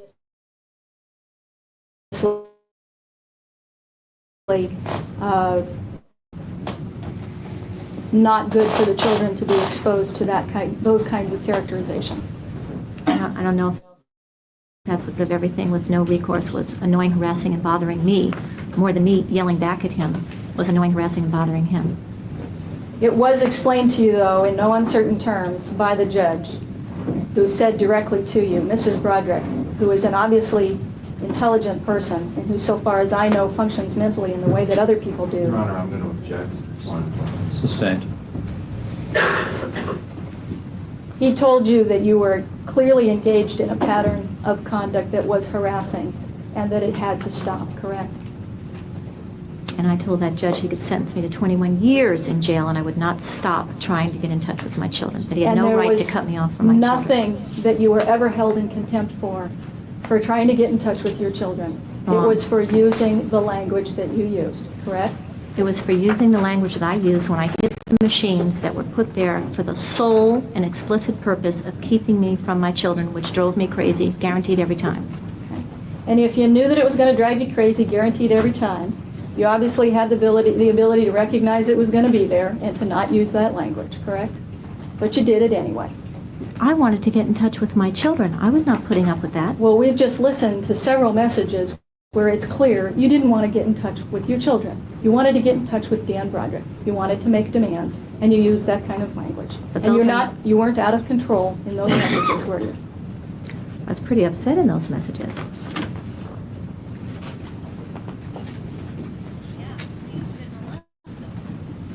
You also left those messages when it was clear that Linda Kolkena's voice was not on the machine, didn't you?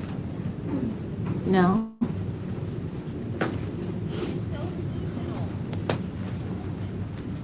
Did you not leave a message on June 21st, 1987, where it starts off, "My God, did you say Kathy Lee? I'm so glad that you're using that name. It's cute." Anyway, this is a message for the... She's such a... Well, that's the only word I can think of. There's nothing lower. It's clear that it was Kathy Lee's voice that was on the machine when you made that message, correct? Sounds like it, that one. So it didn't have anything to do with Linda's voice being on the machine that made you leave that kind of a message, did it? What kind of a message? What's the rest of that message? Is that a message This to Lee? is a message for the... And that's the end of it? That, my God, did you say Kathy Lee? I'm so glad you're using that name. It's cute. Anyway, this is a message for the... That she has the nerve to eat off of, well, it's bad enough she's my husband, but eating off my wedding china. She's such a... Well, that's the only word I can think of. There's nothing lower. Did that have anything to do with talking to Kathy Lee? No.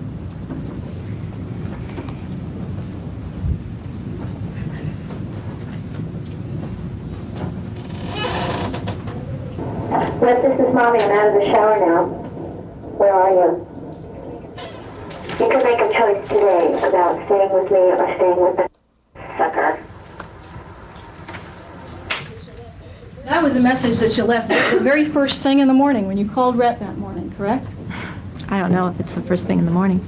Well, it's obviously, you're talking about what he's going to do for the day. You just got out of the shower. You have a choice of what you can do today.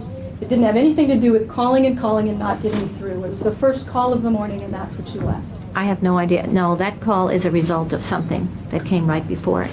I don't know what it is, unless there's another message before it or something.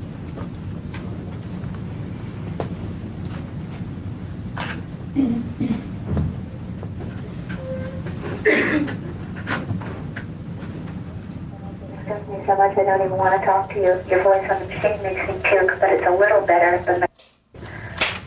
You disgust me so much I don't even want to talk to you. Your voice on the machine makes me want to puke, but it's a little better than the... Obviously, you're not leaving that message because Linda's voice is on the machine. It's clear that Linda's voice is no longer on the machine, and you're still leaving those messages, correct? I think that would have been Dan's voice then. Okay. So when it was Dan's voice on the machine, you were just as angry and left the same messages, correct? Once again, you're doing a wonderful job of reminding me of the sequence of things Mrs. Broderick, and how if these you could things just happen. answer my question. You left those messages when it was clear that it was Dan's voice on the machine, not Linda? Yes or no? That particular message sounds like that, yes.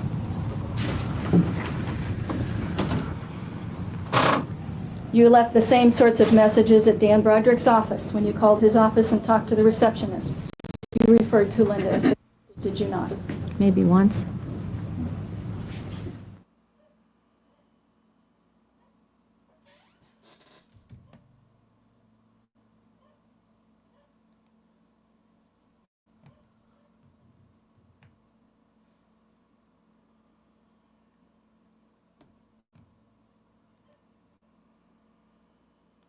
Hey guys.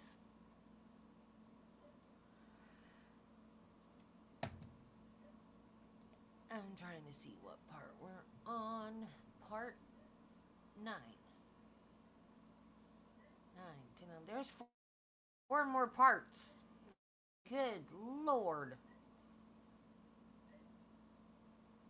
Okay, we're done for today. How weird was it that all the glitches stopped in the last part? I've been controlling glitches all day. And then we get to the last part and the glitches stopped. She is so freaking delusional. Oh my God. She doesn't remember. It's either I don't remember or maybe, I don't know, maybe. And she always, when did this happen? What year?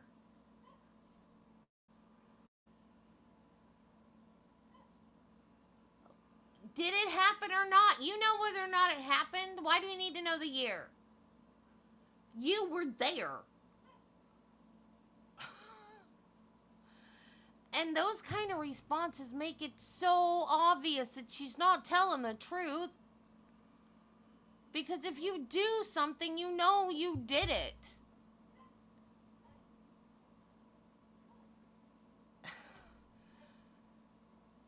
And then,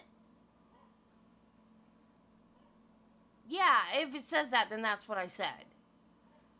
And then, like, I never picked up the phone to call him to harass him.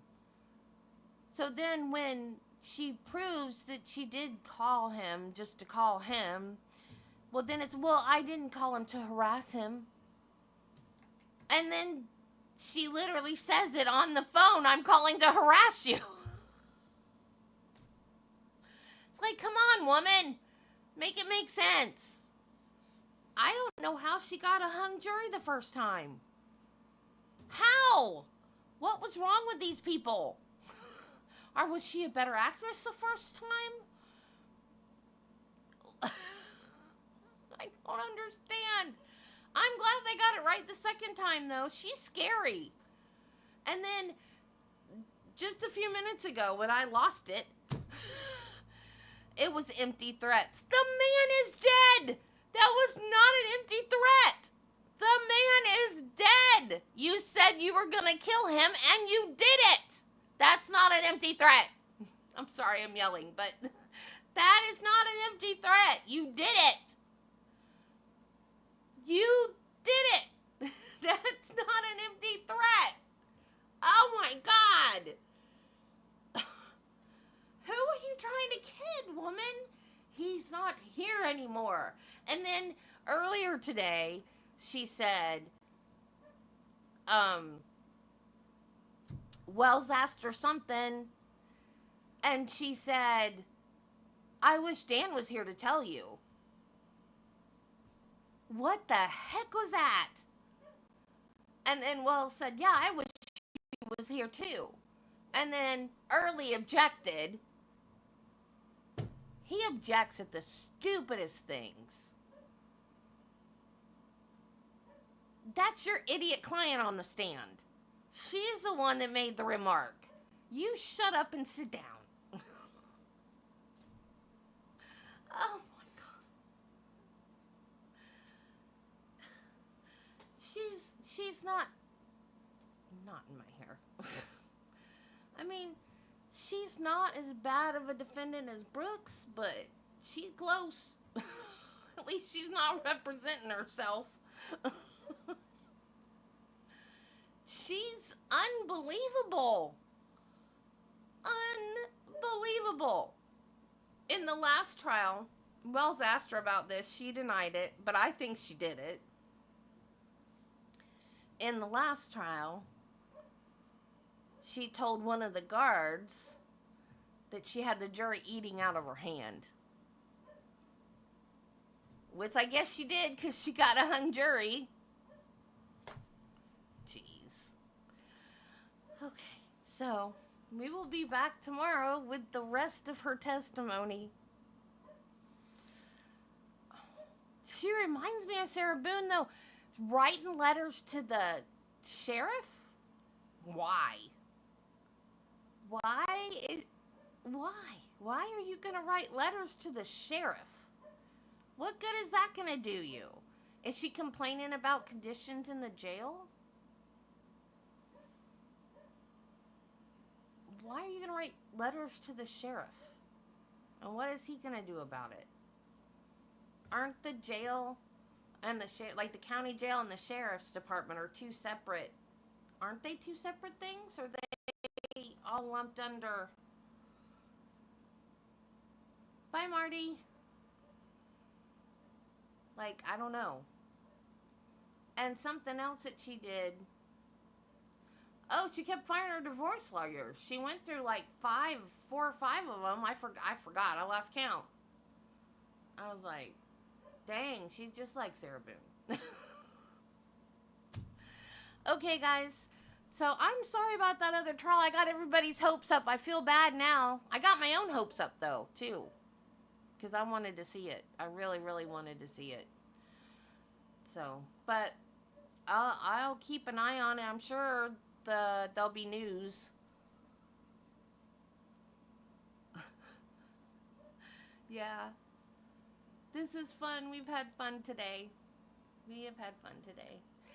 Except I kept getting notifications about Charlie Kirk, and then I'd start crying again, but it is what it is. So, okay, I'll see you guys tomorrow. Remember, be kind to people, love your family, and Jesus loves you, and so do I. Bye, guys. See you tomorrow. Have a great evening.